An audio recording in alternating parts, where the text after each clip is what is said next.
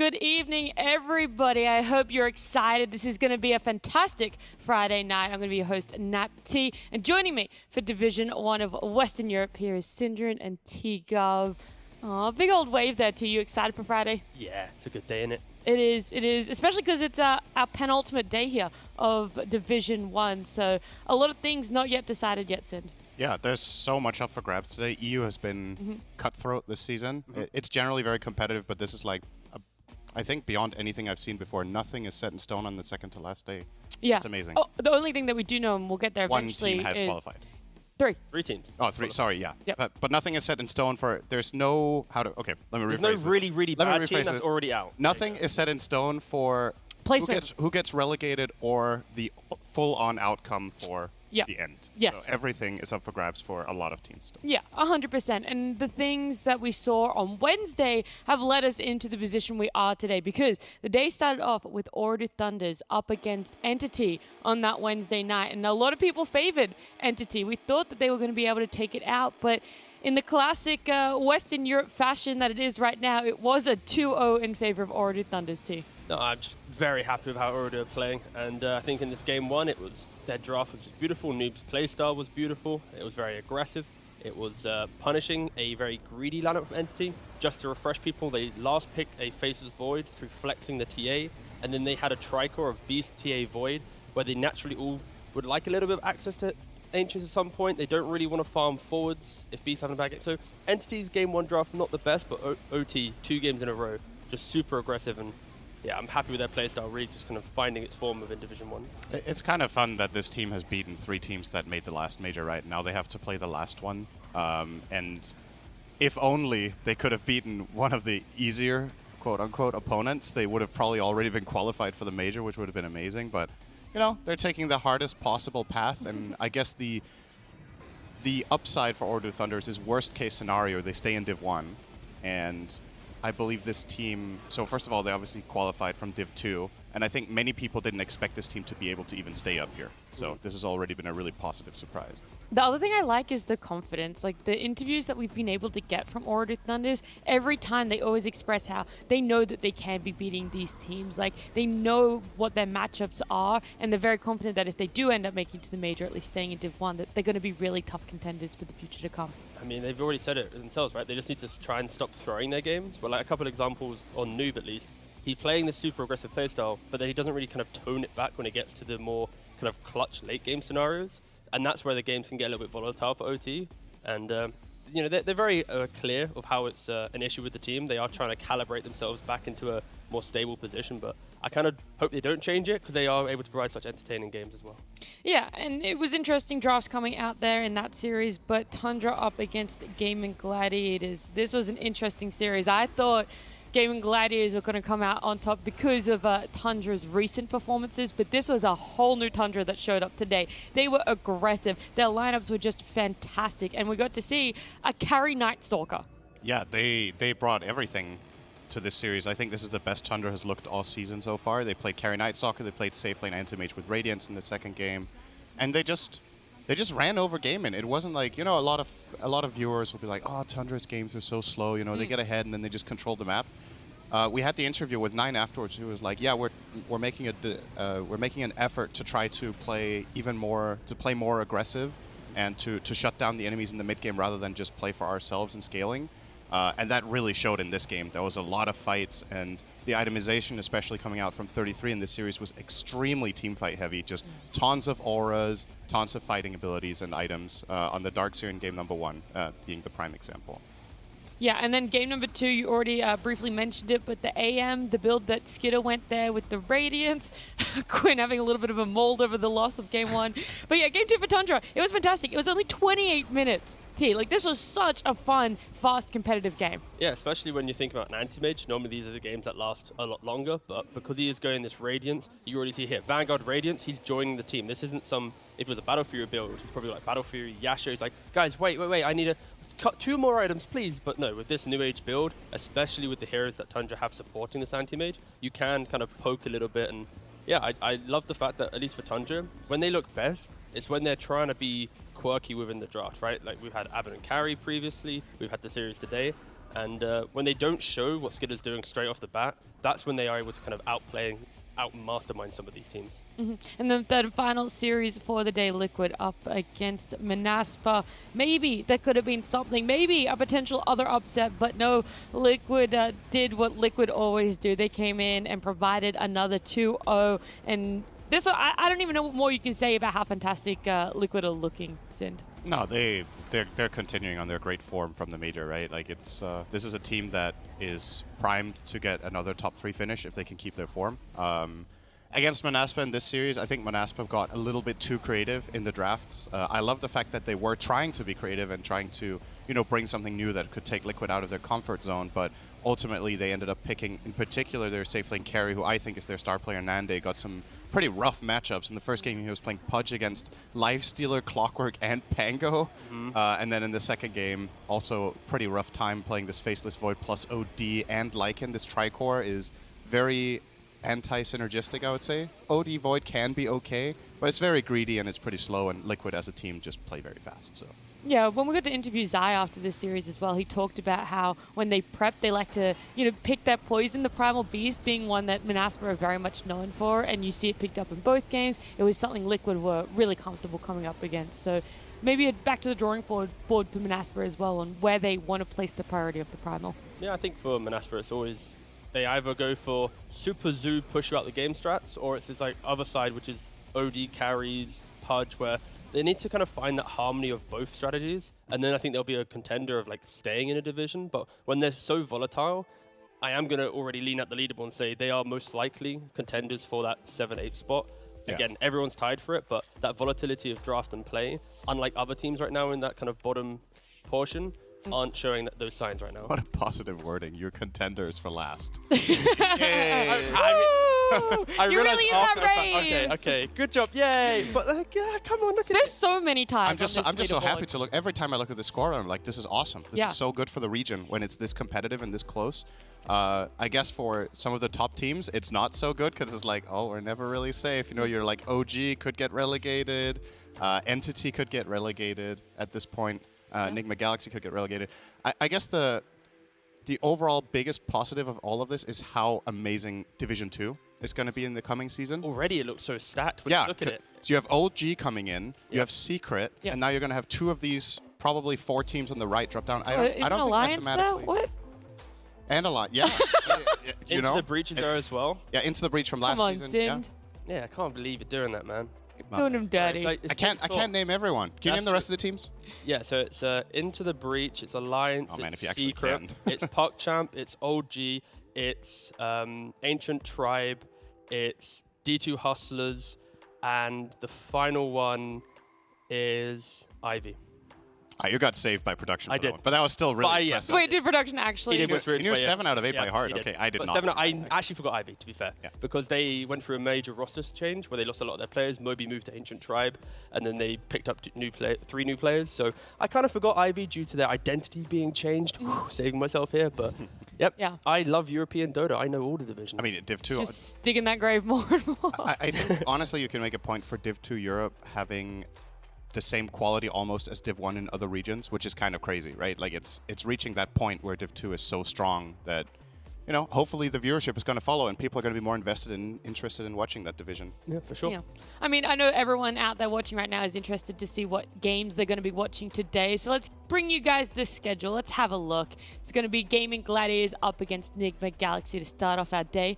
Gaming obviously already going to the major. They've locked themselves in for that slot, or at least when Team Liquid won 2 days ago, that's what was locked in for themselves. Team Liquid going as well, and they'll be coming up against Ooredoo Thunders, who are fighting for that 4th and final slot. They themselves are only 1 win away from taking that last slot to the major, and then Manaspa up against Tundra. So it's going to be a lot of, we don't want to be relegated, and then we want that final last major slot between the series that are occurring today. And the top 3 worth mentioning, right? You could be like, oh, Gaming Gladiators, Liquid, and Tundra already made the major. They're still playing for DPC points, and they're playing for seeding. So all of the matches actually matter for the favorites as well and for the qualified teams. So I don't think anybody's going to show up and play sloppy today. Yeah, also pride. It's nice to be able to say that we're the best in the region going into the major. Yep. And yeah, so this is going to be a hyper-competitive day. You got the winners versus the teams that are trying to survive. And I think, if anything, the second series, that's the best one because it's, OT actually have something to play for in regards to major. Of course, it's playing not to be eliminated, but there's a little bit more fuel because they actually see positive light rather than... Liquid as well, right? Because if they win this one, then they're secured first place. Yes. It doesn't matter what happens. So Liquid are playing to try and secure first place, and OT are trying to play to secure the last major slot. So I think that one is definitely going to be the most competitive. I think it's going to be the most enjoyable and probably the most action-packed. At least that's what I'm hoping for. I don't know which side, though, to really go for in that matchup, but I do know our talent have their predictions. We can see where all of our Western Europe talent have laid with the teams. Okay. Look, mine is not on there. Mine is not on there. I don't know if I did the right day or if it didn't save, but I promise you, I went Nigma Galaxy, Liquid Tundra. I will happily say that I did this like I think 4 days ago I did for this day. You know, I was doing some like preemptive prediction. And I think if I could have a little bit of change. Yeah, there we go. There we go. Wow. That's the change you made. Wow. Okay. I was going to say OT instead Well, I of wasn't Liquid. in there. They swapped me. No, I know, but I'm just saying like you chose Nigma. I thought you would have maybe done like the OT change up or something. Like I think OT versus Liquid, that 100% shouldn't be this Liquid. No, I agree. Like, I happily will You're say all lazy. You all did it in day 3 and then never changed it again. I did it yesterday. Yeah, Oh. I did it. I did it. Okay, I'm calling out every other talent then. But no, I wish in hindsight I could change mine to OT because I have more belief in them being like the major slayers, and that's a good vibe. I like that. But still, these are the 3 best teams in the region. It's hard not to predict them. You want to know why I didn't go OT? Is if you look at their track record of playing, they lost, then they won. Then they lost. Oh, won. yes! Then they lost. We have live updates. Then they won. Thanks, production. This is their final series. I'm just saying they've been alternating. They've been flip-flopping between winning and losing. So maybe that's what matters and not actually the quality of opponents. Yeah. It's just because that's what I'm the superstitious person. I'm just saying. All right. I mean, there's a very good chance you're going to be right that they lose, but I don't know if I'm going to just chalk it up to alternating win-loss. I'm not either. It was rainy, or it was sunny, then it was rainy, then it was sunny. That's and it too, team. The humidity was just Were they a completely major, wrong. like attender? Were they not a major attender? Yeah, exactly. There's so many factors here. But thanks, production, for updating my prediction. I'm really excited to be the only one wrong. And I guess you could also be the only one right. One more thing, right? The saving grace here for Ordu Thunder is that even if they lose, they're playing a tie for the slot. True. Right? Because nobody can get 4 wins yeah. aside from them. So their worst case scenario today is they play against a formidable opponent, they lose, they get a second shot to still go. So That's true. They have a lot of lives, effectively, Yep. to go to the major. And, you know, I think there's a lot of people out there that are really cheering them on because it's always cool to see new blood at the major tournaments. So. Yeah, I think New Blood definitely really struggles sometimes on international, but these guys, like the way that they've shown up, I have a lot of faith that if they do make it there, they're going to be having a great performance. But it's going to be our second series, right? That Liquid OT, even though we've been hyping it up, we've been talking about it, it is only the second series. Our first one is Nigma Galaxy up against Gaming Gladiators. So let's have a chat because Gaming Gladiators lost their most recent series. They weren't really in the same form that a lot of people have seen them previously throughout this tour. Yeah, it was also against a really strong opponent. I think when Tundra play their best, they are, you know, a peer of this team, I would say. I think that's fair to say that both teams any given day can beat each other, and that was just a Tundra firing on all cylinders, surprising them in the draft, playing great lanes, playing great early map movements, and can't really fault them for losing that. I think this one today is one where Gaming Gladiators can cement themselves as, all right, we haven't dropped the ball, this is a team we should be better than. And for Nigma Galaxy, this is like, okay, we have a little bit of upward momentum sometimes. Yeah. They can get a great day today, it would be pretty big because they could maybe tie for 4th. The funny thing is, Gaming Gladiators lost to Oradu Thunders and Nigma Galaxy beat Oradu Thunders. So it's like very clear that... The rainy, sunny day situation again? No, I think it's just more like when Oradu want to play aggressive, Nigma Galaxy have shown that they can hit that, and it also shows that Gaming Gladiators can falter to more aggressive opponents. So it's like if Nigma Galaxy can try and handle it the same way as what they did when they came up against Oradu, I think they're in with a really good shot. Yeah, I'd also argue for Nigma at least, when you look towards Tundra beating Gladiators before, Tundra are picking like DK and Anti-Mage against a Quinn Puck. They're playing Night Stalker against a Quinn Puck. Like, they're playing like these insane counters to the big playmaker for Gladiators. And I'm trying to think like, where's that like drafting value you're going to find in Nigma that's going to shut down Quinn that hardcore? Like Sumo's playing some carry, but is he going to play some anti-mage suddenly? Probably not. Are you going to see some mid DK, maybe offlane? Like, I'm not seeing the same like draft advantage Tundra had over Gladiators in Nigma. So I think this series will be a lot closer than that one. Okay. Tia, I also know you've been putting in a lot of hard work. That's true. You've used up all the PGL resources. I feel really bad for this, yeah. You want to show us? Yeah, I do. So, of course, there's been a lot of hearsay about Nigma not knowing where anyone's laning. And here it is. So just so we can actually clarify this, okay? So when Nigma entered the DPC against Entity, they had Mind Control in the safe lane, Sumo in the mid lane, and Amar in the off lane. okay? And then this slowly kind of continued into Tundra, but again, they lost. They were just losers.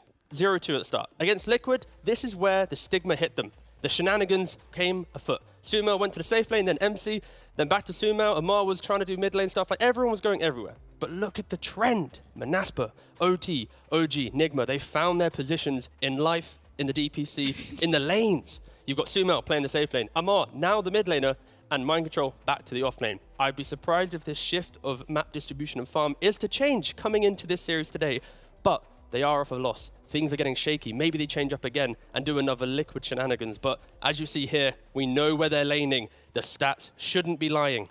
What did Sumail play when he played off lane one game? It was technically not off lane. Yeah, Thanks for bringing this up. It was a lane Luna in the off lane. But I wanted to just, Right. They Thanks, literally yeah. just lane swapped. I mean, it's just a nice graphic. It's a lot of faces, right? Yeah, no, a lot of the same faces. Do you want to quickly give the backstory to this, by the way, T? I laugh so hard because T, it wasn't the time spent, but it was the delivery on this graphic. Yeah, so I basically just WhatsApped PGL the graphic, and it had like 80 layers inside it, and then I had to ask, could you please add a background? And then when the PGL guy looked at it and was like, what the fuck have you just made? Yeah, and he like fully redid And then he it. was like, I'm going to move this layers down. And then I had to give the guy a hug after because I just felt so bad. But yeah, thanks for saving my day. And thanks for proving that Nigma don't have lane identity issues.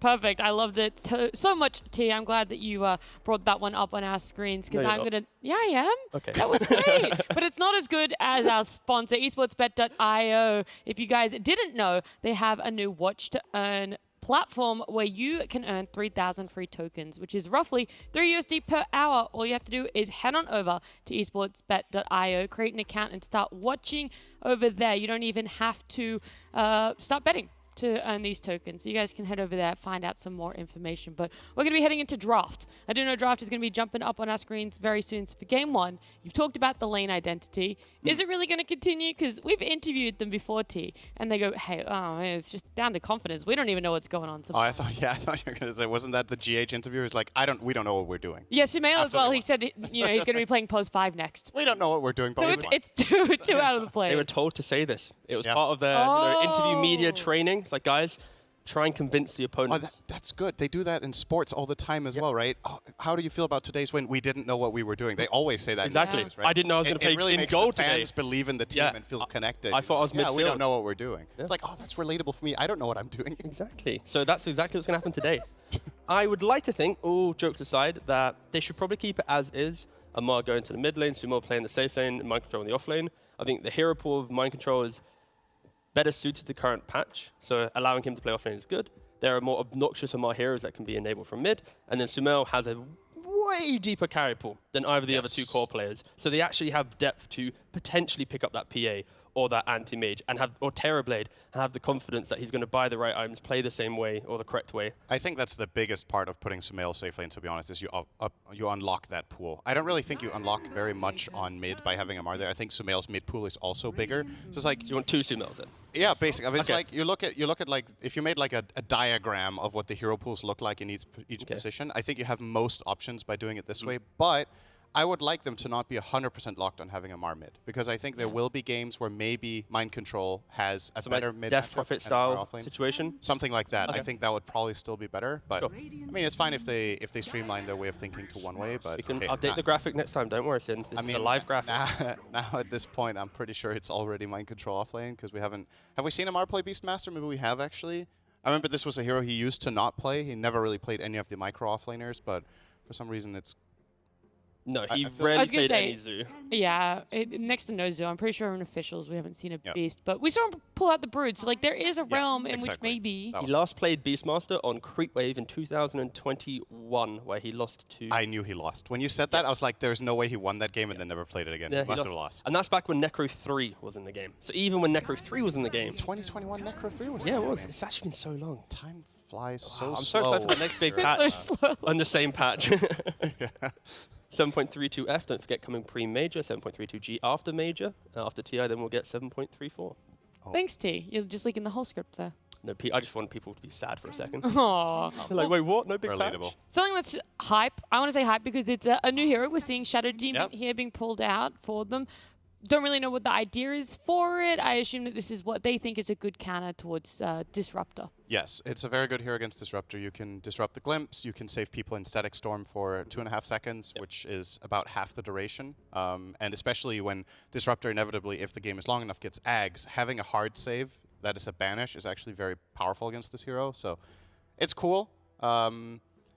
It also lanes pretty well with Beastmaster if you play it in a spamming way. You get Bassy, and then you're just throwing Shadow Poisons, you're throwing Axes, you get Mana Boots, and you're just literally destroying the safe lane by spamming them out. So, could be good. I'd argue that SD would naturally be good for making stacks, but nowadays the Beastmaster sends board anyways, so you're not really seeing the SD be the stack maker for the Beastmaster. He could be a stack maker as a 5, though. Sure. So now you have Beast stacking the triangle, SD farming the other, or stacking the other side of jungle, and then there'll be so many creeps to try and farm up. But they are Radiant, though, so stacking is a bit harder. You can get like double anything. You won't be able to get a triple. So I think Shadow Demon on Dire can technically quad stack if you do it perfectly. Because you have the 1, 2, 3. Yeah, because okay, this is a little bit graphic, but the one you throw toward the right can hit 2 camps at once. Yeah, and then you click one and then poison the other. Yes. Yeah. So you can. We knew what we're talking about there, but cool. Anyways, that's my thumbs up to know that I followed along. But Radiant that's SD, one of those things where a visual aid would probably be pretty. Oh, 100%. We want to bring out the whiteboard. We'll get to these old men talking about. All right. I was stacking 4 camps. Yeah, now you just press and it tells you exactly what time to do it. There you go. Yay, very easy. So, nice stuff from Nigma to change up things. Yeah. A Pengo for Quinn is also easy. It's nice for him. I think after the Puck performance as well, it's good to get him on something more stable, something to help the team a little bit more. Yeah, this hero is, I would say, pretty good against Shadow Demon. It's one hero that Shadow Demon offensively can't really do anything against. Demonic Purge doesn't matter when you're rolling. You're just set to a static movement speed. Against Beastmaster Roar, it's obviously...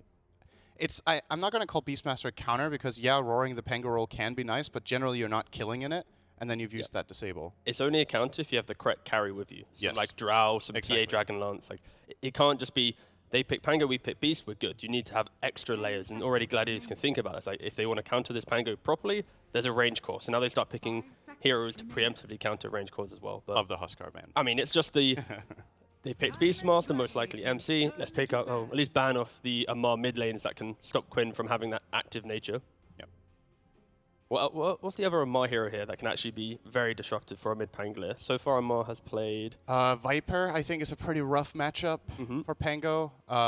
Razor should be okay, to be honest. Pango has 2 mobility spells, so he can deal with the static link pretty well, as long as he doesn't swashbuckle for CS. And it's mid, so you're very close to your tower, so you don't really care too much. I think it's okay. So, I mean, if you specifically want to ban Amar's best hero against you in lane, I think it's Viper. But Viper has not been popular at all lately. We've barely seen it played. Gonna ban Ember. I guess because there's still the potential swap between Smail coming back to mid and Amar going. I mean, they weren't watching the pre-show. Unlike Snaking, who keeps his stream open just before the draft finishes, then... Didn't Amar safe win one of the games earlier this tour? I'm pretty sure it was a Slark. In Entity Game 2, they won with Amar. So I'm saying if we're talking about successes, that's a success, and they could run off that one. It's so sad that I can kind of remember what lanes they're in when they get the wins now. I never want to do that graphic ever again. But no, that's just like the visual aid burned into my brain. Oh. See all the little floating heads. Too many. But no, you are very right. The Gladiators are respecting the fact that Amar still can play safe lane. There's still a world where they can pick up some, Amar Sven or something down the line. And just play a very old school Nigma draft. So I choose to ban the Drow. We saw Gaming Gladiators against Tundra try to run Sniper as a counter to Beastmaster. It is in the pool.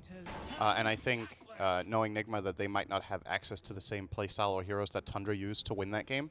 So I wouldn't mind seeing Gaming Gladiators running it back. I think Sniper is very good here. Yeah, you're against Clockwork, which can be annoying, but you kind of buy Pike anyway. Yep. You're really good against the other two. Shadow Demon sucks against Sniper. You're totally outranged all the time. Disruption isn't really good against Sniper because he just stands there and waits and then he kills them afterwards. You're very hampered by Shrapnel, but they're going to switch it up here. This is probably not with a Sniper.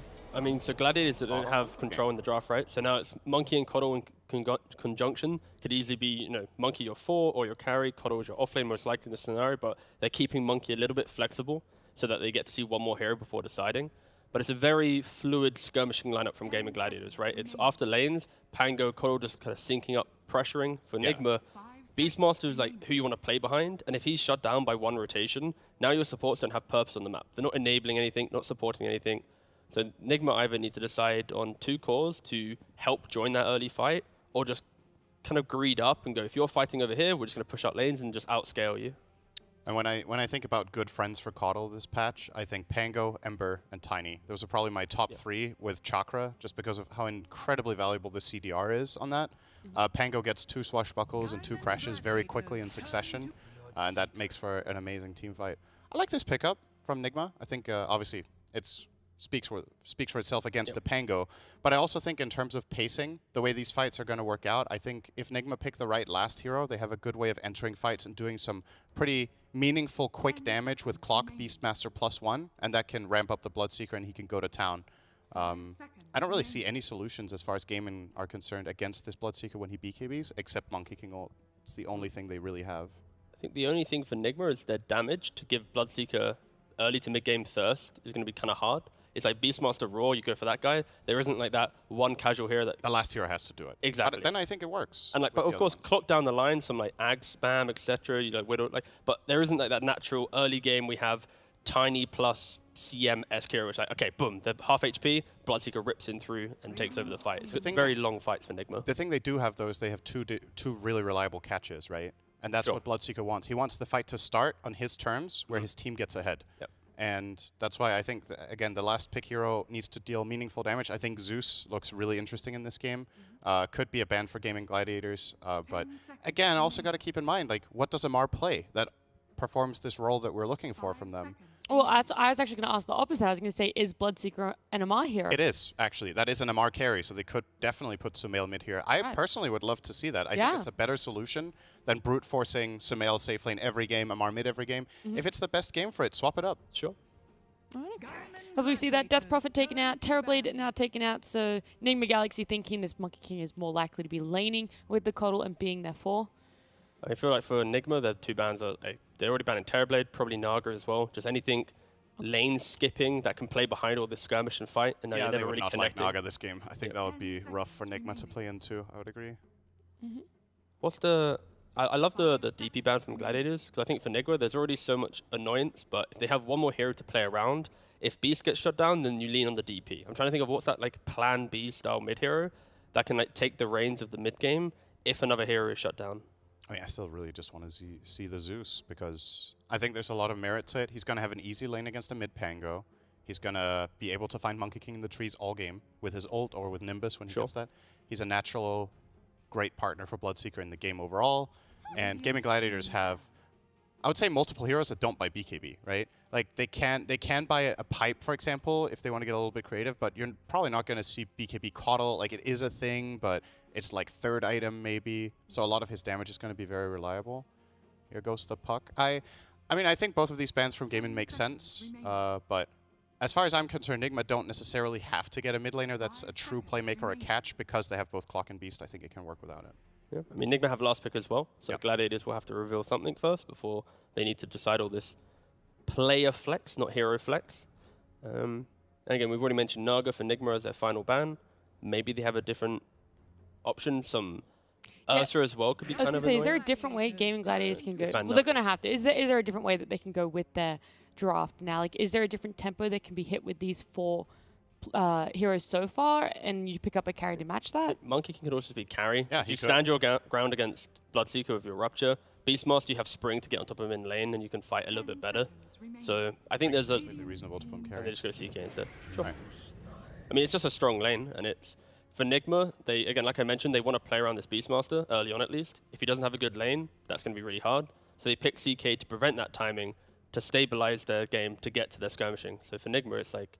They need that mid hero that also does something now, in my opinion. You know what hero could be insane on Nigma this game is actually Tinker, but I don't know if they're gonna play that, but I do think this could be be Amar Tinker. No, it would be Sumail. No, yeah, I love Amar Tinker. It's like, all right, this was a hero I would have not even remotely considered, but it will be Sumail mid morph.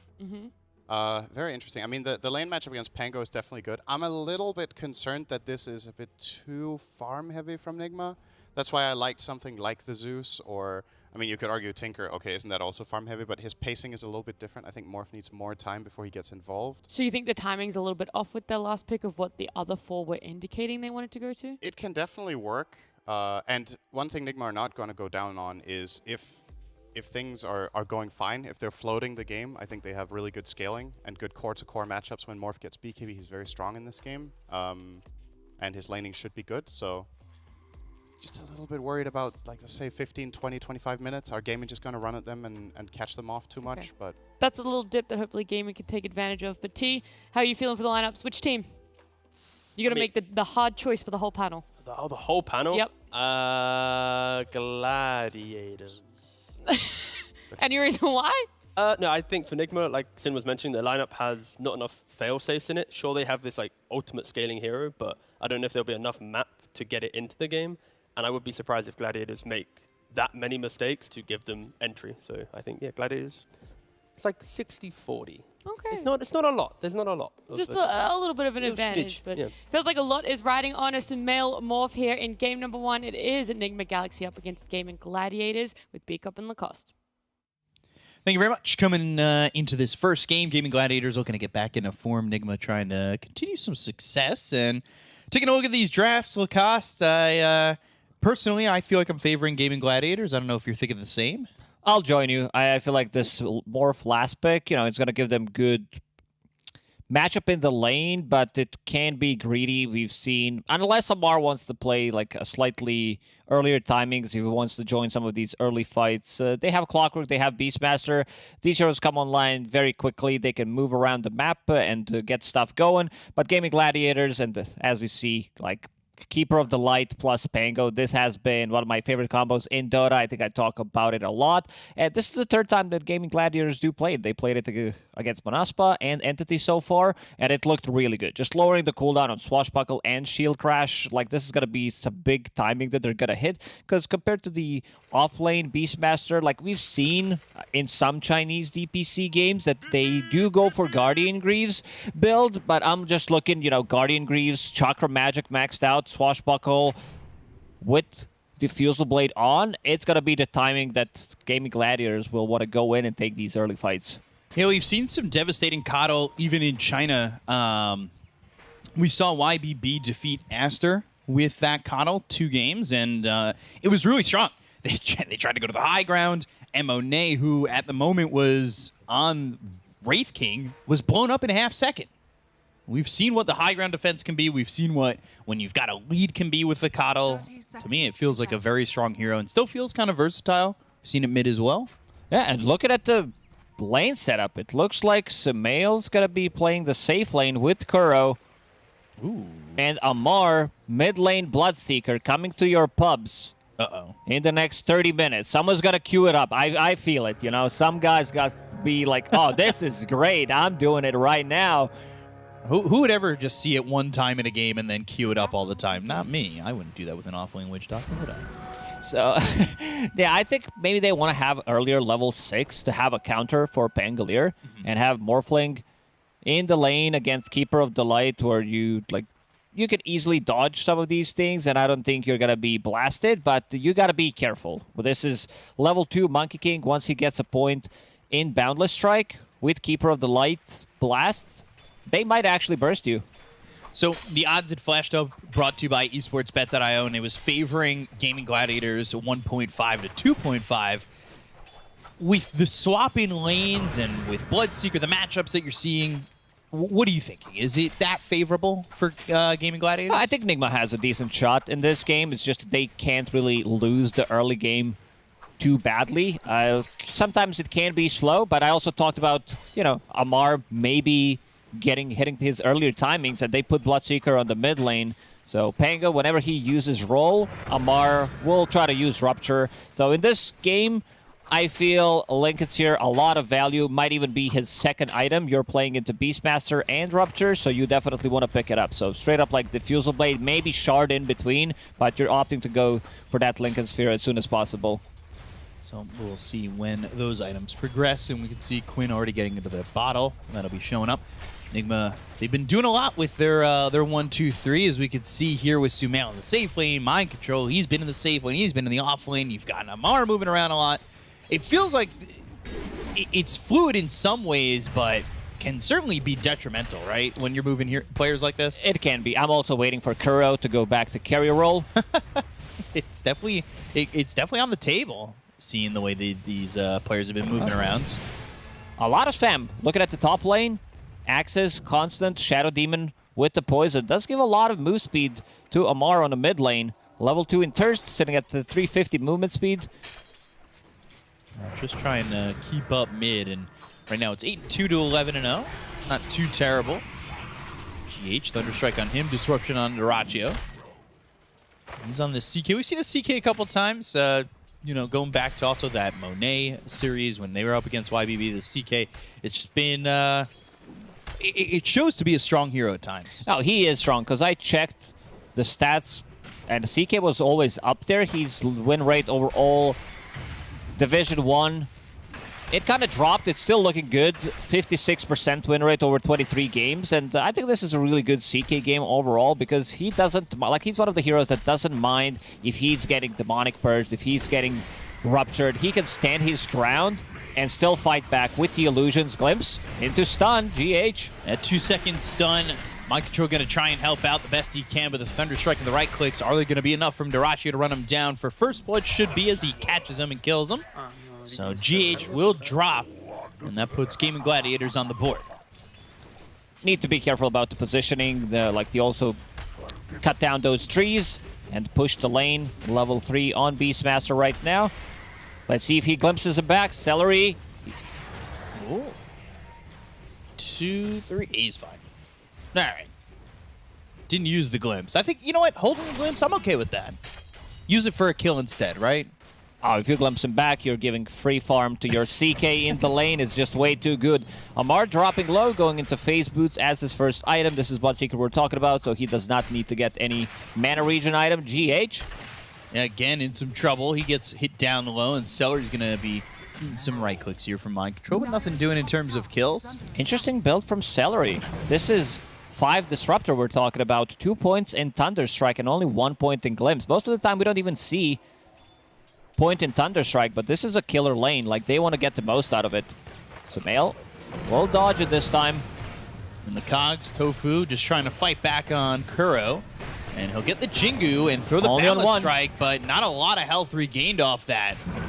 Ruminate hits on both these heroes, and Sumail will finish off Tofu. So they do get that Thunderstrike on GH.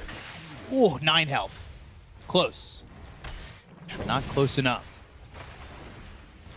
So evening up the kill score at 1, and Sumail gets a kill in this bottom lane. Well, he's currently only sitting 18-1.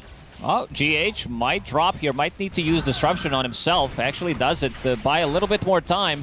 Now they've got the Glimpse on Mind Control, though, and the right-click damage is going to be enough, but they're putting the pressure on these two heroes. Like you said, it's trying to be a killer lane.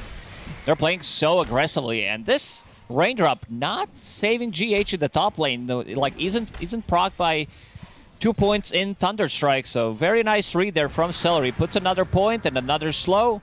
They're keeping this lane very close to the tower, but also having kill threat. Mind Control, he can't get close. Every time he's getting close, there's a stun thrown his way. And we take a look at the Disruptor stats. 26 picks, 6 wins on the Radiant, 12 wins on the Dire, 18 for 26. I thought that percentage was a little bit higher, but they'll get the kill there on Mind Control with the Glimpse. Oh, and the Thunderstrike.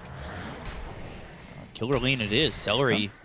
Speaking of Disruptor, he is the second most picked hero over all regions. The hero that has been the same, something we did talk about. It wasn't really contested in the previous DPC tour nor Major as much, but then after Entity started to play it, the other teams were also like, oh, you know what, this hero's pretty damn good.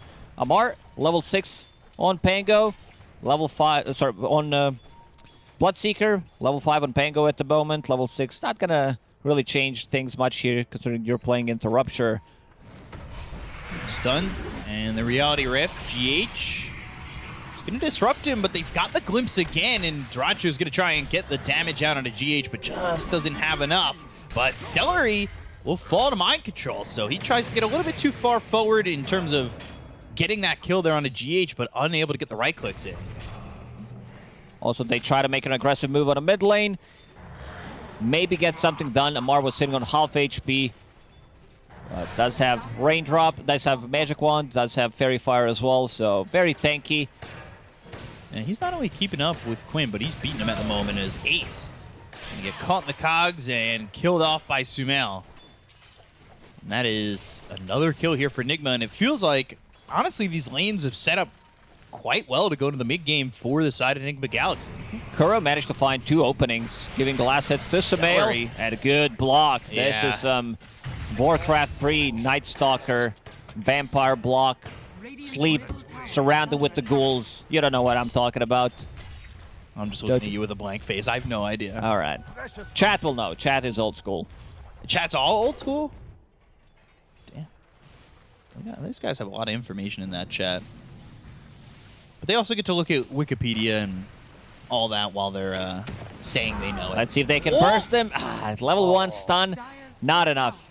1 second. Maybe if it's 1.2 seconds, it would be able to connect. But as soon as Kuroki finds an opening, as soon as he finds this Keeper of the Light, now they're going on him. Yeah, they want the battery assault. They want the cogs again. They're going to TP one in, and we'll see if they can save Tofu. That's not going to happen, but can they trade? They'll at least get Kuro with the Illuminate, but at the end of the day, I don't really know if he needed Quinn to get that.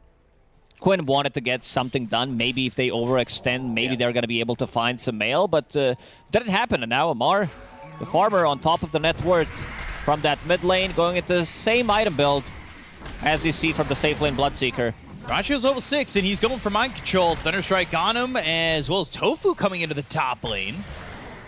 But this isn't exactly going all too great initially, but with Tofu's appearance, they'll get the kill into mind control, and Seller's going to try and run. The board slowing them down 3 stacks, 4 stacks on the Shadow Poison, and it ends up being a trade and a +1 with Kuro coming in towards top.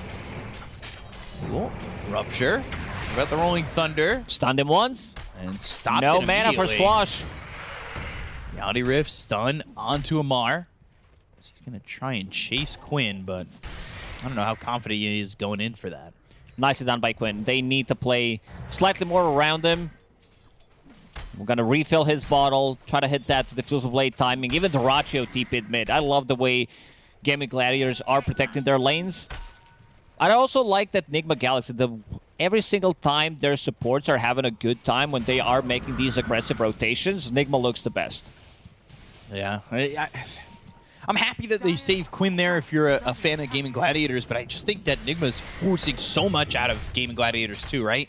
Forcing these moves and forcing these rotations and getting more out of the lanes. And it's continued to be this way, and you've put Sumail in a great spot top of the net worth. Does have that Morbid Mask, continues to farm up, going into Yasha next. In terms of, like, one thing he does not like to play into his magical is the Mana Burn. Oh, and the Battery Assault. Still Ace. gonna be stuck, but okay, with that mech. Mars coming, but he's not. He's fine. Windlace on top of Arcane Boots, he's fast enough, and also the Blinding Light pushing him away. We'll try to stack some Ancients for himself. So get that stack, and eventually somebody will feast on it. Rachio, he's played aggressive in this lane, but at the end of the day, he's still bottom of the net worth in terms of cores, which is surprising, I would say, considering the fact that he was a part of 3 kills. These are early kills, but they also did push him a lot because they kept spamming Shadow Poison, Axes, and he was a lot of the time on half HP. Didn't feel that he can join these fights. Celery died. Celery did die 3 times, and sometimes it felt like he could not save him. So Shadow Poison being thrown out, and Rachio just free farming up here top. What's he going for? They're going on Armlet still, of course. See what's in store for him afterwards. And we saw that Ace already had that mech. He's going into the Guardian Greaves and has already the components of the Tranquils to replace the Arcane Boots eventually. We'll see what happens. It's going to be still a good timing on Guardian Greaves. 12, 13-minute Guardian Greaves, especially if he manages to finish off the stack. Rocket comes in. Tofu's on the trees. Just in case someone gets close. We'll get all of them, but Kuro steals some of the XP. Helm is done on mind control. Tower is still alive. I want to see some kind of a rotation to be able to push Dyrachyo out of the lane. And yeah, you see Amar drawing on a minimap, wants to be able to get there. I'll push out the wave, finish off my Maelstrom, and join you guys. Hook shot. Ooh. Not going to be able to get away. And they've got the Swashbuckle, Primal Spring, and Ace gets a kill on a Kuroki. As Amari drew top, but he's going to try and go for Ace. Rupture, TP, but there's the disruption. That means Ace is in no man's land in between both Amar and Sumail. And we'll die here to that Morthal. Yep. Things are looking good for Enigma Galaxy. 1k gold lead in a game where they do have really good scaling lineup. And you have Morphling, Bloodseeker, so these are two agi carries. Like, in terms of scaling, Keeper of the Light from the offlane doesn't scale as much as Beastmaster, I would say. So let's see where he's TPing over towards bottom. They want to make a move here on Sumail. They've got the Invis Rune on Tofu. We saw Maelstrom picked up by the Bloodseeker. Boundless Strike, Static Storm with Kinetic Field up. He got the shift off. And he's shifting. He's out. He's surviving. And there's the glimpse back into the Wukongs. Now into the Rolling Thunder with a Swashbuckle. Good control by Gaming Gladiators to make sure that he stays near. And they get that kill.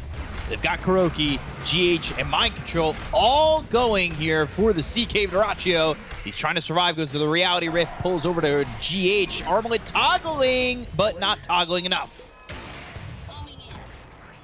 Unfortunate for both carries dying in this situation. I think when you know that there's not going to be any kind of rotation there, no one from Enigma Galaxy TP'd, you know that they're making a move on your carry. So maybe Dyrachyo should have played it slightly more careful. But yeah, first big kill on side of Gaming Gladiators. This is the Fusel Blade reveal on Pangolier that got delivered like mid-fight. Still didn't kill the tower. And also Ace immediately TPs to the mid lane. Wants to be able to defend this tier 1 tower. Understands the importance of it. Loki just in here on the jungle. Primal Spring on a GH. Back into the trees. And gets the disruption while he's on the top of that tree. But still, just being a nuisance. Here we go. Oh, God, the combo. Getting the kill on a GH. Kuroki able to lay down some cogs and escape. They are going to lose that top tier 1 tower to Mind Control and that Helm. Things are now going to start being slightly more difficult for Enigma Galaxy, even though they're 3k gold up. Diffusal Blade timing, Chakra Magic is maxed out. Mech, Guardian Greaves about to be finished. This is the timing that we talked about, and immediate smoke from Gaming Gladiators. Can you explain something to me? And forgive me if I'm just too stupid, but I am constantly watching Amar disassemble and assemble his Maelstrom. Yeah, because he wants to be able... Okay, I'll hold that thought. Now they're going to go here for Kuroki. Just want somebody smarter to explain it to me. Oh, hook shot, but he gets out of the tree! The Illuminate and the Static Storm glimpse back into the Static Storm. Sumail's low, but he's starting to shift. He's starting to come the way of Gaming Gladiators as they got Amar over here with the Rupture on the Quinn. They're trying to keep him alive. Not a lot of mana here on this Bloodseeker. Nicely timed. But now Guardian Greaves picked up by Ace. Rolling Thunder used. Sumail with the waveform. Kinetic Field up as well as the Wukongs. They're going the other way, but Amar's moving quick. They've got the glimpse. Can he stay alive? No, he can't. Maelstrom procs, they get the kill on Accelerate, and they'll look over as the rest of the team's trying to chase Gaming Gladiators. Shadow Poison, Swashbuckle, Quinn towards the steps, Ace with the Illuminate, but now with the Disruption as well as the Blood Right, that's going to combine for a lot of damage, and Amar's still moving at the speed of light. Primal Spring's going to miss Amar. He is just too quick, moving at Mach speeds. Yeah, this was pretty nuts. And looking at the damage dealt, 4,000 damage dealt by Amar. To go back to your question, he was doing it just in case he needs to have BKB slightly earlier timing, so you disassemble it to keep that Mithril Hammer. It's pretty like similar with the Tranquil Boost that some of the Position 4s are doing, or like just a casual Echo Saber disassemble, but this one, like, you need to keep doing it because you have 10 seconds only. All right, cool. Thank you very much. You're welcome. And the chat at home is probably like, cool. I definitely knew that. Cool. I also love chat at home, also enjoying themselves, watching Bloodseeker move at 800 move speed. It's certainly fun. You know, for all you European fans, F1, and for everybody over in the US, NASCAR speeds. Except not just turning left. So, Mind Control, we can see him. He's got Helm of the Overlord coming out. And he has just been getting his farm back. You know, compared to what Ace has got where we saw Mind Control at the bottom of the net worth, he has really recovered quite well. Yeah, he's doing extremely well. Does have that Helm of the Overlord being delivered to him 16 minutes into the game. So that's going to be another timing for them. So you could, like, they don't have a hero that's just going to sit there and kill Ancient Black Dragon. Looking at their triangle, there are no Ancients at the moment. But definitely looking for that Ancient Black Dragon. It's the best one. You push out the wave, you can easily kill it, and also just the damage output. Yeah, throwing that fireball down. Farm on farm. Let's see. Taking a look at Sumail's items just real quick. He's almost got his BKB. It should line up pretty well, actually, with Amar's. I don't mind too much because, like, early BKB on Morphling, we don't see it quite often. Let's see if they can get a kill here. But back into the trees. Now look for the Wukongs with the kinetic field. Got the Reality Rift. They'll have a 3-second stun, and that is a very dead Clockwork. Now comes over, but not going to continue to march forward for these Gaming Gladiator heroes just yet. Sumail understands that he needs to be able to protect themselves against Static Storm and also Mana Burn from Pango, because this is the big one that we talked about. Now Gaming Gladiators want to make something done. Queen TP Stop might be able to reconnect with the team shortly. An instant ping from Nigma Galaxy. Amar is like, someone stop, let's take a fight right now. They find Ace, they go to the Rupture, Boundless Strike, Waveform, looking at the backlines for a moment. Ace will not survive. Just everybody being here as the glimpse is on a Kuroki, sending him back to base, but they have the Disruption lining it up with the Blood Right, and that will be a second. An easy double kill for Sumail. Next fight they take like this, if it's closer to Roshan, Nigma Galaxy will take Roche. They do have Sustain, they do have Morphling, so there's going to be the damage coming out from these two heroes, and BKB are going to be synced up. That is a solid power spike that's going to come through here for Nigma Galaxy. It really is. They don't have any abilities that go through magic immunity, so that's going to be big. GH is going to even pop the drum. Bottom tier 1. That should be going down. By the way, Ace, he's still... Hold that thought. It looked like it hit. Yeah. It really did. I don't know. It was some fancy hook shot. Too fancy. They do have good heroes to scout him out with Shadow Demon, Clockwork, Beastmaster with the Hawk. Still pressuring this triangle. Using these creeps, making some stacks, pushing as well. Doing a lot here for Mind Control as he still has 9,000 gold, and comparing him to Ace, very far ahead. And they will use a 4-man smoke, but they've got Tofu in the trees. They'll try and spot him, Waveform, looking over at Quinn, Ace. Up on the high ground, Wukong's even committed for this, but Tofu's not going to catch anybody.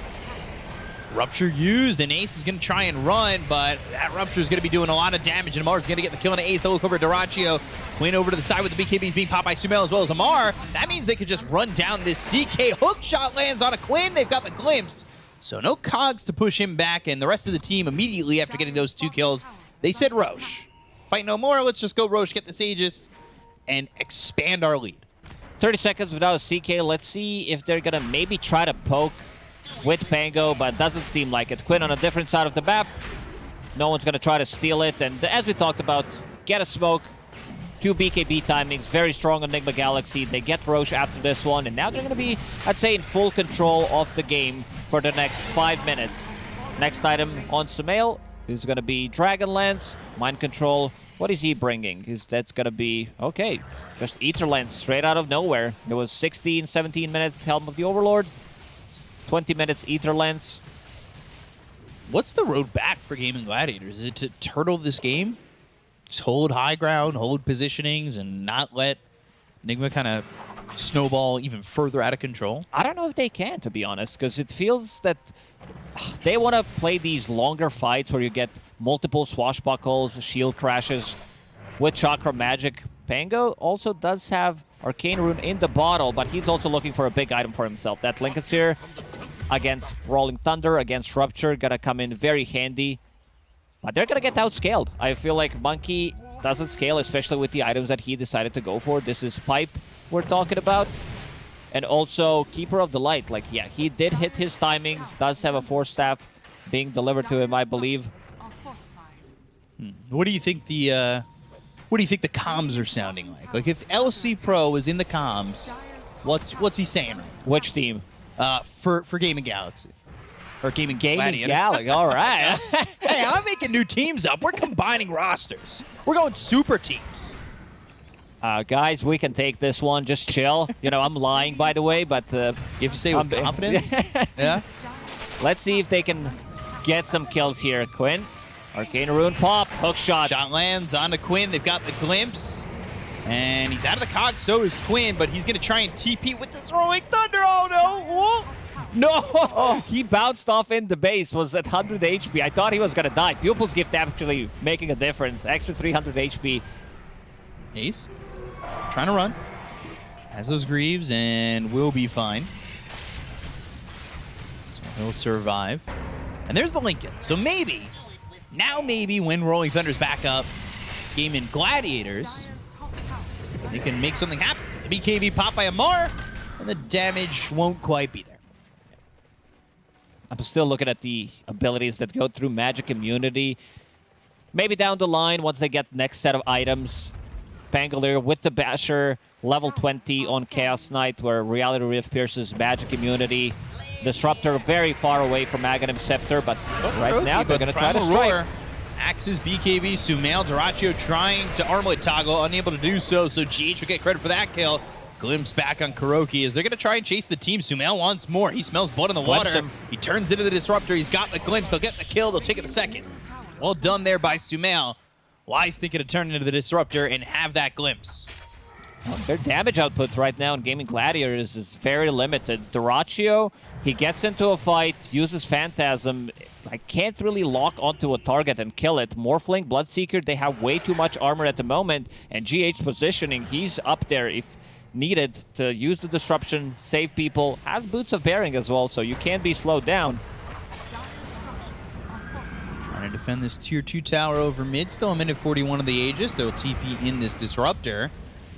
Queen with a fireball on him. He is just not loving life in the moment. Basher picked up for Amar. This is looking really rough for Gaming Gladiators. It really does. They're going to smoke. Aegis timing. It will expire in a minute and 20 seconds, so they need to go through 2 lives of Sumail. No BKB for 20. Swashbuckle. There's the disarm waveform out of the low ground. Or you can't find vision of him without that ward, and they just don't have the glimpse to pull him back. But they do on Amar. Boundless Strike. And the Solar by Queen ruptured again. Lincoln's was popped before they were able to get the rupture off, and they do it. So now he's unable to really fight here, but they can put him on control. They look over at Amar, who's got the BKB, but no longer, and Duracio's going to get a double kill. They look over at Sumail. Can they get themselves another? They at least take the Aegis, and they're all surrounding him. They've got Static Storm ready to go when he respawns, and that means Sumail is going to have a bit of a problem, but he gets the BKB, goes for the TP, and will escape. This is the fight that Gaming Gladiators were looking for. Try to get a kill Beastmaster before he can get anything off. No Primal Roar this time around. And also, the Glimpse kind of forced Bloodseeker to be in a position where he's away from his team, uses a BKB, doesn't get much done. And now, Gaming Gladiators getting some extra levels. Level 15 on CK, still far away from that level 20 that we talked about, but getting closer to his items. BKB is next on the menu. Even with the Rolling Thunder while ruptured, because it was procced with the Adaptive Strike from Morphling, Quinn still finds a way how to get out of the trouble. Like, this is pretty impressive. He's playing into Beastmaster, Bloodseeker, and he didn't die a single time. He got ruptured almost every single fight, but hasn't died yet. That's kind of wild. It feels like he's got the direct counter to his hero on the other team, and he hasn't died. Man, that's impressive. So, Amar, what's he going for after this bash? He wants the full Mjolnir, also wants that shard, that upgraded Blood Rage. So, Mance picked up for Sumail as well, and the net worth lead is all of a sudden it was close to 10K. Now it's 4,000. That one fight gave Gaming Gladiators time to farm the map and get some items out here. If they can bait a BKB maybe with the next fight, have potential buyback on the hero, use it. But right now, Enigma Galaxy, they are controlling the outpost. Scan will hit, so he knows where Celery is. Uh-oh. Celery. Yeah, he knows he's dead. Unfortunate. We've seen something similar where Morphling kills Disruptor, something that Watson did like a couple of days ago. You can dodge glimpse, waveform, Mantis style, whatever is needed.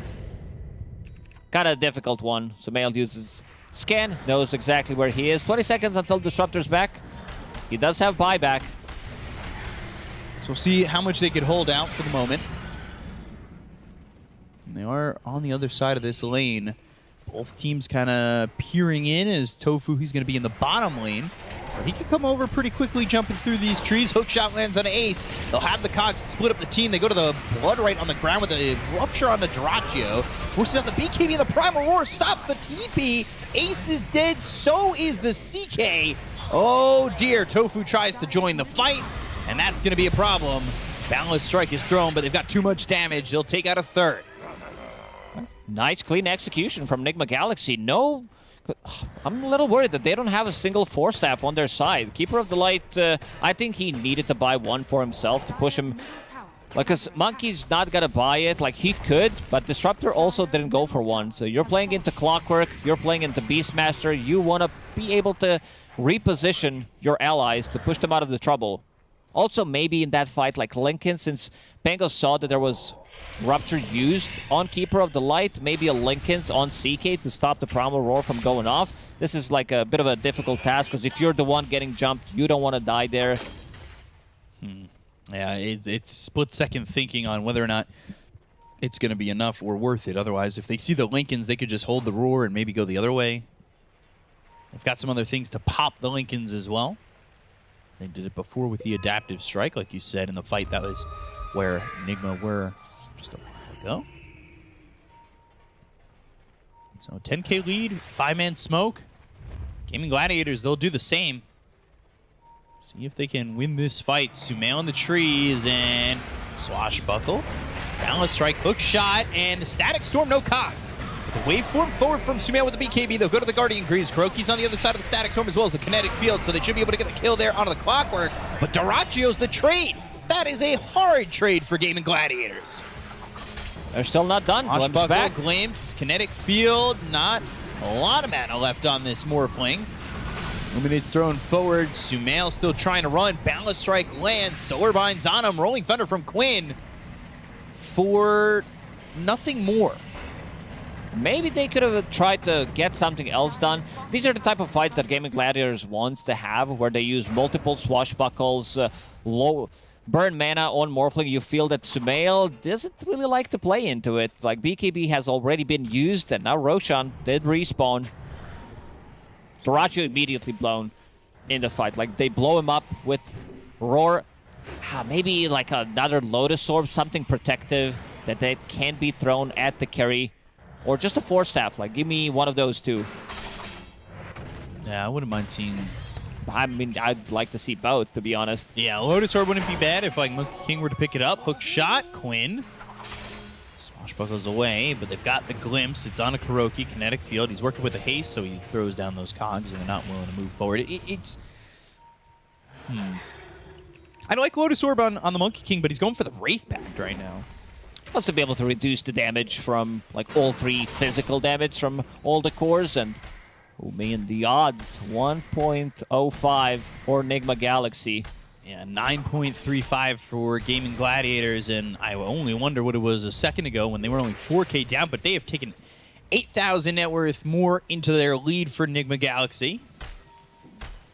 The fights just don't seem to be going the way of Gaming Gladiators at times, and the positioning's just been a little bit off. Oh, hook shot trying to take out this ward.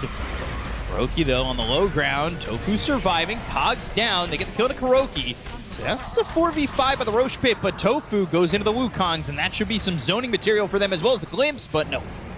Not going to pull him in. Here comes Quinn with the Rolling Thunder. Can they catch MC? Get anything. There's the Rupture. They break the Lincoln so easily. He's going to have to stand to the Blood Right. Ooh, Swashbuckle onto the high ground. They get the kill to Mind Control. He's going to buy back Solo Kuroki. Quinn, though, Adaptive Strike, he'll fall, no Pangolier. Static Storm committed, but it's not going to be enough. Dyrachyo trying to run into this fight with the BKB. Popeye Amar, the first hit bash on the CK. Now Dyrachyo needs to run. The Guardian Greaves aren't going to look like they'll be enough here for the CK either, as Ace will get run down. Celery's going to be next on the list, and it will be a full team wipe for Enigma Galaxy. And Amar, he's going for the towers. He wants to kill the throne, and it doesn't work that way, so they need to first kill the tier 3 tower. But yeah, classic Amar move. And they also break the Lincoln Sphere with Demonic Purge, which is a nice play, and then they rupture him, putting Quinn in a tough spot. They still get the kill on Mind Control, who buys back immediately, and then he's stuck inside of the base, but the Bloodseeker Aura provides him with the vision, and Sumail finishes him off. And now this looks like it's going to be a rough... This might actually be Mega Creeps, because Beastmaster with his units has been pushing this bottom. So, but Enigma Galaxy, they want something else. They want to pick up Shard, and they also want to pick up Aegis, which I think is the correct play, because you have another fight. If you give Aegis to Sumail, he's going to carry the game, sitting at 10-1-11. Only died once in this game. Level 20 Morphling. No way for them to steal this on the side of Gaming Gladiators. We'll say there's not going to be buyback on Mind Control or Kuroki coming into the next fight. So maybe if they could get a pick off on one of those two, Gaming Gladiators, this is my inner copium speaking, can pull a fight in their direction. It's a rough one. Because every single time Enigma Galaxy uses one of those ulti, a Rupture or Roar, that hero is just straight up dead. They don't have any defensive mechanisms other than maybe Illuminate, Heal, Guardian Grease, but that's about it. So it looks like they're going to smoke on Enigma Galaxy, but for now, just grouping up and running together. There he goes. Teams that run together win together. So, with the Aegis in their hands, that Shard pickup, 17,000 net worth lead. You look at these item progressions here on some of these heroes here for Gaming Gladiators, like Ace, he's been completely shut down on a hero that kind of farms well with Illuminate. He's sitting in the middle of the pack, but very close to GH as well. I mean, Enigma Galaxy did win a lot of recent fights, and he's been holding the Philosopher's Stone, Boots of Bearing Done. He's also not afraid to pop boots, like those boots immediately, and just uses it one more time. Sumail. Disruption after the bash. Hook shot all the way over. That lands on Ace, and they've got the Blood Right. Blinding Light, trying to run. Adaptive Strike to get the kill on Ace. He's not going to have buyback, so Sumail with the BKB going after Tofu, who'll run out of the circle, but they've got the Static Storm. Can they get the kill? They'll go to the Rolling Thunder. They have the lockdown. They get the Aegis out of his hands, but the Primal Roar from Mind Control onto Dyrachyo. They'll take out the CK. He doesn't have buyback. Tofu gets killed as well. 3 heroes gone to the side of Gaimin as they are trying to hold on with Quinn and Celery, but it's not looking likely as they've got the glimpse, but not enough. The glimpse coming in from the Morphling who morphed into this Disruptor. They'll call GG, and Enigma Galaxy will win game number 1 over Gaming Gladiators. Well, this time, Enigma Galaxy with the flexibility. They put Morphling on the safe lane. Sumail free farms. Same goes for Amar from the mid lane. Hits that earlier timing. I gotta say that Quinn had a really good game considering what he was playing into, but he was also shut down what you want to do. Like these Rolling Thunders, they're just not gonna be able to connect. You're gonna lack those stuns, those multiple instances of stun that you need to win some of these team fights. It was just not there. And also, multiple ways of proccing the Lincolns. Mind Control completely dominated the game, like having a really good entrance at the start, then taking the tower, proceeds to hit the good timing on his Helm of the Overlord creep, and once they hit those, like, pretty clean game from Enigma Galaxy. But to the Gaming Gladiators this time around, they've been shut down, no defensive tools on them, like no defensive items other than Guardian Greaves. So a little worried. I think a couple of Force Staffs, maybe a Lotus Orb as well, could have helped them out. And the BKB timing was strong for Enigma Galaxy. They run off that. They get the victory in game number 1. They have a 1-0 lead over Gaming Gladiators. And to break it down, we've got the panel. Back to you guys. Thank you so much. I want to know, though, this timing you guys were talking about for Gaming Gladiators, it was just not open. It wasn't as fruitful as you guys thought that it could have been for them. No, absolutely not. I mean, I think, honestly, this game is very snowbally in nature, and the fact that Enigma Galaxy got off to a really good first 15 minutes kind of resulted in Gaming Gladiators not really hitting that sweet spot that we were expecting them to. The offlane Coddle didn't really pop off. They didn't They weren't able to combine him and the Pango the way they wanted. Obviously, Nigma also with a curveball here by putting the Bloodseeker mid, so he got really fast Rupture, which paid off. You could have argued that you could have easily put Sumail mid here in this matchup and played safe lane Bloodseeker against Caudle. He can survive that lane with Thirst, but Nigma, I would say, caught Gaming Gladiators by surprise, right? They banned 2 mid laners as their last 2 bans, and they were just like, hey, we're actually not even planning on putting Bloodseeker safe lane, so joke's on you. And yeah, worked out wonderfully. I think a very well played game from Nigma Galaxy this time around. Yeah.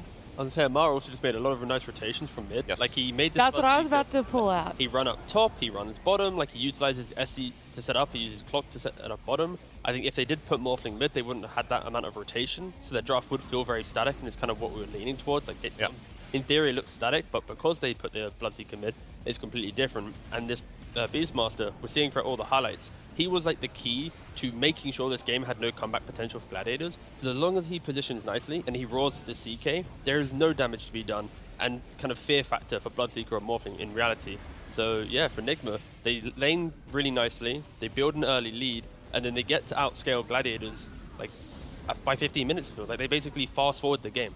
Do you think Gaming were a little bit too overreactive with some of their rotations? Like they would see one hero and then all of a sudden they wanted to bring 4 down bot or 4 up top. Do you think that there was a little bit of overreaction to that and then they tried to make too much happen around the map as well? Like almost sticking together a little bit too much? I think that's honestly more just credit to Nigma's ability to play really aggressive in their side lanes, that they're forcing reactions out of game in.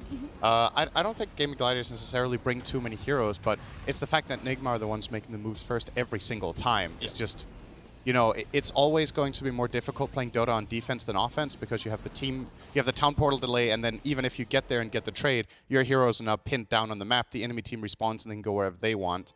So yeah, just really cool. We got to see the Shadow Demon Beastmaster lane in the off lane. We were talking about the spam lane. Actually worked out. Spam. It worked out pretty damn well against the Celery Duracho lane. Even though they got first blood up there, they still end up constantly being harassed to like half health. And guess who's the big breadwinner on that? Amar is just fast all game. You know, you could literally just speed to top, speed to bottom.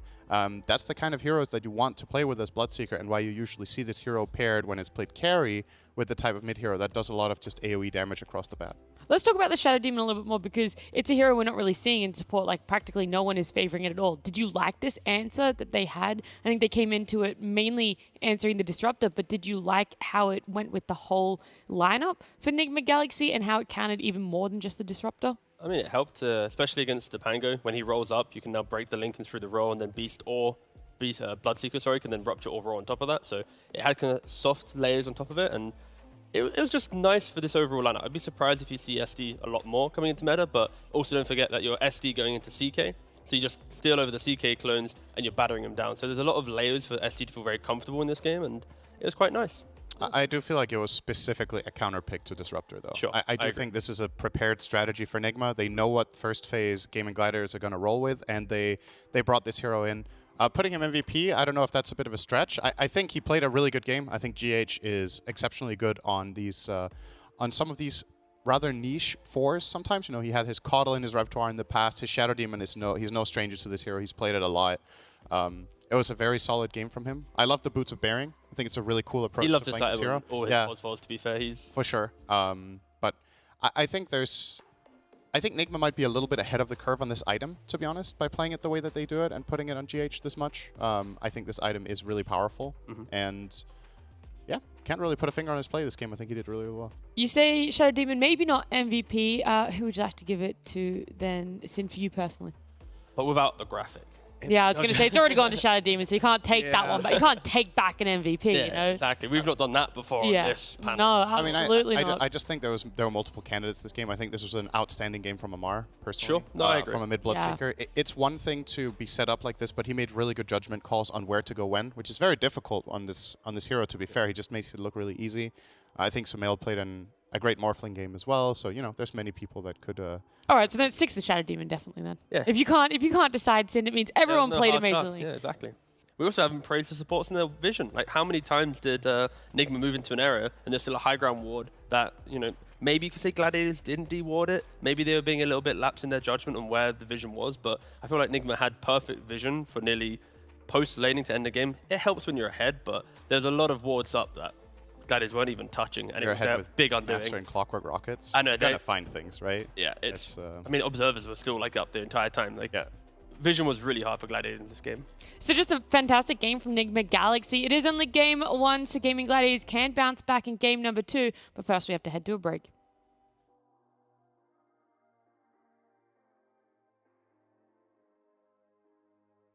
I'm buying. Get Seeker. I can't. I'm killing Monkey. I need help. Yeah, got it. I Seeker, shot you. Seeker. I don't need help now. Finish the keeper. Nice. Hit mid. Give resources to Morse. Nice. Give resources to Morse now. Stop. Okay, go.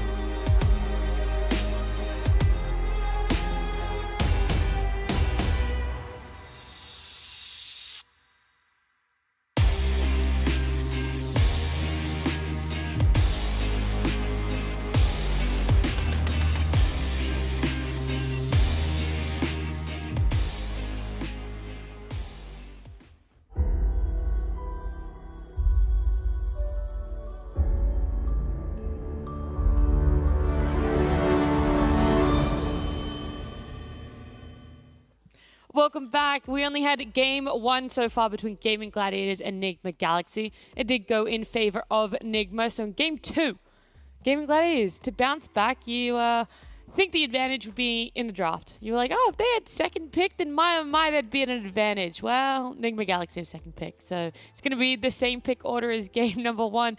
They're going to be big change-ups for the ban in your eyes. And is there anything that needs to be targeted and pinpointed? I don't really know what adjustments you make in the first phase for gaming. That's the They thing. have one adjustment. Okay. 1.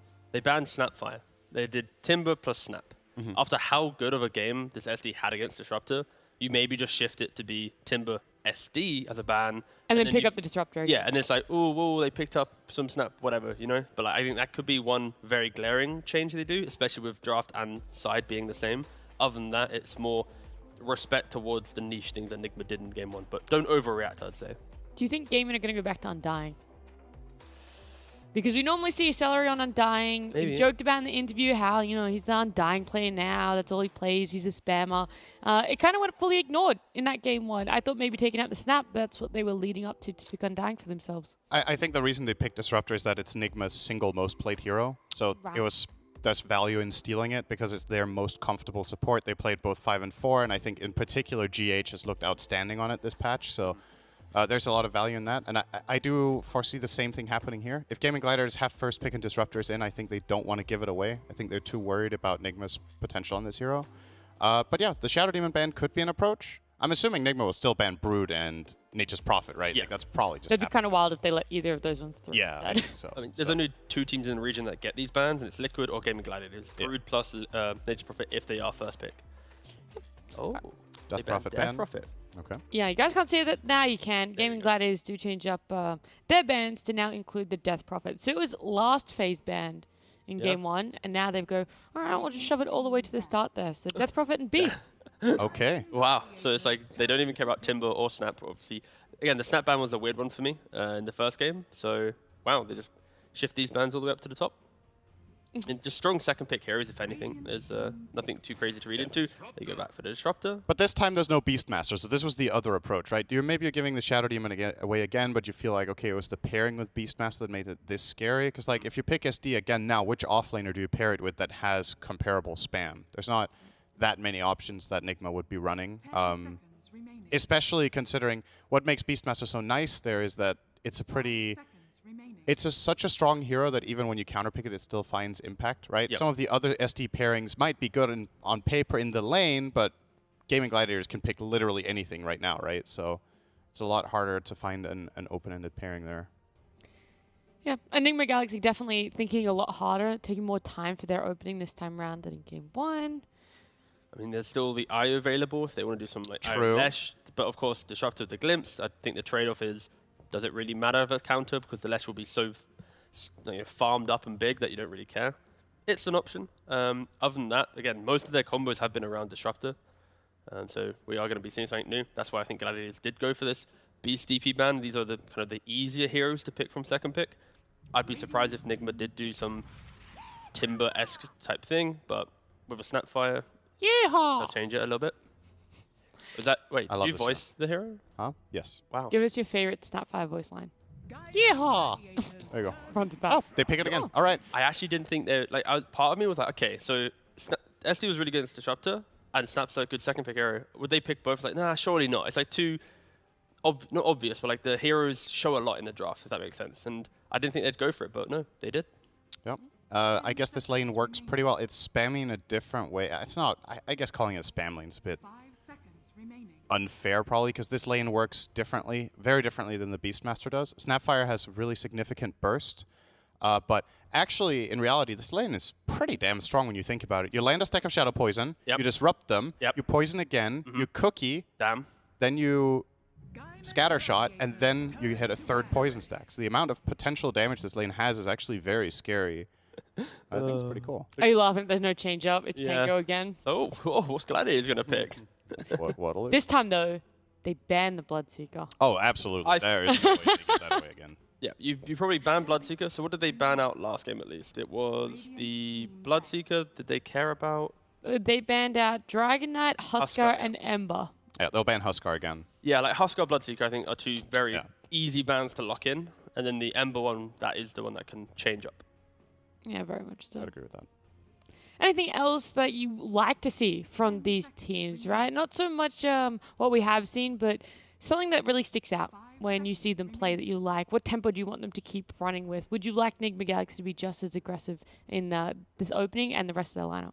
I think something that was, for me, was very different in Enigma Galaxy's last game from many games we've seen. I thought Kuro had massive lane impact in the safe lane with his Clockwork plus ranged carry So combination. you're saying he normally just has 0 impact? No, I'm saying he doesn't usually have this much impact. Okay, Which isn't... just making sure. Which It's is, like no, going from like I a know. 50 to like an 80. But the thing is, that's not necessarily anything against the player. It's also about how does this team draft and what do they do, right? Because they're not usually... Like, Kuro isn't usually playing like super hard lane dominant 5s, right? And then the last game, Clockwork is kind of hit or miss, but they really popped made off, it work with the matchup they had and with the morph.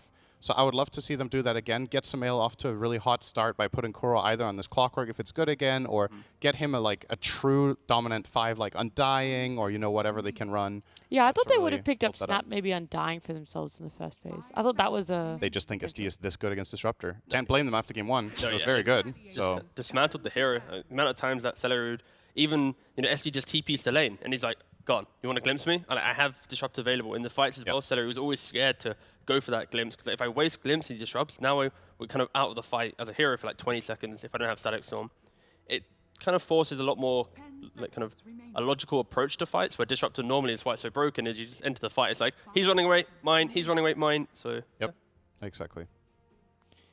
So Timber is still going to be banned out. Second phase now. Yep.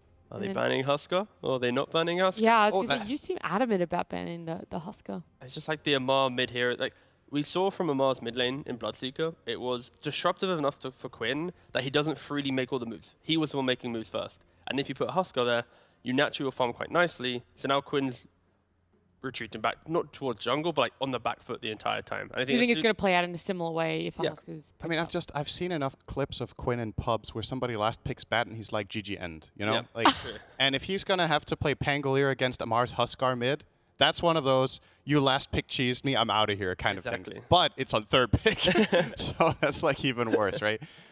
I honestly think this is definitely Quinn is absolutely right now making a case for banning Huskar. I'm pretty sure, and what they're debating is there a way that we can solve this where, all right, if you have a hard laning stage against this hero, are there benefits? Can we abuse it in other ways? They choose to ban the Clock of Kuro, so really respect from that previous game. massive.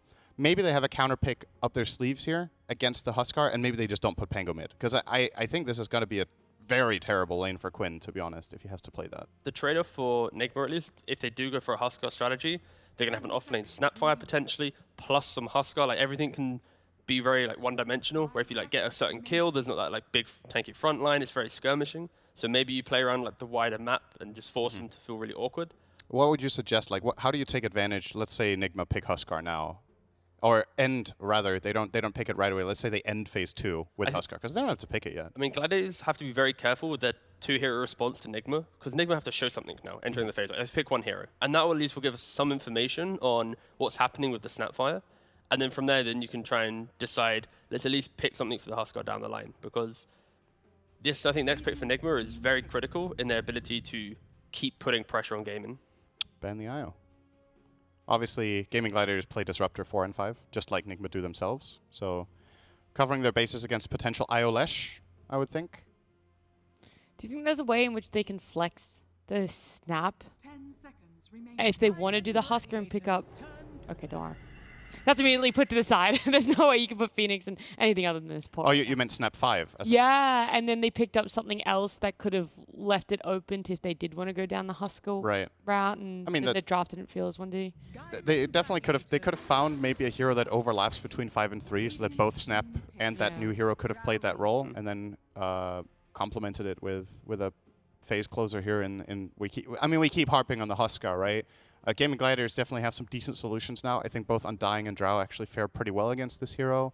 But that, I don't know if that's going to stop Amar wanting to play it anyway. I mean, you're going to free lane against mid, Sunray against you, the SD to buff you up into the mid game, Cookie, Greaves. Like, there's a lot of options for Nigma to really push the Huskar pick, right? And maybe they think of a different call. Maybe in this position they want to go for some sumo carry that they don't want to get banned out, right? But for me right now, I think Gladiators need to be very careful that if this Quinn lane doesn't go well, their fallback plan is potentially a little bit difficult, like they saw in that previous game. Like, Quinn's having a rough time. Where's our play to make? Like, you can't rely on the laning dominance of Undying Drow to secure you up until when Pango recovers. What do you think about the Dragon Knight that was banned last game here? You're playing it with Sunray. You're playing it with Disruption, like you said, to protect you. You can frontline. You have plus armor, which is good against Drow. Dragon's Blood doesn't give base armor; it gives plus. So you're from mid or as an option. oh, there's the Huskar. Sorry, I mean it's just like, come on. We have to talk about something else, right? We can't talk about Huskar for 2 No, we minutes. have to. But It's Nigma. I mean, there it is, We though. will talk about the Huskar, but I want to, now that we have seen like the supports and everything, what is Can we see Quinn's camera? Yeah, true. Can we get so a mad right now. live replay? A Snap Shadow Demon up against a Drone Undying, though, right? We always talk about and harp on about how strong a Drone Undying lane is and how hard it's going to like break that, how hard it is to break that. But how much are you willing to sacrifice your off lane now? Like, at what point is it that the lane is too difficult or too bad for a Snap and Shadow Demon? I actually think Shadow Demon is one of the better heroes against Undying, because Okay. Undying's way of playing lane is decay, run at you, hit you. You're freely getting hit by Shadow Poison the whole time. Your movement is extremely telegraphed. You're kind of inherently slow hero. And once you get 5 stacks of poison on you, you're actually at risk of dying and just getting countered by the snap. So I think this lane is playable for SD Snapfire. I guess the biggest downside for them is, will they be able to get the Drow out of the picture? Because Undying is going to be a sponge, right? He's always a sponge in every lane. But I think they can find a footing up here and do okay. And I think that's good enough. I don't think they have to crush the lane by any means, but just stay afloat and get levels and farm. Just level 2, level 3 advantage. Whoever gets it first can really utilize it. Some Tombstone chase down, of course, Undying Drow will love that. On the flip side, some level 2 Scatterblast into some disruption and kill. Suddenly Drow dies once, Undying's out of position. So I think this offlane / safe lane of Nigma versus Gladiators is going to be very critical for the how this game goes. And if you want to be creative on Snap, you can skill Little Shredder in this lane. You Then could you have kill full-on the tomb, tombstone yep. protection. You know, if you're worried that, oh, they're hitting these levels, they're going to run us down, you get this one value point, it protects you the whole laning stage. I would actually like to see him go 1-1-1, I think, just for that coverage, because I think if Undying can't use Tombstone in this lane, I think he loses quite a lot of his potential. But maybe you go the Shredder point on level 3 instead of level 2. I don't know. I like it though, because I am always worried about an offlane when it comes up against the drone Undying, like how badly is it going to perform. But I have a little bit more faith after you guys have explained that one. You feel like you have a point about some of these bans. I'm thinking for Nigma, of course they have last picks, they have freedom in what they want to go for. But let's say they have 2 routes, right? They can go for some Lycan style safe lane, where you put all emphasis on Huskar to be the key hero, and you just have Lycan versus Drow. Or on the flip side, you can go for some, damn, what's the hero I was thinking? I just fully forgot it. No, Spectre? no, I fully forgot the hero I was going to say. Slark. PA. Juggernaut. Now give me a second. I actually Abaddon. fully, Ooh. Enigma. no. Keep Ricky. Going. Keep going. Tusk. No. Mars. Ah, forgot it. Ah, well. I'm really trying to I'm actually develop really here. out of- they go Lycan themselves. Okay. Night Stalker carry. If you can play it, this is the game for Nigma. All right. Now Okay. ignore everything I just said. I just fully lost all my train of thought. But anyway. He's creating a new road right now. yeah. Yeah, Night Stalker. That's the one you want to talk about. Oh, it was going to be PA. That was going to be my other option. It's like if you don't want to go aggressive, you can I go thought PA. I said PA. Yeah, I thought you said PA too. I'm Say so PA? sure you did. Oh, I'm I am so sorry, sure Sid. he did. I was so, okay. Yeah, I don't- panicked in the moment. I wouldn't listen to me either. No. It's Sorry, what was honest. that? Yeah, exactly. Oh, it doesn't matter. I need to go Ursa. Ursa, yeah. So if you notice, Nigma Galaxy were banning out the Primal Beast here. I think they were worried about a potential Ags timing on Ace, playing a Primal Beast just absolutely annihilating their Huskar. Amar obviously knows he knows the ins and outs of this hero. He knows the bad matchups. He knows what he's worried about from that offlane. So he called that out. They're going to go for the Lycan, which fares pretty well against Huskar as soon as Inner Fire is down. But as long as he protects himself with that, you at least have a little bit of a buffer. And the major upside here for Nigma having that last pick carry is you're going to see this Lycan lane. And there are a lot of carries that fare well against this. They grab one of them in the Ursa. When Sumail inevitably gets a dagger, he's a hero that can kill Tombstone. He can beat Lycan in the lane, and he's good at jumping and killing the Drow. I really like what Nigma have got this game. I think this looks pretty promising for a potential 2-0 upset.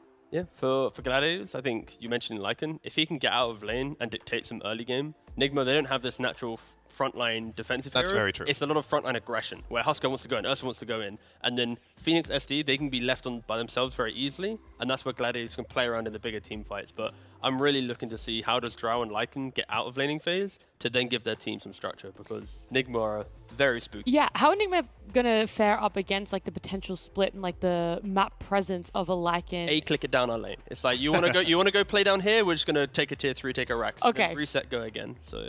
All right, they don't have to be too reactive then. I mean, the other thing about Nigma's lineup is it's insane at taking Roche, and they're Radiant, so that's like one of the... They have a position over there that they can very quickly access with these 2 heroes together and kill it in like 10 seconds. So Gaming Gladiators, if they start making moves toward the bottom of the map, they need to be careful to not give that trade away for free every time. After years of Quinn counter-picking mid, can he now beat the counter-picker against him in mid? It's going to be interesting. There's going to be a lot to look forward to here. It's game number 2, Nigma Galaxy up against Gaming Gladiators with Pick Up in the Cost. Thank you very much. As Enigma Galaxy, they are looking for the upset, and they are 1 game away from doing it. They've got a Huskar on their team. Lacoste, thoughts? Processing all this. Not going to be an easy lane for Pango at the early start, but I think later down the line, Huskar might not have that good of a time. I'm still favoring Enigma Galaxy's draft in this one because they have like good matchup. You have Huskar, like once he gets to his item timings, builds into Heaven's Halberd against Raw Ranger, against Lycan. BKB timings is what's going to be crucial, I would say. Again, Enigma Galaxy did hit their early BKB timings in the previous game. Good lane matchup for Ursa as well, and also like scaling a Tombstone. I don't think Tombstone's going to... Like, you're not going to get the value from it in this game. You're playing into Ursa, into Snapfire as well. And I also want to see how this top lane is going to go. The off lane for Enigma Galaxy, Snapfire plus Shadow Demon, it's a lot of magical damage burst. Something that could surprise Drow Ranger, even Undying.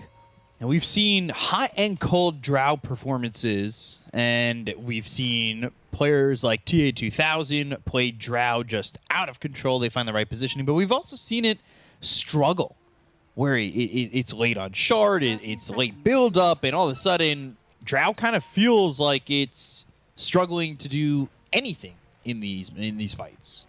It does, but this time around he is playing with Undying, one of the stronger safe lanes, I would say, where like Drow Ranger almost always gets the free farm in this lane. That's why I said I want to look into this top lane. Yeah, so we'll be taking a glimpse up there. Should be fun as we're going towards the bounty runes. And you take a look at the esportsbet.io odds that are still favoring pretty heavily Gaming Gladiators. I believe it was less favoring in game 1, but more favoring this time with the odds. And also this time around, GH will start with Blightstone. I think this comes down to them wanting to trade against Undying. Undying, a hero that doesn't have much armor, sitting at 2, so we'll have 0 once he gets hit by that. Panel also mentioned maybe an early point in Lil Shredder just to have something against the Tombstone. I like that a lot. Speaking of things that need to be taken care of with hits, right? Who's the egg killer in this lane, or in this game for Gaming Gladiators? Probably going to be Lycan, maybe Drow Ranger if Egg's put in a bad spot. Because there is sort of protection, right, from the Huskar in a way. If he's in the fight and he goes into the inner fire, the disarms could be a problem. Disarms, disruption. Yeah. Kuroki getting zoned out of this lane, forced to use Healing Salve, so he's not going to be there for 10+ seconds, which does allow Gaming Gladiators to put more pressure onto Ursa. This matchup I'm looking at, I know you wanted to look at top. I am thinking about mid and how well Amar's going to do on this Huskar. This is always an interesting hero. I know a lot of people in chat are like, ew, Huskar, I hate it. But I don't know. I like watching this hero. It's kind of fun to watch at times. It's not that of a cheese pick anymore, I would say. It did evolve over the years, where the hero, you still need to be able to play him well. I want to see Roshan, if you're going to be able to kill Roshan, or if you get bashed at the 2 times in a row, no armlet toggle. I don't know, I just want to watch the world burn, it seems like. So does Huskar with those burning spears. So you guys are kind of going hand in hand. But I'm with you. I get nervous. We did have that one game where we were watching Amar armlet toggling, going for Roche, and it kind of scares me. Everybody was saying it's so easy. Scares me. It really made me happy. Now, Amar bringing boots to this lane. Things are gonna start to look much more difficult for Quinn in this lane. He did have a big counter in the previous game. There's the Tombstone. Yeah, so they go to the little shredder early, and it's done. Just such good gold off that 125. You're happy to take it every single time. So that early point in the little shredder really working out here for Mind Control. And Dyrachio's struggling. He is getting lit up in this lane. He's only 2 CS, or 1 CS behind the Snapfire. However, 8 and 3, it's not comfort. A lot of aggression coming out of the Drow. Celery still full HP. Looking at the mid lane, 18-4 against 10 on Pangolier. Gotta expect it. There's not much you can do about it, no matter how good of a player you are, how many majors you won, how many times you counterpicked in the pubs, or how many times you flamed all these counterpicks in your pubs. It's still gotta be very difficult for you, no matter what. It's tough lane to go up against, and already just 21-5. Amar is destroying the matchup. Celery just going after Mind Control at the moment. And he's forced to kind of just eat these shots as he walks back. There's a lot of heroes that are kind of sitting a little bit low. However, nobody dead for first blood just yet. Icarus dive that goes across the bow of Tofu. And Ace 15-5. We were talking about his performance in the last game. It felt like his lane kind of got shut down pretty heavily, as well as his progression in items. So he is really trying to turn that around with this Lycan, a bit different from what we saw from him on that Coddle. Yeah, definitely a hero that feels like it suits him more when he doesn't need to keep the distance. So I like to see Ace more of these strength offlaners, because he seems to play them much better. Something that can go in for his team, something that can build auras.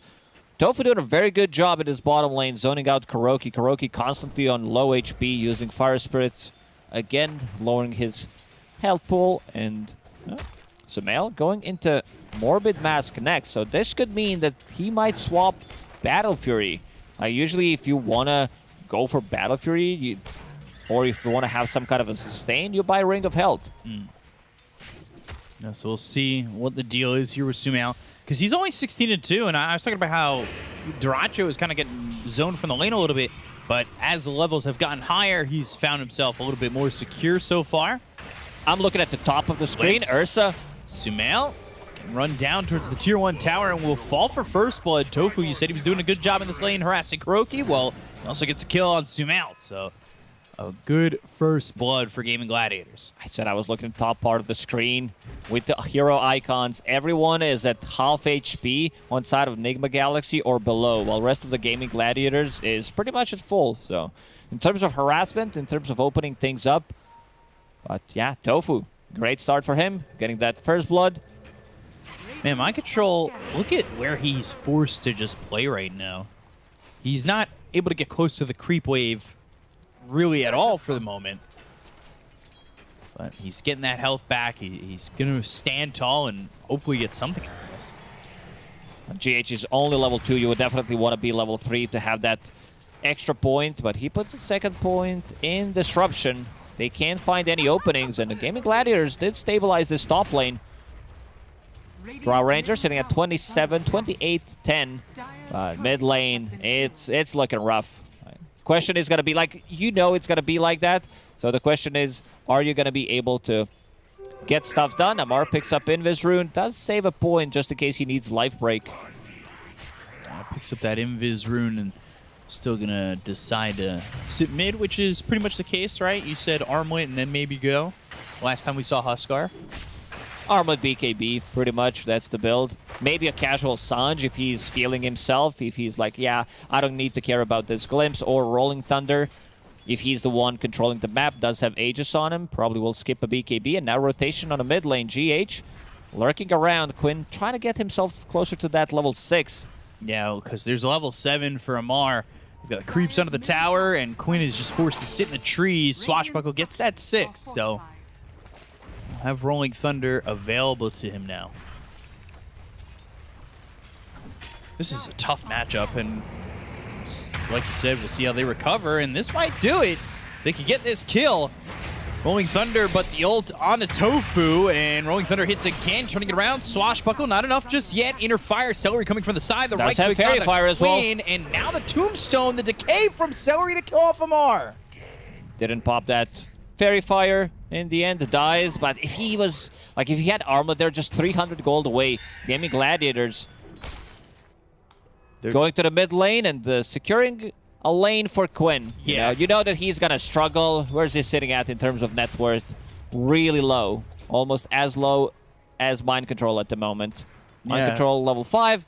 Once he gets that level 6, there is going to be a kill threat.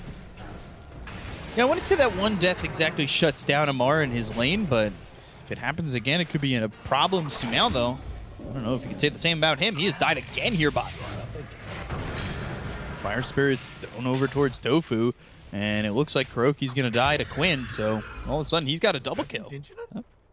Quinn made the same rotation in the previous game. Let's see if Amar can find him. How many Burning Spears? 3 right now. He's going to be A-OK.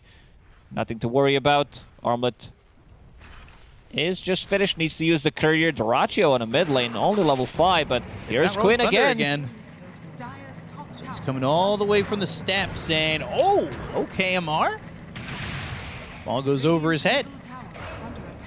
So Quinn kind of here in the river. They've got a couple of heroes from the side of Enigma Galaxy looking to maybe help out, but they're really not offering too much at the moment, just bodies. Amar with some clutch plays. Yeah, if he had died back-to-back, that would have been miserable. He crouched there. Didn't know that was available. That's a patch coming early. Crouch, now here. Uh-oh, Sumail. Oh, no. He's dead again. Oh, dear. First usage of like an ulti. I don't know if I like this Morbid Mask build. He is going into Power Treads, Diffusal Blade.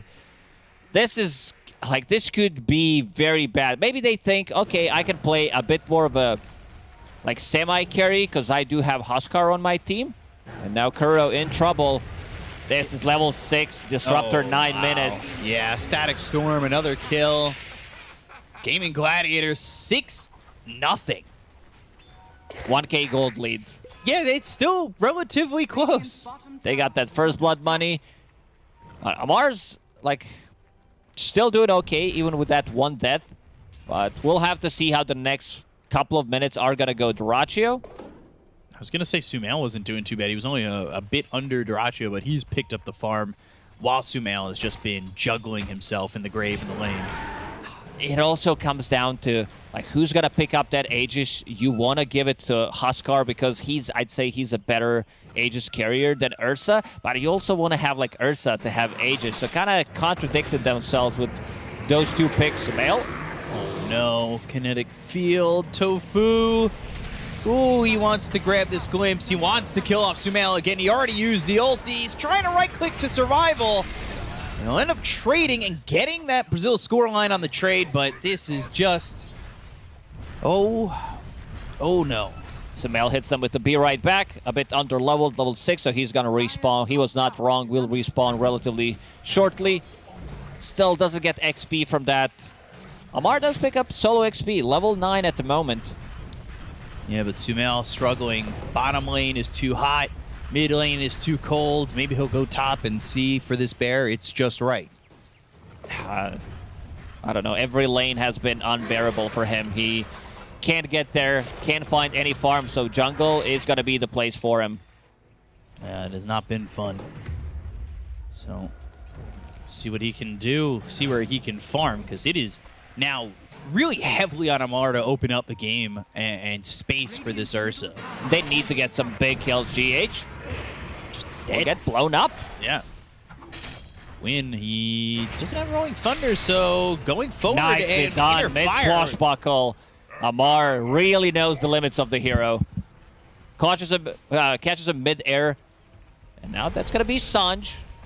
Let's see when they decide to maybe sneak in some Roche, because they have both heroes. Like, one hero, if there's no Ursa, Ursa needs like level 7, maybe Blades of Alacrity to have enough sustain. And now Amar starting to ramp up his farm. Mind control, trying to steal some CS maybe. Yeah, Amar doing what he can. Hoping it's going to be enough. But the rest of the team not exactly farming too well. Do have Mind Control doing okay, Kuroki. He has Supernova. I doubt he wants to use it. Not a lot of mana left on Tofu, so he won't die to the Disruptor, but the Wolves are on their way. They're going to try and chase down this Phoenix. So no kill doing there. Ace is going to hit us. Sick timing on Helm of the Overlord. Yeah, we've talked about this item getting picked up at, what, 14, 15, 16 minutes? It always feels good. Like, everything post 17 minutes is kind of a missed timing if you're not having a good time, but Ace did kill a tower. He's also involved in 5 kills from the laning stage, which is pretty impressive for a Lycan. Yeah, and you're not grabbing boots on Lycan, right? So that's gold saved up to go for this Helm of the Overlord. Yeah, it's different than Beastmaster, because Beastmaster nowadays want to have those axes spammed. They buy into mana boost, so extra gold, extra almost 1,500.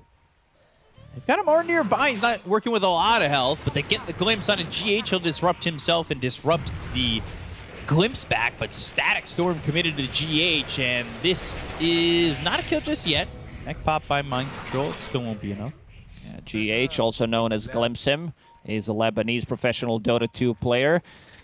A bit of a difficult one. Like, they do value Shadow Demon against Disruptor. They did it 2 times in a row so far, where they think Disruption is going to be the tool great against Glimpse. Half the duration on the Static Storm as well. Almost half of the duration. So, not too bad of an idea. It's just that he needs to keep the distance. Just looking around the map and seeing where Sumail can get farmed, because now he's finally caught up to Mind Control. I don't know if that's a good thing, though. It is for Sumail, but is it good for Mind Control, who kind of feels lost where he wants to farm? He was top with Amar for a long time. Yeah, the question is, like, do you want to be farmed as Mind Control, like, compared to which game? He's, you know, also getting some extra farm. He did farm some of the stacks. still going to be a good timing on Guardian Greaves level 15. So this is going to be big timing for them. Ursa with the Diffusal Blade, Huskar, Heaven's Halberd, Armlet. Is he going BKB next? He cue that up? Yeah. Okay. And then they're going not in rush. They fooled me. Peeked in for a second. Yeah, it looked like they're going in. I will say it's still up. Hasn't gone down yet. Salve dug up by GH. They're coming all the way around, but I think wise to the fact that a move like this may not be beneficial with just the two of them. It's a good song, but not that great of a plan of action, just the two of us. Another glimpse and another dodge. Yeah, but it always sets up for this, right? Kinetic Field, Static Storm with Tofu nearby. And you get a kill on a GH, so like, yeah, you're not getting glimpse, but for the most part, from what I've seen, you're still dead. Rest of the team not there. They've been trying to buy a little bit more time until they get their items online. Ursa, Diffusal Blade getting delivered to him. Problem with this build on Ursa is you want to fight early on. You don't farm with this item build. You can't farm Ancients. I mean, you can, but it takes you a lot of time. You also don't have mana sustain to keep casting your abilities. So Occult Bracelet gonna come in very handy. MC. No Static Storm. Tofu just used it. So Mind Control able to get up out of the high ground. Here comes Sumail, the cookie on a 2. Supernova, and they get the kill to Tofu. They're going to look over at Celery, but they'll lose Mind Control. Tombstone to the high ground. They need to take this out as they're looking for Quinn. He's in the Rolling Thunder. Amar, trying to survive. Has the disruption for some help. They got the Tombstone, and Ace is going to run away with that ult. Great cookie from Mind Control and also Supernova. They know that this fight is over. Catches Pangolier, but they don't have abilities that go through magic immunity. Once they get BKBs, I also want to see if later down the line, Amar wants to pick up Aghanim Scepter. I think that's going to be a huge one. And now into the Roche. Seems like this time they're not messing around. Wolf will be scouting things out. No Rolling Thunder. No sentries. Let's see if he can kill him with the Wolf, maybe. Ooh, he was going for it. Disruption, and first Mortimer's Kisses, and Ace is just going to TP. Knows that they have very limited amounts of stuns. On Omar, Static Storm. Uh-oh. He's low. He's dead. Quinn, shield crashing, killing off Omar. They get GH. Now they're going to run for broke. They want to continue to grab these heroes. They've got Glimpse in 5 seconds. Mind Control getting chased by Quinn. One of these heroes feels like they should at least die, especially with Glimpse back up. And it's going to be Mind Control who they go for and get. Let's see if they want to go inside Roche pit and maybe take it. How low is Roche to get the 5.7k HP? Seems like that's not going to be the case. But if Gaming Gladiators can maybe steal Roshan from Nigma Galaxy, that's going to be huge. And now they go for it. Good positioning from Dyrachyo. He was on the high ground, using multi-shot, did not want to commit. Now have Shuriken Pike available. They drop the Tombstone. This dies pretty quick. Yeah, it really does. So it looks like Nigma maybe wanted to smoke after TP, definitely. But they're not in time. It's way too late. So next timing for Nigma Galaxy, I don't know if they're going to be looking for these fights before they get BKBs online on both cores. For Gaming Gladiators, it looks really good. Helm of the Overlord, maybe, sure, Ursa deals well with this creep, so does Huskar, but it's not their job. They're not going to try to focus it down in the middle of a fight. There are better targets to focus. So I have a question. Losing out on that first rush, obviously that is a very main objective here for the lineup of Nigma Galaxy. What are they, in your eyes, what is the odds shift to? Is it now just 20% for Nigma? That's a big objective gone from their lineup. I think Dota Plus would say 60-40 for Gaming Gladiators. Let's see. What? 91-9. Thanks, Gabe, for making me look stupid. Why is it so low? 9% only. They have limited amount of stuns. I guess that's why. And also, Lycan Drow Ranger. Let's see, another tier 2 tower. Gone by the wayside. I thought you looked, and you just gave me the exact percentages. No, that came up. I'm not a cheater, B-Cop. Okay, fair enough. But, see? Only because I don't have Dota Plus, that's why. GH? GH is going to fall here as well. Quinn putting himself on a killing spree. They're really waiting for Sumail to get some farm, and he's kind of getting there. He's in a rough spot. Like, in terms of net worth, he has more farm than Pangolier, but Pango right now, it doesn't seem like he cares too much about it. Going into Blink Dagger next, wants to be that initiator for the team. And also, in terms of glimpse usages, Tofu has been on point, involved in 14 out of 16 kills. He has a vision. They blow up one hero. Oh, they're gonna look just on Ursa. He just TP'd here. Sumail, he's just gonna die. Just right clicks him down. I don't know if Sumail knew what he wanted to do. He wanted to get some extra creeps before he dies. Value. Dire's bottom tower is under attack. 7,000 net worth lead here for Gaming Gladiators. They're losing all the towers. No tier 2 tower on the mid, no tier 2 on the top lane. This is so tough for them. I don't really know where Nigma go. They need those BKBs. Like, it's gonna be synced up with the Aegis timer from Gaming Gladiators, so I feel like once they need to start getting into these fights. Like, they can't just wait for something to happen. Yeah, it's going to be tough, though. 2 minutes still left on that Aegis, and Mind Control is in trouble. He's just going to get hit with this Rolling Thunder. Tofu is here with Kinetic Field, so Mind Control, nowhere for him to go. That does not work. He cannot hop over the Kinetic Field with the cookie. So, just a matter of time until they get that kill. Meanwhile, Celery, oh, he dies. Hurricane Pike to get some distance. And they will take the tombstone. That's gold there for Sumail. Good amount of it, too. If he can get Disruptor on Drow Ranger, somehow this time around he was, because the rest of the team was not there. That's going to be pretty big. Ace. I don't know if he has enough damage. No control. Both teams kind of limited on stuns that they have. On side of Enigma Galaxy, it's Cookie, Disruption. That's about it. Supernova if it goes off. Not the easiest one to execute. Yeah, the one time they went to it, it did go off, but wasn't exactly a full 5-on-5. So BKB for Amar almost done. You said you wanted to see him go to the Ags. That's next in the queue.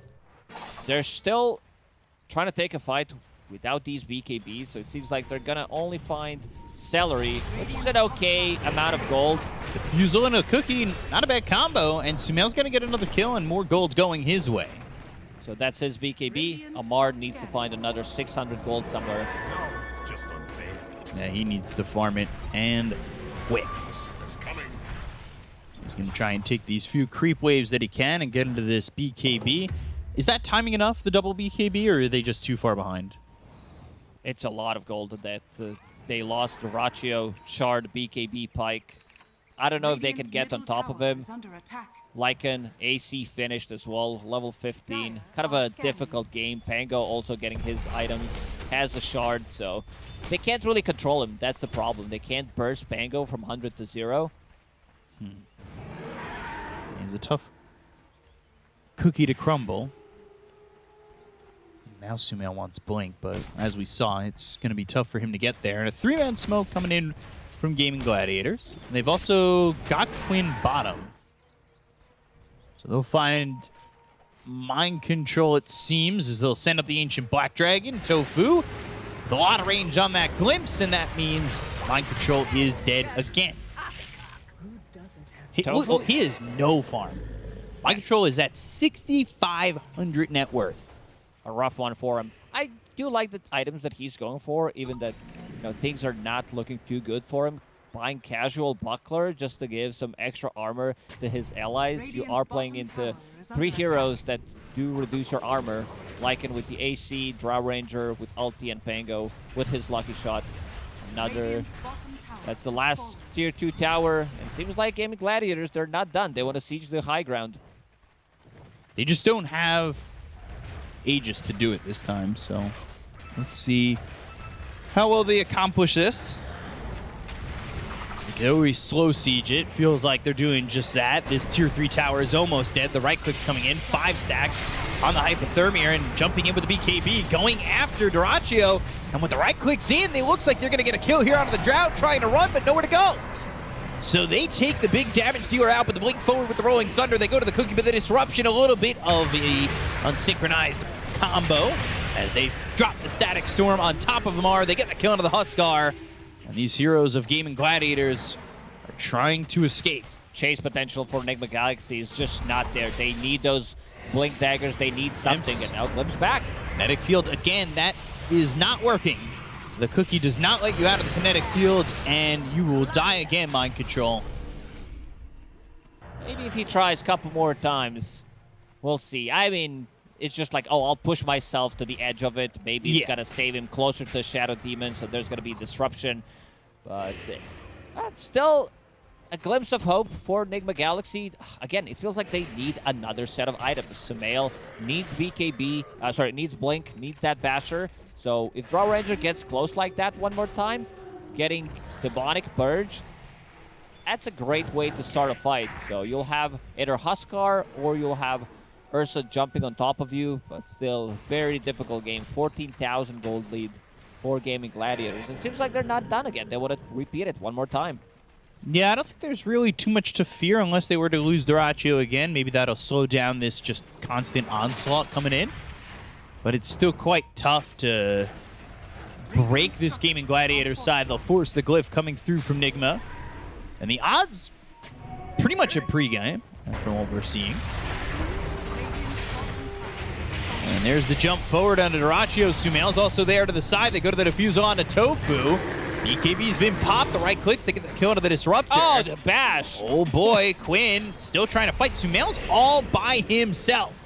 They need to let him die. He got bashed there immediately. Lycan still has a couple of seconds left on his ulti.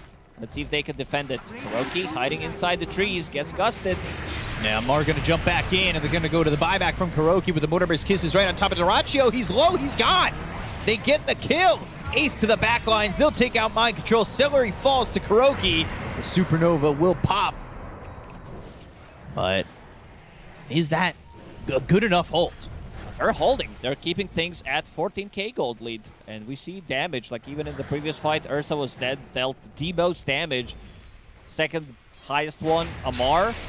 He needs that Aghanim Scepter. When he decides to, when he picks it up, it's going to be such a huge upgrade where you can lock down Draw Ranger and also, maybe dive in, Supernova, a bit far away so it doesn't get focused down. So does Sumail. Sumail will have Basher, I think, in the next couple of minutes. Roshan, how's he looking? Minute and 30 seconds. And we saw him go to the defusal and try to run after Tofu. It did work, but it put him in such a unfavorable position that he ends up dying, and he's just so far away from his team there. If him and Amar keep gaining gold, maybe get ahead of Quinn in terms of net worth, I could see Nigma maybe holding again. Maybe. I don't know if they can contest Roshan, because if they're fighting outside of the base, could be a bit trickier. Tricky, yeah, definitely. GH does have Shard Upgrade, Demonic Cleanse, so gonna come in very helpful when you throw that onto Huskar. Soft Dispel, very good against both Lucky Shot, Silence. Trying to get the vision. Even Howl, just to have more damage in the fight. Jump in on a Celery from Sumail. And Celery's getting low, but the Rolling Thunder onto the backlines bumps them both up. Sumail needs to get back away from the Drow, but he'll pop the ult and the right clicks in. He's all by himself again. The rest of the team has been zoned out. They get the kill into Mind Control. They'll take out Sumail and Kuroki. They found Amar, who goes into the BKB with a TP attempt, but the damage not enough from Duraccio. Swashbuckle on cooldown. Yeah, this is why I said that it might be a bit more difficult this time around when they're fighting away from the base. Roshan is going to respawn. They do have Wolf inside the pit, so let's see if they decide to go back or if they want to try to push the high ground. 40 seconds, no Phoenix. They know that he does not have buyback available. Used it in the previous fight. And they know that. TP back home, Amar, he doesn't have BKB either, so he's not going to feel comfortable fighting into this. This should be a free tower and maybe a set of racks. Radiant's top tower is falling. Yeah, there's nothing he could do except watch. Maybe he could have denied it. Radiant's top barracks has fallen. Go for the big brain play. Ooh, GH. He is out there in no man's land. So this second Roche also belongs to Gaming Gladiators. I'm not sure if they can contest this. They're also underneath the ward at the moment. Also no smokes whatsoever. They know exactly where they are. Kuroki is pinging it, so they should know. Like, they just saw 4-man smoke. Radiant With are 1 standing. second left on that ward. It's too late. Roshan's already dead. There it goes. So Sumail again, he is just out and about, out and alone, trying to go after Quinn, but the ball will run away from the bear. He'll go to the TP attempt. They'll lose Amar, they'll lose Kuroki. At least Sumail survives, and now this team's gonna run it down mid. They have one more fight. Amar needs to use buyback, otherwise they're going to be playing against mega creeps because these barracks, they go down so quickly. So there goes the tier 3. Radiant's And it's looking like Gaming Gladiators should secure this second game and even the series up at 1. But let's see if there's any fight left in Nigma. Oh, big bike during Cookie. And Amar alive for now, but there is the glimpse into Quinn. They'll get the kill. They'll take him out for 90 seconds. GH, not much he can do. They'll call GG, and Gaming Gladiators will take game number 2 and even the series up. We're going to a game 3. Finally, Which has we're been going so to a rare. game 3. Yeah, we we had all 2-0s, but didn't get to manage to go to game 3 this time around. It's got to be it. Gaming Gladiators, just another day in the office for them. They don't seem too happy about it. Still one win away from taking some extra DPC points because they already did qualify for a major. This time around, I'd say much better draft coming out from them. And also Ace on a different hero. Like, you can feel the difference when he doesn't need to stay away from a fight. Didn't die a single time on his Lycan. Hit the timings, played with the team. A bit of a rough one, I would say. I did praise both supports on Nigma in the previous game. Like, when they are having a good time, that the rest of the Nigma just feels to play so much better when they're opening stuff on the map. Phoenix plus Shadow Demon combo, a bit too defensive, I would say, and also Sumail kind of forced to get different item, like going for that Diffusal Blade, which does slow his farm by quite a lot. Map shrinks. It also comes down to Amar taking a lot of farm on Huskar, so someone needs to lose some of the farm. But pretty clean, pretty good execution from Gaming Gladiators in the second game. Yeah, it felt like the supports didn't really have the lockdown necessary for them to fight. And, well, Gaming Gladiators, they take game number 2. We're going to a game 3. I'm so excited, and we'll see how excited the panel is as they talk about game number 2. Back to you guys. We're very excited to be going to a game at number 3, but also to break down this game too, because Nigma Galaxy, they had that aggression. They were always on the forefront in game 1. And this time around, just a very different style. The Dro Undying lane, we thought maybe there was potential for it to go south, but they were really solid there. They were staying on top, and they pulled ahead out of the laning phase, and on top of that, what was it, Snapfire and Shadow Demon. Yeah, a little bit rough from Nigma. Of course, you got some Huskar crushing some Pangolin mid lane. That's expected. But for Game Gladiators, they just pulled out ahead on both the side lanes. You saw some Lycan lane just completely put aside some Phoenix Ursa. And on the flip side, this Undying and Drow, they always had SD and Snapfire at half HP. So you never really got to see the aggression that you wanted from these heroes to come into the lane. And I think Gladiators, it was Quinn, survive, do what you can, but we'll make sure we win the game for you rather than how it normally works, where Quinn kind of alleviates the pressure on the side lanes. Yeah, there's a couple of things in this game where things went maybe slightly differently than I'd expected. I thought the Nigma safe lane would do better, but maybe I'm just overestimating how much presence Phoenix can really have in that lane against Disruptor Lycan. But the fact that Ace kicks Sumail out of lane and forces him to jungle, then he goes gets mid, the ult, kills him there, and he just rotates and does the next thing, So, like, a lot of things, again, similar to the previous game, that it's very snowbally by nature whenever you play a Huskar game, and Nigma's conditions for Huskar just weren't good enough. Like, his individual lane was great, and that's why Amar wanted to play it this game, but especially bottom lane went pretty poorly. I think the top lane went okay, though. The Shadow Demon Snapfire were pretty much drawing the lane around 10 minutes, which is what I was saying is probably what they're going to get. They skilled the little Shredder to protect themselves against Tombstone at level 2, so that worked out very well for them, but at the end of the day, Gaming Gladiators, especially Ace, just really popped off in this game on his Lycan from the conditions he had in lane. And I mean, as soon as this game was 15 minutes in, I was like, okay, how does Huskar recover this? Because when they lost the first Roche, That's what I was going to bring up because we thought this Yeah, team that was going to Roche. do great for Roche. Yeah. I mean, you have an Ursa and a Husker, and we thought this was something that was going to essentially be free for them. But I remember that was off the back of essentially the first 5v5. They go into Roche, and Gaming Gladiators put on great pressure and great pickoffs in that fight. It was just very, putting it bluntly, a pretty bad call from Nigma. You know, they have some vision. They see Ace on the high ground. They throw monomer kisses at him. They then like dive in. Huskar's running in. Like they're all kind of one by oneing, but there's not that clean blink stun. He's here. Go for the kill. And then Gladiator's like, wait a second, what are they doing? Throw down a static storm, kill off the Huskar. Now Quinn's like, wait, I can now enter the fight and be pretty confident. So for Nigma, like you could maybe argue if they get that first Aegis, they can maybe look to make some team plays. But because they just throw it away, they give an already scaling lineup of Gladiators the ability to just go, okay, cool, you've lost your big timing in the game. There's Ursa to give Aegis and all this stuff. None of it's happening. So yeah, I think Gladiators played a really calm game. They always knew this Huskar was coming, but they just made sure they had a better kind of big picture for their draft. In hindsight, I wonder if there's a different pick here for Enigma than the Ursa, right? Because Ursa fares very well when he plays with an aggressive 5, then they can punish the Lycan together. But in this game, Phoenix as a hero just has natural major downtime. Whenever Fire Spirits aren't ready, Ursa's fending for himself and he just got punished, right? So I'm just trying to think off the top of my head if there was some other hero that could have really made this all come together for Enigma down there. I think they could have literally picked any safe lane hero that prevents the Lycan started taking your tower. They could have done some like Kunkka carry, where it's just like, please, if you want to come to my tower, you're going to get boated, you're going to die. And you really put emphasis on Amar being the carry from the mid lane, but that need for a carry on Sumail, shifting their identity again, might have been their downfall, because they're always looking for the, what's the pos one, rather than what's the best flex hero they could have maybe picked. Yeah, a bit of an issue for them there, picking up that Ursa. Wasn't as impactful as we saw their last picks be in the past. But on the side of Gaming Gladiators, they had a fantastic game. I want to say mostly on Quinn and Ace, but out of those two, or you could put anyone else in the Only Ace. pool. I'm sorry. Okay. Has to be Ace. Yeah. There's- If I have to pick an MVP, it's Lycan in this game. Yeah. Everything just really came together for him. He won his lane.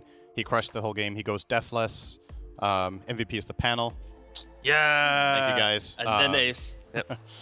Yeah. Anything else? Outstanding Lycan game. Yeah, all right. What did this Lycan do in your eyes, T, that you think Ace couldn't have done on any other hero? I think it was just that constant threat on the map, and when his drow needs to sit back for a second, he's the one there shapeshifting, doing things. He's chasing around these cores on the map, and he's just always causing that. How do we prevent him running at us? And the supports. Like when we think about this opening of Snap SD Phoenix, they hate heroes that get in between them and prevent them playing a very defensive lineup. That's what we were mentioning in the panel. It's like you have Ursa and Huskar, they want to get really deep in. So there's not like a defensive core right now for Nigma. So when you pick up a Lycan, it's super easy to find that backline to prevent that kind of positioning. And it's like, sure, Amar, you can have 2K gold on top of a Panga. It doesn't matter because you're going to be over here and we're going to be slaughtering everyone over there. And MC just pretty much became a support because of that constant threat once again. So yeah, Ace, a banging Lycan game. Well, it's very rare for me to say this. It's only happened 4 times so far in the last 3 weeks, but we are going to a game number 3. We will have another game between Gaming Gladiators and Enigma Galaxy after this break.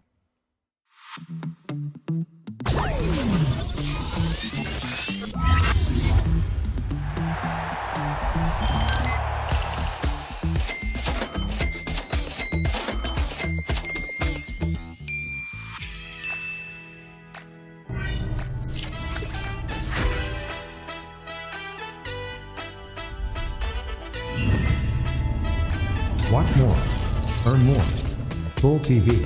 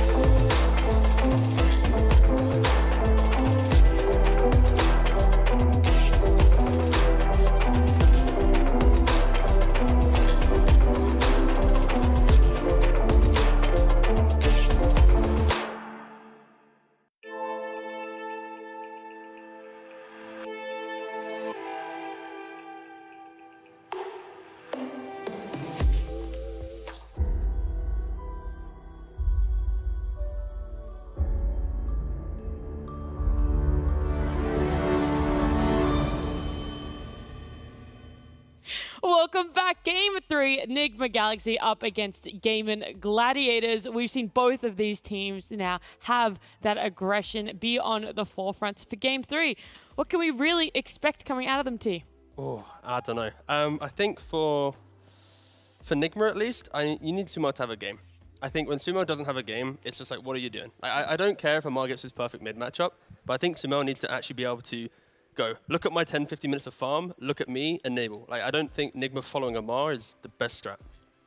I will also say maybe Amar Husker is a pub or a scrim hero. We've seen it twice now in this tour, and both times it just really hasn't gone the way that we expect it to. It should be that gotcha. It should have more impact. And whilst I know you talk about Smail needing more of an impact or a game, Husker Amar also felt like it just didn't really have that scent. I'm trying to imagine the last game if Phoenix is a stronger lane support, or let's say Kuro plays his clock again, which was banned. Right. But like, let's say the conditions are similar to game 1 in all other aspects, like the two side lanes going pretty well. I definitely wouldn't write this hero off and just say no, you can't play this as Nigma. I think Huskar can still very well be a game winner for them, but maybe they weren't paying enough attention to like the bigger picture, as T said. Yep. Still think a potential, if you wanted to go safe around that game, you could have got the Dragon Knight mid and just, played that lane and had that stun, had that front line, the coverage for your supports, as you said, and then got a standard carry and had a better safe lane. But overall, yeah, for maybe me, the blunder, if you will, was the Phoenix. Yeah, I was going to say, the more that you talk about it, the more you're right. Like, maybe it is something that they don't realize, like, well, they obviously do realize, but it's just a very different tempo that you have to play, and, like, how quickly can you swap those tempos with having a clock in your lane to then have a Phoenix in your lane the next game? It's also what info they had, right? They picked Phoenix into, what was it, Disruptor and Pango. Phoenix isn't particularly good against either hero. So there's, like, no... This hero is not meta right now for a reason, and there was no, like... It didn't really have any redeeming qualities in that game. It's not like, oh, wow, this is an amazing supernova game, or, wow, I'm going to be great in this lane because the enemy's playing Slardar and Fire Spirits crush him or something. It was just open-ended. I don't know what I'm playing against, and Gaming Gladiators just picked heroes that didn't care about the Phoenix at all. Before you jump into something that stands out, firstly, there is a change in the pick order here. So Enigma Galaxy are going to be having second pick, but they take Undying. It needs to be banned. So they take it out, that first phase ban. It was ignored in game 1. I was very shocked by that, not even picked up by Gaming Gladiators. And for obvious reasons, they get their hands on it. They go back for it for Celery in game 2. And it's strong. They don't want to have to deal with it again on Enigma Galaxy. Yeah, the question here for... So Enigma's first pick this time around. Yep. What are they just going to disrupt the first pick themselves? I think they will. I mean, that's kind of the trajectory I'd be thinking about. Still ban the Timber. What was it? What you said? Sorry, my mind went blank. Disruptor? Yeah, Disruptor. I like this a lot. So here's the logic. You're playing a little bit of chess here now as Nigma, right? If you pick Disruptor, you're giving up Beastmaster to the enemy team. If you're picking Beastmaster and they want Disruptor, you get your Shadow Demon as the counter. If they don't pick Shadow Demon or Disruptor, you can pick either, whichever one you like better against with the Love the layers of this. I think this is clever. Not a lot of teams would have the confidence to do this. I think drafting teams can often be very rigid, where it's like, if Disruptor available, pick it. If Nature's Prof available, pick it. And this is one of those developments that Sin just outlined, where you are going to be able to dive a bit deeper. And because we're now seeing adjustments, I want to see Gladiators react as well. And this time, they are going for Enchantress. Of course, you can steal the boar, laning pressure. But still, it'll be interesting to see how they pivot from Ench in the opening phase. It removes your flexibility to some degree. So what Beastmasters usually do when they're against Ench is that they just don't skill Boar. The old Axe, yep. You max out Axes and you try to play Harass. Ench is inherently just good against both Beastmaster strategies, because if you're playing the spam way, just 1 point in Ench's heal is exceptional value for trading in the lane. If you do go the spam route for Enigma Galaxy.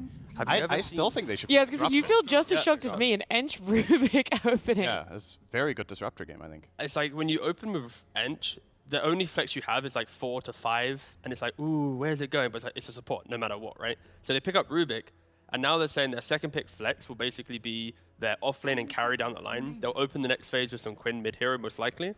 But it's a very bold drafting style, and for Nigma, they need to make sure they draft very confidently now, because this Disruptor pick, again, it's one of the best picks that you can have in this position. With Beastmaster, it's very nice.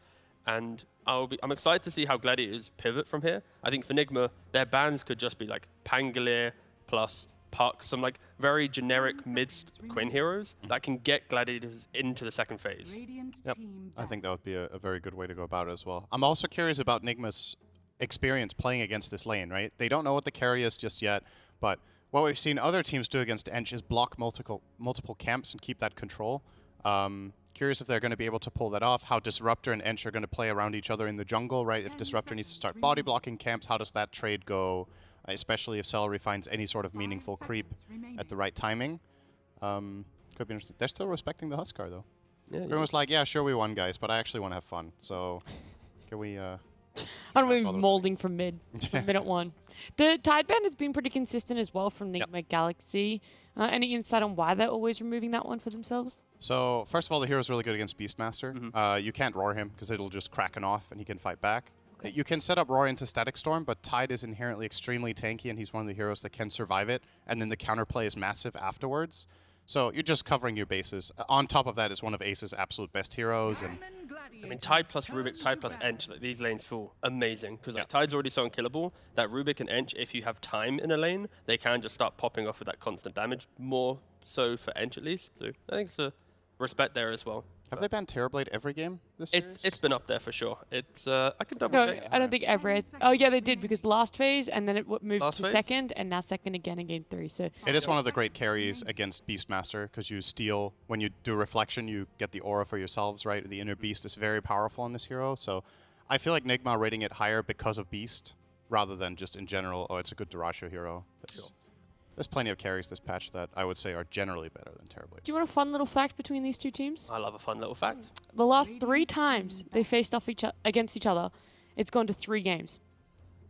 So for 4 times in a row now, in a best of 3, it's gone the distance. And what's the win rate? Out of those 3, it went Gaimin, Nigma, and then Gaimin. Okay, so then So Nigma, it's Nigma has to win. Yep, Yeah, exactly. the alternating Just theory like that we it's went the for. order, Yeah, exactly. Yep, there you go. and then Order Thunder have to lose later. No, That's it. All adds up. please don't say such things. And there's finally the Pango ban. I feel like it needed to happen. That means Puck's available. It is. I guess the reason why they don't care about Puck is because Nigma can just go DK plus something in the second phase. It won't feel uncomfortable to draft at least. And now you have that always constant threat towards Quinn where he has to go like second item Lincolns on a Puck. Never feels great. Those Puck players like to be super greedy. You know what Amar actually also plays really well is Night Stalker. That is, I mean, I'm a big NS fan, right? So if he picks NS mid, that would be pretty fun to see. You would still want him to go at mid if you picked it up? I think, I mean, He's just that- he lives there now. it seems like that's just how they're playing, right? Mm-hmm. The hero doesn't inherently, as we've seen, have to play in any particular lane. I think it can go to all 3 lanes if the game is good enough. Mm-hmm. It's mostly about having the right matchup. But if you're against Puck, I think Night Stalker actually fares pretty well in that lane. But we're getting ahead of ourselves. There's no guarantee that Quinn's even going to be picking that up right now. They banned the clock again against Kuro. I just think it's solid. It clearly is a comfort pick of theirs in that safe lane. And the Razor ban as well into Ember. There's the Quinn hero that we expected. Okay. Yeah, I was going to say, when we saw the Husker, like, immediately, I was like, maybe he just wants to go Ember this time round. I mean, I still would love to see DK from Nigma. I don't think DK's bad. Like DK against Ember, you naturally can CS really well against him. Again, you prevent the rotations. Ench doesn't really, well, you can rotate mid, but it doesn't feel great. I think it just synergizes quite nicely with what they want to do. 5 seconds remaining. If they want to crush the lane, again, Amar heroes that come to mind, Viper should be pretty good against Ember. It also is good against Ench because you get an inherent break with the Nether Toxin. But again, not a popular hero by any means, but whenever... I feel like when there's a player in Dota right now where I'm looking at what do they usually play, it's Amar. Because he has like his comfort pool of heroes where it's just like, he rates that individually as a player, he rates comfort and heroes above everything else. We've seen it on tape, you know, being like, no, we're not going to pick this hero because you've only played it 10 times. I don't care if it's the best pick. You're not gold tier on it, so we're not getting I would love to see that first. So I really hope Nigma brings out a documentary themselves. And when Amar first meets Kuroki, it's like, give me your Dota Plus levels, and Kuroki's like, I'm sorry. Oh, I'm not gold on anything. Yeah. What other support do you want to see for Enigma Galaxy? Because we highlighted a lot. What are you laughing at? No, I just enjoying the moment. moment, yeah. I forgot Death Oh, Rocket. DP went through. I actually Oh. forget this hero. I assume it's banned. I mean, game 1, it got last phase ban. Like, it made it all the way through there, so... Wait, hold up a second. Nigma as well. They just Or- go triple core. So like for gladiators, they open double support. Oh, And now Nigma are like, you know what? There's no cuteness here. It's just DP into Ember, Drow for the safe lane, beasting off. They've really just set the pace of their draft. What's Amar playing?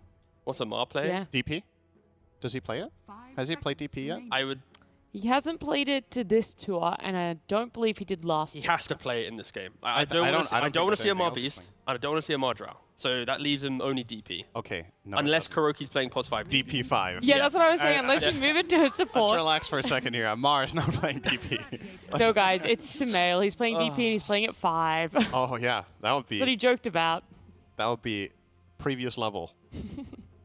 Yeah, okay. Very Marcus interesting to reveal both of there and to save his support Yeah. for a last pick. So the reason I actually really like the idea of demoting DP to support in this game is that I think you want one-to-one core matchup against Naga that's good here.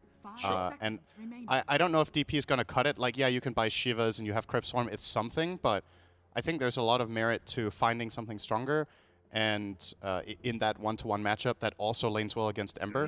DP lanes exceptionally well against Ember, so that's what you're sacrificing. You're probably not finding a better lane matchup with what's left in the pool that also counters Naga. But then it's a matter of what does Amar have in his arsenal that actually does that, right? So a lot of teams would want to play Leshrac here because it's just insane against Naga and it's good in lane against Ember, but Amar probably won't pick up the Lesh. If Kuro does play the DP with Drow against Rubik +1, I think that's fine. Mostly. I mean, there's still an argument for DK in regards to the Ags Manta timeline where you get all the way DK to late could be game, something. and it's just you just kite them out the entire time. You buy enough positioning for Drow to click through. But again, I feel like this will be the hype part for Nigma. It's like, is there some incredible mastermind genius behind this DP pick where it goes to 5? They have some mid hero that we haven't seen or anticipated for Amar, or is it just the mid DP against the Ember? Because this matchup is very good for DP. Like, you crush mid lane, you take the tower, you force supports to look at your lane, and then you pick up another support. So, because Gladiators right now, they're respecting the DP versus Ember, they're banning out some GH heroes, right? But is there another GH hero left that can also provide some threat towards Naga Siren? There's not a lot, really. Maybe some just random Tiny or something to give themselves more map play. Disruptor Tiny and Tandem go for the fight, but... Don't you think GH is playing the Disruptor in this game with Beastmaster? Just the overall sure. laning presence and his That's true. high impact on this Disruptor Yeah, I would be. prefer that, actually, no. Yeah, in hindsight. So what's the Kuroki hero? Yeah, who's the pace setter for Kuroki? Because want something that will help this drone lane a lot. Undying isn't in the pool. Is it in the see pool? some like random, No, it's not. It's not. some like random ET or something. Just some like melee hero body that provides team fight. There's already seems vision. interesting. Like I think ET could be a cool option. They've done Alk in the past as well for just a body in the lane. Please I don't. don't like ET. Yeah, I'm just saying what they have done before. I forgot it on purpose. Nice call. There you go. Give me some skin, There brother. it is. Nice. Thanks, mate. I'm surprised you reached Sint. I mean, I've had a growth spurt, but what can you do? So Gladiators, they also need a growth spurt in their final pick. They need to grow up and pick a final hero. Grow up, Gladiators. Grow up. Just pick the final here. I was trying to segue now. Yeah. Don't read into it, okay? All right, all right, all right. 10 seconds remaining. What do they want? It's going to be leaning into that drone and ET. 5 seconds Something remaining. strong. Another Something body that you want? Something that pairs with Rubik. I mean, ideally, so usually when you're playing Naga Siren, the rest of your team needs to be pretty strong as 4. I should have said this. I was looking at this and I was like, when it comes to Ace things, we know that he likes playing the Underlord, and we talked about how good it was when they've picked Beastmasters or Lycans in the past to be able to have that map presence and to ensure that they're always moving around the map. This is going to be annoying. I mean, Gladiators are going to have lanes pushed out the entire time. I think luckily for Nigma, they see through that with their ability to Drow, DP, Beast. If they go to an objective, it's theirs. So it's basically the race. How quickly can Nigma get to items to accelerate that, where gaming aren't incredibly farmed, splitting everything, and punishing you for grouping up as 5. I think if Nigma get their items, I like them this game because I feel like Naga is a very polarizing hero right now. Like, it works specifically well in certain aspects and times of the game, but in this game, if Drow gets farmed enough, if DP gets a Shiva's Guard and they start grouping up and playing together, I don't know if there's enough of a punch in, especially like the support duo, you know, you have Ench, Rubik, like do they really have enough in the tank? Nigma's lineup to me looks great in this game, I have to say, but you know, I feel like we've kind of been wrong about how the last 2 games were going to go timing-wise and whatnot, so who knows, but I feel like this time around, Nigma's lanes will definitely not go as poorly in the sides as last time, and that's a good first step. Yeah, that's already a win. Am I ready to watch Amar play Death Prophet? Like, it's a really good matchup for Death Prophet, and I kind of agree with Now him. that I think about it, I feel like I've seen him play it in pubs though with You great have? success. Okay. Yeah, so I don't think this is like. I He mean, should they wouldn't pop pick off. it. Like, It's Yeah. Amar. He wouldn't pick it. unless he He was wouldn't already suggest it spamming in unless he pubs. had been playing it a lot, Yeah. right? So Yeah. the lane matchup is amazing, and Mhm. he's been a strong laner when he has his matchups. So that's a good start. Gladiators, they have to play a really smart game of Dota, a wide map. They don't want to get baited into any key fights. If they can outsmart Nigma, they can win. But Nigma, it's all about the straight through. So I kind of lean Nigma. Okay. A little bit. Just a little bit. I'm Yeah. feeling that too. Oh, well, we know what happened last time. You both went the Yep, same that's way, true. so we'll see if it happens. I'm excited to say game number 3, Game and Gladiators, Enigma Galaxy, and Speak Up in Lacoste.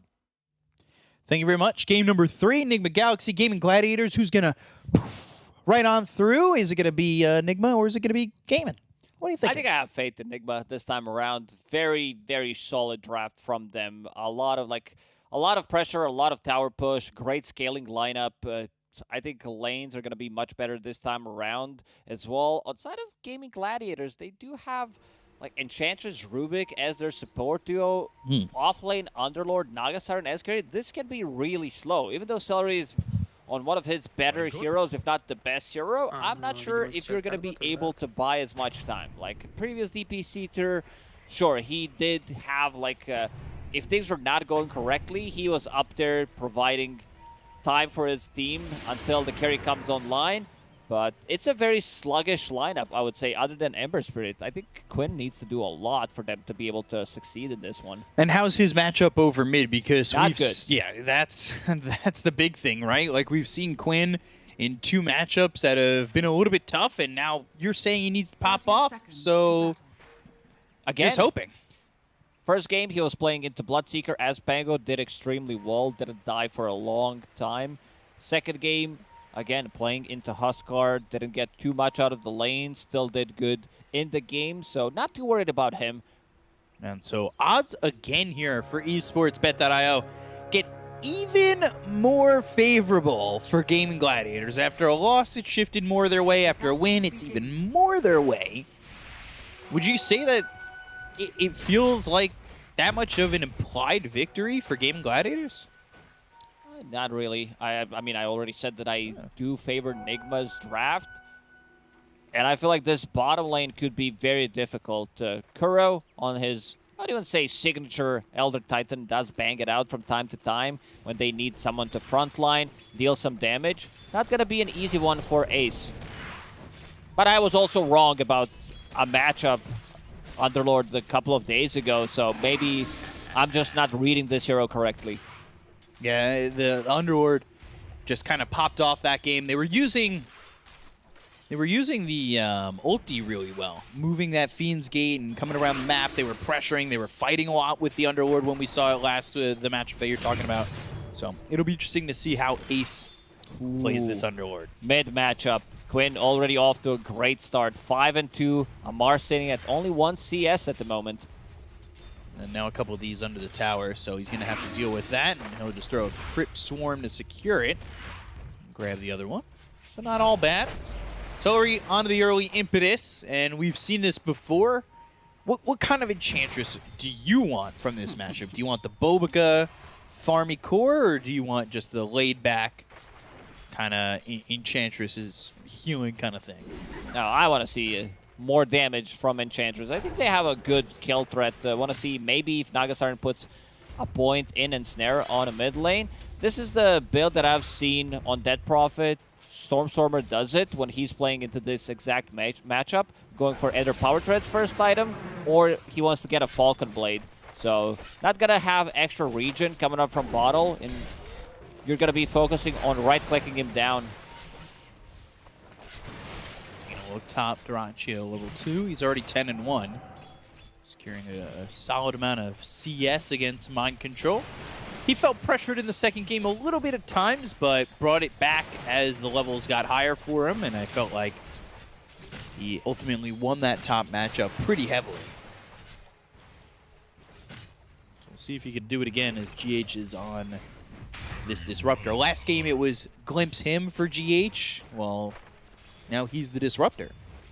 Yeah, he's himself. Also starting with Blightstone one more time. Wants to have that extra damage in the laning stage.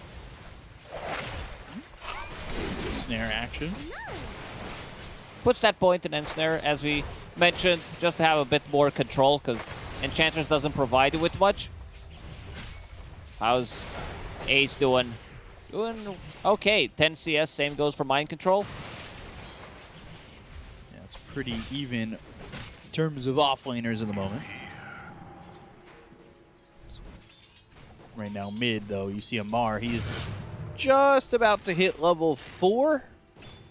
So it's not too far off that good start for Quinn. It's kind of mellowed out. They're both sitting close in the CS, and Amar's actually gotten a couple more denies. So 15-5 to the 18-2. Quinn doing a really good job in this mid matchup, having more CS than Dead Prophet, also putting an early point in Searing Chains just to be able to break Spirit Siphon. I mean, Quinn knows his matchups. He played pretty much against everything. Just like, oh, I want to play into bad matchups as well. Ooh, stomp. No sleep gets Doesn't lifted. land. Would have loved to have that sleep maybe set up the multi-shot from Sumail, who survived a little bit longer this time around so far. He was abused in game number 2. It was really rough. Just died, what, 4 times in lane. Top lane, GH. Goes up that kinetic field and Mind Control throwing out these axes, but a bit of shot flies his way, and it feels like Gaming Gladiators are getting the better damage on these trades. Enchantress will take over the Hellbear Smasher. Now you need to be really careful. Healing Salve immediately popped by GH. Very low on resources in this lane. They do have Ring of Bassi for constant mana spam, but in terms of health, they need to bring some tangos to this lane. So Amar, the first one to get to level 5 in the mid lane. Mind Control, Impetus, there's first blood for Celery. They get the glimpse back, that's some damage. Oh, no, Fairy Fire in backpack. Oof. So he'll die, but still has this Hellbear to try and body block GH, doing a good job, and throws in the Thunderclap. So GH, with Dyrachyo around him, will eventually die. And that is 2 kills in this top lane for Gaming Gladiators. Great start for gaming in this lane. Enchantress gets the first blood, then Naga Siren gets some solo XP, pushing her very close to level 5. And mid lane, Quinn will get his bottle refilled. And now Amar also taking over this mid matchup, sitting at 29, 30 CS against 25 for Member Spirit. A lot of damage on this Elder Titan. Reduced from the Fable though, and still was hitting for a plus 118. Just not a lot of life to work with running in like that. It's Fade Bolt plus Atrophy Aura, so the extra damage you get from Astral Spirit, I don't think you even get it. I gotta check how much it is once he gets hit by level 2 Fade Bolt plus level 2 Atrophy Aura. Might even not have extra damage, so now he TP's back to the lane. TP back to base. Mind Control again, in trouble. Yeah, Glimpse, and ooh, can he get this kill? He can't. Celery getting another one. And that Warpine Raider is going to help get it. MC shot it to death. Another one. Oh man, this point in Ensnare early on. Yeah, it is obliterating them. They'll get the second once more. So every time they have killed in this top lane, it has been in pairs. He plants a seed Gets for the pair. Celery to grow, and he's getting bigger. Level 4, it's going to be level 5 Enchantress compared to ET, who's only level 3 on the other side. Lanes, again, going so good for Gaming Gladiators. That Prophet is level 6, does have point in Exorcism. Let's see if they can use it. The problem that is arising in this game is the same problem they had in game number 2, right? Amar does well over mid, but it's on him to carry the entirety of the game, and they shut down the side lanes, which becomes an issue because Mind Control in the last game didn't recover, and Sumail, it took him Not too long to again. get back, and Mind Control now running away again from that Warpine Raider with a Seed Shot. Glimpse on Dyrachyo, but it's not really producing much more than a little bit of damage. Now the Axes, Song Forest. He's going to TP back and will keep his life, but that was close. Power Treads on Strength, Magic Wand, very tanky Raid Band as well. Ooh, these axes, gosh. they do hurt. 4 stacks already. Let's see if GH can find a glimpse. Kinetic Field, Axes, whoa! And Celery spotted and killed. But the Seed Shot And this Warpine Raider was not enough to get the kill. Did some damage. They'll bring in Tofu, who's looking for a Fade Bolt kill, and will get it. Also hits Mind Control, so he needs to kind of walk his way back. Got a Doesn't have that freebie. helm yet. Tofu TPs, leaves Ace in this bottom lane because his creep wave is underneath the tower. Does have Vanguard right now, so he doesn't die in this lane. So Male is only level 5. Quinn, his bottle again being refilled. Regional Rune bottom. Seems like Enigma Galaxy will secure it unless he can steal it with Slide. He cannot. It's on cooldown. So GH denies it. Yeah. Unfortunately, they couldn't take use of it and get Amar back to full health and mana. I can't risk giving it over to Quinn. You can see Ace, you were talking about him having a free lane. He is top of the net worth. So everything going well for Gaming Gladiators as all 3 heroes now appear at the top of the list. Get Narachio with the glimpse. He doesn't have Song this time. Primal Roar, Amar comes in, and they should get a kill, but the telekinesis, Amar thrown back. Narachio still falls. The Fiend's Gate is a little bit late. He was thinking about getting in there. Did not want to commit to it. Kuroki even looks. Yeah, Kuroki also wanted to follow him in the adventures. First rotation from Quinn. Searing Chains, Sleight of Fist, Sumail, Sleep. Oh, Nice dodge. There's And also the dodge blocks with him. the Remnant, and will get the kill on a Sumail. That was a double dodge and block. Woo. Perfectly executed. I don't think you can ask for more. Dire's top tower is under attack. Orb of Corrosion, Phase Boots, early cheap damage from Ember Spirit, so those slides, they are gonna hurt. Amar still didn't use Exo 9.5 minutes into the game. Usually you want to get that first Exo, maybe keep the tower at like half HP, then finish it off, but they also didn't make any rotations to his lane. Hellbear running at Amar. Tofu, he just throws a Fade Ball. I thought maybe they'd want to lift him up, throw him back towards Quinn. Bottom tower is under attack. Stack is also spotted. They'll kill it off with the Crypt Swarm. Amar, he's sitting close to the top of the net worth chart, but you can He see the steals rest the of his big one. squad. Easy 40 gold for Celery. Another stack on that Ancients, too. They got to be careful about protecting these stacks, though, right? Yeah, Celery also did block the big camp with his Hellbear Smasher. Beastmaster needs those stacks to be able to recover. Straight Song trying to find the right spot to move back to. Instead, we'll just go north towards the tower. Not going to TP out. They've got the glimpse. They had the vision. And after the Song, they've got the roar. They'll get a kill on the Naga Siren. Uh-oh, that is not what you want at all. Quinn and Ace are going to combine for a try here on a kill. Firestorm not going to be committed, and Kuroki eventually spotted with the slight and killed off. So that's not exactly equivalent exchange. Let's see if they decide to defend this tower. Maybe Quinn does have DD in the bottle and TP available, and they're going to smoke. Still at half HP on this tower. Going down and giving up. Radiant are scanning. I like that both offlaners are going for Crimson Guard as their first item. Dire's top tower Something very different than what we've been seeing in terms of like Guardian Greaves being one of those early items. It's great against Raw Ranger, Beastmaster, his summons, and now Amar in trouble. Here comes the gate. Yeah, that means Ace is up here with a Pit of Malice to lock down Amar for a second. Impetus, Telekinesis, and back into the Pit of Malice. So Quinn gets the kill into Amar, and with the Fiend's Gate, they'll go back towards bottom. Everybody's showing up. Let's just bring the numbers. Ace has 150 damage. Oh, Kuroki Kuroki seems very dead here. trying to hide, but spotted by Tofu. Sleep lands on a 2, not going to matter. Quinn with the double kill, and that's a double kill from top to bottom. Yeah, we talked about their lineup being very sluggish, but using Fiend's Gate to be everywhere on the map, it looks good. And Crimson Guard now done on Ace, so that's going to mitigate a lot of their damage. Beastmaster also getting closer to his, but not as farmed as Ace at the moment. The one who's struggling, again, is Sumail, sitting at 0-1-0. Didn't manage to get much, so needs to be able to catch up in the triangle, get some farm. Radiant's bottom tower has And fallen. try he will, but it's already a 5,000 net worth lead here for Gaming Gladiators. Big advantage for them, and Amar hasn't been able to hold on to that lead that he had mid. It has gone away and is completely in favor of Quinn at the moment. Same thing happened in the previous game where he did dominate the matchup in terms of CS.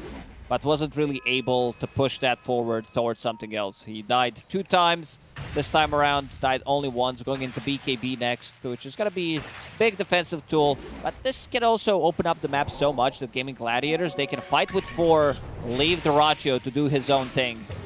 Yeah, he's been shut down a little bit in terms of the deaths that he's had. So when you've got someone like Quinn who can move, who's already on a mega kill streak and has some help from these supports, it's becoming an issue. And they get the kill into GH to look for mind control, and it's another double kill. Tofu keeping the distance just in case he decides to TP. Telekinesis was available. Crypt Swarm, Fade Bolt. It's a lot of damage from this position for Rubik. He can one-shot the waves with these 2 abilities as well, so expect him to be pushed in. Sumail still trying to get some farm here. Trying to find it anywhere.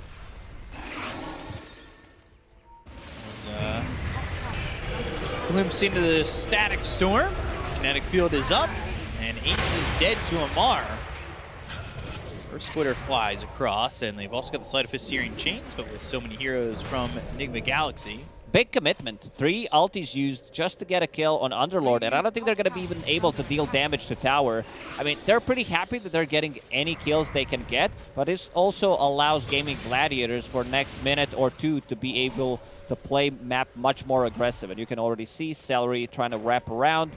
Hoping that somebody steps on the steps. Sleight of Fist, Searing Chains, and there's the follow-up stun. Fiend's Gate, they're coming in from behind. They want to go. They've got the Crypt Swarm from Tofu and the kill on Umar. So Celery, he has been a part of a lot on this Enchantress. He's 3, 2, and 5, involved in 8 of the 12. You've really felt his impact from the lane to the mid-game. And this is going to be another tower. Gaming Gladiators off to a hot start, keeping that pressure going. Every single time Enigma Galaxy uses any of these big abilities, they get something in return. The net worth lead is just continue to go up. It's 5K a moment ago. Now it's 7,000. Dyrachyo top of the net worth after being towards the 3-4 slot. Sleight of Fist from Quinn. And they'll run forward with speed as they go and drop the Pit of Malice down. Static Storm. Does have Siphon on the Tofu. Spirit Siphon, right clicks from the Drow. Sumail caught on the Pit of Malice once again. They're going for Kroki. Tofu's going to survive. And he goes to the Spirit Siphon himself. And now Tofu alive. Up on the high ground with like full health. They fight Sumail, kill off the Drow, and they want more. Thank you, Ice Frog. That's why I said Siphon as soon as he stole it. Oh no, the Roar used and just dead. Static Storm on top of him while one Spirit Siphon is running, gets another one, steals axes, doesn't even use all the charges, survives there, back to full HP. 9K gold lead for Gaming Gladiators. Things are falling apart for Enigma Galaxy. Spirit Siphon on its own is OS Frog, but when a Rubik ever grabs it, have we ever seen it gone more any other way than just survival? It's insane. Siphon me, I'll siphon you. Let's see if they decide to defend this tower. It doesn't seem like they're going to be able to do it. Extra damage from Orb of Corrosion. Sleep, but they're also underneath the vision. Deep Observer Ward plays by Celery. It's going to scout any move that Enigma tries to make. They can't defend that, and they'll lose the tower. I would almost want to have Spirit Siphon all the time if I'm Rubik. Just feels like a cheat code. There's some good spells you can steal in this game. Nothing like super spectacular. Crypt Swarm, if you want to push things out, if you want to have a bit more damage. Echo Stomp is an okay-ish one. I think Glimpse, of course, Static Storm, Roar are the big ones, but the cheap ones, Glimpse and Spirit Siphon, of course. Yeah, it feels very strong. I feel like I listed every single ability in this game, pretty much. You did.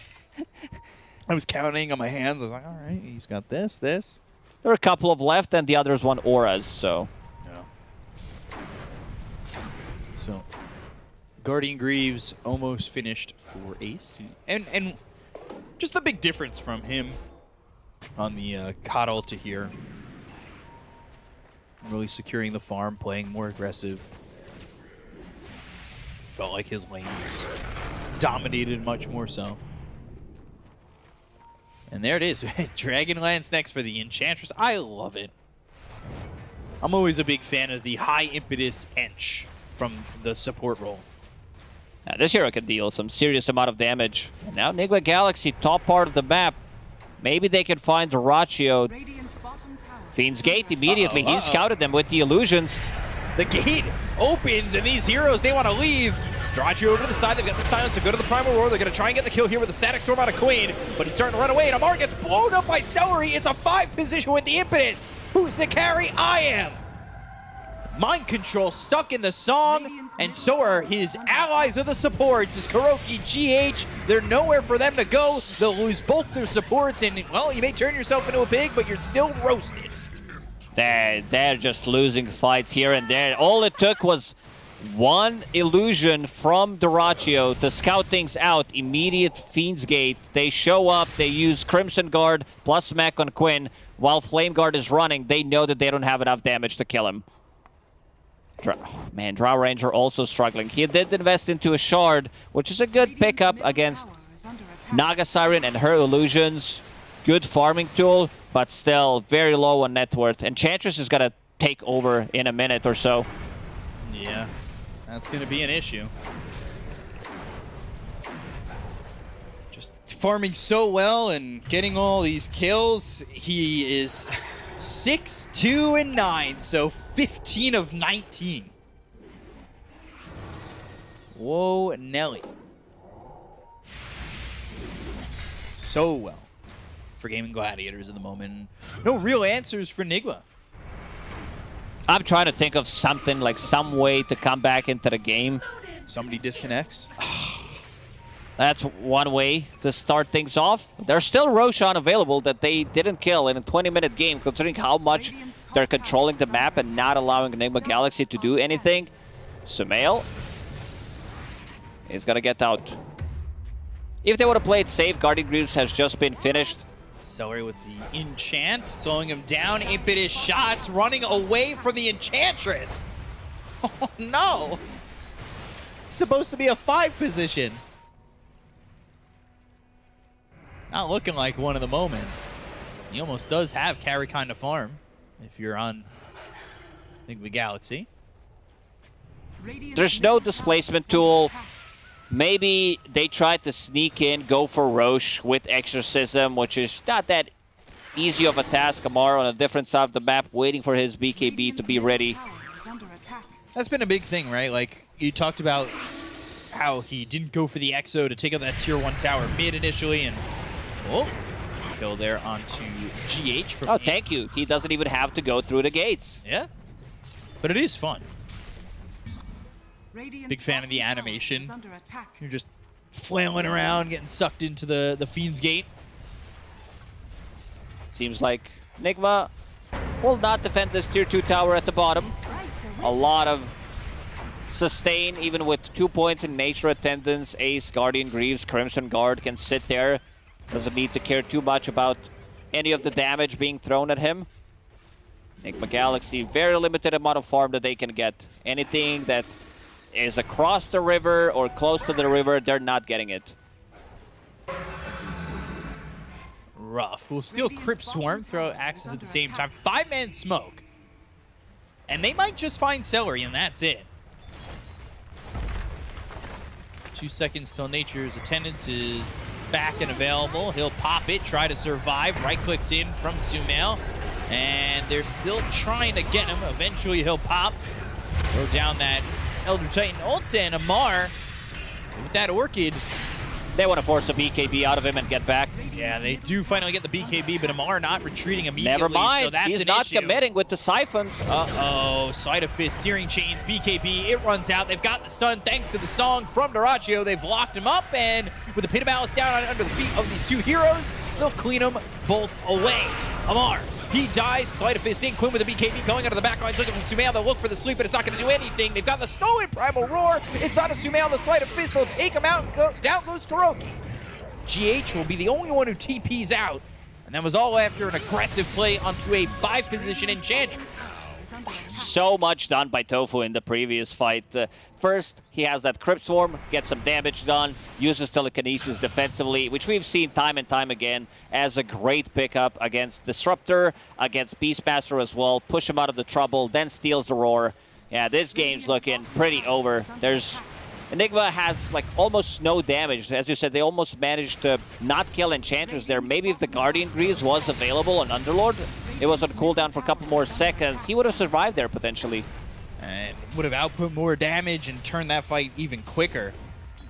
Go for the tier 2 over mid. Yeah, and I like how they separated the fight. As soon as he procs the BKB, they fall back a little bit, see how they're going to reset, and all this time they're fighting underneath their own ward that they have on the high ground. They are like, yeah, we can still take this fight. They re-engage after the BKB is down and just completely wipe them. Level 16, another double damage on Quinn. I feel like he had 4 or 5 double damages in this game. There's a lot of games that I've sensed recently. It's the only rune that exists. Maybe it's the most significant one that we talk about. Arcane Rune, I think it's the second best one. It's not like, oh, he has a Region Rune or Illusion. True. Like, Invis, 25 minutes into the game doesn't really do much unless you're playing the side lanes, getting the pickoffs. And now Ace, just full, like, trinity of the items, Guardian Grease, Crimson Guard, and Pipe. Pause comes out from Kuroki. You can see a smile on Quinn's face and Celery's face. They're taking this pause to keep the They have PMA some going. good and laughs, laugh. yeah. It was some kind of a banger joke for sure. What do you think it was? Knock joke? Just a pun? Something good? I don't know. Hard to tell. Can't read lips. But judging by their faces, they had a pretty good laugh about it. Another smoke from Enigma Galaxy. Yeah, they smoke, but well, Gaming Gladiators, they're in rush, so I don't know how you kill Naga Siren. She does have Heart finished, Pupil's Gift as well, sitting at 3,000 HP. I don't even know if you need to pick up this Aegis. Quinn, he's going in. and BKB and just running down Amar. Now his BKB comes out, about to lose Quinn's BKB. That time's away. They go to the Fiend's Gate. They've got the Glimpse, and he could always just come back. They'll TP out on the Death Prophet, so escape, but Aegis in the hands of Naga Siren. All right, let's talk about the runes. Now it's Illusion Rune on Naga Siren, which is pretty hype. So Manta Style, Mirror Image. Illusion Rune, all there and available. I don't know how they get close. 25k gold lead, 25 minutes into the game. Still having that stolen Primal Roar. Celery trying to get some kills here with that impetus. Will help to take out Amar, and he's got buyback. They go to the Glyph, but it looks like Gaming Gladiators are just going to stand their ground. I don't know how much they really need to worry about the damage output from the side of Enigma Galaxy at all with the advantage they have.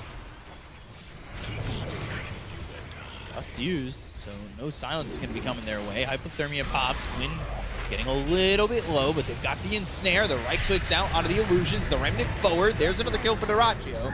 They'll buy back on Amar. Siderax is in trouble. The Pit of Malice locks up Kuroki for a second, and these illusions are making it tough for Enigma Galaxy to want to commit. There's just not enough damage. Crimson Guard, Atrophy Aura, Rubik's Fate Bolt, all this damage reduction. Let's see the combo. Pit of Malice. Yeah, Song in, buyback used by the Disruptor, and now they'll go to the BKB from Quinn. It's back up once more. Pit of Malice, and Sumail is in it. They'll lose him in mind control. Remnant back towards Amaru, pops the BKB, but he's trying to run from everybody on the side of Gaming Gladiators. He's siphoning and getting back into the base. Alive for now. Yeah, I think when it's time to call it, it is time to call it. They have no business left in this game, and Kura will do it. He'll bite the bullet and go to the GG call, and Gaming Gladiators will take the series 2-1 in a back-end sweep. So Enigma gave hope in the first game, and then Gaming Gladiators siphoned that away through games 2 and 3. And these second and third games looked really clean from them, what we've been expecting from them all season long. Yeah, they pushed this one to the distance, but in the second and third game, it wasn't even close. It looked very one-sided. Gaming Gladiators, I still don't think anything was bad with Enigma's draft in this game. It's just like the way they played it. Very late exorcism from that Death Prophet, and also the side lanes did crumble one more time. Like 10 minutes, 11 minutes into the game, 4k gold lead for Gaming Gladiators. Those early rotations, you praised Celery's Enchantress, how he managed to get so much done. Like some of the TP rotations as well. Rubik gets to the top lane, gets a kill. Underlord's free farming bottom. He gets to his Vanguard timing. You know that the hero can't die. And also the usage of the portal was so good. Yeah, it felt like Fiend's Gate, if they caught a glimmer of vision on these heroes, they were like, all right, let's go, let's do it.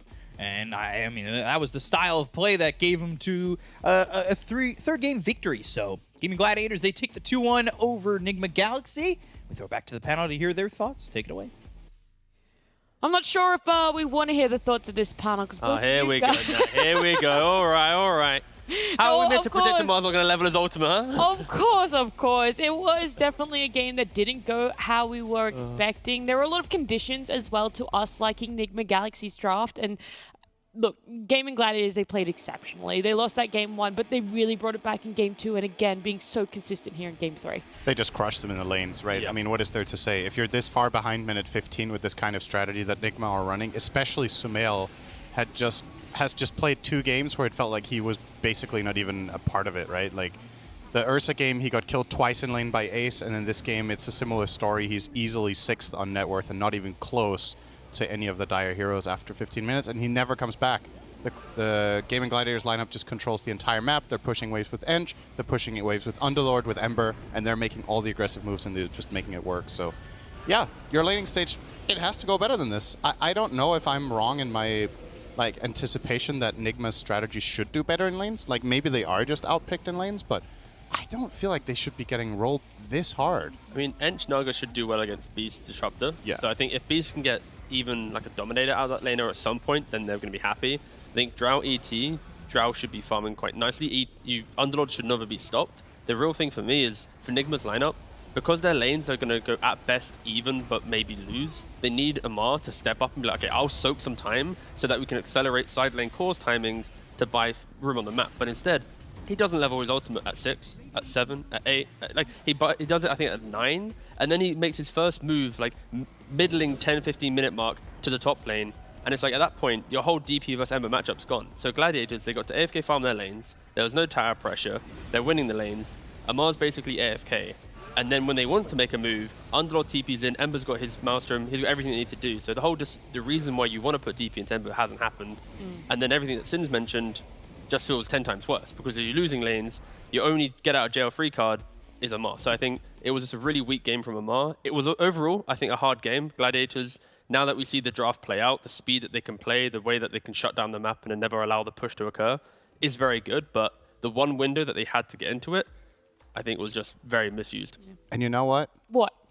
Who failed the Amar test this game? It was Amar. Amar was bronze tier DP. Bronze. Oh, no. He failed his own test. Yep. And look what happened. He forgot to That's why level you should have ultimate. stuck with these guns on not picking anything that isn't Grandmaster. It was rough. It was rough for Enigma overall, but I think at least for Gladiators, they are reminding us time and time again that Underlord is a really underpicked hero. The speed that you I can love play on it. the map, like if you can't get Disruptor in your lineup, you pick Underlord. You know, you don't glimpse them to you. You just chase them with multiple heroes and negate to them. You know, and they play this hero with the utmost speed. What he bought: Greaves, Pipe, Crimson. Celery then goes Boots of Bearing. So you have 4 auras at like 20 minutes, just plowing through the map. I think Ace just popped off once again. If you think about how easy a game is to play when all your towers are still up at like, a 15-minute mark, imagine that. And then on top of it, you have a TP and then another global ultimate that could put you anywhere else outside, like further into the enemy's territory. So it was great. Fantastic showing from Ace and on this Underlord as well. So he gets 2 MVPs for himself. I think there has to be honorable mention, though, to the support. I really do want to give a shout out to both Tofu and Celery. We weren't sure how the support duo combo of an Enchantress and Rubik would play out, especially being a first phase pick, but it was fantastic. These guys also definitely showed up. Yeah, and the Rubik Underlord lane is just a great spam lane, right? You're just pushing out the wave with Fate Bolt, with Rain of Fire, and you just keep controlling. It was beautiful to watch. For me, quite a highlight for them was, Celery, we've talked about, is he ever going to bring back the Eng? It's big in China. It's like a first phase pick there. He brings it out in this game, and he shows why he was a master of this hero in the past. Yeah. It seems like a great backup for them when they don't get I'm also happy for him not having to play on dying. That's true. Every single game. So good on him. Celery proves he's more than just on dying, man. They win this one. Gaming Gladiators 2-1. Winners interview. It's going to be Quinn joining us right now. Quinn, hey, what's up?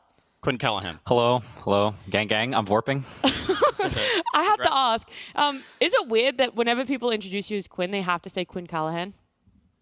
Do they have to? Is there Yeah. some? Are they It's legally like- obligated? No, it's like this weird thing. Whenever people say Quinn, they're like, yeah, Quinn Callahan.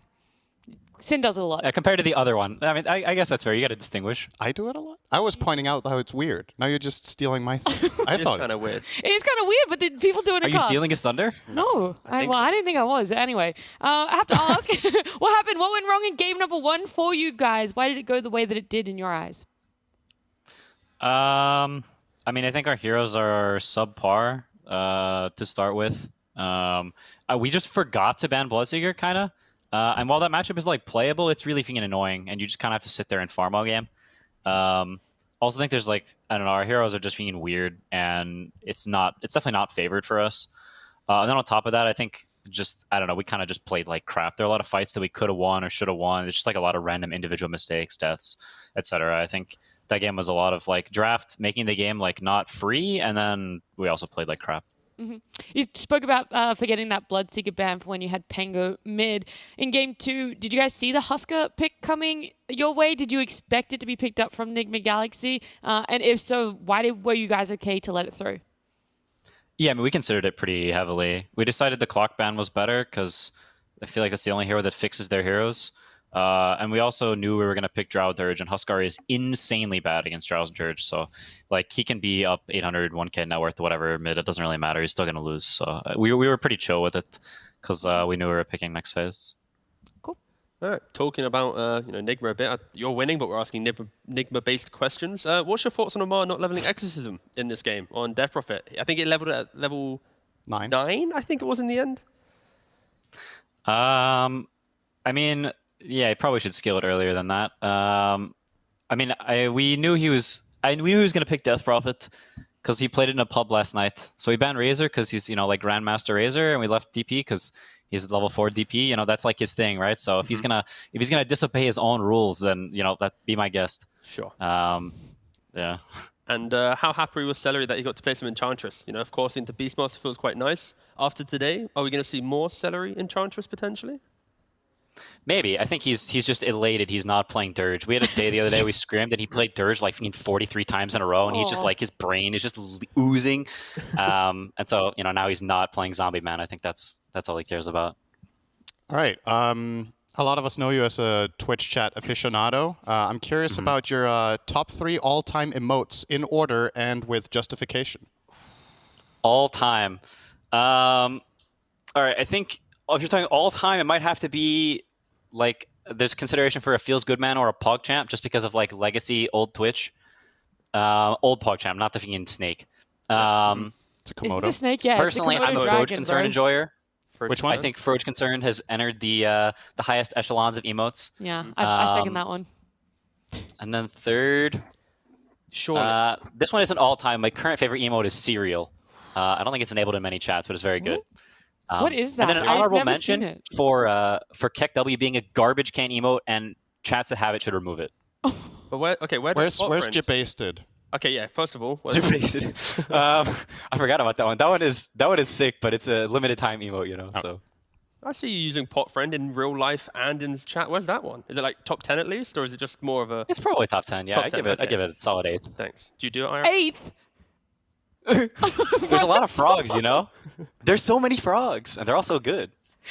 All right. On a more serious note, one more question. If this season started over and everybody was at 0-0, and I told you don't have to play any games, but I'll give you 3rd place, would you take it before we even begin? Like how strong do you feel in the division that you feel like you would want to play out the games for a chance at top 2 at least? Yeah, I would never take that.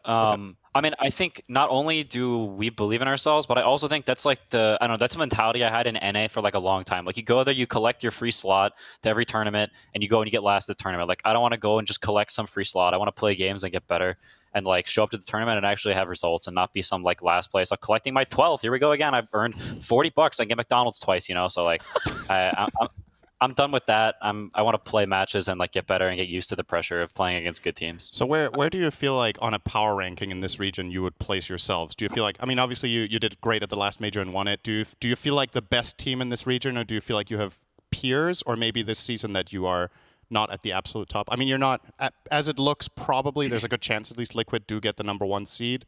Yeah. Do you feel like that's representative of the region in general, or have you guys disappointed a little bit and you still think you're the best? I think it's hard to say anyone in Europe is objectively the best. I think probably it's us or Liquid with Tundra. Tundra's a bit volatile right now. I think there was a period where they kind of didn't have their identity so much and they were like trying to figure stuff out. I think they were a lot better in the series we played them. So I think Tundra, it sort of just depends if they have their meta going. If they have like their heroes and their meta, then I think that team is very, very strong. But I think probably right now it's us and Liquid, and who's like #1 and 2. It just depends on the day. I think we have like a pretty good matchup against Liquid, but I think Liquid has good matchups against like every other team in the world. So it's like, you know, sort of back and forth. Okay, thanks. I guess, of course, we've still got Urudu to play after. Do you think they're going to make it to the major? Or do you think there's going to be some insane tiebreaker shenanigans where maybe Entity or something take I want to jump on this before you answer, because I was going to ask almost the exact same Okay, line. go on, It go was on. not Urudu. Who do you think is going to take the last slot for the major? There we go. I think if everyone continues to play at the level they have been playing, then I think Oridu is the best. Nice. There's a question of like they have a lack of experience. There's a question of like as it gets close to the finish line, they can like taste the major. You know, it's like right there. Do they play worse? And you know, who knows? But I think if everyone keeps playing as is, I think Oridu makes it. Awesome. Well, thank you so much for joining us, Quinn. Congratulations again on this win of Enigma Galaxy. Thank you. All right, bye. Bye-bye. Get upset, by the way. He said he spent $40 on 2 orders at McDonald's. What does he spend $20 on at McDonald's? That kind of adds up. Maybe it's like just nine a lot of nine inflation nuggies? in Australia, but I reckon you can get like a meal and Why maybe are you a side asking of this nugs. after the interview? Why didn't Yeah. you ask him in I was the going Yeah. to jump on it. What but do you then- get in McDonald's? But then you asked some Oh, actual look. questions, and I can't This- just go and go, you know what, let's take a real Dota question and just ask for Yeah, you a can. $20 McDonald's menu breakdown. You definitely yes, you could have. definitely can. Okay, I mean, well, he took the Husker question. Have you and worked went Dota with- events before? Yes, Honestly, you can absolutely ask them. There's so many. We didn't even get to ask him about the major at all either. But look, fine. that's in the Whatever. past now. We might be seeing them for tiebreakers. Who really knows how things are going to shape up? All I know is that we'll go into a break. When we come back, it's Liquid up against Oridu Thunders.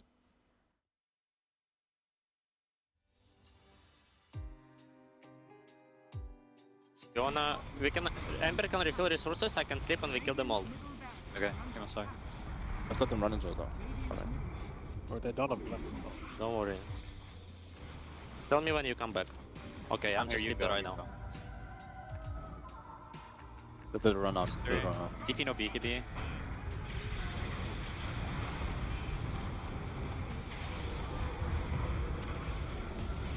They have 0 damage. Where's the damage? Up postal. Might be.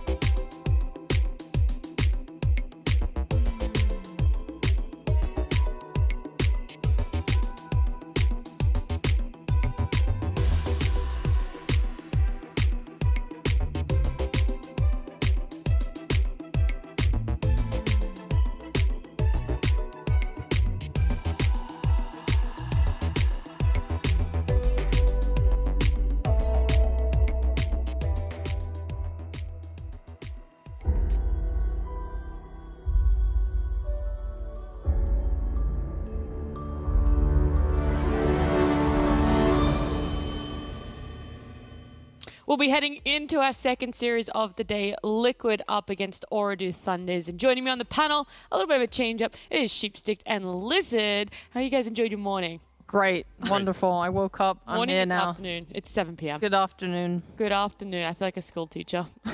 Yeah. The morning is just before the games that you're covering start, so...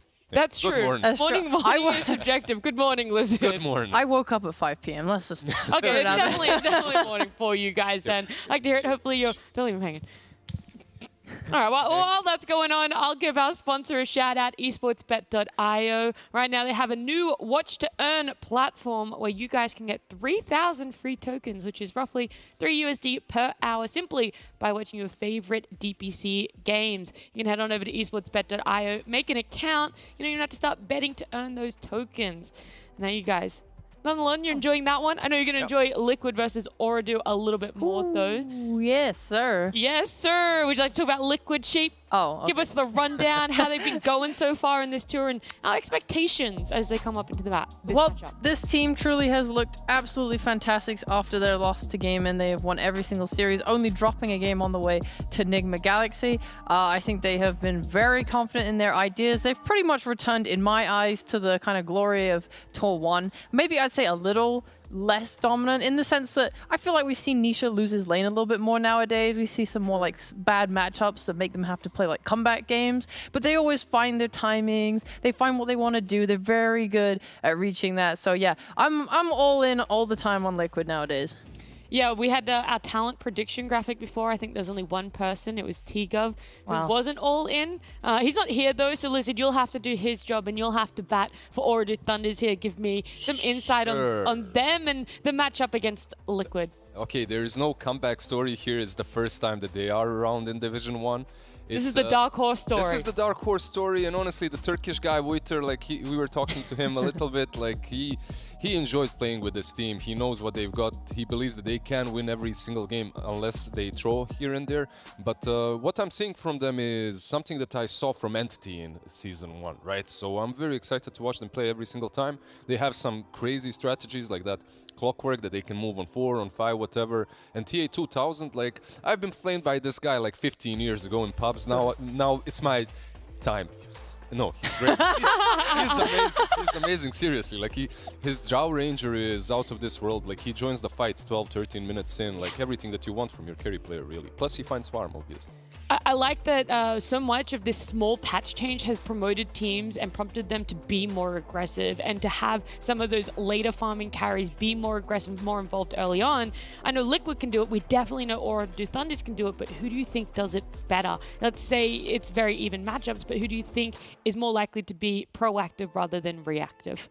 Ooh, that's hard. I actually feel like it depends. What exam is this? Okay. I would, but here's my For thing. 100 points. We can see them both do it. I think actually both of these teams are pretty flexible in terms of how they want to play. Like it's not so much we want to be aggressive and fast. It's that they will just try and build good drafts, especially Liquid. I think they're very much more methodical with how they draft, and then they'll decide what they want to do. Like last tour, how many times did we see Boxy running over the game on his pos for, like 15 minutes in, there's just too many kills and the game is snowballed out of control, right? And I think both these teams also can play for like later game timings, maybe they need Mickey to be more of that later win condition, same way with TA 2000, especially when he's playing these range carries. One thing that I think differs these two teams, like Team Liquid can play anything, right? Like if you look at Nisha, his versatility, his hero pool through the roof, and he can dictate the game, or he can be one of these Kunkas or Timbers that just kind of blocks the map. Meanwhile, for Ooredoo Thunders, I have a feeling that they're more of... we have a set of strategies prepared, and we're gonna execute them. If you ban out crucial heroes for these sets, like we might not look as good. That's how it strikes me, at least. But so far, they've been very innovative. I want to turn our eyes to this draft because it's already so interesting. Nature's Prophet getting through. Team Liquid had first pick, and right now they're favoring the Disruptor for themselves over the Nature's Prophet. I think, is this the second or third time we've seen this now? I feel like they are maybe moving a little bit away from that as the highest priority. I think that's fair. I think supports like Undying and Disruptor are like really, really good right now and enable a much larger set of carries because they still have the option here to take Natures at the end of this if they want to. Okay, Phoenix first phase for me has been like something that I'm only seeing the last week, like in the Chinese region, in Western Europe as well. He does a lot, like it's still a Phoenix, right? Like your team fights are better, but you're picking Pango, you're not covering it at all. Like, and it's in the first phase. If you're Team Liquid, maybe you could pick something against him straight away, or do you just continue with the normal draft? I'm not sure really. Like, but Pango, he has been strong in Season 1 as that mid laner or off laner. He's still as strong, so why not? Maybe it's just meant to pressure them. Like, if you want to pick Nature's Prophet, like we have a Pango, which is semi-decent here against it. Otherwise, maybe what they are just trying to force them away from their comfort there to try and have to deal with it. I mean, who are you really picking? It seems to be Puck, because it's like I don't think they feel comfortable taking a Bloodseeker there, for example. And I was thinking Bloodseeker as the best counter, but maybe it's a little bit too early to pick him. Puck, however, for me works not only really well versus the Pangolier, but also versus the Phoenix. You always have that backline catch, the silence is good against him, you can take him down before he even eggs. So I think this is perhaps a better pickup, plus you have Static Storm set up, right? Like you have Dream Coil into Static Storm. I like it a lot. It does require a lot of bans though, it's probably my biggest fear here, because they are not playing with second picks, so they have to kind of ban to protect the core they want to pick in the middle of next phase, as well as ban to protect their Puck. So we've seen Nisha get absolutely slammed on like the Templar Assassin mid before, we've seen him lose to Timbersaw, although I'm not sure Oredu Thunders are going to run that one. We've seen Tinies, of course, are always good against Pucks, as well as DKs, but I don't think we'd see that get banned. But there's a lot of heroes, right? I actually think those two are probably the crucial ones, DK and Tiny. We'll Yeah. see. Like, Really? I don't know. Like More than a TA? Well, TA on the lane itself can dominate the puck. Right? Yeah. Like can win the lane.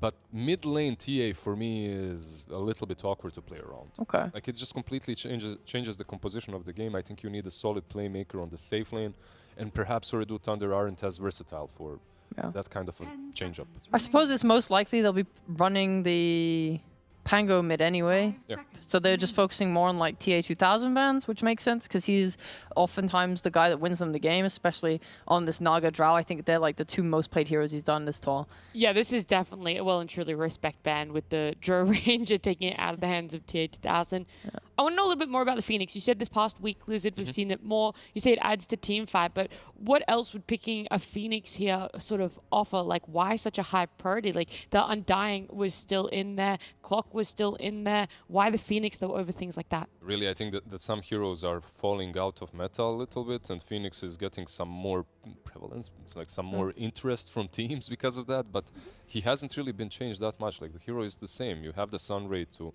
heal up your big cores during team fights. You have the Egg that works well, but that's pretty much it. Like, I still haven't figured out my power level of Phoenix at the moment as a 5. Yep. But he's solid, like decent team fight, that's it. If you ask me, I'd much rather have the Disruptor over Phoenix. I'd much rather have, I don't know, the Rubik or the Undying that you just mentioned. But when you have like Pango, Clock, Phoenix, the team fight does look very solid.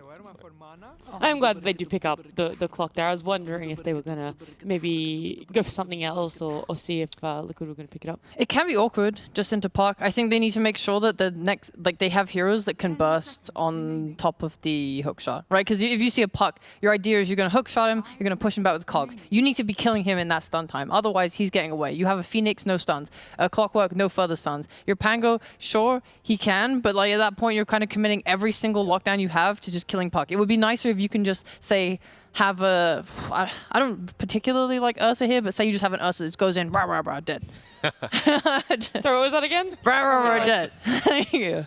Yeah, I would love to see some rah, rah, rah. Thank you, guys. From the Ursa, but so good. Yeah, like it's something that Team Liquid can also think about. Perhaps not the rah rah rah, but anything that destroys the egg, like one of these heroes that shoot fast, pew pew pew, maybe a Mirana or something like pew, that. Yeah, like any one of these is always decent into the Phoenix. Wow, he's so good. good. He got the pew pew pew. Holy moly! Really, what does Mirana do? I don't know.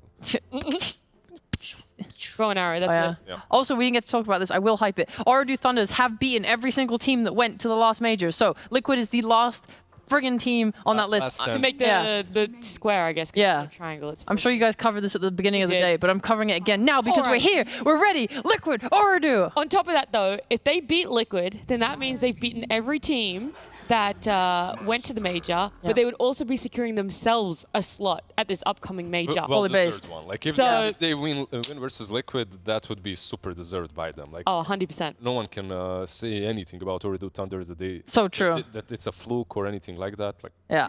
they won versus major teams so far. They are actually just super friggin' cool. Beastmaster Alright. getting all the way through here.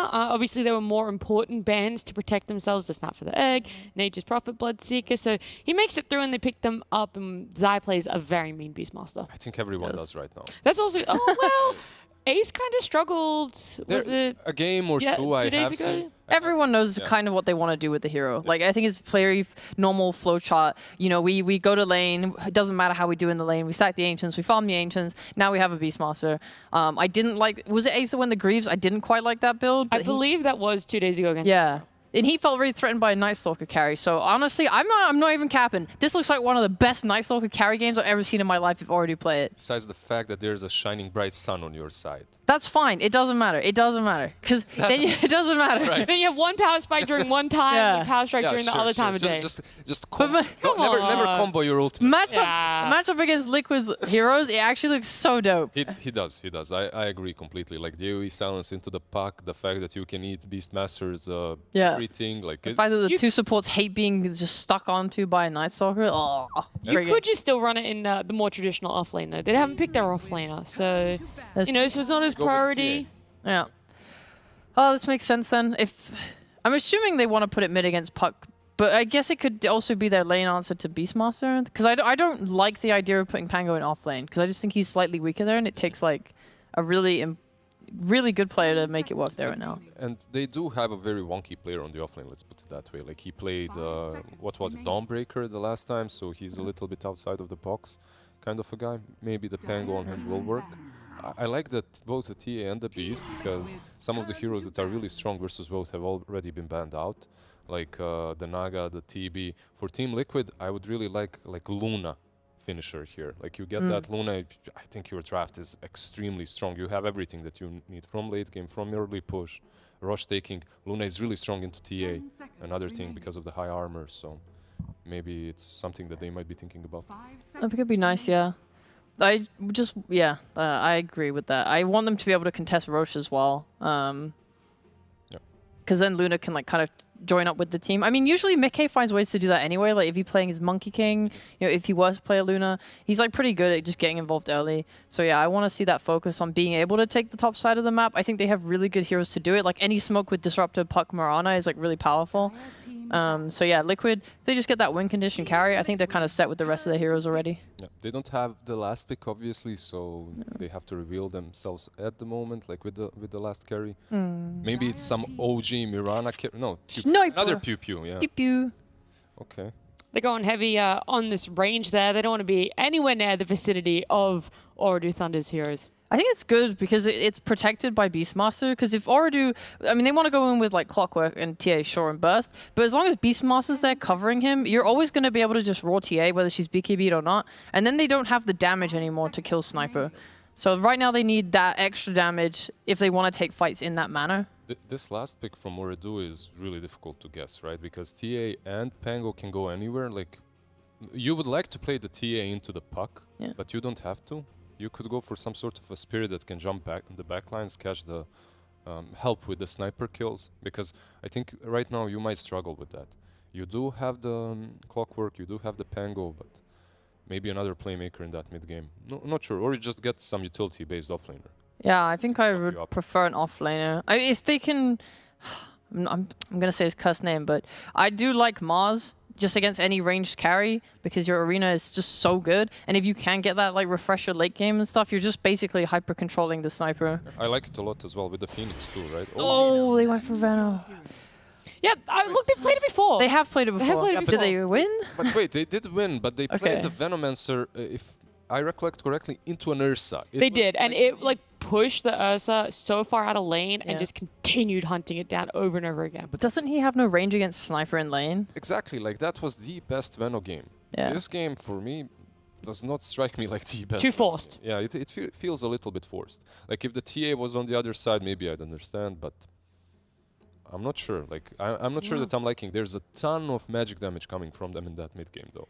Like, you need your BKBs fast on Liquid. Yeah, I guess like if they're able to sort of push into areas they want, control it with the plague wards, and then just have like TA doing whatever she wants in the middle of it, I can see that being a cool idea.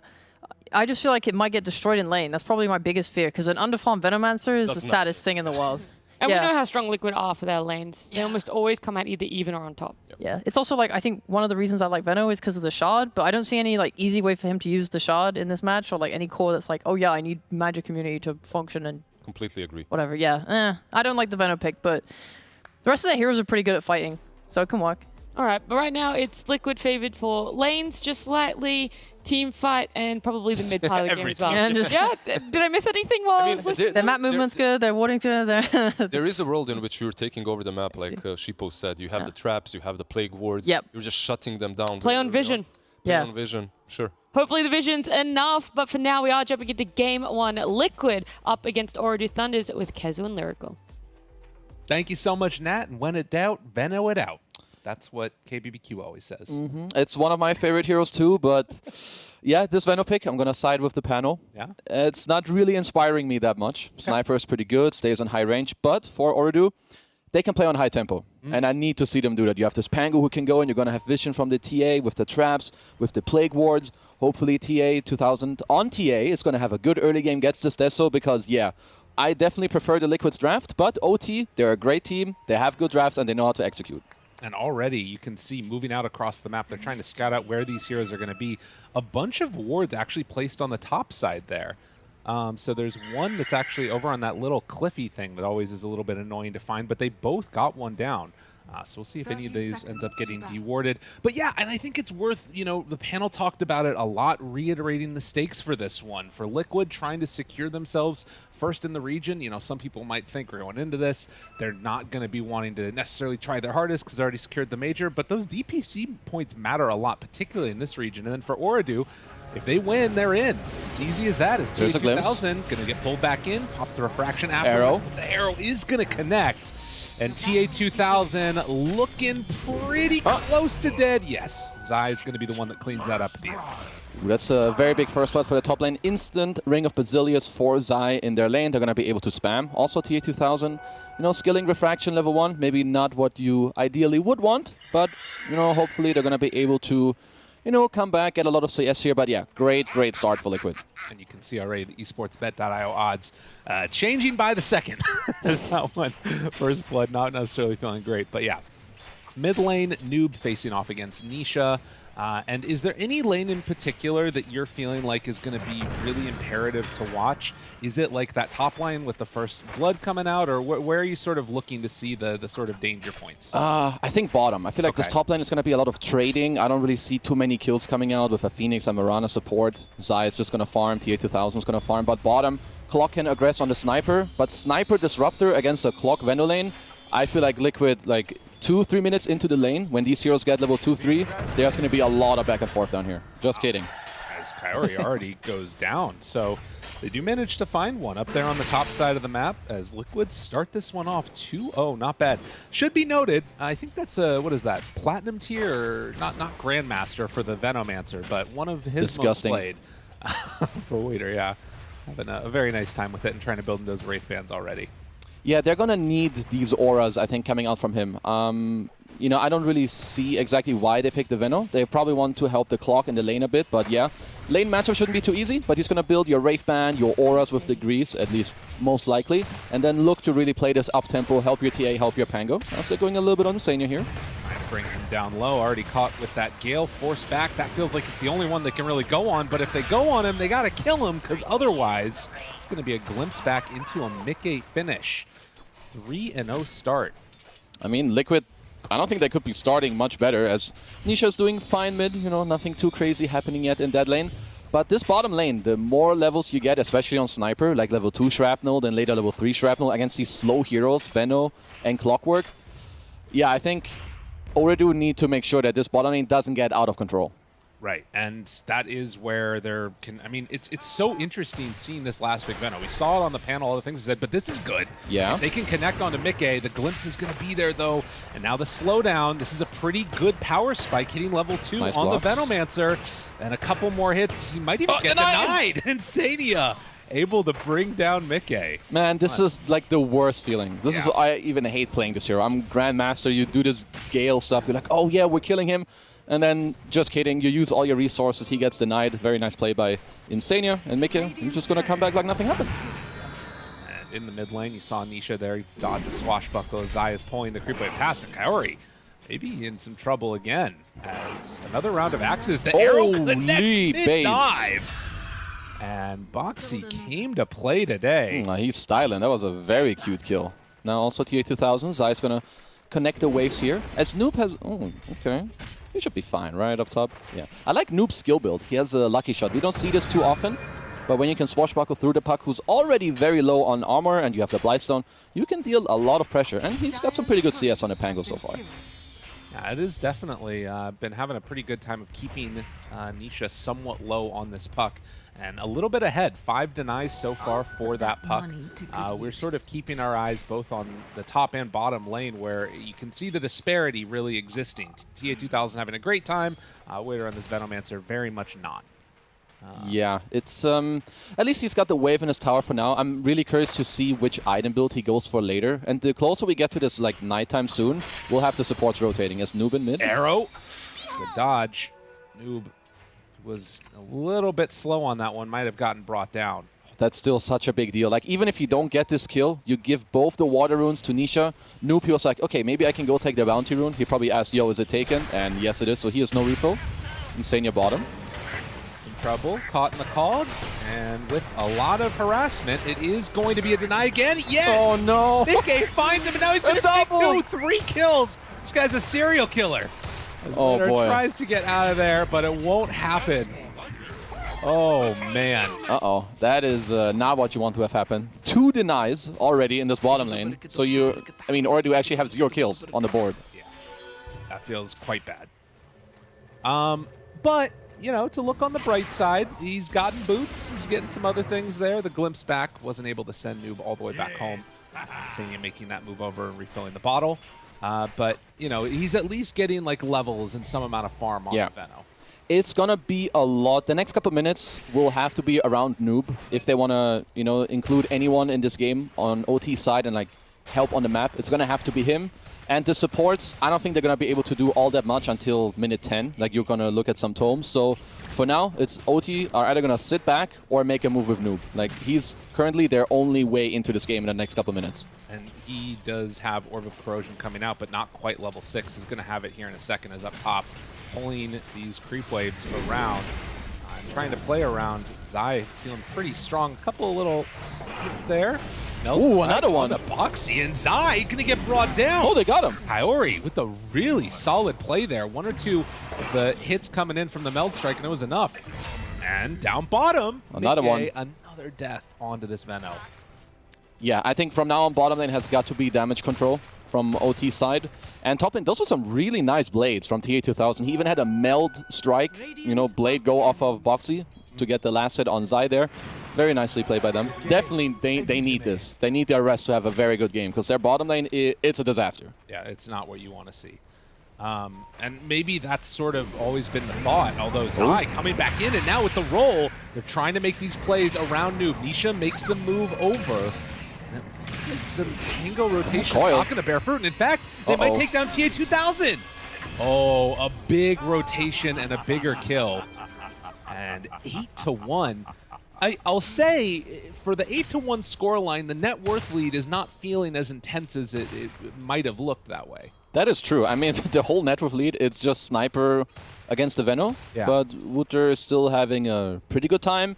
Noob is also doing okay. TA2000, even with the dev. I mean, you're pretty close to the enemy tier 2 tower. 6 minutes. 6 minutes, usually not the place you want to be.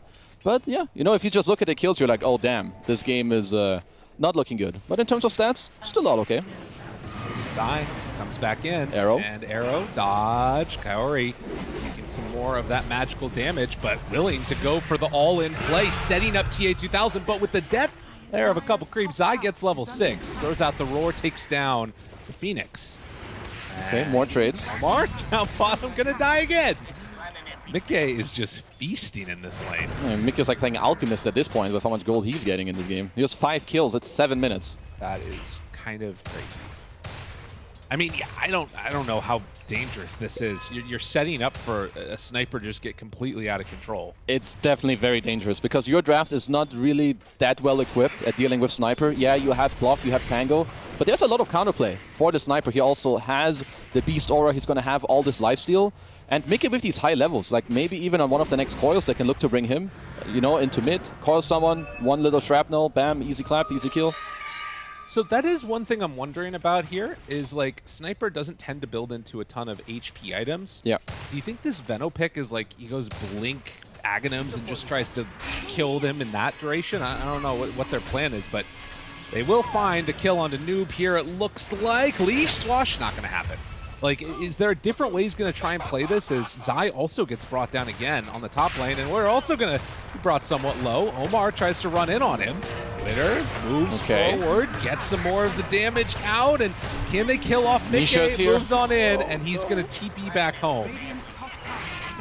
Well, okay, 12-3, still only 1k lead somehow. I don't know what's going on, but okay, so the Veno, you asked if he can do like some blink ads. Like, what's his build going to be? What's his idea in this game? I feel like I never see this hero. Well, I think first, the best thing you can do is to build auras and help your team, which he might still do. And then eventually, absolutely, I can see him go for a blink dagger, like just get in there, try to get your ult on some couple heroes, but it is really hard sometimes to try and make that build work because heroes can stand their ground, there's a lot of lifesteal, you maybe get a Satanic eventually on Mickey. As Boxy, yeah, this top lane is getting pretty annoying. Sure, now they're just going to park the Phoenix here. Curry is going to get a lot of levels. You have some TA traps around, so OT, you know, they're holding pretty well as TA2000 is on the top of the network now. I know, despite having 2 deaths, you compare that to the Sniper who's gotten 6 kills. It's kind of crazy how well she's been able to farm. They're looking bottom. Level 6 early from Mirana, Moonlight Shadow. I don't know if they're going to be prepared for this, but Nisha reveals on these wards, and everybody backs away. Okay, both teams doing some very nice movement here, as you have OT, you know, try to alleviate some pressure from their Veno by moving down bottom, but Liquid, no. Okay, Mickey, in order for you to stay here, we need to angle, come over, so both teams kind of push each other away, which makes sure that Liquid get to hold the bottom lane. Nisha looking on a rune. 2000 chasing the orb. Nisha will not decide to go there. And Noob thought about going for a moment with the roll. Nisha gets stuck behind some trees. It gets out of there. Already has that Witchblade completed too. Yeah, I've seen this more often now, the just straight up Witchblade rush. But I like how OT are currently, you know, how they have their heroes on the map. STA2000 is going to eat an arrow. Liquid now, they should break the map open. You need to kick this Phoenix out of top or kill him and take the tower. Because right now, sure, you're doing fine. But just like look at the map. TA2000 is going to keep farming the jungle, take over mid. Phoenix is going to chill bottom. And then the Pango can play with the clock and maybe connect to the Veno or to any fight. So OT, they're pretty happy with the state of the game right now. Yeah, and despite being down so much kills, they don't matter as much if you're getting the farm across the rest of it. Witter holding this one very comfortably. You saw it building into those Greaves. Has Mech coming out soon. Nobody wants to gank into a Veno's lane, that's for sure. Feels terrible. Yeah, like even though Veno lost his lane so hard, like with Pango, you know, being off the map every now and then, it's not that easy for Mickey to stay bottom, as they're going to make their move most likely to top. Yeah, this is the call that you were asking for. Kick this Phoenix out if they can. Nisha and Sania both heading up to the top side. Looking in the jungle, actually. We're hoping to find somebody there, but nobody's home. No, it's just perfect. It's a very nice farming pattern. You know, farming the jungle into mid at some point when you feel like it can be a bit scary. Now's the time where maybe they're smoking on me. I'm going to farm right as they find Noob. Static Storm, but Noob, he gets out of it. So all of these moves from Liquid not bearing fruit. They are going to farm out the jungle here with Zai, having that Helm of the Dominator creep. So that helps them a little bit, but still not taking down these towers and not really stopping Oridu from continuing to farm up. They've taken a gold lead now. Yeah, Bounce it back and forth. I mean, luckily for Liquid, it is a really good sniper game, so I'm not too, you know, they shouldn't be too afraid if this game does go later, as there's also a Moonlight Shadow happening all over the place. TA2000 thought about going there for a second. But he is going to head off to the side. Roar down, can't manage to get the egg off. Don't know if he would have wanted it anyways. And, well, Noob also gets brought down by Mickey. It's actually a dirty combo. They Moonlight Shadow, they coil you. He's been moving before that, so then he gets glimpsed. Back, it breaks the coil, and he basically instantly dies. So for Liquid, looks like, I mean, somehow, so Zai got Coyote on his own, which is great. Now the rest of them, they get to go bottom and even defend their own side. So now Liquid in this last like 1.5 minutes, they're getting a lot of grip on the map now. certainly are. Retaking a little bit of control over this one as 12 and a bit minutes in. They still haven't really been able to take down that top tower, get that much damage onto it, even after the Phoenix kill. Zai focusing instead on trying to get his farm up and wanting to get into that Helm of the Overlord, which does feel like it's going to be an incredibly strong timing. Oh yeah, they're going to have a really good timing.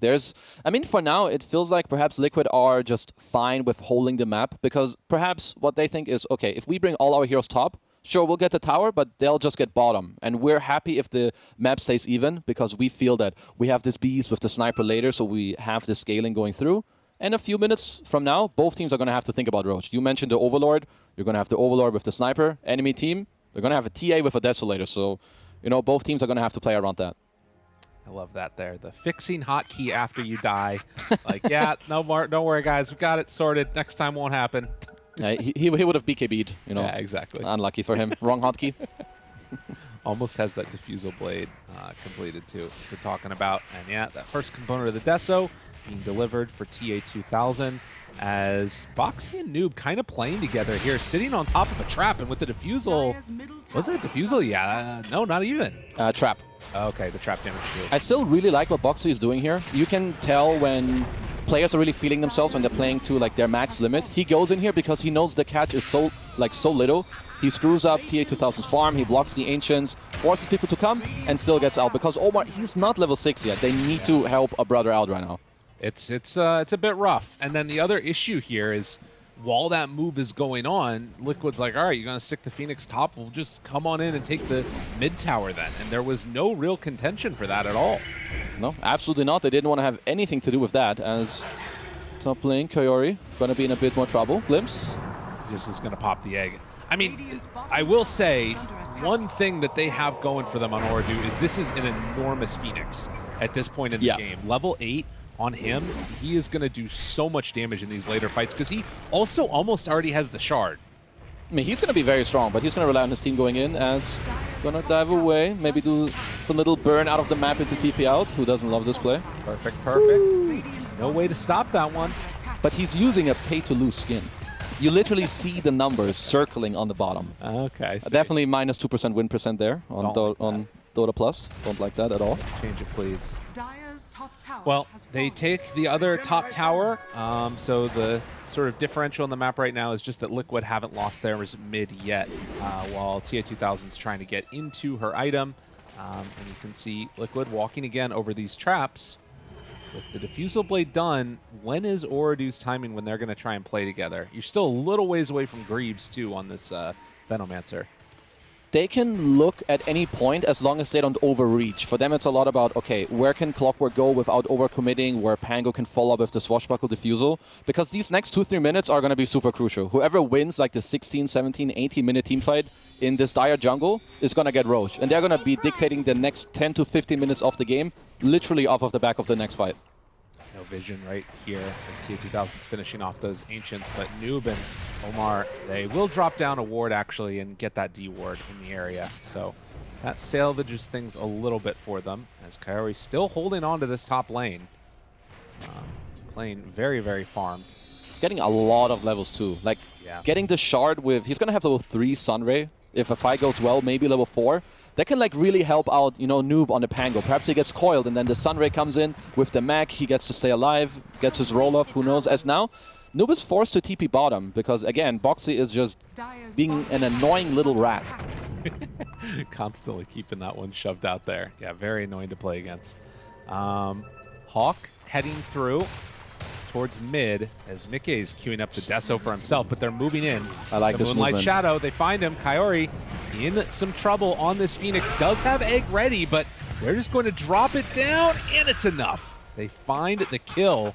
Is that enough to make them think they can go Roche? No way.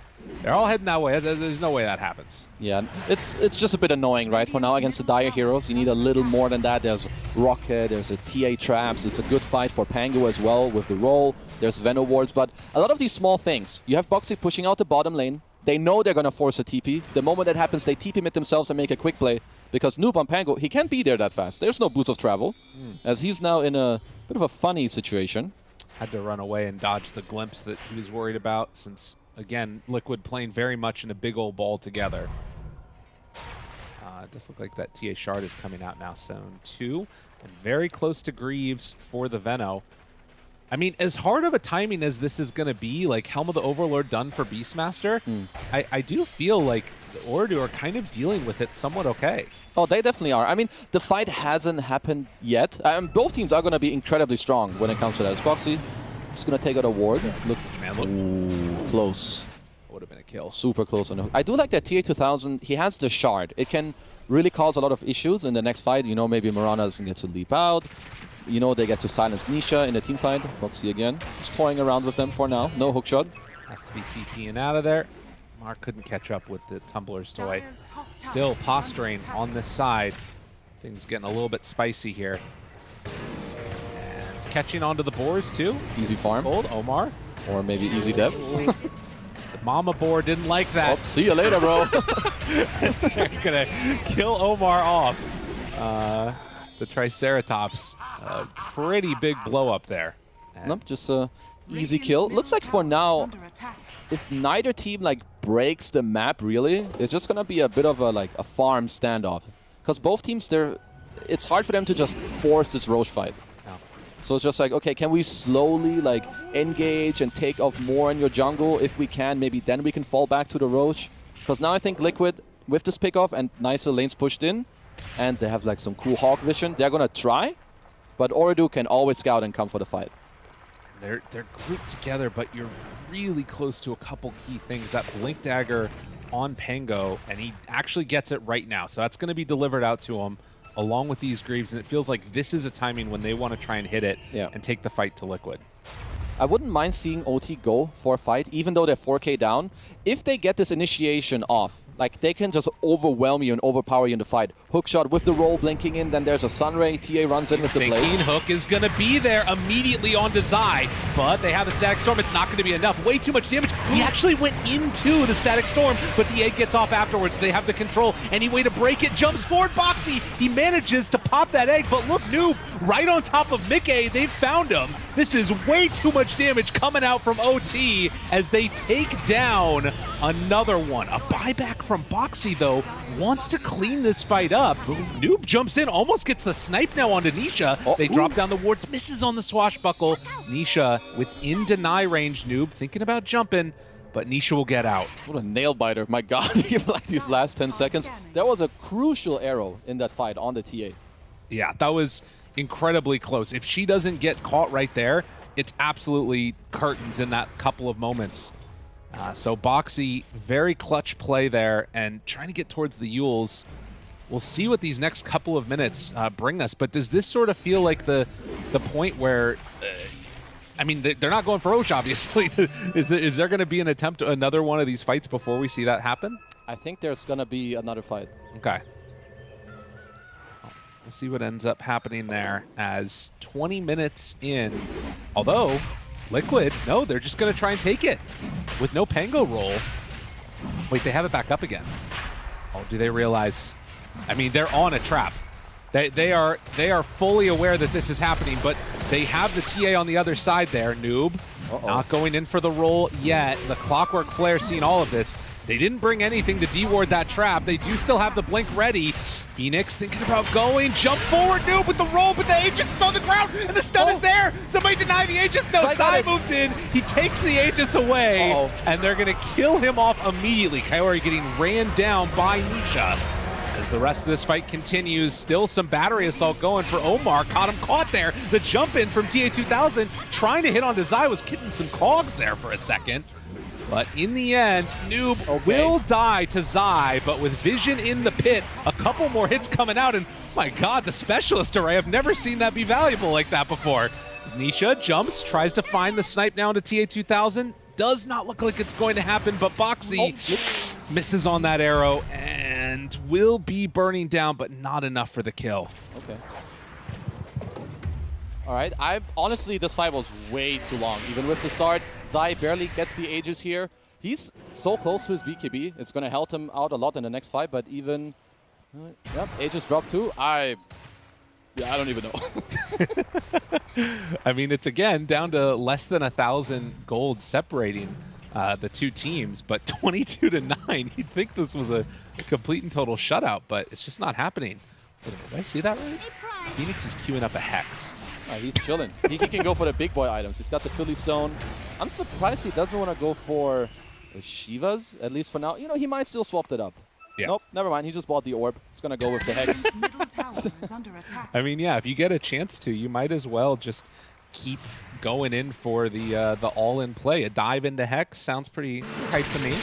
I mean, getting this overwhelming go in and then getting to Hex, it can really make a big difference to make sure that off of the roll, people don't get to BKB, and you can keep the fight going. Because with OT, they need this jump in, and they need to keep it going once that happens. Well, I think this is one of those moments now where you think about how different things could have looked if, you know, a couple of those fights just turn out a little bit differently. But over these next couple of minutes with no Aegis now, that felt like it was a huge timing.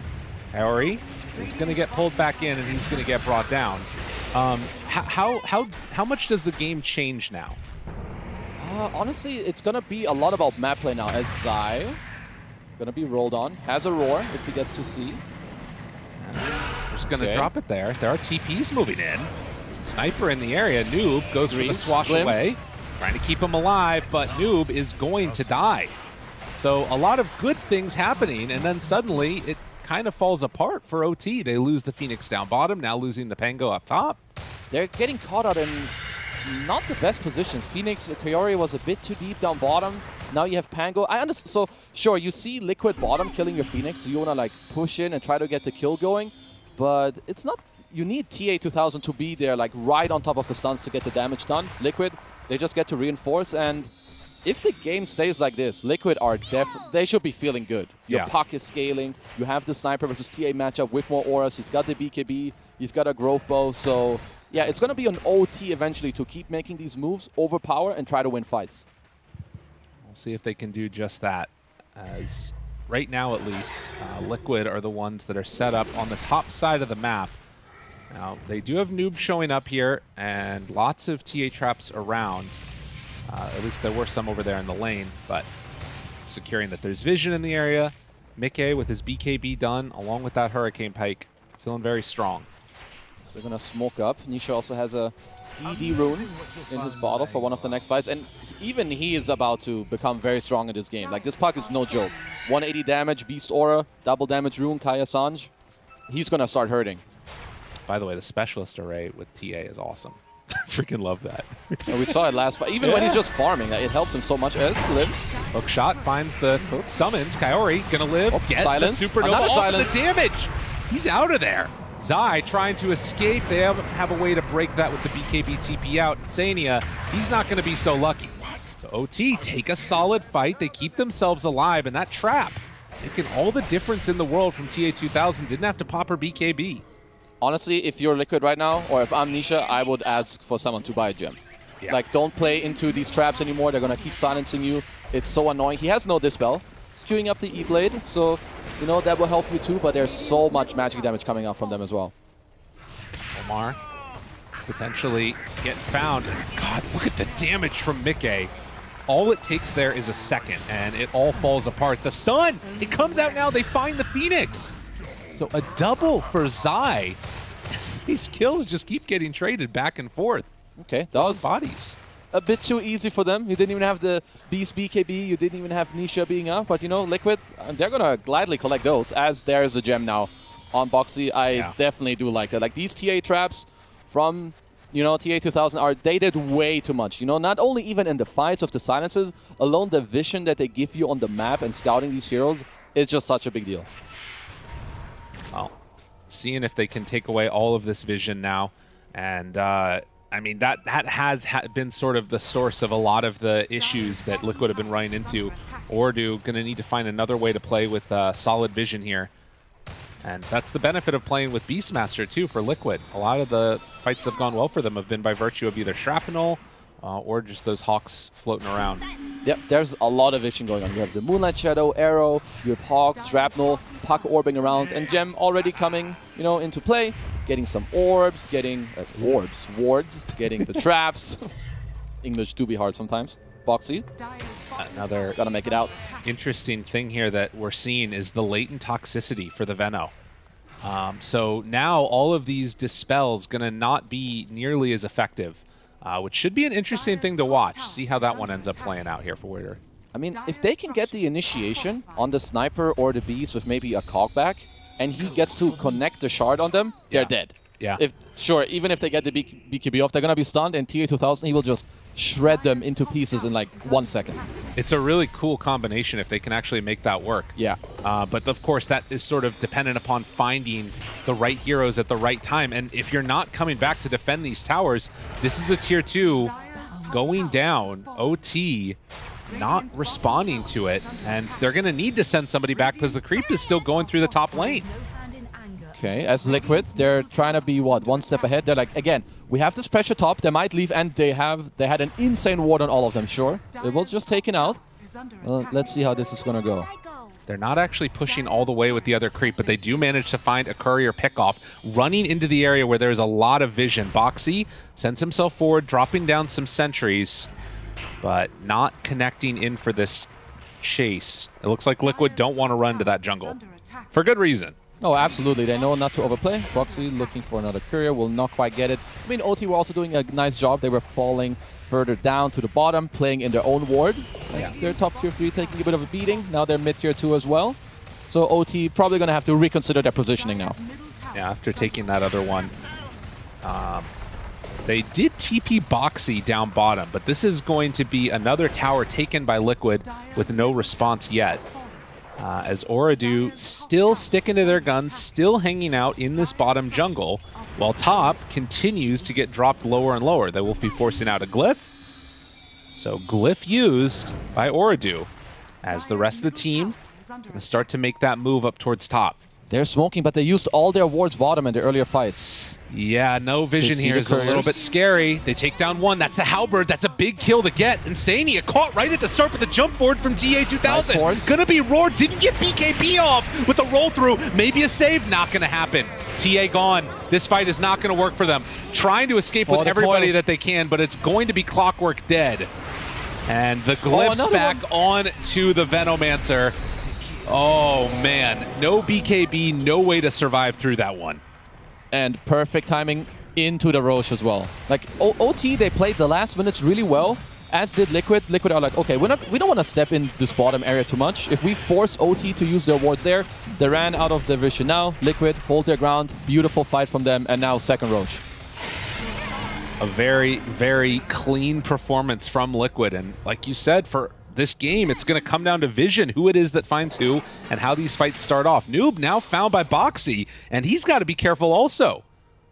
Will they be able to run him? Very close into some Yule arrow. Boxy just going to farm out some more traps. No, they're going for more. Moonlight. Kaori, this is the Scythe reveal. This is not the Scythe reveal that they wanted.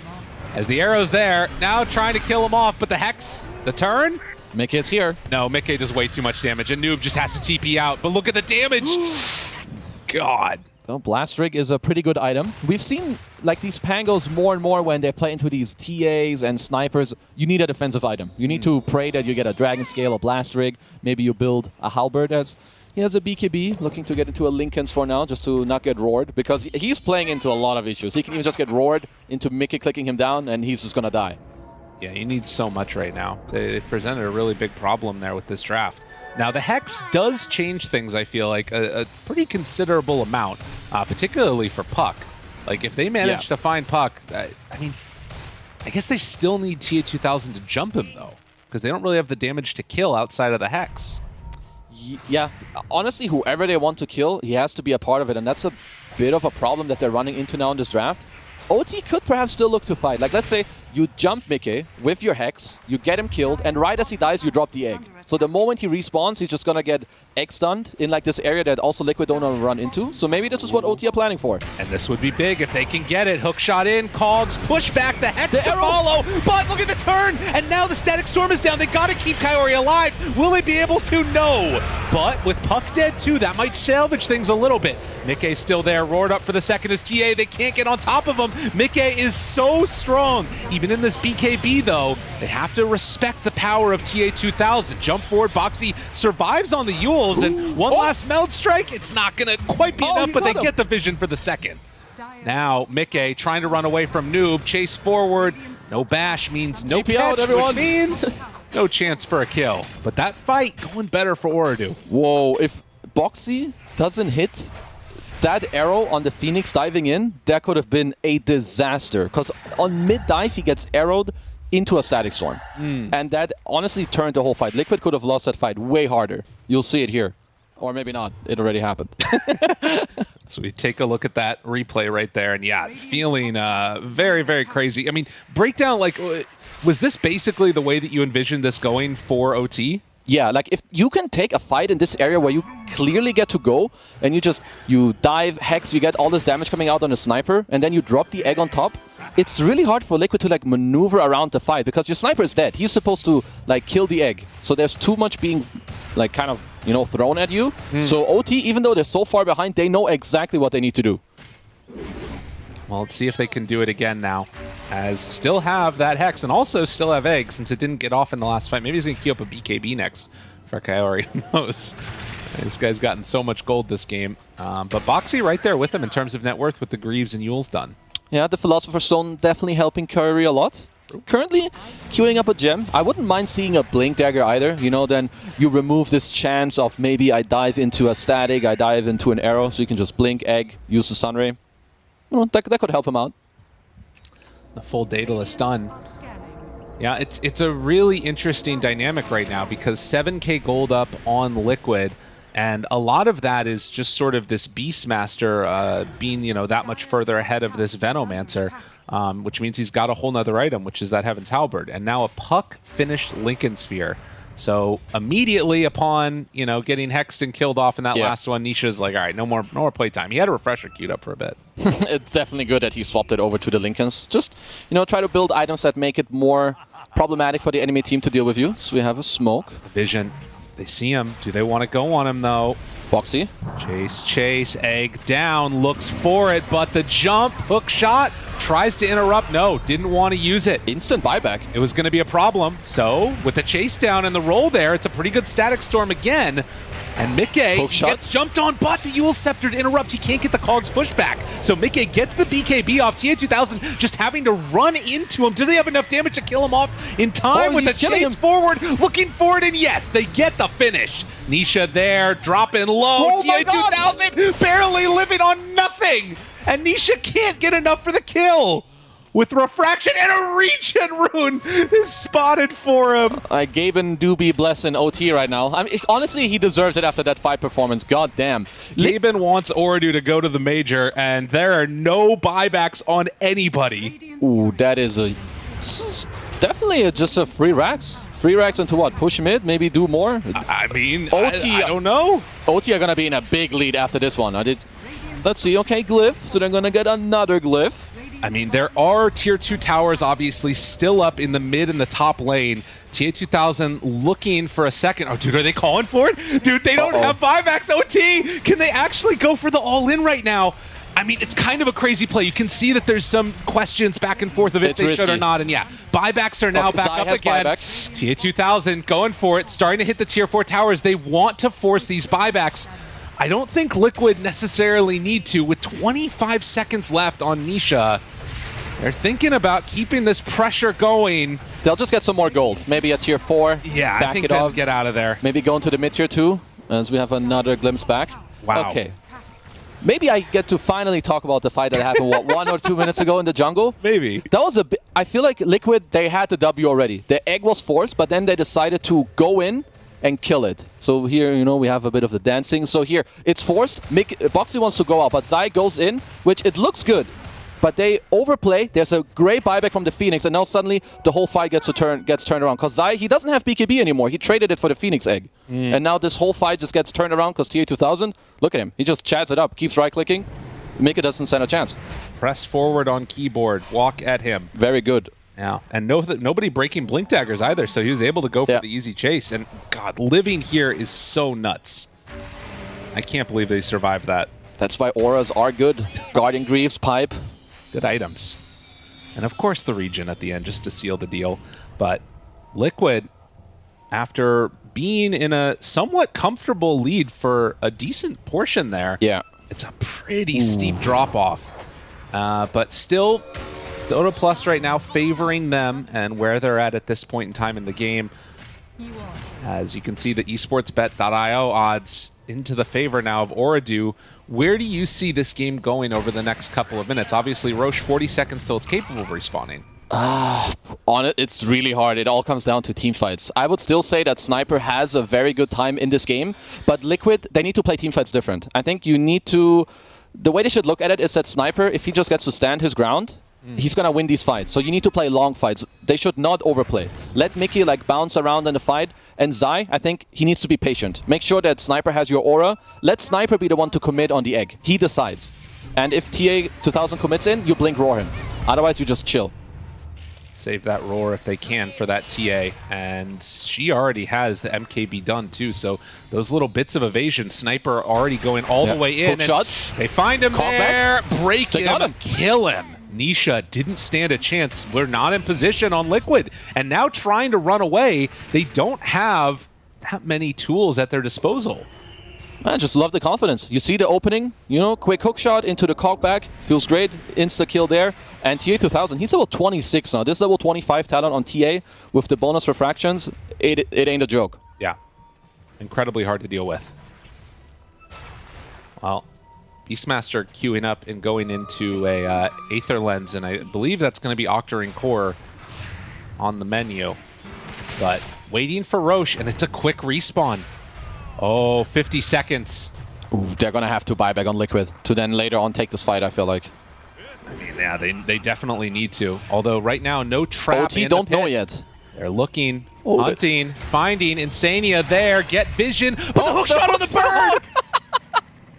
I cannot believe that, but the roll forward and now jumping, finding that Beastmaster, the turn, but the egg is there, and yeah, Mickey gone.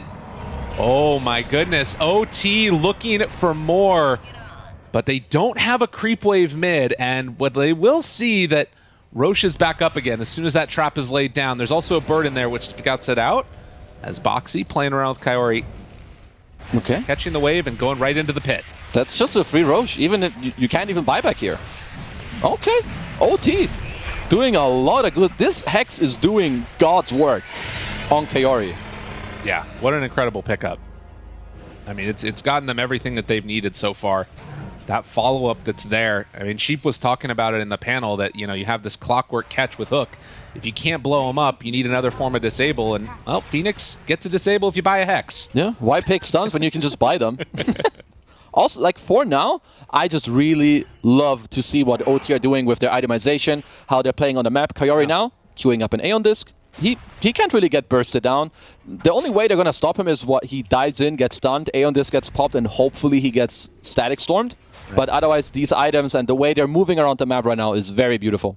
I think that we have seen a huge explosion in the amount of like late game hexes over the past couple of weeks, and even more so now we're seeing the even earlier ones come out. And if you think about Ooredoo and the way that they played this game, so much of it was just giving space to that Phoenix. Yeah. Even when they were making like 4-man smoke rotations to catch up on the top side of the map, they left him bottom to farm out waves, just ensuring that he was getting that item. So they're gonna smoke up. They're drawing a line to go through bottom. Perhaps they have a ward. They wanna like smoke close to the base, drop it right inside and get a quick kill with a dive hex or maybe hook shot. Zai under Moonlight in the area. And there are some wards. Might feel safe here. As Moonlight Shadow is about to wear off, this could be an opening into the base. Omar spots him right there to the side and finds it. No, he misses, but they get the Hex. That might be enough as they chase through, roll and Winter on top of him, and Mickey, he's gone. I mean, who needs to go high ground when you can just walk there? Now you got to defend your own base. Honestly, that is just such a Chad play. Like, you just smoke around on these high-range heroes. They're not expecting this. And again, dive Hex. What do you do as Mickey? You just die. You get turned into a pig, and then you get rolled on, and what do you know? You're dead. Unreal. And going in for the tier 4 towers, forces out the buyback from 1, but Sniper doesn't have buyback. He's 25 gold away, and that's going to be a full set of racks. Do they just go top next? I mean, if they want to, 60 seconds, no sniper, they're saying, no, we're going on in for the tier 4s. Nisha trying to buy some space now. They're buyback checking right now. I know Yo, they are, and what he up? has it back up again now. So if they want to, they can buy back on the sniper, waiting to see what OT decide to do. Jump forward, finds him, Zai there, and there's the Hook buyback shot. with the hook shot, and then the Force Staff trying to keep Zai alive. Omar backs away with the jetpack, gets caught by that lasso, excuse me, oil. Bliss. Splitter gets turned upon, and TA2000, no way to save this one with the Aegis forward, but That's the a deep Phoenix one. Egg is going to die. It went in a bit too far. Noob tries to TP out, the roar is there, finds Mickey, that is going, excuse me, finds themselves the TA. Ruh-roh. There's Not going to good. be BKB TP out, gets it off. He's dead. And still dead. Oh, no, no, no, no, no. My friendos. What have they done? Well, they were buyback checking and figured out it is up, but they went a little too deep as Liquid. They've got a lot of time on their hands. I feel like we've seen this before. Is it time to run down mid, my friends? TA no buyback? Then they throw it back to OT? Potentially. Who knows? Throws. It could happen. Wait 1 minute to find out. What a swing. Ooh, it's going to swing even more. They're dead for over a minute.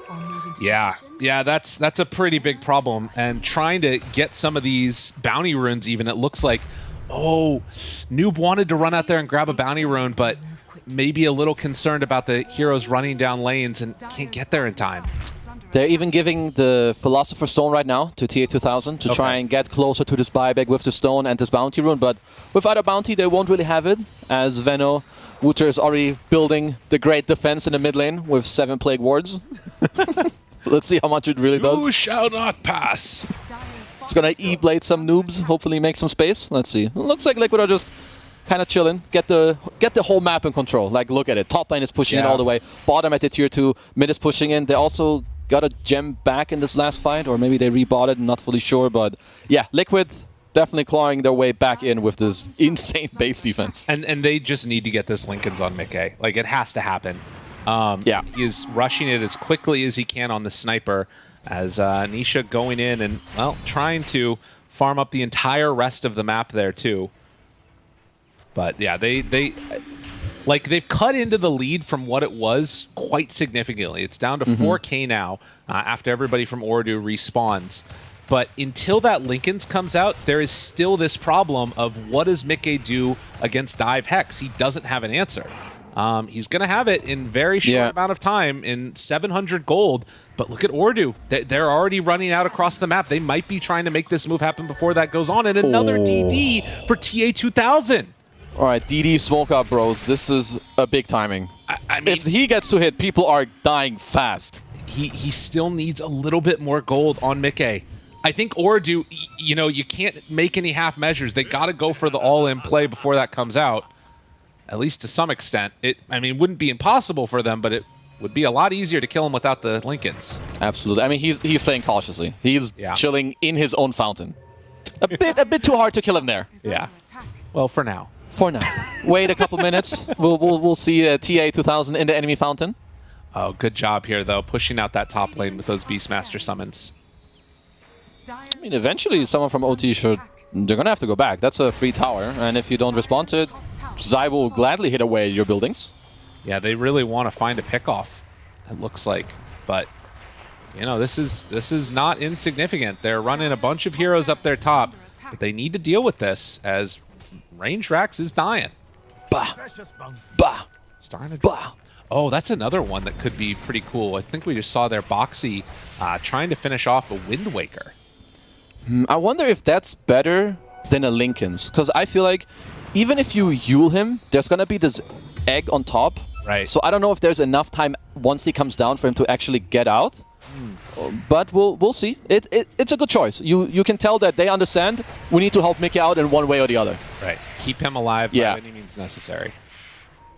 And we haven't really been able to see this Heaven's Halberd either placed on the TA2000. Yeah. BKB'd or Zai just dying. Roche, 1:15 away. And it looks like Ooredoo, they actually want to play the safe route and try and defend for another Roche fight. I mean, you need to be careful now. Like, both teams are basically doing the same thing on the map. Yeah. They're holding their ground. If you overplay, it's going to be very easy for you to just die. And in the meantime, Boxy, he's like, I don't want any part of this. I'm going to get some gold, get some farm, and eventually, Nisha poking a bit. There was a weird interaction there coming out where they had vision, able to do a little bit of damage with the Stormcrafter, revealed himself. But 46 minutes in, and Ooredoo were on the verge of ending this game, ended up overplaying, and now we're in sort of this stalemate mode. And now this bot lane is quite annoying, though, for Liquid. They're constantly going to have to push it out with someone. And Liquid, I would say they should be pretty happy if Insania gets closer to this Axe. He's only 400 gold away. That's like a huge win condition for them. If they can get to that one, that would be enormous. Arrow. Oh, nice block.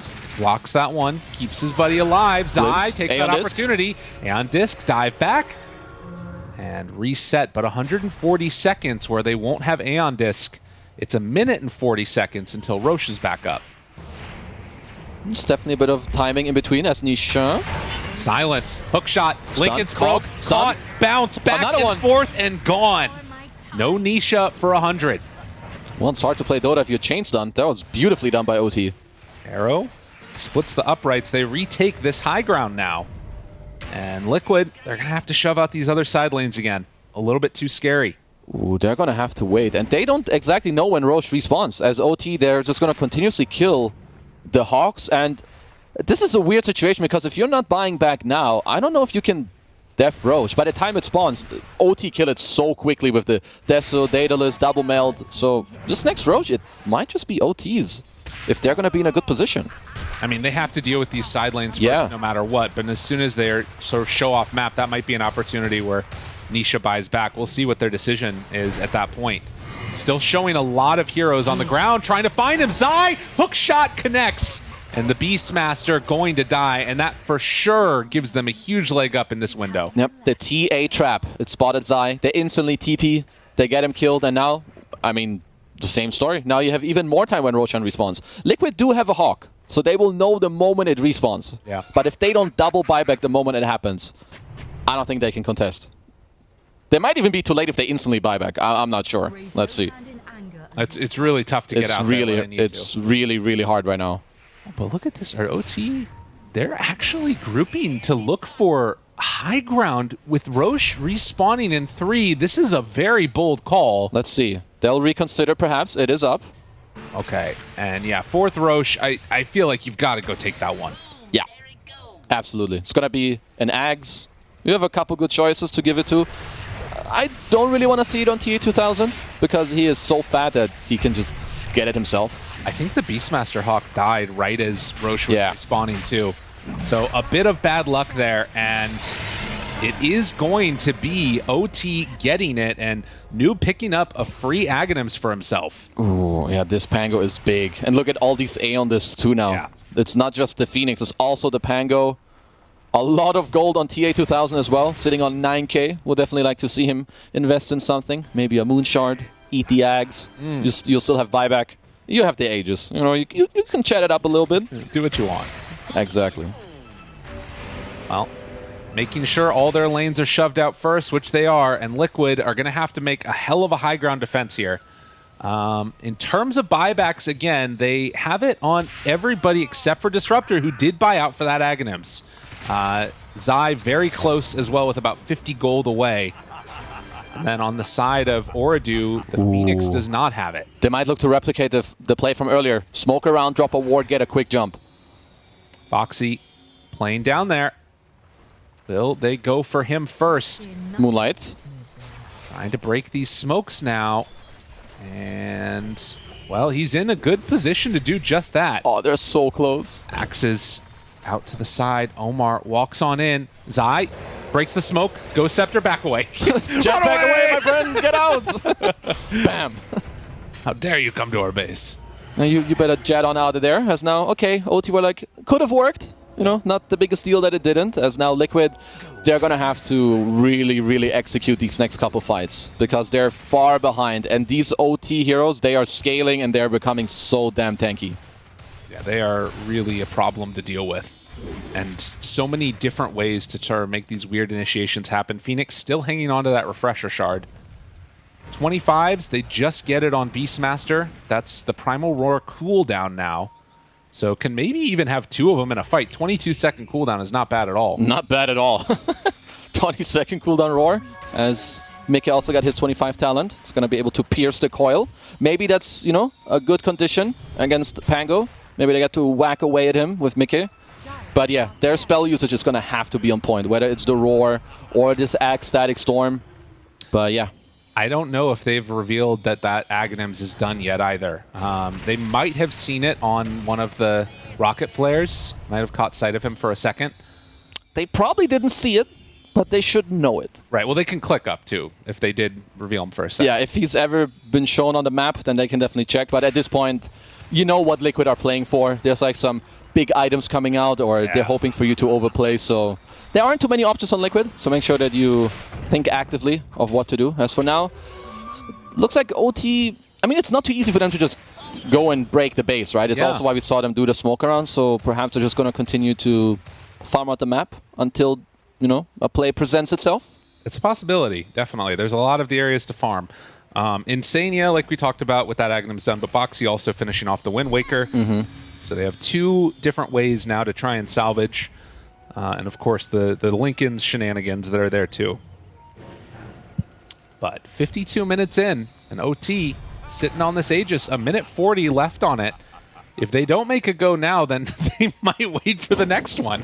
Who knows? Honestly, yeah. I mean, they can try to do these plays over and over with every smoke they're getting. Yeah. To like try and, okay, we go here. Because if Liquid aren't leaving the base, it's just not easy for OT to feel comfortable going up this high ground. And you're like, okay, you want to just chill in your base? We'll farm the entire map.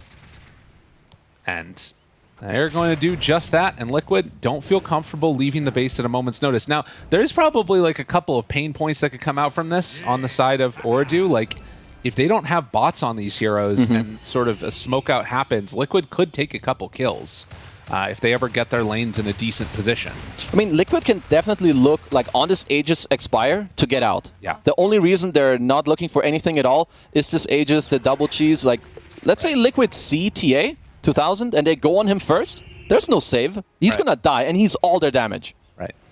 And about to get a little bit more damage there on Liquid as we saw the Rapier queued up for the Sniper. So not messing around, wanting to get towards that. And of course, the other big differentiator is the 60-minute items. We're 6 minutes away.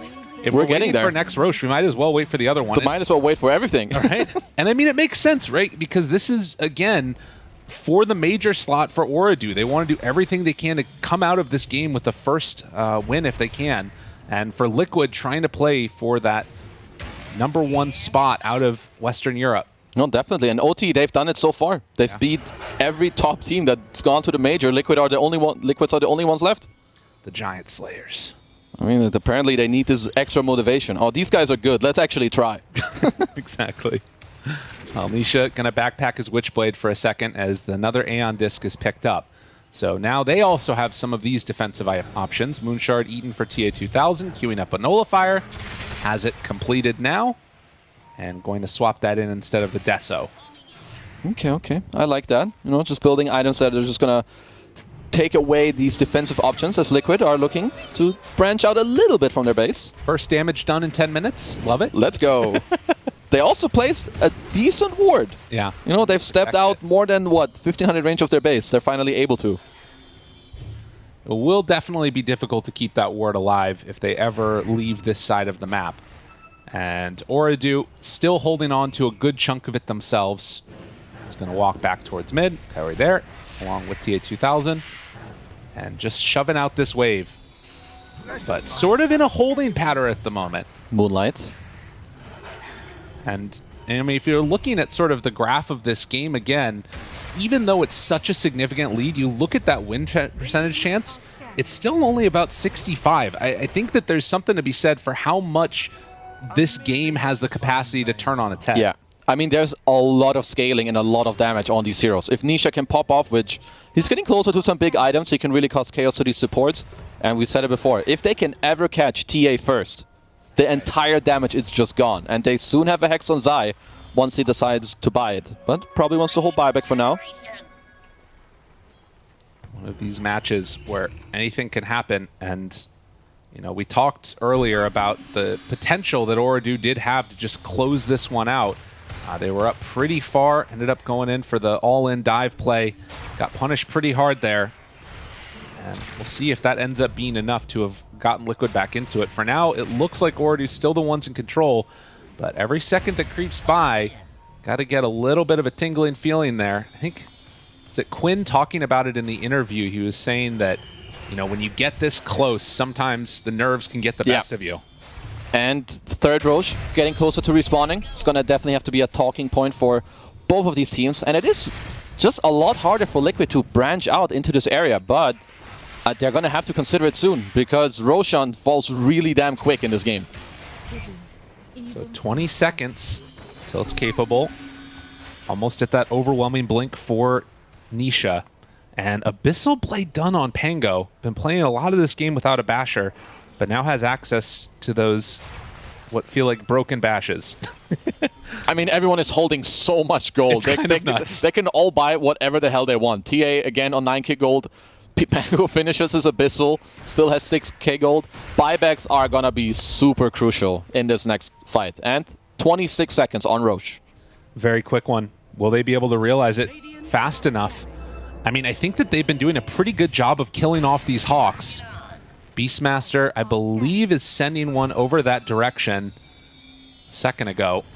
Yeah, he's doing it all the time, but they just die. Even just Venom wards with sentries, the gems. Yeah. They're covering their bases because they know it's literally the only way for them to instantly check whether it's up or not.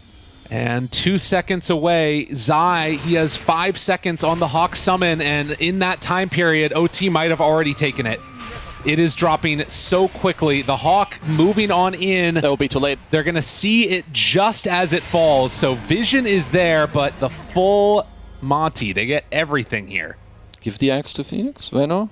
Okay, I'm down for the Veno axe too. I feel like Veno, Phoenix are the ones that are going to be really good in this game. Definitely a big fan of TA2000 not taking it because my friend, he could open up a bank. He's got 5-digit net, like just gold laying around.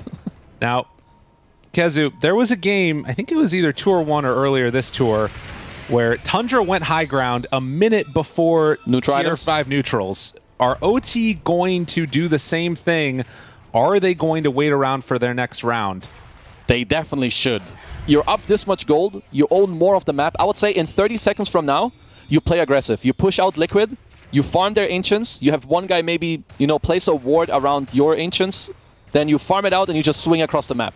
If Liquid try to get neutral items, you're supposed to punish them. It's like the next objective right now in this game. That is the entire idea. Step one. Force them out, and it looks like they are going to start doing just that. Insania waiting, though, with that Aghanim Scepter. He's off to the side. TA2000, he gets on the other side of it. Hexed, chased out, but he don't have control over him. And Mickey already starting to fall. Mickey is gone. Has buyback. Zai backing away with the BKB. Buyback's the coil is there. Do they want to go in for this now? Leashed up, stunned. Omar backing away, the E-Blade to keep him survivable, but then the big damage coming out with the glimpse pulling him into position. It's going to be a Hex and a kill now onto Clockwork. So they managed to trade 1-for-1. Mickey going down is the much bigger deal, though. That's a very big W for OT here. Getting the buyback out of the most important hero on Liquid, that's a big deal. And now, 60 minutes, we've got the items. Forcing them back and away, and immediately starts trying to farm these ones up. We'll see what's coming out first, but these are supposed to be the game enders. Liquid are smoking out themselves. It's time for the items, brothers. Yeah, they need to go get them. If you just stay in your base, you're going to lose everything. Yeah. So they're going to go and start trying to take down these creeps, get whatever items they can. Giant's Ring picked up for Liquid. They already have the Apex passed over to TA2000. Arcanist Armor, another good one. Definitely a very good one. Oh, but whoa, Nisha! Caught to the side, Aeon Disc, backs away. The rest of Liquid is still just farming. Refresher. Like, guys, we just gotta go get these items. Nisha making space. And it's a Pirate Hat. Oh, the Pirate Hat is pretty nifty. I guess you're gonna get a lot of attack speed and a lot of gold. That's gonna help as, who was it? I think it was Kayori who refreshed his Hex there to make sure that Nisha dies. Very nicely done by him. Also has the Shivas now completed as Liquid. Yep. They're farming your Ancients. They're even like roaring the couriers. I love it. Take it down. Seer Stone there. But OT, they've got a nice set of items and are ready to start walking up this hill. Cheeky Apex on the TA. Only 70 Agi. Not too bad. Good damage. Nisha 60 seconds before he respawns. It is the Giants ring onto Zai, and they drop down that static storm. Not really a ton of follow-up yet, but the Hex is there. The dive forward, trying to find it. Mickey in trouble. Mickey, no response, but the BKB, it won't be enough. He is gone. TA2000 chasing forward, looking for more. They find Nisha, able to phase shift out of existence for a second as Zai buys back, runs into the Giants ring. But without any sniper, this one looks to be OTs as they head on in, turn for the Ancient, and are trying to finish this one off. Okay, Glyph, just chilling. Will use it. Meanwhile, Noob inside the base. We said that this might be happening later on, but disarm for a second onto the TA as they get the control, but they are going to be moving in for this Ancient. Ooredoo Thunders are going to take game number 1 against Liquid. The Giant Slayers continue. I mean, apparently that's all this team needs. We just need to play against a major winning team. And that's just when we show up. They're playing so well.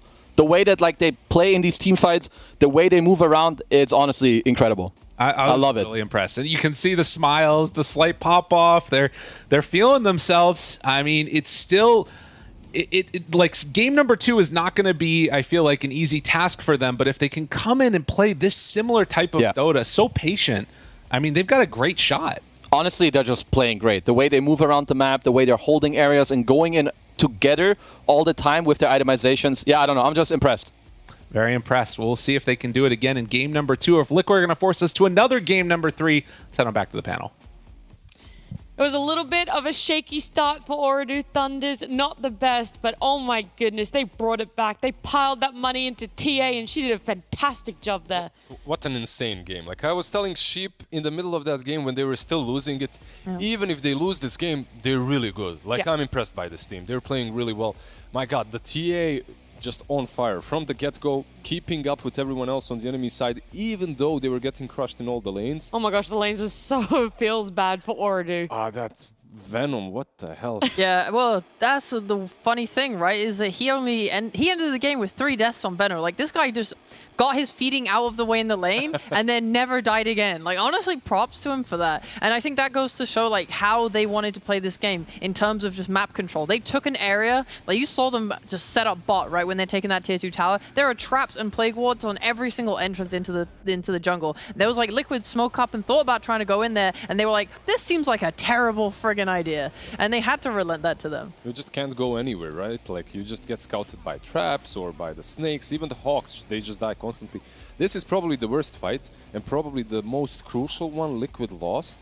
Like they went into the pit without scouting for the traps. That's something that you don't really expect from Insania. Oh yeah, this was off the elongated mid fight, right? Exactly, and the sentry wasn't there, so Ooredoo, they knew exactly when to jump in. They jumped in, they forced Zai to take the Aegis after that.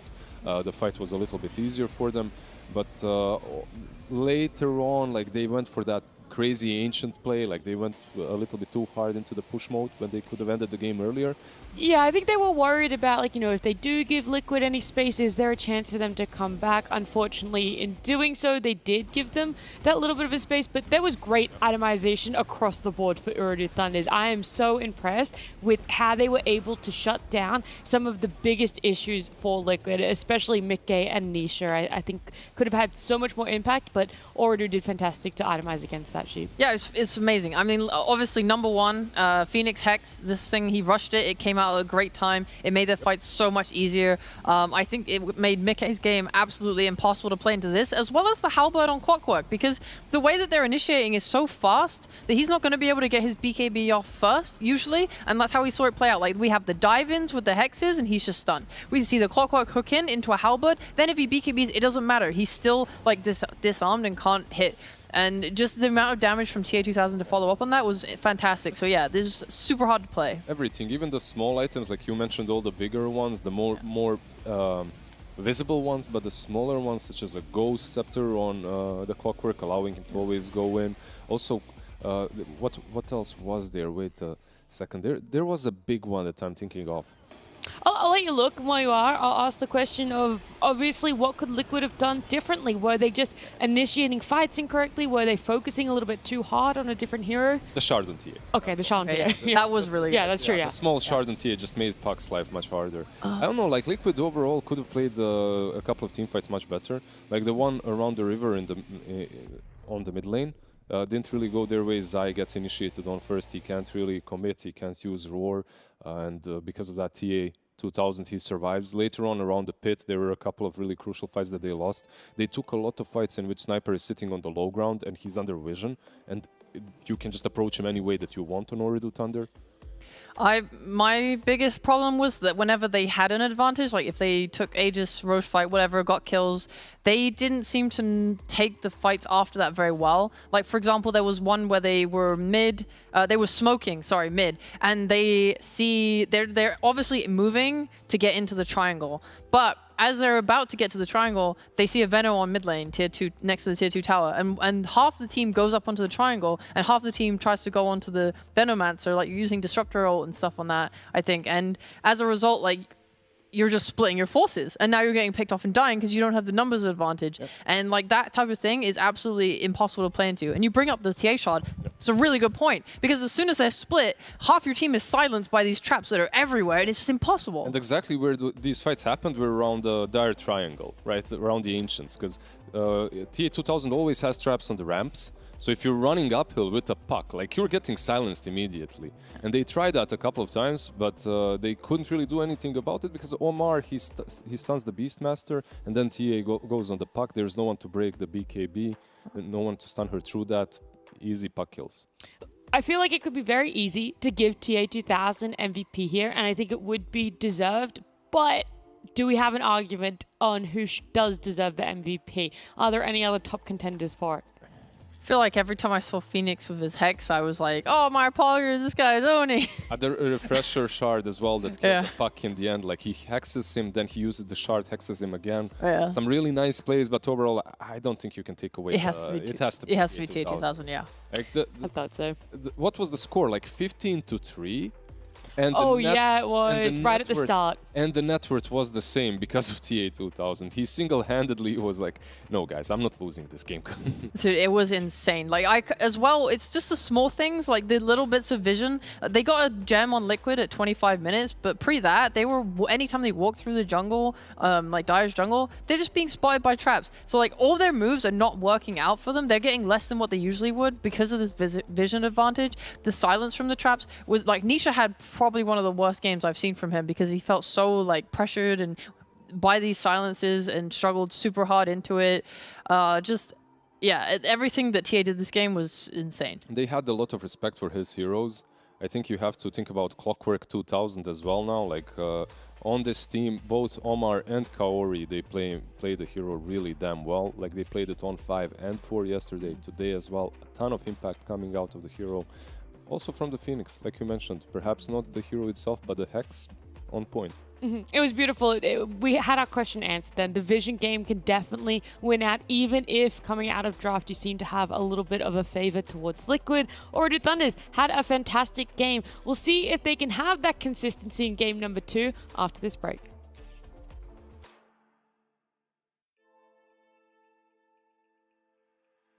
They killed my player. Okay. Oh shit. Gonna go sniper? I'm watching to jump sniper. I'm watching to jump sniper. Look sniper, look sniper, sniper, sniper, sniper, sniper. Sniper dieback, sniper dieback, sniper dieback. To the beast. Killing Mirana. Alright. Killing Disruptor. They all die. Silence, like silence. Abyssal beast and shit. Abyssal beast and shit. Kill the rocks. Hit run. Hit run, guys. 10 second hook.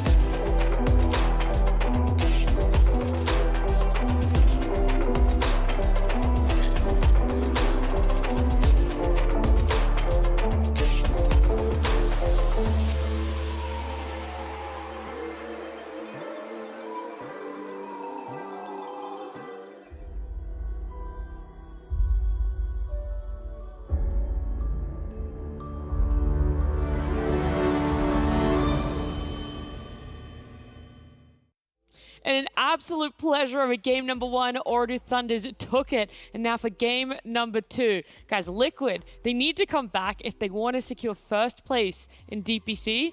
But Ordu Thunders, they're 1 game away from going to the major. Like, this is That's massive. so much more hype, bro. Yeah, I don't this care is about your DPC massive. first place. I care about Points- Ordu making it. Ugh. Yeah, so no matter what happens out of this, it's going to be great. We're either going to see Ordu Thunders. Well, actually, I think Ordu Thunders winning provides like so much enjoyment for this. Then we'd have a tiebreaker for first place. So we'd see that happen. And then we'd also be seeing a very fresh new team be going to the major as well. A fresh new team with completely fresh new ideas. That for me is so massive. Like, I haven't seen a team such as this one since Entity last year at Arlington Major. Like, this is the first time that I see a team coming completely with something new that all of us are kind of like, Venomancer, really? Like, here? Yeah. Look, I still didn't like that Venom, okay? I'm just Sure. This whole lineup was just propping up the TA. You can still not like it. But it worked. I didn't like it, but they made it work. Yes, That's the point, it right? worked. Like, they just made the hero work. I'm super hyped to see them play the next one. Honestly, +1. What do you think is the biggest takeaway for Liquid from game number 1? Like, what do they have to make a really quick adjustment to for game 2? Well, they just need to make sure that, like, when they have the advantage, they are not messing up their moves. I think they were just sloppy, and I think that they, like, maybe their gem came a little late, or maybe they're, like... Fair point. Yeah, maybe their moves just surrounding playing around TA were not good, because, like, Puck getting caught out and dying on traps shouldn't be happening. They should be together.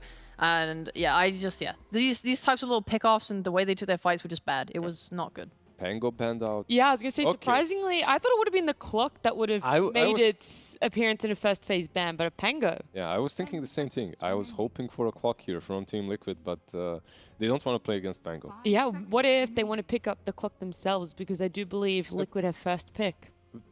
That's possible as well. A You know different what, way like, to take out the clock? Like, Pango in the last game was kind of answered by Puck. And when I say kind of, I mean he wasn't answered at all. Like, literally what would happen is he starts rolling, he goes in, the Puck is already, like, he can't really do Undying.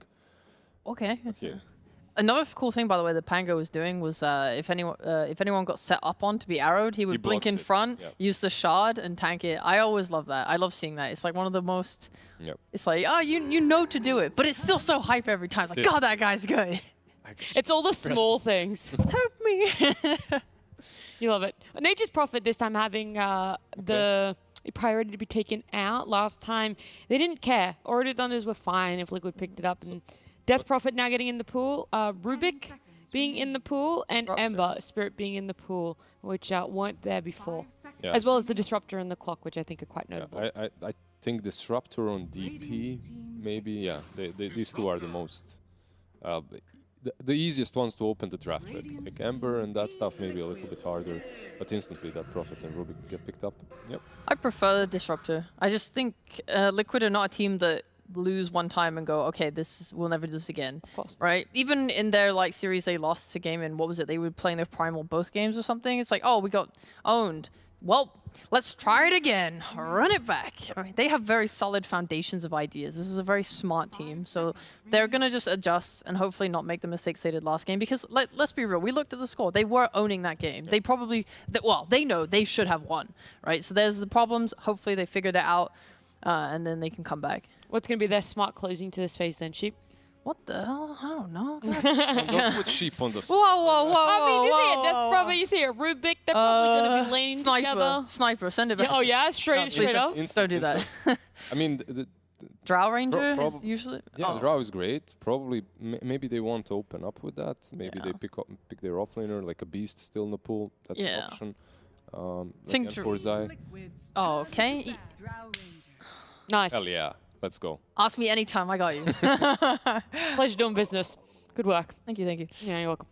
Pew pew. Yeah. Like, the only misgiving I had about Drow was that you don't have Undying first pick, and that's usually why you pick the Drow on 8, because it makes your lane so unbelievably strong. But it's okay, because it's still, like, just a naturally great hero into a DP opening, I think. These two are actually really strong too. Like Undying and Drow, they're like the go-to duo. But if you can't have Undying, you can have Disruptor, like Thunderstrike or Glimpse. Like Thunderstrike, you follow heroes through the fog, through the trees, so Drow can continue pew-pewing from distance. Pew-pew! Yeah, God, I love that strat. How does Drow match up into a potential Death Prophet Rubik lane? No, it should like, we don't know if it definitely is that lane, but... I mean, if you're out of position, obviously they can take you down. But Disruptor and Drow, for me, are a strong lane. Like they shouldn't be too, they shouldn't feel too pressured by DP and Rubik. Easy. The Clockwork now getting that ban that we were talking about probably would come through, and it does now in the second phase, as well as a Beastmaster. Anything else off the top of your mind these teams love to play and probably need to be taken out? I feel like now that you've shown your draw, you need to get rid of these heroes that get on top of her easily.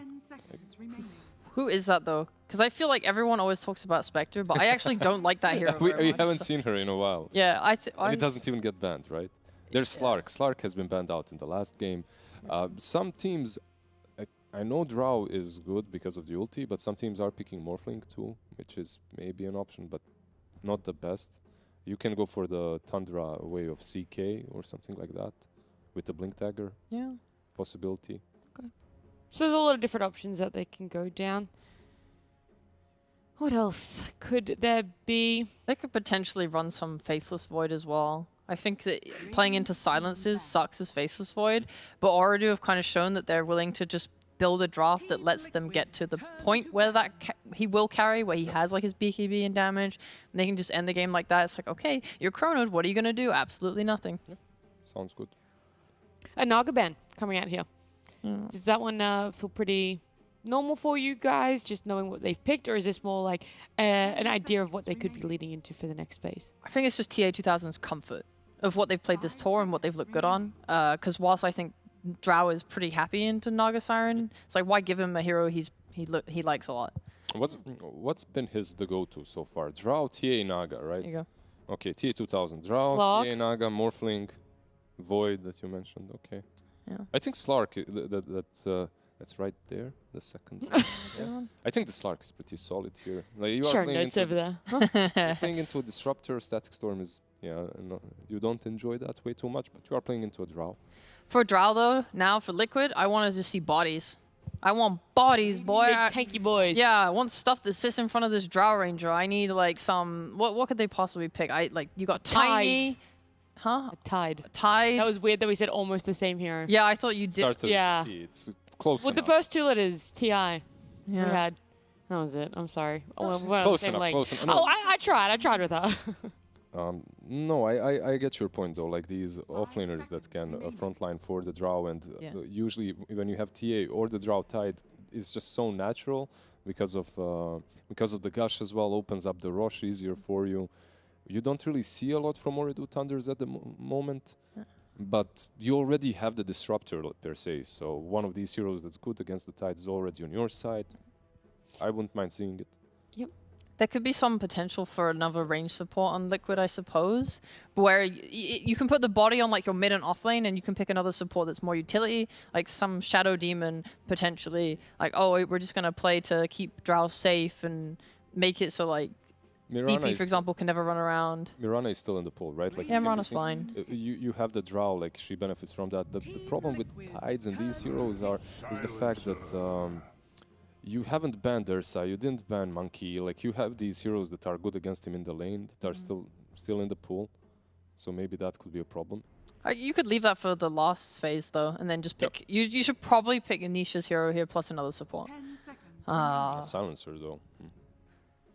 Yeah, how do you guys like that? The combo potential for a big ultimate being played, Silencer, Yeah, what and do then they you can have? Rubik Steel.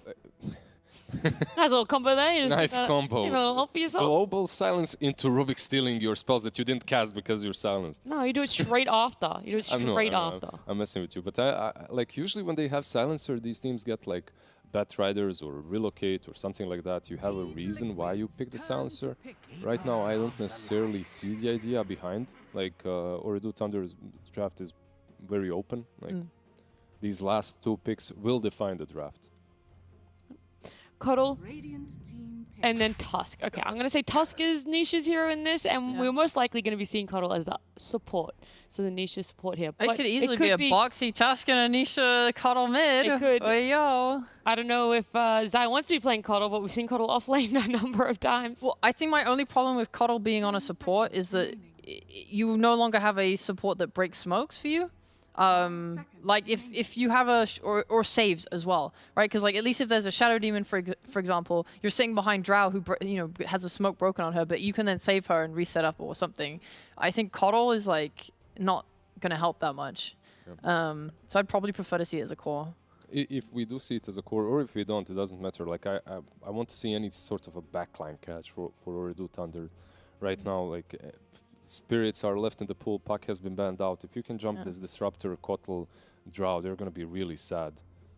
Like. With this Tusk, is there sort of anyone to really follow up and go in with this Tusk for Team Liquid? I mean, Liquid Or is it fine if it's just Tusk is the one that's going in snowballing stun and everyone else is still sitting back?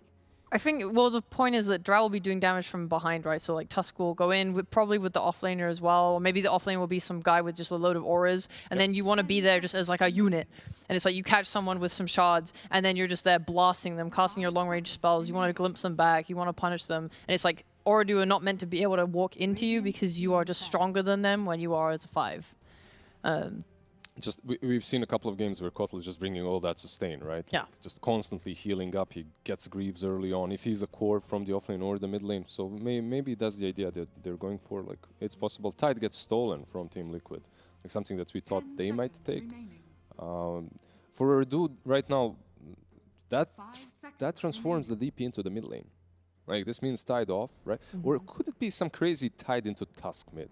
Probably Tusk not. is mid. Probably But not. I think you actually were onto something there with a potential offlane Coddle, and then maybe we don't even see Nisha's hero yet. Yeah. Because Zai used to, I know Zai used to play it at least. Yeah, I just don't know if that's like the identity in the lineup that.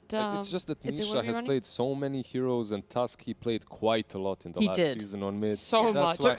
That's why I'm led to believe that it is a Tusk mid. But Right, I agree. But that It still just- means I the just Coddle think could it, be off. I think it just makes the lineup wonky because like if a Coddle is off lane, he needs like a melee 4, Yep. so he would need the Tusk. If it's a Coddle support, I think that makes the support duo very awkward and makes Drow in a more danger, and it puts more stress on Tusk to then do stuff on the map and make sure the game is going perfectly. So I would prefer to just see Tusk support. Tougher bans for Ooredoo. Maybe I'm Thunders. just stupid. No. Maybe I'm just completely wrong. Look, we can just wait. We'll see it eventually. Time will game is hard. give all answers. It's tough though for Ooredoo Thunders to do bans because of everything we've talked about. What could be being played. Snapfire being banned out, but for Team Liquid, it's much more straightforward. TA and Faceless Void. yeah, they're just banning out all TA 2000 heroes. Yeah. Like, they're just banning out those carries. I still think maybe Slark is an option. We'll see. And look at Ooredoo Thunder. They ban out OD in one ban, and in the other it's a Snap. Like, Snap is very versatile, but OD is basically mid. Yeah. So they didn't really know where... so it's not only you, Sheep. We're all fooled. Okay, we're all thinking. Yeah.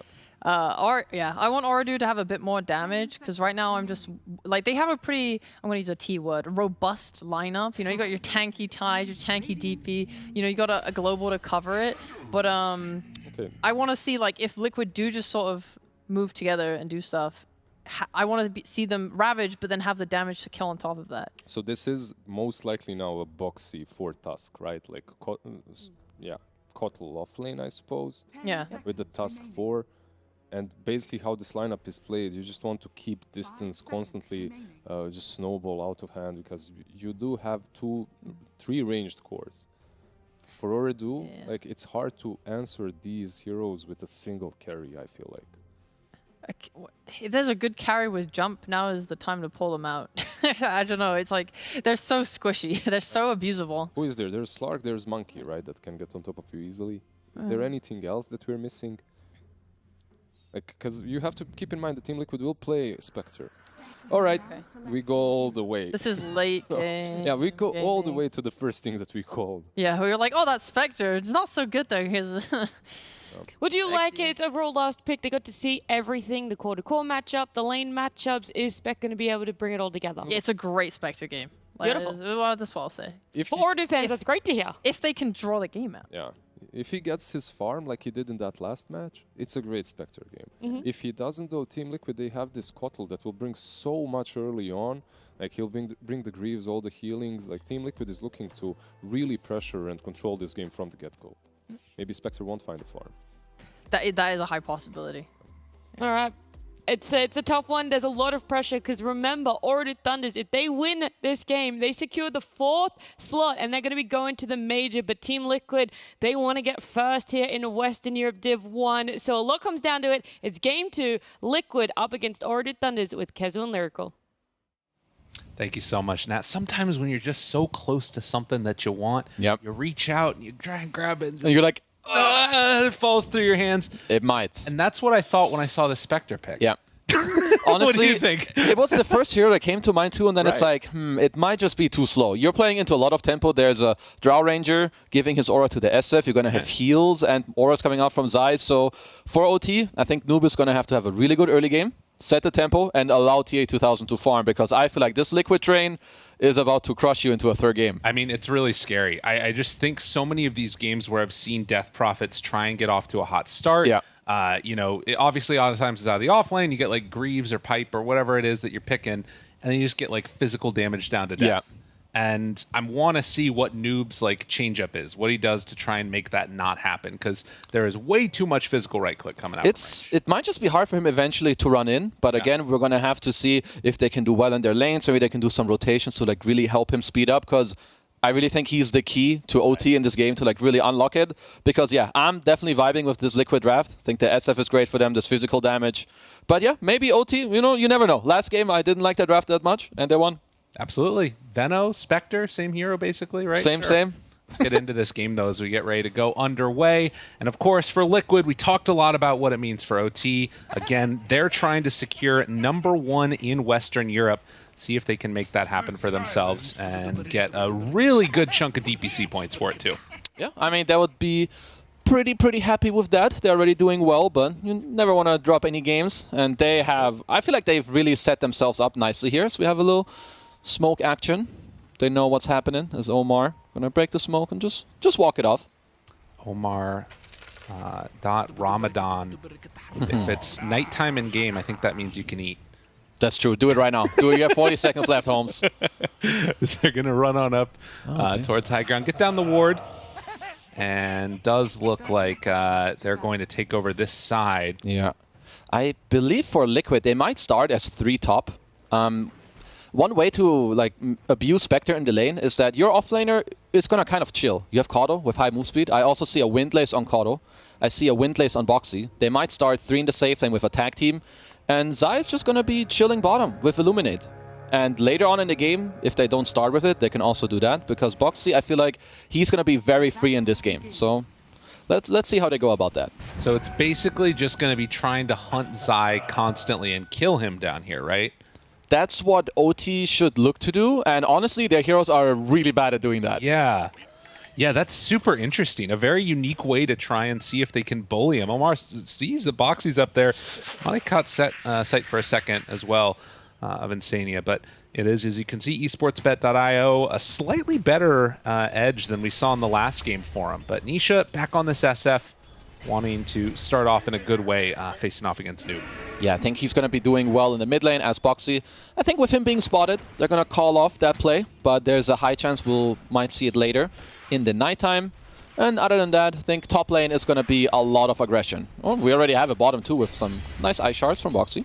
Catches him there, does a good little bit of damage. Boxy backs away, and back to the farming game. TA2000, I want to see what they try and do to deal with this, because he already has the magic stick ready to go. But it definitely feels like he could run into just needing to buy too much regen eventually. Maybe he goes the Meteor Hammer build and gets the Ring of Health. Meteor Hammer. I'm still not impressed. If I'm the Spectre, I'm like, Coyote bro, I'm gonna ruin your game. Yeah. But I'm gonna carry you for it. So go buy me 12 tangos. Well, he's gonna keep on ruining his game a little bit there. He just keeps getting caught in those shards and beaten down a bit. Zai not letting up. I mean, for now at least, TA2000 with like oftentimes the problem with Spectre is that your lane is bad. It takes a long time for you to come online, which it will take time for him to come online. But this lane against Kato, he's very low base damage and he'll keep pushing it into you. So I feel like his laning state should be pretty chill here. Yeah, if they don't have a way to get on top of that Kato, he is definitely going to get a good chunk of free farm as long as Boxy's there to make those last couple of last hits work. And of course, then the wave shoves out into him. TA2000 comes on in and, well, was able to get the deny, so nicely played there. In terms of mid, though, you know, we've seen a lot of these matchups of DP going to the off lane. What do you think sort of the item build's going to be for Noob this game, since we're likely going to see Tide get in the mech and everything else? You need something that helps you against this high physical damage, like maybe some Halberd, BKB. It's TA2000. It's getting pressure quite a bit, so Kayori, my healer, where are you? I need tangos. He's coming, all good. Yeah, we'll be delivering those ones often as more in the backpack coming on down the courier in a second. Yeah, and a lot about this early game as well is that Boxy, he's going to have this freedom to move, as we talked about earlier, but he can also try and help Nisha mid later. Like, DP is definitely susceptible to dying in that matchup. As, well, they actually opted there to get another good chunk of damage on Anu, but then show up as soon as they head out of there. Kayori takes some more right clicks, and of course the Illuminate Blast coming from Zai. T2000 forced back again as pullback up top. Insania starts to be brought down a little bit lower. Mickey still beating into Omar though. They're trying to keep him at bay a little bit and still ring around the rosy. Goes back and forth. The damage reduction from the anchor smash. It's enough to keep Omar alive for a second, but yeah, eventually the glimpse is going to be enough. Insania brings him down, and that's first blood for the Disruptor. Trying very hard to move around the trees. I feel like they did a very good job, but eventually Insania's going to get the vision. Glimpse, really nice first blood, and I would say Liquid's lanes are going according to plan, and mid lane maybe even going a little bit better than that. 22-11 to 12-2. Holy moly, Nisha is destroying him. Yeah, you angered the beast in game one. I think Nisha maybe not too happy with his performance there. It's TA2000. Just taking a beating. The tag team damage. Keeping it on, and the continued train of tangos just keeps on coming. Kayori gave away all three. I think he might have eaten one for himself and has another tango coming out in the courier in just a few. But yeah, that is not what you want to see if you're an Ordu fan, as they go in on a Kayori. Catches him on the wrong side of this, though. And now Zai, he might be hurting from this.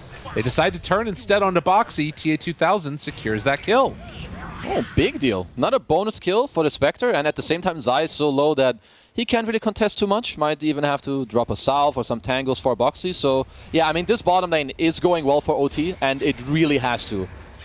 I feel like even then, you need one more hero from the OT side to do well. So Noob, he might be needing some help later.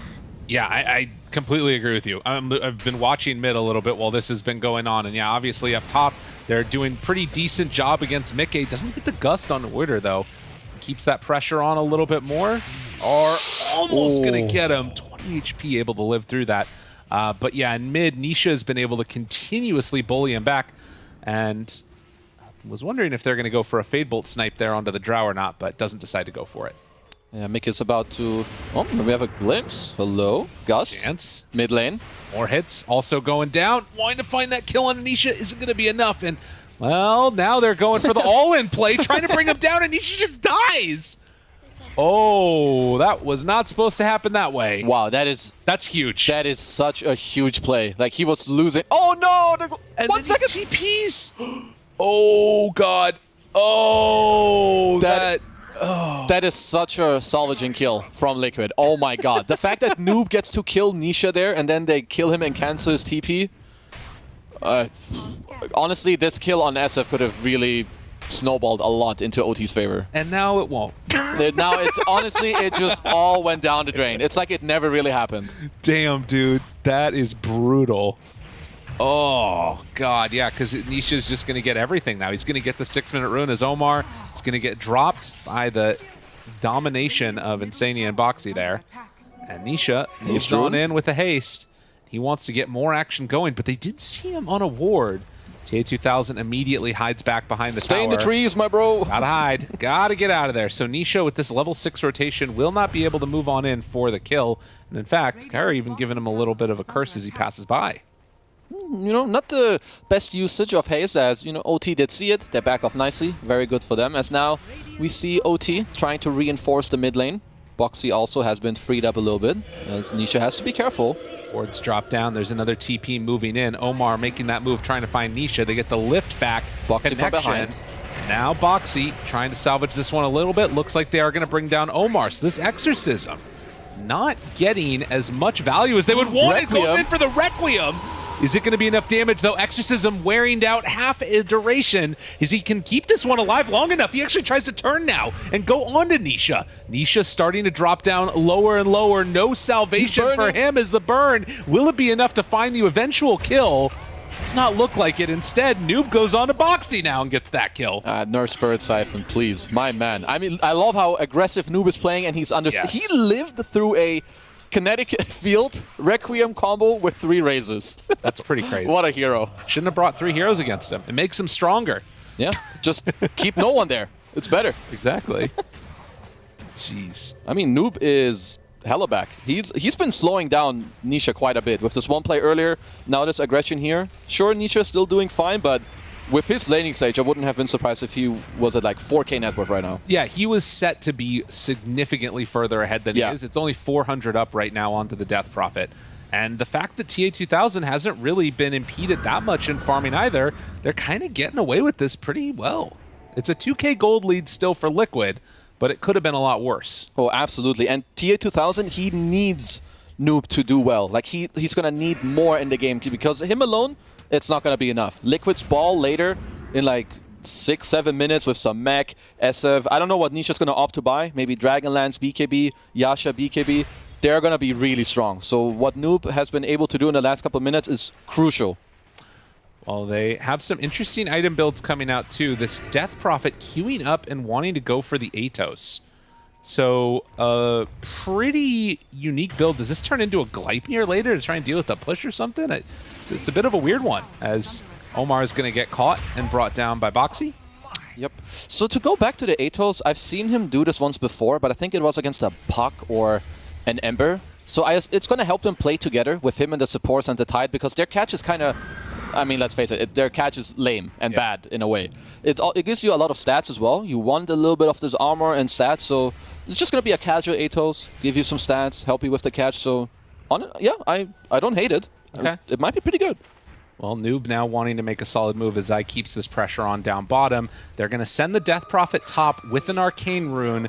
They're covered up. Going to break it now. Insania, the first one to be found. Boxy, not able to keep him alive from the chase. Well, Insania does it himself with the glimpse. Still burning down to that Arcane Curse. Dropping lower and lower, but looks like he will live through it. Some really nice map rotations and spell usage so far from Liquid. With this offlane Cardo, Boxy has been very free to move around. They break the smoke. His ice shards have been on point. OT still doing the right thing. Gonna try to speed up the game, but Liquid gonna perfectly dodge it and just bring the heroes into the offlane. Want to pressure themselves. Blade Mail done. Zai having to back away now from TA2000. But Snowball. Snowball is there. He's low on mana. They're bringing in more. Mickey shows up. TA2000. Haunt to get away. Gets to the far side. And they juke him out. Oh, they didn't realize. Kaori might be the one they go after instead. As he is trying to back away from Boxy. The rest of the team throwing it out the blasts from far away. And Kaori is just going to give up his life eventually. All right, good getaway from TA2000 with the stick into the Haunt. They didn't want him to throw another Illuminate and then see TA2000. Okay. My good old friend with the easy dodge. Just going to TP out. Has his Blade Mail now. I feel like his game is going to speed up a bit, but I'm still very worried for the next 5, 6, 7 minutes about what's about to hit them on OT. So what's about to hit him? Break it down for us. What do you have to look out for if you're Ordu right now? I think if you're OT, you would really love to fight into Liquid in a couple minutes with your DP running in, your Tide standing his ground, but I don't think they'll be able to do that. You're going to have Nisha, top net worth, with a Drow Aura, and so much heal being backed up that Nisha can just stand his ground, and when Noob wants to run in, Nisha's going to be like, screw you, bro. He's going to hit him 3-4 times, and he's either going to die or he's going to be forced to run away. So this whole map for OT, it will burn, and it will burn hard. They're going to take it down one by one, it feels like, as... Well, already maybe beginning to start as they're wrapping around onto Omar there. Looking for some stacks. Ooh. And oh, those are some stacks. Oh, that is a lot of gold going their direction. Yep. And 7 stacks all built by Oradu and all about to be taken. And they've got some pretty good stack takers. You have Caudal SF. You can't ask for much better heroes to find, what, a random 1,000 gold running around? Damn, dude. That one hurts a lot. That is everything. That was the retirement account for the Spectre. It really was. 2000. It's got to go back to work. My good old friend. He is... So he wants to queue up the Ags after.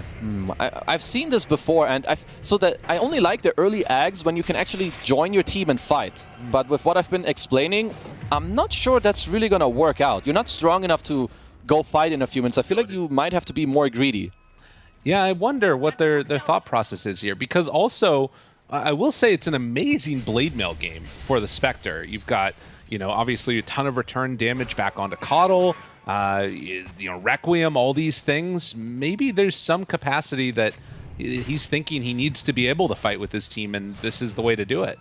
I mean, I'm okay with that blade mail, just a follow-up item. Yeah, maybe he feels like it would be too slow. I'm not sure. Like maybe he feels, oh, we have 0 chance if I go greed it up. But we'll see how it goes. For now, Atos is completed, so it might be one of their small conditions to try and go fight. Ward As down. Liquid, no. They scouted immediately, and now jump, try and find Insania, get the pullback. Noob pops the Exo, and immediately will be glimpsed away, but that just puts him closer to the tower. They wanted that anyway. Atos on the illusion. It's gone. At least they didn't Ravage. That would have been very sad. Zai, Blinding Light pushback, doing a good chunk of damage there onto Tidehunter, who did go for this mech build, so doesn't have that magic resistance from the hood yet. OT want more, but they're not going to get it. At least I don't think. Are they going to force it? Liquid have very good heroes at this tower defense. This is very difficult to stop this pressure. And yeah, the creep's all gone. And with Exo used, it is just going to have to be a retreat away. So Liquid building up this defense. And we've already seen the first instance of it. Exorcism into nothing. Yeah, that's not the greatest. But for OT, they're going to just have to continue making space for TA2000. And for Liquid, it's going to be the complete opposite. They have all their time. Their base, they're always ready. Yeah. All you need is right clicks. Nisha has his BKB flying out. Zai is about to have Greaves. Wherever you go, OT, they're going to fall victim to you and your spells. Well, another glimpse used. They find him there for Global. the moment. Global out, tries to turn. TA2000 shutting forward with this Atos. They're on to Zai, but they really don't have that catch. They don't have a way to keep that fight going, but they do keep their DP alive. What OT are doing right now is pretty good. The longer they get to hold this tower with TA2000 farming somewhere on the map, it's great for them. And they also stole Glimpse. You know, not a spell to, to underestimate. Keeps it there. If Liquid are not careful with their retreat, they might run into trouble, but there's a glimpse used, and now lifted away, tries to keep him back. Omar barely living through that one, still manages to survive as Kaori gets the TP out.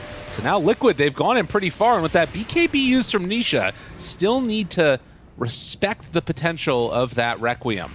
But keeping Omar alive and keeping their heroes on the map, this is actually a catch. Nisha, the Ravage is there, they got him! They try and bring him low, but the Requiem is coming out, and it's going to be hard to deal with that one. Snowball already away, and that is the Tidehunter dead. And now the bleed will continue. They bring in Mickey, bring down that Death Prophet, and Liquid ready to roll, not wanting to give up this game number 2. They're looking to take complete control. That was so good for OT until they tried to catch Nisha there. I don't blame them too much. They were close. That's Boxy looking for more. Gets up to the high ground, finds him, the mech. They're so strong. It's too much heal. They are way too strong. And Kaori, he's caught. He's in trouble. As Zai there might go for a deny onto these Ancients. It won't happen. A double for this Coddle off lane. And, well, another stack to be taken too. Yeah, why not? Why not? All right, guys, keep stacking. It's really good for you. Please stop, OT. Don't do it anymore. Maybe they're going to have to block their own Ancients. Honestly, at this point, yeah. It would make you come closer in net worth.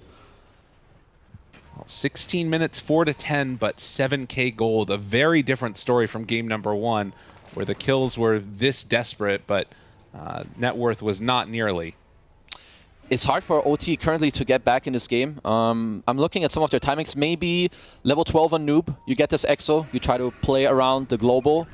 And until then, you're just going to have to make sure that TA2000 keeps farming. But I'm not sure how much space Liquid will hand to you. Right. Now, these smoke moves, every single one of them feels like it needs to be perfect. It needs to hit. And, well, Insania, immediately the smoke breaks. He gets away for a moment, but they will have a lift back. And the glimpse, which was stolen again, they managed to find and kill him. But Kaori, he'll take a little walk away from that. Doesn't feel great, though. That does not feel great for Noob. That was EXO and Global, so yeah, that's certainly... I mean, I understand. It's not easy for you to make plays when you're this far down, and they probably feel like, even though you have a Spectre, you're on a timer. Spectre is not your be-all, end-all carry as perhaps it once used to be, as Omar. Will be found, and it looks like finally that glimpse is going to be taken away from him. So Liquid continuing to play just oppressive Dota, carving out these areas of the map where Oridu can't farm. There's just a pretty big problem when you run into these auras, as they're currently looking for the Tide up top, where you have Silencer, Tide, Spectre. They're not dealing the most damage, and now you're doing that into a Kato who's healing you, Zai with the Greaves, queuing up a Hood, might even go into a pipe. And you can really see just how easy it is for Liquid to move around the map. Yeah, getting these sort of survivability items, you always feel like the Spectre is going to be behind where you need to be. Even though he's pretty well farmed, it's just a limitation of the hero at the end of the day. Yeah, I do like the Coyote down bottom. He's just trying to be annoying, pushing these lanes, get yourself some gold, try and force Liquid to not go together because you know they want to Roche, and you also know you cannot contest it. Right. You just have to give it up. There's no way. You know, maybe you get some next level 1000 IQ Spectre Aegis Steel with Han or something like that. Yeah, that's like the only way. Let's see if he's going to go for it. All right, let's see. TA 2000, now's your moment. I don't think it's going to happen, Kazu. if he does it, honestly, I should maybe quit the game. Okay. Because I don't know how. Yeah. So yeah, I don't blame him not trying. He's getting closer to his Ags. Oh. As Coyote. Yeah, that's an easy Closer to dying. Bring him on back. Get some gold along the way. But yeah, Silencer, another one of those heroes that just severely lacking for damage. Absolutely. And playing the map into a Tusk and Disruptor support duo that all they need to do is run around and try and catch you. You're just going to continue to see OT just, yeah, kind of get killed on the map because they don't have too many plays. They have to wait right now. It's all on TA 2000 to get this farm up and hopefully get yourself a good fight. Well, this is going to just about be the Aghanims completed, as another stack of Ancients this time hopefully should be completed. They haven't lost a Tier 2 tower yet on Oridu, but they are significantly far behind. Yeah. The Tier 2 push is probably going to come in pretty soon. I wonder, because at this stage of the game as Liquid, you can force it, but sometimes it feels like, okay, it's too slow. So you might just have one or two people hit it, and you already smoke across with the rest. Because right now, when you're up 8k gold at 19 minutes, your enemies, they don't really deserve any part of the map at all. Right. There's no way that they can fight you, so you might as well just keep bullying them and trying to sort of herd them into the bad areas of the map, and then kill them. Absolutely. Much like real herding is. Yeah, which is, honestly, it's common, and I don't think it's stopping. Like, look, they're even doing it now. Mika is bottom alone. He's chilling. Are they gonna... Looks like they're gonna reinforce for now. They just want to make sure this Tier 2 is gonna die. I mean, honestly, with the heroes that Oridu have, I think about the Spectre Aghanims like you're talking about and what it's going to accomplish. A lot of times you have something like that Tusk on your side or any other hero that can sort of start the fight, then you show up and you find that pick off. I mean, they don't really have a hero that does that. No, you really don't. That's why it's a little awkward. And Noob, he's trying to finish up his BKB, which I would say is going to be the correct item. But when you play against a draft that's well-equipped with physical damage, it just always feels like you need this next item. I need BKB, but then I need a plate mail. Yeah. So Liquid, they're going to be able to stand their ground. As now Nisha is looking around with his Shadow Blade. Yeah, not wanting to give up, like you said, anything for free and keeping this Tier 1 tower mid away from the side of Oridu is another way to just shrink up that map as much as possible. And, well, Boxy, or Zai rather, almost has that pipe completed. Yeah, they are so durable. And now they're going to go for... I like to call this like the GG map move, where you're far ahead, you take the enemy Tier 2, you take the outpost, obviously because they've been dodging you, you now smoke across, and after this move, even if you don't kill them, you're going to own the entire map. Because if OT dodge this smoke, you can just TP down bottom again and keep chasing them. They need everything from Noob. They need him to stay alive, but he does not have that BKB yet, and he is not going to be living through this one. So Nisha finds the kill on that Death Prophet. The rest of OT immediately TP out, trying to dodge away from danger. They do manage to here, but, well, as you said, it's looking like already they're making that move down bottom. Yep, OT know that they cannot fight. Liquid with great map rotations. You can leave Nisha up top. You can either now decide, okay, we're gonna kill some waves, go and take the Tier 1. But this is what top teams do. They're not gonna run down top with 5 heroes. Look, they're already running across the map and making sure that you don't get to push in the mid lane. Needing more time for Spectre. Does have one component of that Yasha completed, but they are so freaking strong on Liquid. They have knocked everybody out of the top of the map, and that's going to be another Tier 2 tower taken. As Boxy does get hit for a moment here. Shard's stolen, but they won't opt to go for that. It feels like they need to make a move soon, though, because this is just not sustainable. It's really hard for them on OT. It's really hard. They're eyeing TA 2000 top right now. Finds him. Blade Mail. Backs away, but the Gust is there and just shredding through this poor Spectre as the marksmanship, but able to get away for a moment, jump to Boxy, then jump back home. Now, hiding away. Dude, the illusion could probably even kill her right now.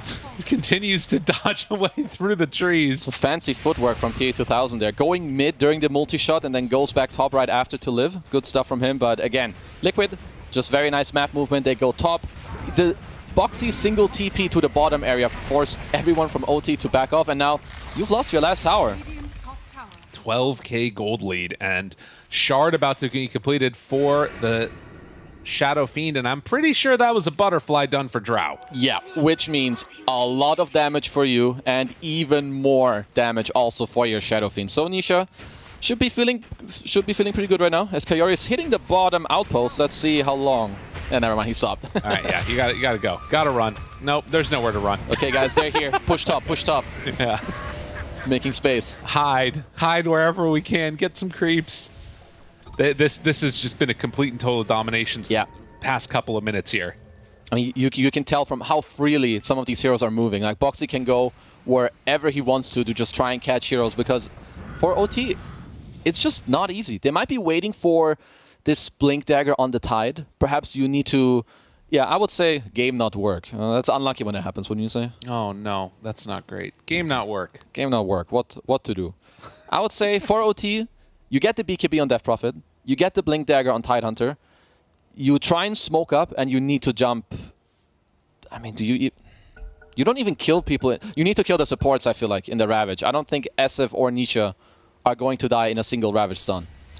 But that is what they will have to do. Get these items, look for a fight, smoke around. That's the 16% right there. That's what they need to do. That's a generous 16% right there. They have Spectre, my bad. Yeah, there you go. Oh yeah, and the esportsbet.io odds, they have pretty gone heavy over that way. That's some freaking outsiders from China level right there. Sadly, yeah. 5 to 14. Okay, gold. They Melon find Man. themselves a broken Tidehunter, and well, he's about to get broken again. Another hit. The fear is there. Raze, do they have enough for the finish, though? I mean, he does 20 seconds until his TP's back up. He's going to try and make Nisha work for it. Misses on that Raze. And Waiter, it looks like he is going to escape. Nice getaway there, but for Liquid, just continuing to keep the map closed out. Also have a gem on Insania here, so it's just, it's just rough. And for OT, I do wonder when they're going to look to fight back. I mean, because we're watching the game. Obviously, the longer this is going on, it's not really helping them. Right now, they have a couple of item timings, and I feel like they've got to use them. Yeah, BKB, Greaves, but, Yasha, for Spectre. It's pretty much just the BKB, if we're going to be real about it. Yeah, as there's the smoke up. All right, Blink Dagger actually completed for Tides. They do have a way to try and find Zai in the back line, or maybe one of these Drows if they can get him. But Boxy, the one that breaks the smoke. Zai is off to the side, looking for him, and Blink is broken. Now TA2000 on top of Zai, has to run away. There's no damage here. There's no nothing here. This was not going to work. And now Glimpse back finds him. The Blade Mail is out. The Global won't matter. BKB immediately from Nisha, and the rest of OT has to run away. That was not the smoke gank they were looking for. Definitely not. Like, you run into this pulse 4 Tusk, and you can tell that there's hesitation. And I don't blame them, because it feels bad. Unless they Ravage, I don't know if anyone's going to die. No. So you either Ravage and you go in, or you call it off and you hope that you just run away. To be honest, if they get the pipe off, I don't think the Ravage matters even. Yeah, and that might be a problem. They really don't have that much damage. Omar. He gets out of there. Good blink away. No vision. So they will continue to hold on. Not losing heroes yet, but let's see, what is this? 15 seconds until Roche is capable of respawning while Mickey tries to farm up his BKB. Dotting their I's, crossing their T's. How long is Roche going to be? 120. Okay. Oh, I thought that's what it actually was. It's 30 seconds. 130. Oh. Not too bad. That was close. Very close. Very close. Well, this game is not very close right now. It really is not. There is a chance, though. There's always a chance. Spectre Gaming, right? Spectre games are never over. They're looking for a couple of, perhaps a couple buybacks on this next fight. You can look to get the Shard on Tide, maybe the Manta on Spectre, which is still quite far away. Like, Liquid are not giving you a lot of space on the map. The way they're moving the heroes is very nicely, where they're not moving in a group until they have to. It's like one guy top, one guy bottom, and that's enough because it's so hard for you to play this map. I feel like if they could manage to, like you're saying, in the midst of all these movements, find Zai and pick him off, like, that feels like maybe there's an avenue there where the fight can look okay. But they need to spot him. They need to, like, jump him and kill him with Ravage and not be, like, dying instantly the rest of the way through, too. The only way for OT to fight is to, I think, either A, you abuse buybacks when Liquid go too deep on you, or you need to smoke around. Yeah. Because, as you're saying, they need to find Zai or the supports. And this will only happen if you go around, the moment you break, you use Haunt, and you blink Ravage Zai, and you make sure he dies. Right. Take these auras out of the game. And the big problem, too, is that now they're getting these auras on other heroes. You see Boxy with the Boots of Bearing already had Blink Dagger, so he's going to have Snowball save. Liquid need to really mess up this fight for it to go poorly for them. And it's not something that they're known for. Oh, definitely not. You can tell even now. Very, very disciplined. They don't really want to run into the enemy triangle right now. I saw a ping out to bottom, so maybe what they're trying to do is push him bottom, force him to TP. Once they're not 5 anymore, then we go into the triangle. There was a scan now coming out from the Radiant, spotted him. There was also a ward taken away with Vision, and now a smoke up. Ooh, they're smoking themselves. They want to go around. Okay. This needs to be everything here. Can they do it, though? Spectre's still farming while this is going on. And Liquid, I mean, they're going to realize something's happening when nobody's showing up. Nisha's drawing the line already. Yeah, they know. He knows. Insania looking to try and break this smoke, and Voider's going to be there right away. The Sacrificial Disruptor and the Snowball roll through onto Noob, but he does have that BKB. Don't know if that one's going to matter, as Tidehunter is already dead, does not have buyback, and he doesn't stand a chance. Did not have the armor to deal with that one, as the fear is there, breaking the TP. Kaori will fall, and a 20k gold lead as they are ready to go high ground. Man, Insania was ready to run into 5 people with buyback to die and come back. He's full HP after the fight is over. He did not need anything right there. Forced staff down to the low ground afterwards. Liquid playing this game too perfectly. And for Oradu, I mean, again, the major is in sight. All you got to do is take down these champs, take down these heroes, win this game or the next one, and this one is looking a little bit out of reach. It really is. They need one game. I don't know if this one's going to be the one, because even from Liquid right now, you have Boxy who's buying a 29-minute bracer because he knows, I just need a little more HP. Even like a +4 or +5. They might be too tanky to die. He gets 2 of them. Yeah, why not? It's past 25 minutes. You have your blast rig. You have all the auras. Yeah, it kind of shows you the state of the game. Really cool mentality there from Boxy. Just stay alive. Don't die. And another item that will allow that to happen for the Shadow Fiend is this is almost the completed Satanic. Yeah, he's going to... Honestly, I feel that he may just live through a spell combo. Yeah. Which means Drow has Aegis. You cannot kill Mickey first. Nisha is probably going to be too tanky, so same story. You need to try and kill Zai. But Liquid, I feel like they're strong enough to truck down a lane with the constant heals of Zai at this point. No, I think that that's probably going to be the option. It's incredibly tough to do anything else right now. And you, like you talked about, have this 2300 HP support in the Tusk that also has Snowball save. It's hard. Yeah, you do have the global against it, but where's the damage? Yeah. Well, the damage is onto that tier 3 tower in the mid lane. TAT-2000 tries to pull the creep wave past, but this is looking likely to be another set of racks, barring some type of a miracle hold here. And they have global, they've got Ravage, but it's level 20 Mickey, and they don't have any right clicks that can really affect them either. He's not being damaged. No, they are not doing anything right now.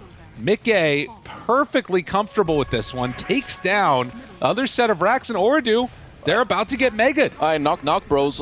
We're here. There's no answer. They don't have anything that they can do against this right now, it looks like. As Liquid continue to beat away at this, they step forward for Noob, and Mickey makes even then a safe play and is going to back up for a second. Let's see. I saw them ping up top, so maybe they want all the lanes to push in at the same time. Perhaps close to a couple items. Maybe Mickey wants to finish up his Satanic, which he's only about 1,200 gold away from. Perhaps that's like their go-to. But yeah, OT during this time, they're going to have to think about what they're going to do. Yeah. They need to come up with an answer. There's a lot of laughs going on. Not sure exactly what Curry and Omar are feeling right now, but... I think it's the type of situation when all you can do is laugh. Right. Because it's so bad. Yeah, you look out on the despair in the world and you just sort of smile at it. Like, yeah, this is the only thing left I can do now. As 32 minutes in and 28,000 gold lead. Presence Aura affects buildings, so those ones not long for this world. And the 20 talent as well for Nisha. He's going to be happy about that one. Yeah, now it is go time. On in they go. And, well, Tier 3 tower starts to get hit. Jump in, Ravage! Jump in, kill! They take down one. Disruptor is gone. TA2000 standing his ground, perfectly confident with this one. Boxy does a ton of damage there to that freaking Tidehunter, and Noob, trying to do what he can, is living through for a while, but eventually is going to be brought down. Death Prophet down, does not have Exo for the second round of this. They also don't have Ravage. So with Disruptor gone, looks like Liquid's still comfortable, ready to go again.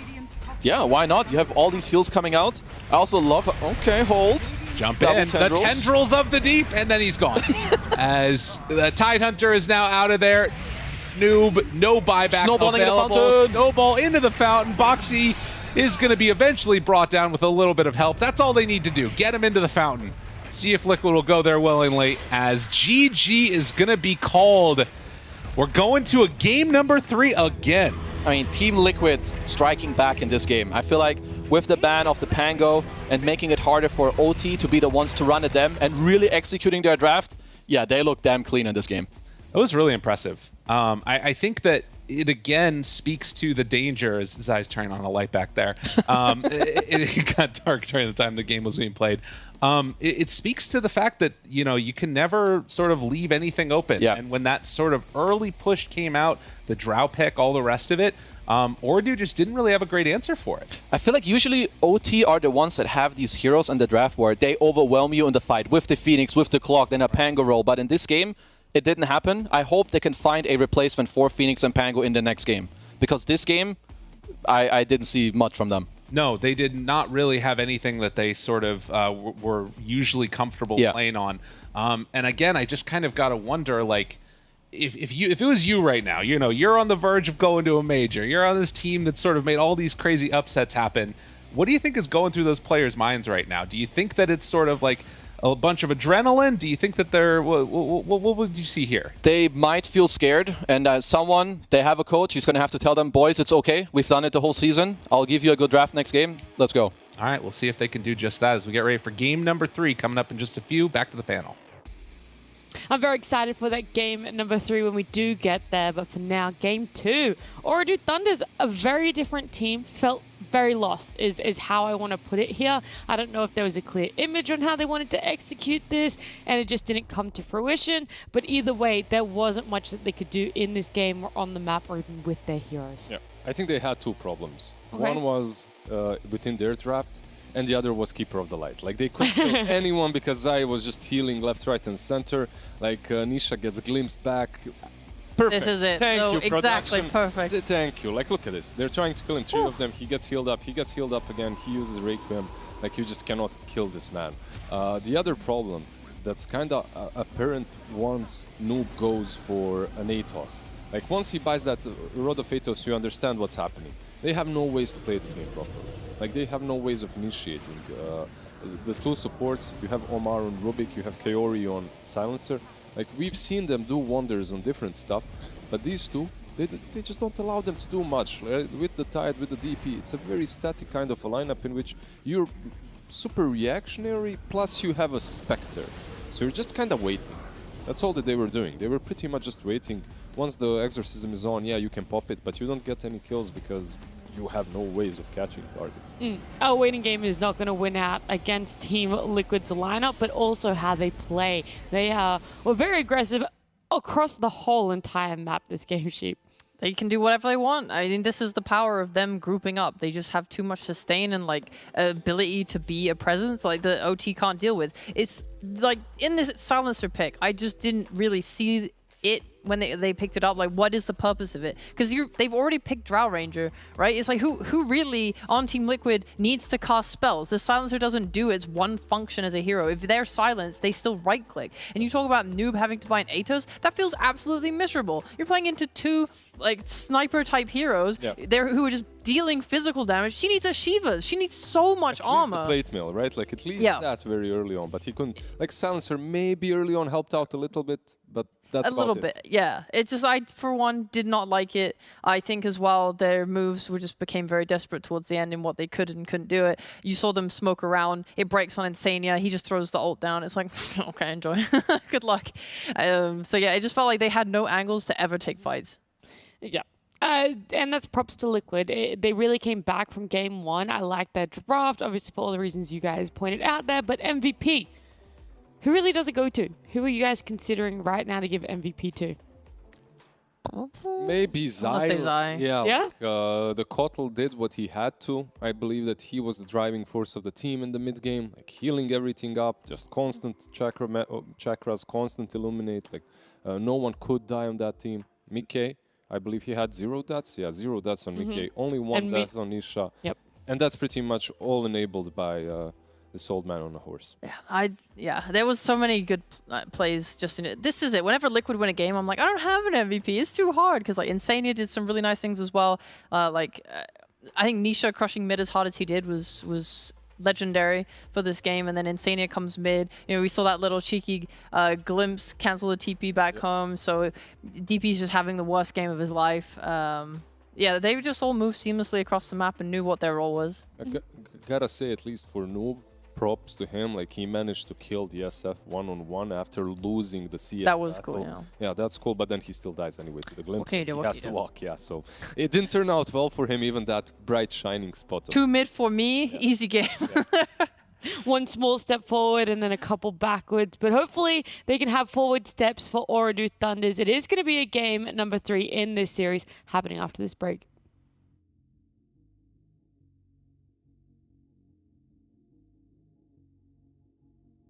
Okay, I'll tank. Keep. Yeah, on me. Outside is inside. He's bursted. Play together. Hit the DP.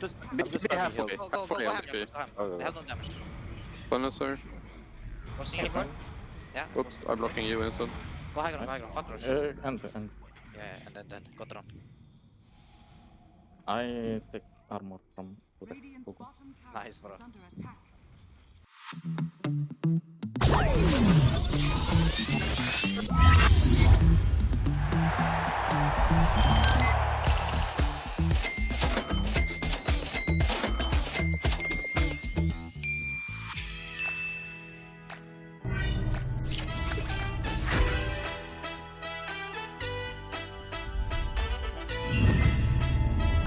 Watch more. Earn more. Full TV.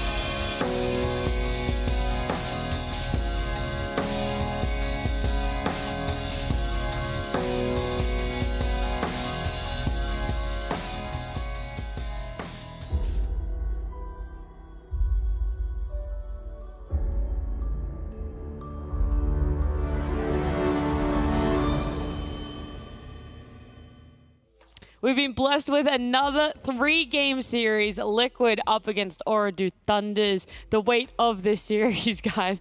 What are you doing? Oh, you guys are holding hands. Oh, whoops. My bad. That was a mistake.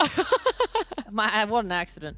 What an accident over there. But the weight of this series, Liquid now, well, actually just this one game, all the way down to this final 3rd game, we can either have our last slot for the major taken by Ooredoo Thunders and a tiebreaker for first place between Liquid and Gaiman at the minimum, or we might be seeing Liquid just take first. And then there's tiebreakers for the last major slot. That would probably be hype. I think it's hype no matter what. I think It is hype no matter what hype happens. for Ooredoo to get there. I also think it's hype to watch people fight it out for the I just want to talk to them, you know. I want to see the emotions after. What would you be so thinking cool. right in this moment? I'd be shaking a little bit. You Yeah. know? I'd be like, oh my god, I need to win this one because It's Liquid. yeah, it's Liquid. You're fighting for the major. Like if you lose this one, you might feel really bad afterwards. Like you came this close. You're so close to the major. I don't know. Like the first game they outperformed. They played really damn well. The second one, I think Kazu said it the best. Like the draft really wasn't there. Coach should step in. Draft a little bit better and just make sure that the team believes in themselves for this last match. Who do you think felt the most uncomfortable in Ooredoo Thunders, either like on the way to execute this draft or their hero, or just even in how to initiate a team fight or how to play out a team fight? You mean in the second game? Sorry, yeah, what did I say? I have no idea. Yeah, Yes. in the second game. Yeah. Yes, on Ooredoo Thunders in the second game. Gotcha. Mhm. Oh, that's... I mean, usually they have this clockwork on 4 or 5, Yeah. so they always have some way of initiating. This time around, like until there's a blink on Tide, which comes very late, if it even comes into play. At all, yeah. It's like you don't have a way. Like the Rubik with the lift isn't really that. Atos isn't really that. I think everyone just felt super uncomfortable because it's like, who do we bring to our smokes? Who do we do? Because like, your idea is usually you have heroes that set up and do stuff for you, and then you Spectre Horn in, and that's how you play the map. But it's like, okay, our DP got trashed. She's really unhappy. We're pretty underfarmed here against the enemy. We're going to smoke up a Silencer Rubik. I mean, we can try and make it work, but I think like we saw, it's really difficult, especially with that sustain on Coddle. I think that's probably the best point. Like, how do you, with that draft, how do you get combos of 2, maximum 3 heroes that can do stuff on the map? Yeah. Like, you just can't. Like, who do you smoke with? Yeah, you have to like smoke the supports in mid to a Tide, use the Ravage, yeah. use the Horn, and then you've used everything, and Liquid are like, okay, we're going to take our like no cooldown reliance lineup now. We're just going to go run it at a tower. Or at you. Yeah. They can find you. Yeah, I thought you guys definitely would see some of the issues maybe more with the support duo, because when they picked out the supports that they did on Ooredoo Thunders, there was still that Phoenix, there was still that clock in the pool, and we know just how much easier it is for them to be able to play at least around a clock-centric lineup.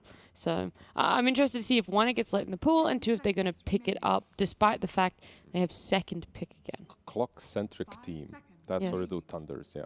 Yes. On 4 or 5, doesn't matter. Pick Just it first. has to be in that support duo. Just pick it, doesn't matter. But there's an Nature's Prophet, there's a Dead Prophet left in the pool. Like, we'll see. Ooh, Disruptor taken out. Yeah, that's kind of big. Yeah. Now they get to choose, we take our Natures. I would 'cause- take Nature's as well, yeah. Yeah.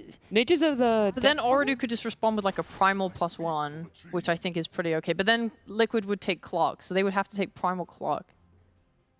That's how I see this coming out in my mind. I mean, it's possible, right? Like, it might happen right here. But the thing is, like, the advantage to maybe doing that is that they don't really play Primal as 4. Like, I know that they could put it there, but it is more like carry. So you're not limiting... sorry, you carry. You're off lane. Yeah. So you're not limiting yourself to being like, okay, here's our support duos, and now everything else we pick is course. I think it's still solid. Like, you can also pick a Phoenix here. Like, you can go with the Clock Phoenix too. Yep. Same, the support duo that you had in game 1. Maybe you're giving a little bit too much off of the first phase if you pick that duo, but it's doable. Oh, Rubik instead. Alrighty. Yeah, I don't know how I feel about this. It obviously depends on what else they pick up here, but we have highlighted before why the decrease in popularity of Rubik, because of the impact it feels that he does have throughout the laning phase and the later part of this game too. Yeah. I can understand maybe not wanting to pick up a Clockwork against Nature's Prophet. It's like they go both ways, right? It's like the lane is maybe not as good, but the mid game and late game is pretty decent. So I can see going for Rubik, which is just more solid in lane. Again, you can put it wherever. And Yeah, I like Rubik perhaps more as well. It's more open at the same time. No matter what Team Liquid pick here, as long as it's not Meepo, I'll prefer their like I'll prefer what they are picking. Like I like the matchup itself, like the Prophet into the DP. If the DP is offlane, the Prophet is gonna do well as well. We've seen DP mid last game, but you can also use that TP. So you're saying they could pick Tinker right here, right now, and you'd be happy? Ha. That's practically what you said. Ha. Yes. You got, you idiot. Pick Tinker, yes. Choose your words more He's wisely. doubling down. Oh, crikey. Okay, we're going back to it. Yeah, I take that back. We're going to the old Treant. Oh, God. This is so weird. Because this hero is so totally fallen off. He just doesn't feel as good as it anymore. Liquid even admitted they don't think he's as good anymore. And they've already picked it up twice this tour. Yeah, they like it. I mean, I get it. It's with a ranged core. You're meant to just make him, like, unkillable. Is that the idea? It's like he's bad. Meanwhile, they're just saving, you know, and picking it every time. Guys, he's bad. Oh, wink. Baiting all the other teams to not pick him or contest him. I guess it's kind of decent into the DP. You can defend the towers as well, right? Like you can protect the Prophet in the lane. Like you said, it's good. I've always been a huge fan of Nature's Tree, at least last tour, because it just means your trades are always so much better. It's like, okay, we're going to push your like tier 2 top, and they're going to try and push your tier 2 bot, but they're not taking it because there's tree armor on it, or you take it much faster, and then you can react to bot and set up. I think the delay there versus the intensity of the push from Nature's is like really nice. Like some constant brambles, the heals on the tower. Yeah, sure. I can see it work. If you can go this far back in your memory sheet, the last time they picked up Liquid, I feel like they struggled at some point during the game with this tree being their support. I don't fully remember. I know it was up against Entity that they picked it, but there was something, I don't know if it was like coming out of lanes or if it was the mid part of the game. This season or... yeah, this season. There was just something that was lacking for them, and I don't know if it was team fight or follow-up damage or what. Oh, this was the game with Mickey's Monkey King. Ooh, that was sexy. Yeah, I think they lost mid and stuff. They lost their lanes. I think that was just a problem. Oh, okay. Is that the Dezo monkey? It is, right? Where they won? Yeah, that one. Where he carried hard. Yeah, that was such a good game. The monkey can carry it hard. Mickey, probably one of his best performances in the season for me. The Treant was not so much of a problem though. It was just like they lost the other 2 lanes, and then people were really active. Like they were doing lane shenanigans. And it was also DP on Entity, right? I believe that was so. mid though. Yeah. Yeah. It was Stormer playing. It's just controlling the map, taking one tower after another. Maybe Oridu Thunders can recreate that. Maybe they can do. So that was a lot on Kataomi, I'd say, on his Tiny early, because he was playing with that Darkseer, and they were like cutting waves and moving the creeps around, and then he just kept coming mid and making Nisha's game really hard. Okay. But that's the problem. You say, okay, we can recreate this magic, but the problem is that Liquid, I feel like Nisha has a bad game every game nowadays. I don't know what's going on. I mean, obviously last game he absolutely decimated, but I've seen him have some real struggles, and he always finds that impact in the mid game, or at least stabilizes himself to a point where you're not losing the game and going, oh, it's because Nisha lost his lane and everything sucked. It was like, oh, we had an opportunity for a fight here. Yes, we were on the back foot, and we didn't quite execute it well. So I'm not super like, oh yeah, we just recreate this and it will be peachy keen. Yeah, a very different sort of circumstance there. Bans, though, they've been completed for the second phase. Primal, Naga, Clock, Snap, SF, and Dro taken out. So a few respect bans there. Its own little meta being created in this best of 3. 100%. What's left for our boy TA2000? There's the Slark left in the pool. Also decent versus the Prophet. There's an Ursa left. Like, it's something that teams do like to play into the Prophet. We'll see. They get an edge. Like, this hero, it's been picked today. I saw it once. Yep, Celery played it. Like, Chinese region literally first bans this hero. First phase, first ban is Enchantress. If you have the first pick and you don't want to pick it, you're banning it instantly. What? Europe still isn't really there, but okay, we see it this time around. It does step up that tempo that we talked about. Like with the Enchantress, you'll have this hero that rotates around with the DP, pressures towers very early on, so it is solid. Plus you get that ever-evolving late-game core, right? Like your position 4 Ench can always... That's a good way to put it. That's a good way to describe it. That's honestly the best way to put it. I think that is probably one of my favorite reasons to have Ench. Whenever these people have like their like DPs, Drows, Nature's Prophets, all these cores, like you're just basically playing another sniper, and the damage is so overwhelmingly strong, it makes it so hard for them to sit there. You add on top of that something that gets on top of them like an Ember Spirit, right? And they feel insanely pressured, and they have to use their BKBs to like TP out and stuff. And if you can force that, then you're putting yourself in such an advantageous position. Worst case scenario, I guess, if you have Ancient, that's not happening for you, you buy some hood, pipe, whatever, you know, you run in first. You might die, but you're going to take a lot of their time. Yeah. Do we think that they're just going to try and take another TA here then? Like a TA or a Ember or something, just something to jump some pressures? It's possible. I'm not sure, like, it's not the same game. Like, last time when they had the TA, they had a lot of burst damage, a lot of burst damage from the TA, but disabled from everyone else. Yeah. So she could get on top of the sniper, get on top of the puck. This time around, maybe they'll just take it because they feel comfortable with it. Yeah. The thing I liked about TA before was the fact that they were playing into a puck, so it was like the threat of silence from traps was a lot scarier than I think it is against these heroes. Yep. Now you're playing into a Prophet on offlane. Ooh, holy moly. Okay, this could be a really good Vanguard Radiance game. We did see it, right? Like, when was AIM played last? Yesterday? It was Tundra that played it 2 days ago, and it was in their second game, and they picked up that AM and went that Radiance build. Yeah. Was it versus Sniper or Drow? What happened there? Like, there was some glass cannon as well playing into him. I can't remember which one, but they did win. Yeah. Yeah. No, I love that. I think playing off of the mischance from Radiance and playing early with like the physical damage block against these cores, it's all physical damage. They don't have any magical right now on Liquid. I mean, it's like anti-mage, so I guess it's nice to play into that. Like, you don't have a really good ult target, I guess, but it doesn't matter. I think if you are able to play early with an Ench and a Death Prophet and like one other hero that can jump with you, could be pretty good. Yeah. She's enjoying it. Oh, I'm seeing it. I'm seeing the potential. So one thing that might worry you, like looking at Ooredoo Thunder's draft, is something similar in game 2.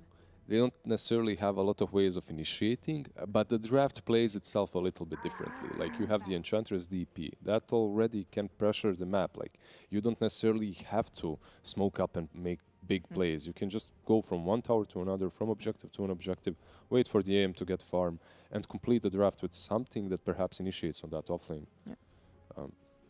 Am I? Oh, yeah, Beastmaster is still in the pool, by the way. Oh, yeah. So Beastmaster, yeah. Yeah, very much so. Tied Underlord and Legion Commander are no longer, though. Some interesting bans from there. I think the Legion Commander more so, for me, it being a last phase ban. It's just an offlaner that's typically been played against anti-mage just due to the fact that you duel him. He can't. You lock him down. He can't counterspell it. He can't do it. Like, she's good in lane because she plays off of a passive Moment of Courage and not mana. So him in lane doesn't really matter so much against her. Yeah, she just kind of has everything. Good lane, good lockdown, nice hero. Makes sense to me. Now it makes sense to me too. Thank you. I'm glad. Yeah, I'm thinking Team Liquid. If you look at this draft, most likely this is a Prophet on the offlane, Sniper safe lane, right? Will the task be 4 or will it be mid? I'm not completely sold on that one yet. Like, Nisha has played it before. Perhaps they need something a bit better into the DP. Yeah. Because if I'm Ooredoo, I'm thinking DP mid and... Oh, they want to put Sniper into the DP, okay. All right, they're afraid they think they could. Yeah, they're afraid on of the Sniper mid. versus DP mid matchup, which is good for the Sniper. And last pick, Slardar. Oh god, we're going back to so many anti-mage counter classics. This is another one, same thing. Yeah. Passive, bash him, literally just own the lane, don't care about mana. Yeah. Yeah, I don't even remember the last time I've seen a slaughter. It's been so long, but it does mean, yeah, Sniper, most likely mid, and mid, Prophet Mickey, yeah, picking up Nature's Prophet for safe. No, I like this for them. They found, I believe that they have found the right way of dealing with the anti-mage, especially if you're playing with the Tusk in that lane. Like, he cannot approach the creeps even. Even with an Ench, just theory crafting. I guess you block the camps and you should be fine. Yeah, I'm just thinking about this potential of, like, if he can get a fast Ring of Health and you trade with the Ench impetus. Yeah, like, seems alright. Yeah, potentially. Maybe. I'm not sure. I haven't seen a slaughter in years. Literally been so long. I'm not even joking. They have overwhelming physical damage. But look at Bat right now. Like, we went this whole circle in the meta that we've forgotten about some most basic strong heroes that are currently in the game and that are defeating the Nature's Prophet. Probably one of the best heroes before that you picked into the Prophet was the Bat, right? I mean, yeah, if you look at last patch, whenever people were picking up Nature's Prophet tree, you were always so afraid of that Bat being picked up for them. So it's a really nice last pick. Yeah, and mid matchup wise, how does it favor? It's against Sniper. The Sniper, so I guess it's not that good. I think Sniper's pretty good because you just peep him so hard. You like max the the peep spell. I don't know what it's called. No, it's the peep spell now. It's peep spell. I think it's pretty good. But maybe Noob, if he gets enough napalms on him, he can kill him. Yeah, there's definitely kill potential. Let's go for Especially, like, Sniper is mid, but there's Enchantress rotating around. That can be really scary for a mid sniper. All right, do you want to put it all on the table right now? Already Thunders make it to the major off this I game. want to see them at the major. That's So you're going all in Already Thunders right now? all my chips, all in. All of them. We doing it? Okay. Are you doing it too, I have Sheep? so many chips. All of them are for Ordu. Yep. To the major, boys! To the Let's major. go. This is it. So much pressure lying on the shoulders of both of these teams. Ooredoo Thunders, Liquid, game number 3 with Lyrical and Kazu. Oh my goodness gracious. They're all in. They're all in. Is it going to be a panel curse or is it going to actually happen? I don't know, man. We're in for some crazy stuff. I don't even have a seat right now. I'm standing Same. up. I don't know where to go. There's a Slardar in my game. I know, a Slardar. It's happening. Where did he come from? The anti-mage response from 7 years ago. The fishy depths. That's where he came from. The fishy depths. Just Zai pulling it out when needed. It's kind of wild. As Kaori, they're going to get the D ward. Well played, well played. That one probably is going to go away too. Do you like the answer though? The Slardar coming out. I mean, I feel like we went into this like the first 3 or 4 picks for both teams like, oh, that's kind of cool. There's weird little things, and then it just went all hell broke loose. It's like there's an anti-mage, there's a Slardar, Bad Rider comes back. There is a lot of cool stuff coming out from both teams. First of all, the anti-mage, we're probably going to see the Vanguard Radiance. Then we see the Slardar. I feel like Zai should be off to a good game. But my eyes, I feel like usually when OT do well is when Noob has a good game. He has a last pick Bad Rider in a crazy good Bad Rider game, and Ench can help him out. So if he gets to pop off, I feel like OT are just going to crush. And for Liquid, on the other hand, they need to do well in their lanes. Need to come out looking at least okay. Now, you talk about how good this Bat Rider can be. There's a lot of burning that's going to be happening there, as well as, of course, the burning from the Radiance. But the thing that I'm thinking about also is this is Liquid playing with Nature's Prophet. Yeah. This has consistently looked so freaking good for them. I'm wondering if it's going to end up being another solid performance from, by the way, where this all was going on. AM did have to skill Blink level 1 as he was trying to get away from the pesky people there in his woods. Yeah, it's going to hurt him a little bit. Shouldn't be something too crazy. I guess now also with the double Wraith Band nowadays, it's going to be okay against Slardar in the lane. Right. But other than that, yeah, I feel like Liquid are the best team at Nature's Prophet. They play it so fast. They're going to try to rotate around. So they need to look at these lanes. Bottom should be good for them with the Nature's Prophet against the DP. Mid for me is the big question mark. I think Sniper does well for a limited amount of time, and then it just gets really hard. Well, there was some talk on the panel there about the PP spell, which we're not even going to... That wasn't even the right one. It was the peep spell. Peep spell? PP. Oh, same no. Oh, what have I done? Oh, God. Please don't fire me. But yeah, the other thing that we're just going to move on from that, the Zai Shard. So this was not in the game when this matchup was so freaking good. The Shard for Slardar feels like it could be a cool answer for them later on. Honestly, it's a very underrated one, as Boxy taking quite a lot of trading, actually, in this lane. So yeah, later, whenever you stun them, you're going to apply your ult. So even if AM has Manta, he Mantas it off. You can then reapply it with your ult. So overall, and they have a lot of physical damage. You have Sniper, Nature's Prophet. So it's a pretty damn good starter game. Yeah, if he can get off to that good start. And of course, that also means that Roche is going to go down so freaking early. You have access to it as long as you have a decent way to take the team fight. I'm also really curious to see how well this Death Prophet's going to be able to do. Had a really rough DP game last time around for Noob, and was just sort of never able to get things going his direction. We'll see if that's going to be a similar story in this one, as Boxy, pulling this creep wave off to the side, is going to be able to interrupt that slightly. Kyrie pulling in the hard camp and still throw the impetus shots out. Doing a pretty good job right now. So for Liquid, these side lanes just are ever so important, because if they don't do well there, I feel like, you know, OT draft is going to come online. And on the flip side for Liquid, if they do well, make it on this Nature's Prophet, so we have a little double stun coming out up top, they are really going to be able to tempo up the game at the same time. So a lot of volatility. Priori. Onto him. Stun. Crush. Chase. Looking in some trouble. And he's going to go down. So Zai able to take that first blood, taking down Kaori. And yeah, dangerous stuff ahead.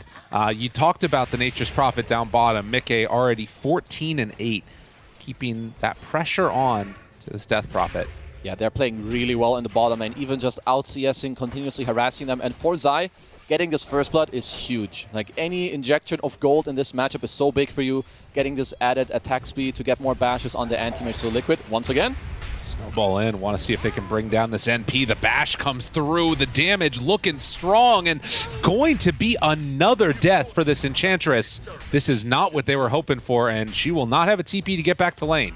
Ooh, it's quite a big deal. I mean, TA2000, he is still farming fairly well in this lane, but Zai, with these kills and the living armor on him, I feel like he's just going to be able to freely trade all the time. And that might make it very hard for TA2000 to farm in the next, like, 2 minutes.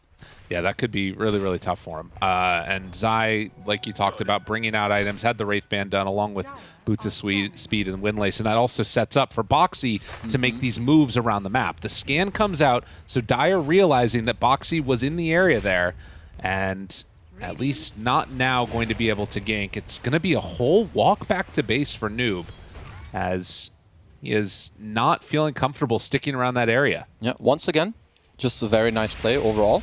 Even though you don't get the kill, force him back to base, feels great. Coming out ahead in all 3 lanes right now for Liquid.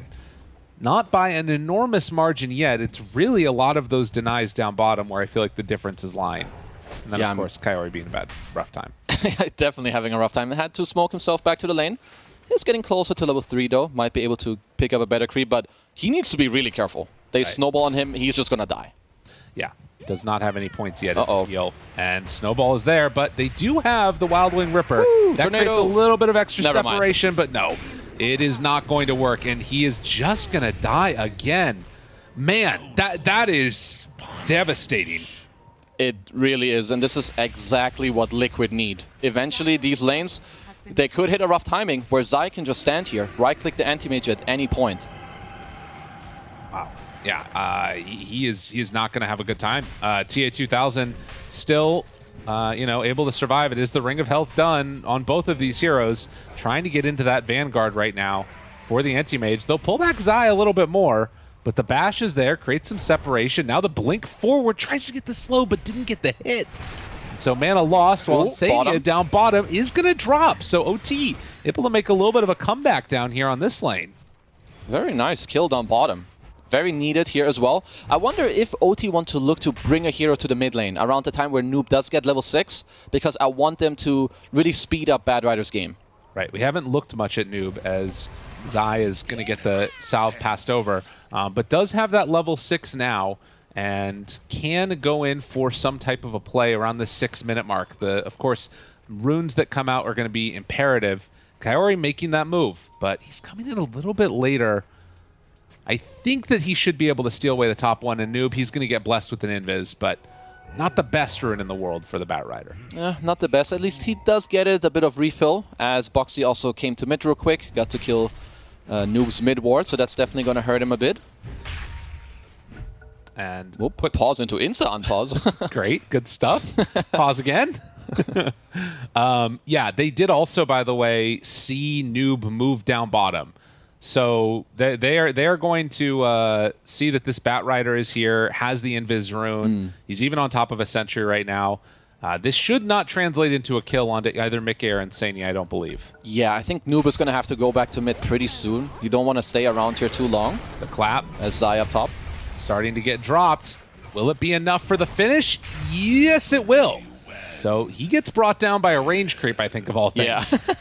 Yeah. But still a good kill up top. And Noob actually made that TP rotation, so he was getting ready to move instead.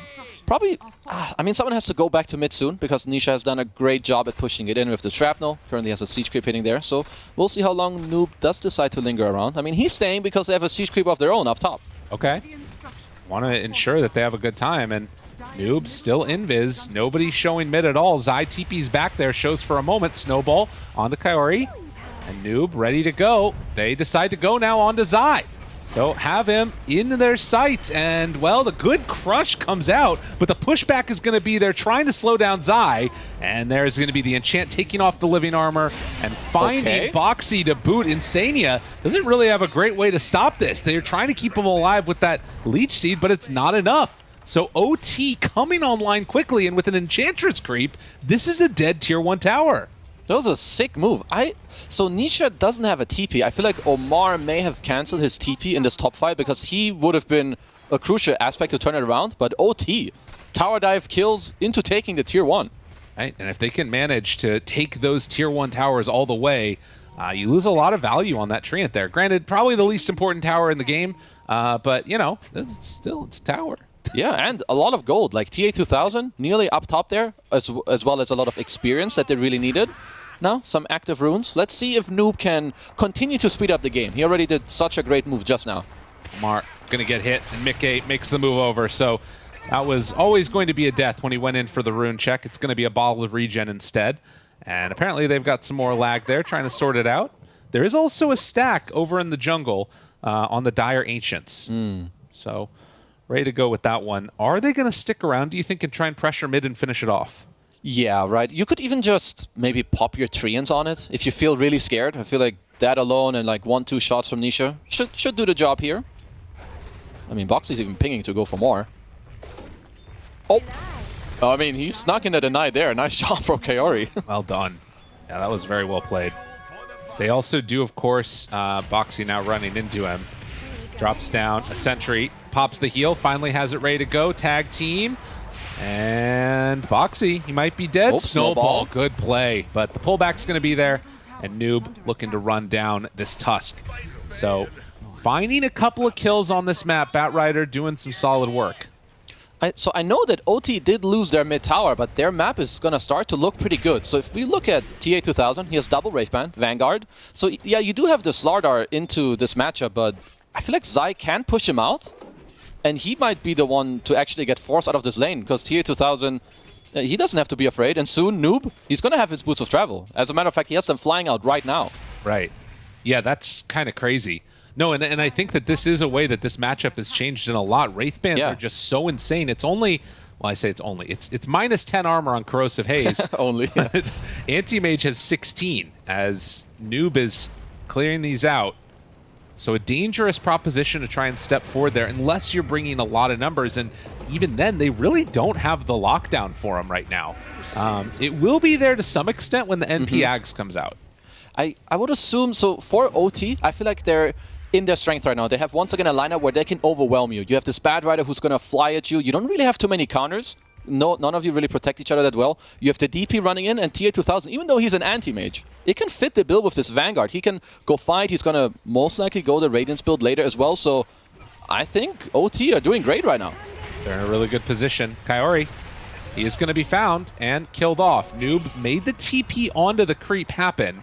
And now, looking forward, it's only 2 supports here. It's kind of a weird fight to try and go in with.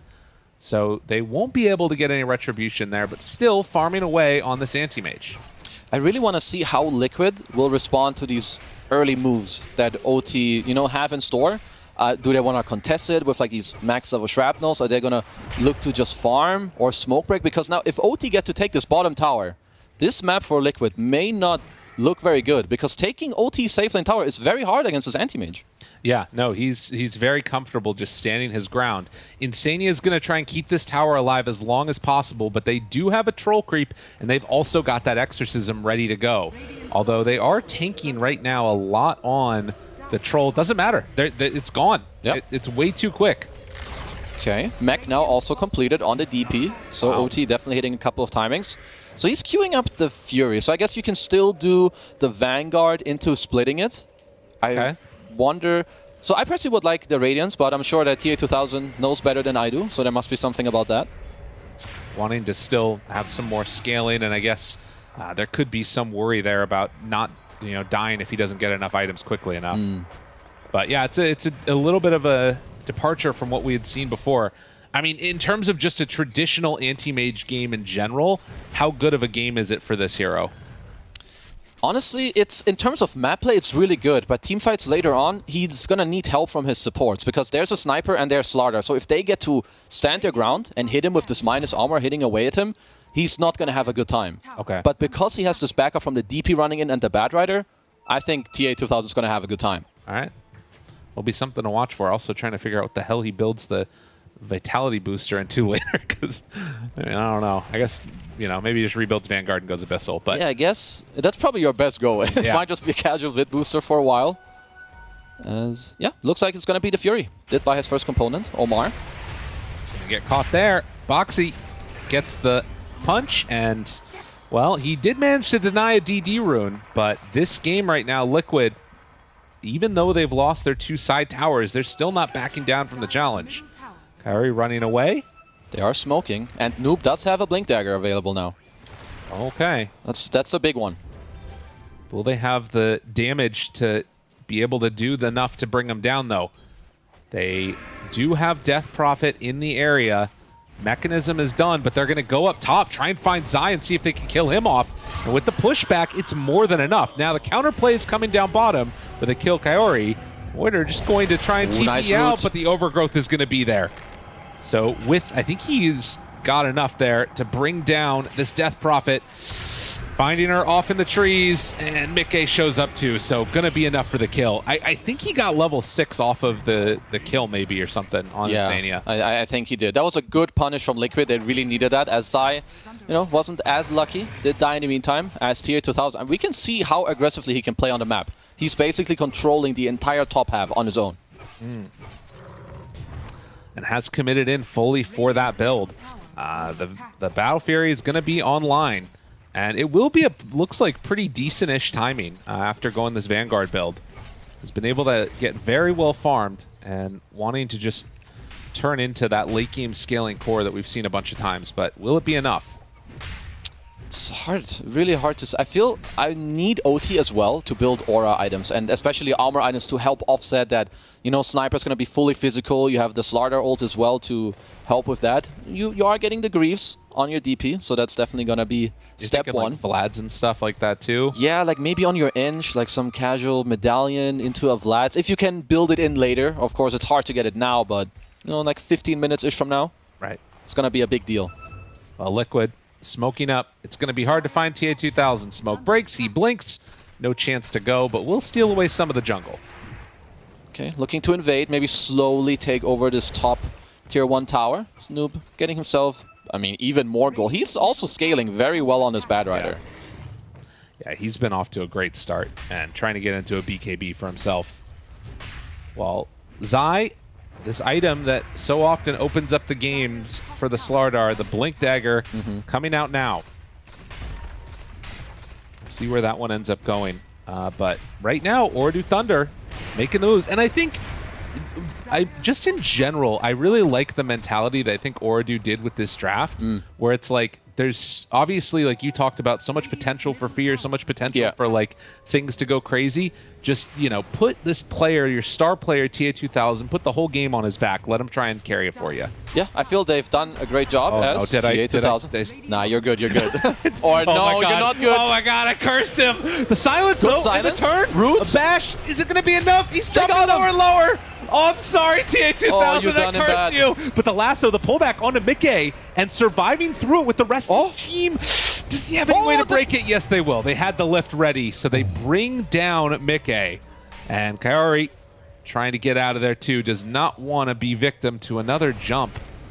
There was a flame break into lift. I don't think Omar would have been able to reach it otherwise. Still, sick kill from Liquid on TA2000 there with the Aghanim's from Mickey, able to root him down in the start. I would say first Roche is going to be up on the menu very soon for Liquid. You have Max Tag Team, you have Slardar. That just screams Roche to me. Omar finds a couple, knows that he's going to be going down in just a moment. So they lose the Rubik again, and a TD spawns. Danger, danger.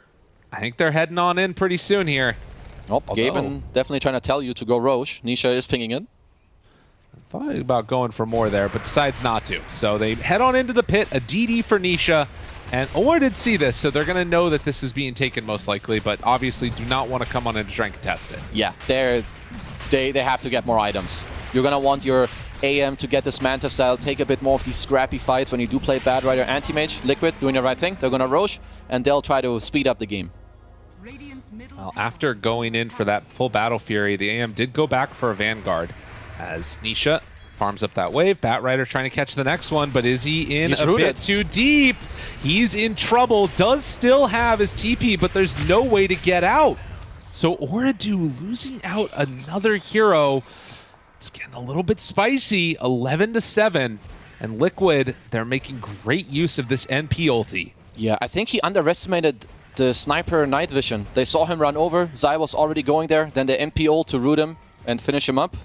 Liquid definitely doing some very good stuff in this game right now. Next couple of minutes will be really telling to where this one ends up going. As, you know, Anti-Mage kind of being hounded around the map. I mean, do you think this has the potential to sort of turn into a repeat of what happened in the last game, where we're just sort of seeing them get pushed all around the map? Eventually, but they do have better ways of fighting. If they do split up Liquid, they can go for pickoffs, they can go for like smaller fights. I like that. So Noob changed up his item build. He's not going BKB anymore, he's going Lotus to take away the roots from both Treant and Nature's Prophet ult, but also to remove the Slardar ult. So perhaps they're playing for this timing where, okay, tier 2000, you're gonna get one more item, I'll get a Lotus for you, and then we're ready to fight. Okay. So setting up for an engagement like that. I mean, the thing that's scary, like you said, is that they do have those two different forms of the roots that can completely mess up their games, with the Treant and with the NP ulti. Yeah, I mean, there's a lot of damage as well, like on the Radiant lineup. It's not only just this lockdown, but they're getting higher levels on Slardar. They're getting Nisha. Currently is queuing up a Silver Edge, which I would kind of like. You know, damage, more mobility. And Mickey starting to scale as well. Has a Maelstrom completed now too. Omar looks to be caught and going pretty low. Does have the Ghost Scepter, trying to escape from it. He's trying to sprint away. But it's not going to happen. So they do manage to find another kill onto him. The supports in this game just have not been able to play. 0-5 on the Ench, 0-4 on the Rubik. The majority of their team's deaths. It's really hard for them to go together and feel like, in terms of having any purpose, because your cores aren't really ready to fight. Yeah. They only want like this 1v1, this 2v2, so they're just kind of like smoke breakers at this point. Yeah. Feels like it's all about these core heroes getting what they need. Yeah. And, well, Liquid shove on in that bottom wave. Managed to take down the tower. Kaori trying to do what he can. It's just whittling away. This is not going to work, though. And he is going to drop too. They're going to kill it, and you're a little creep too. As, yeah, that tower just going to get healed up again. Yeah, honestly, this move doesn't do much. I mean, you do show some heroes to your team. So, once again, tier 2000, my bro. Farm away. Carry me out of this game. He's at least doing a nice job at keeping up his net worth. Mickey gets the blink back. And the TP coming. Wanting to find him over there. But does not look like it's going to happen. TP out from TA 2000. Waits long enough, gets away from harm. I mean, Liquid are doing a great job on this map right now. They're slowly getting more net worth lead. Nisha is on top of the net worth. That kind of goes to show you that, yeah, T2000 is doing a good job, but he's being pressured. Right. I think OT have more moves in them. You can smoke with the lasso. Try and find someone who's alone. Well, right now, you look, we're in a Dota Plus win probability. 27% is all that they got, but finding Boxy at the start, that's a good way for these ones to begin. Obviously, Age is still a minute 15 left on it, and they're also going to be able to find the D ward here. So retaking some of their jungle, seeing if they can maybe find a little bit more momentum in this game to go their direction. Noob is queuing up a Shivas now. Kaori, not as lucky. Just gets wiped out of the game. Dude, Edge just does not have a game. Ever since those 3 deaths at the start, it has been painful. But somehow Boxy is below her net worth. Yeah, I mean, he's got the creeps. He's at least still farming, but yeah, so what? If Slardar ultis you, you're sitting on -8 armor. Yeah. It's not the greatest spot to be in. No, it's pretty rough. And another tier 2 tower now under fire. And they bring it down. Liquid, they're just going to get this one, it looks like. No answer to this at all. So, I mean, need more time to farm. This is the mantra of anti-mage games. Will he be able to come online in time, though? This Manta getting closer and closer. I mean, so the Manta's going to help him to not only play the map, but also help him play fights to get out of one of these routes. As I see Boxy swapping in a smoke. Might just want to be ready soon to make a play. And Senia is scouting already as well in their own woods. All right. Am I crazy? Do you think the Battle Fury was because he's playing against Nature's Prophet? Honestly, I thought that earlier too, and I feel like that shouldn't be the reason. Boxy snowball to try and get away. A really big MP ulti. Will they be able to turn this fight? There's still heroes in the area. Okay. But they won't decide to go anymore on Liquid, and well, Oridu, they're not opting to go in for a fight across the river. They are getting some good kills, and they're finding these aggressive wards that Liquid have placed. I like the smoke a lot. Lasso up in 10 as well. See if they could find him. That Aegis no longer there. Who do they find? Insania trying to break that smoke. Gleipnir done. So another form of control as Noob jumps in, tries to get him. And in no man's land. The silence is there onto multiple, but the jump forward and then the Hurricane Pike. This is not the way it's supposed to go. Snowball from Amor, but they've got all the control in the world. TA2000 dead. And Oridu Thunder, a horrific smoke into mid. That might cost you a major slot. Ultra kill on Nisha. 8k gold lead suddenly. Oh, sheesh. I didn't think it was going to go this way. Oh, no. Oh, wow. Oh, suddenly... Look at the smiles on Nisha. He's like, yeah, I was just fed an ultra kill. So now he's godlike, ultra kill, 4,000 gold on the deck. Oh my god. Uh-oh. Oh my god. It fell apart so quickly. Keza, you said you liked the smoke. I did. Oh no. I really did. I thought it was just a quick lasso, but then perhaps the hero fogged him or something? I don't know what happened there, but... Oh, he tried to get him. He just was not there. But then they got him. Nisha was so ready for that one. Oh, it's the help your friend syndrome. I can't watch this. Yeah. It's painful. This one's really painful.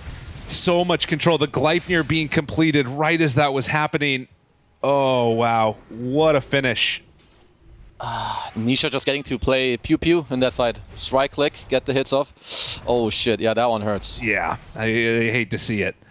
And, I mean, in that moment, too, should be noted, Insania stole away Nisha's Rampage, so probably reported. Probably reported. Definitely not worthy of an MVP now. Make sure that that doesn't happen, my friends. So how bad is this in terms of the way that the next couple of minutes this game plays out? Do Oridu still have moves in them? Well, obviously it's not good, but OT still have moves. Like the gameplay for them doesn't truly change. Sure, you didn't win the fight, so you can't just take a straight 5-on-5, but you still have your map clear. You still have the lasso to pick people off. So as long as you try to force and split Liquid apart, you're still in this game, no problem. Okay. We'll see if they can make it happen. But right now, it's a smoke up, and Liquid look like they want to put the foot on the neck as jumps in. And Insania, if they can burst him quickly enough, it would be good, but that's not going to happen.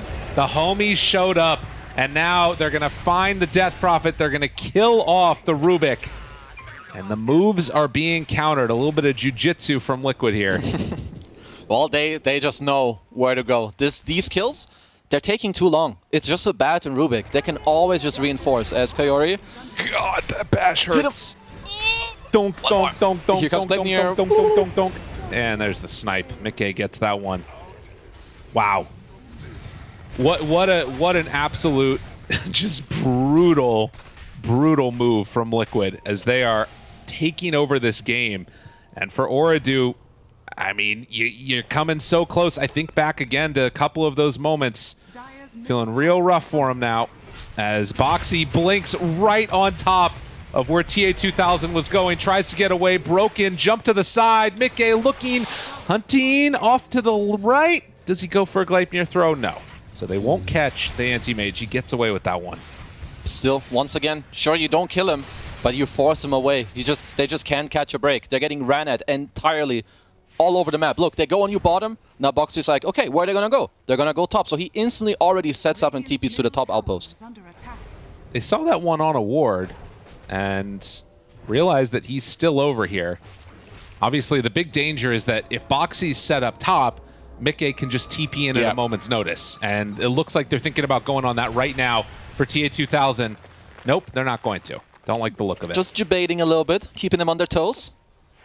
Making sure they're still talking about making sure that they have to protect each other. Roche also up in 10 seconds. Yeah. Sending in an edge creep.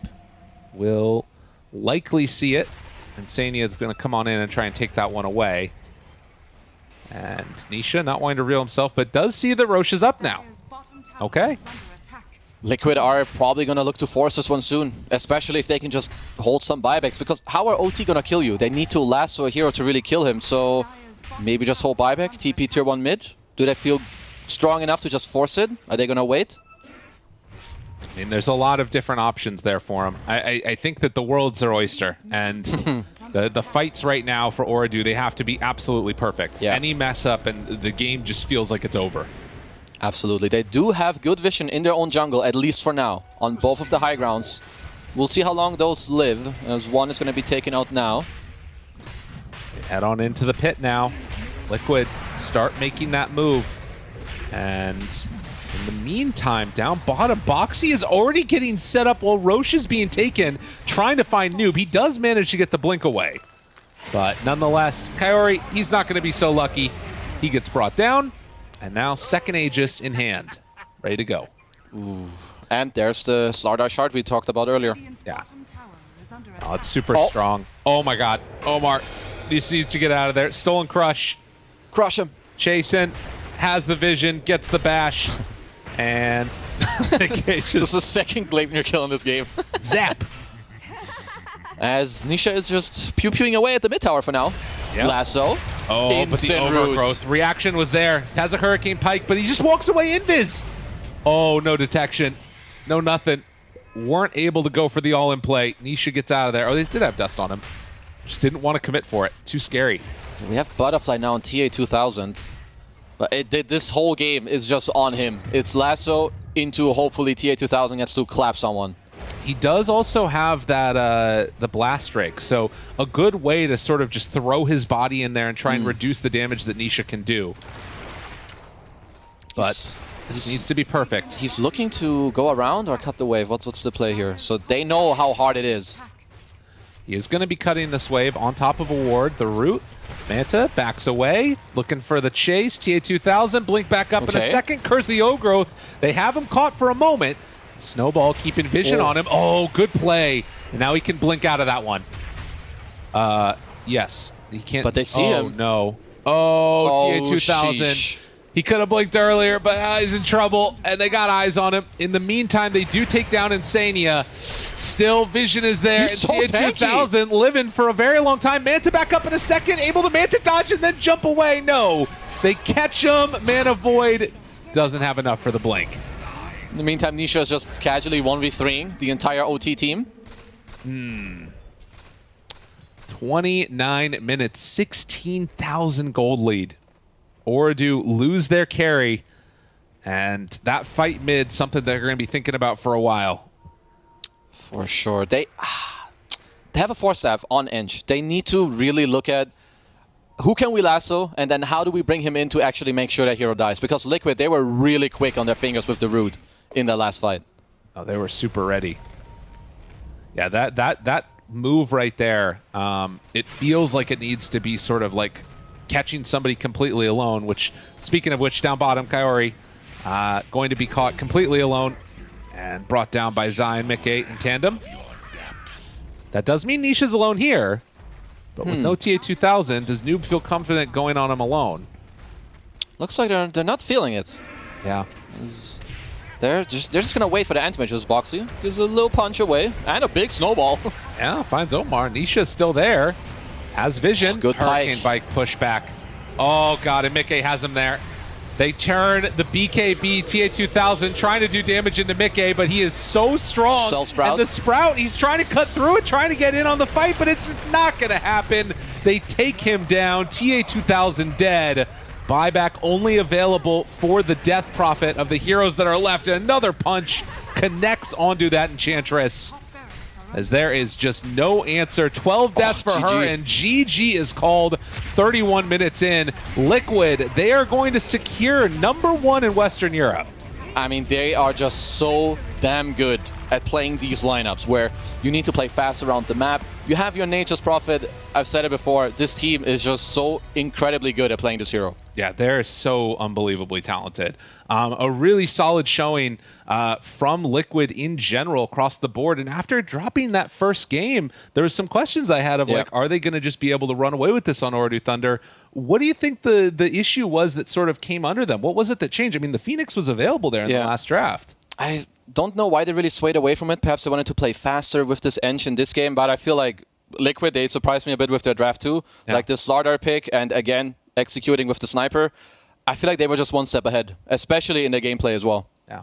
Well, a tough thing to close out a series, a tough thing to close it out in the end. It doesn't mean that they're out. Yeah. What it does mean is we might have 1 billion tiebreakers. Let's go. That they have to play for. So I'm really excited to see what happens there. But we'll talk about all that later as we get ready for the end of the season. For now, we're going to head on back to the panel, let them talk about this game. Liquid taking it here, another 3-game series. We've been blessed on the second last day of a Western Europe Div 1 here. But this game 3, for Liquid, it was much different for them in the sense that... no, it wasn't really. I was going to try and do something for Ooredoo Thunders here. I was like, yeah, Ooredoo Thunders is different because Ooredoo Thunders won lanes. And they did. Yeah, I mean, they did well in the lanes, they did right? well. Like, the Anti-Mage actually got his Vanguard early on. Slardar was the one that had to run away. They took the safe lane tier 1 tower very early on with that DP rotation. But the lanes themselves, other than the AAMs, didn't really have too much of an impact, I should say. Like the rotations from the supports very early on weren't really that on point. And I just love the itemization from Mikhail. Like I was thinking that during the draft he'll go for Axe. He does go for Axe. They needed more of a playmaker, Nature's Prophet. He gets that, you combo that with the Slardar, Anti-Mage is just never safe on the map. Yeah. Top lane was an interesting one to look at because the way it played out, I was thinking, oh, they want to go all in, right, to shut down the Anti-Mage. But really, you can't do that versus Eng. So what I think Liquid did do well there was they just fully focused the Enchantress down. Like, they killed her in lane, she comes back, they just go on her again. Like, they're using this snowball, ice shards, whatever. They're just all going in all on Eng. And then Anti-Mage can't really harass you out of lane at that point. So yeah, he farmed, but I think a lot of that was Ooredoo having to bring loads of heroes top to constantly be like diving Zion, making his game worse. Yep. This fight was really sad. This fight was just miserable. Going in with your Batrider to try and grab someone and then messing that up and then committing with the rest of your team afterwards is such a mistake. As soon as that failed, they should have backed off. Especially because he itemized in that way, right? Like he went travels blink instantly, wants to be a part of the team, wants to be getting these pickoffs, and every single pickoff seems to have backfired for them. And you had to be making plays as 4 because you have an AM, remember? Like, he's farming constantly. Well, he was there on that one. Unfortunately. He got a DD and he was like, okay, I have a DD, Bat's dead, I feel like I can still go in. But instead, he like uses his Manta and then just gets tree ulted. So it went really badly. I think that was a huge turning fight. Yeah. They got completely wiped, right? Like in that fight. The 3 cores did. Yeah. So, yeah, unfortunate for Ooredoo Thunders, but perhaps they could have last picked the AM or something like that, or perhaps not picked the AM in a game that was as important as this one. Then again, you believe in TA 2000 completely. I mean, he's always done a great job of being able to make heroes that like to farm and go late game be very active earlier on, and I thought AM was going to be that for him. I thought they were going to find a lot of success to it, but I also do have a lot of faith that if you're going to pick AM, probably wait until you get to overall last pick it. The scoreboard, it looked great for the side of Liquid, though. You guys have a tough job ahead of you picking an MVP for this game 3. Insania. Okay. Insania. Yeah. You're saying that because he's interviewed. Yes. No. No. The little giggle at the end, I knew it. But you have to justify your MVP. I'll see whether it's a worthy enough reason why. When AM blinked in and used his Manta, he ulted. That was the it. tide of the fight. He was saving cool that guy. ulti for the best moment. The bestest of moments. The best moments in the game. He like is so Overgrowth, good. Always on point. I don't know how he does it. I don't know how he presses that R button every single time on He's point. so Look good at it. Kill participation, 63.6. Holy moly. No Treant protector has ever done that. 2 wards destroyed as a melee hero. This guy is on top of it. How do you, as a Treant, participate in kills? You're protector. You're not attacker. Yeah, and so true. I feel like Insania has innovated the way Triumph attacker has been played. Oh my gosh. In 2023, I didn't think we'd see this. Amazing. Incredible. Wow. My king. And the stats, oh my goodness, they're just 6.9 hero healing, huh? And 420 XPM. Hey, God, it doesn't nice. get any better than that. Nice. 6.9k. Holy Well, shit. you have it. What are Omega the chances? MVP purely for the stats right there. You have it all. It doesn't get any better than that one, except for the fact that Liquid lock in first place, Div 1 Spring Tour for themselves. My, oh my. When we interviewed them 2 days ago, Zai said that they weren't going to go easy. They wanted to take that first place, and they've done it here so deservedly as well, Lizard. Yeah, now to the major, and hopefully, possibly a better spot than the last one. Yeah. Like, they've last season they've been. Wait, hopefully a better spot. They got second, bro. Well, yeah, exactly. Camel come first. They need to win it. All right. With the end of the series always means we get our winners interview. I know Insania has been listening in. He is joining us here. Insania, congratulations on first place. Tour 2 here. Spring Tour. How does it feel to get first yet again in the region?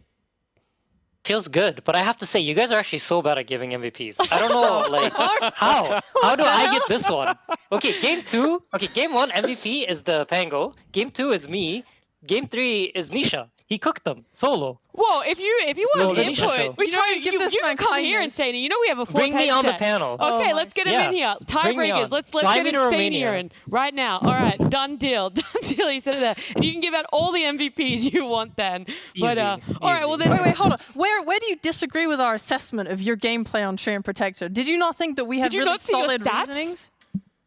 I don't think I did anything this game. I feel like Nisha just killed them all, and I was just kind of clicking armor on Zai from bottom lane. I Exactly. wasn't even playing my lane. Good like, job. I didn't even play my own lane. Like, what did I do in this game?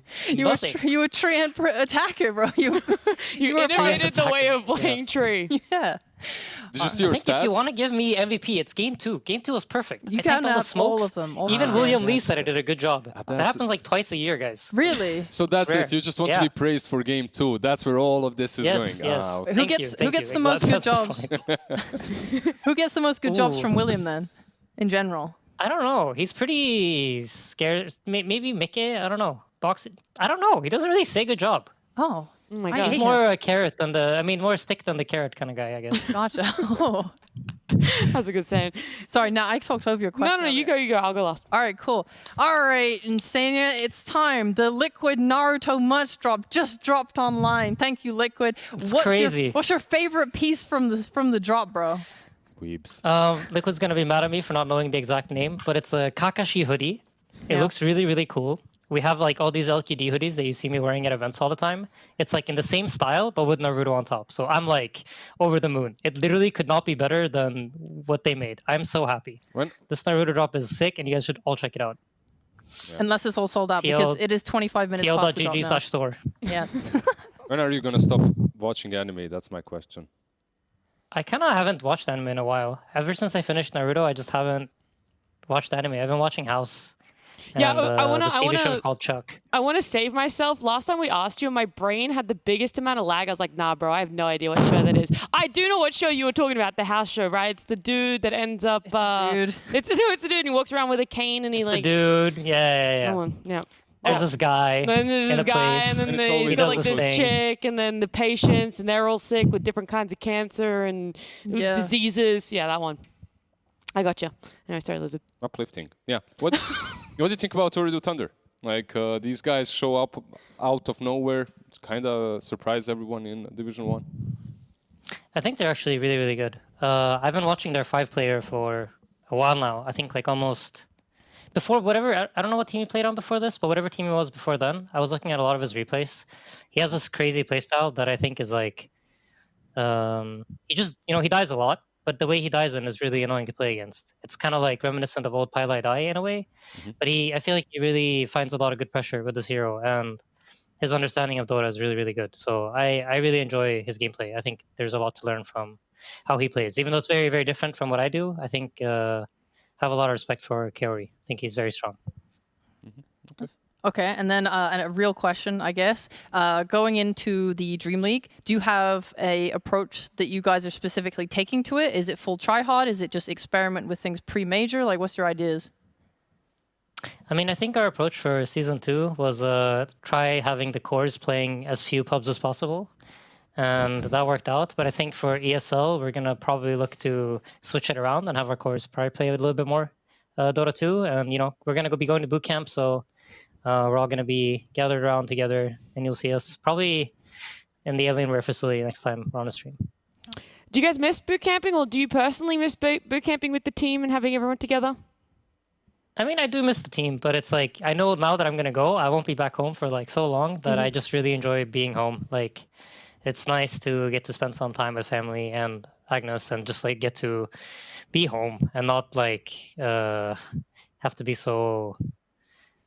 I don't know. It's like when you're at boot camp, there's not so much to do. You just play Dota all day. I mean, that's the point, I guess. But like, even though you do the same thing at home, it just feels more relaxed, and you have like, you kind of feel more that you have more time to do whatever you want. If you want to do something else, there's always the option to do it.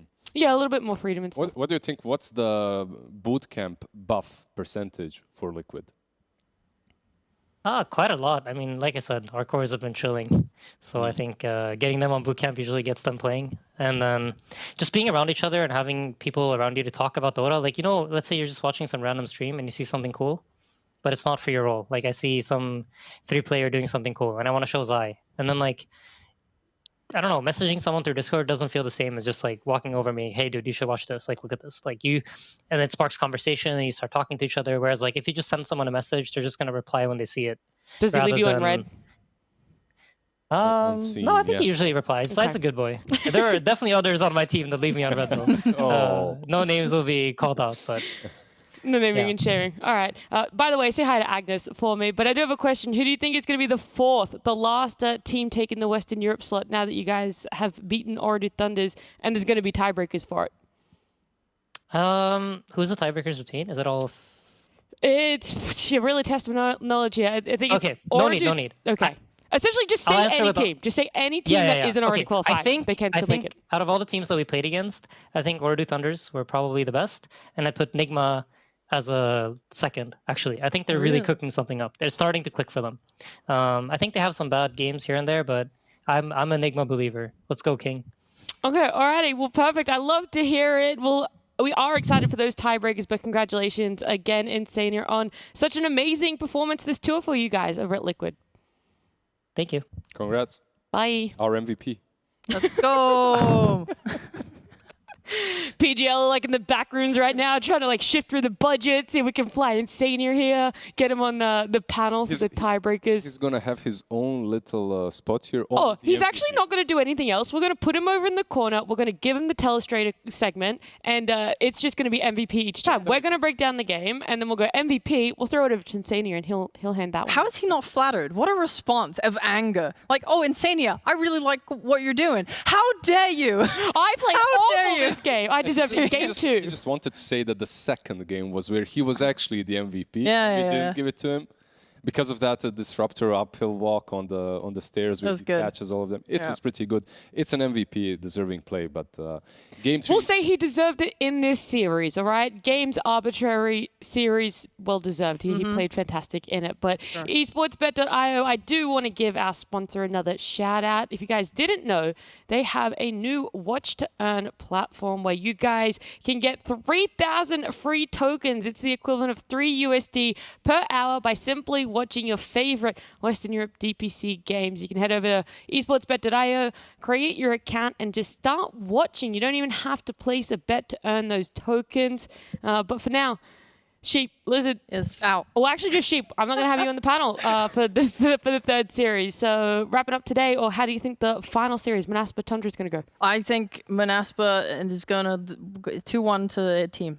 Oh, cool. Awesome. Thank you so much for that insightful comment. And with it, we get to ruminate and sit on it as we jump to a break.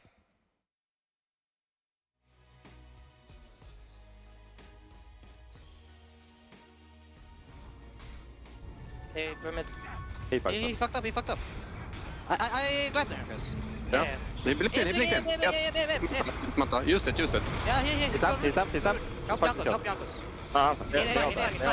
Kill him off. Cooking. Look at Rubik. I think we are behind him. Rampage? Yeah. I give you a kill, no problem. I didn't got it. It's okay. Aiden stealing Rampage again? Like, how do you steal Rampage with 3 guys? I don't know. I'm gonna.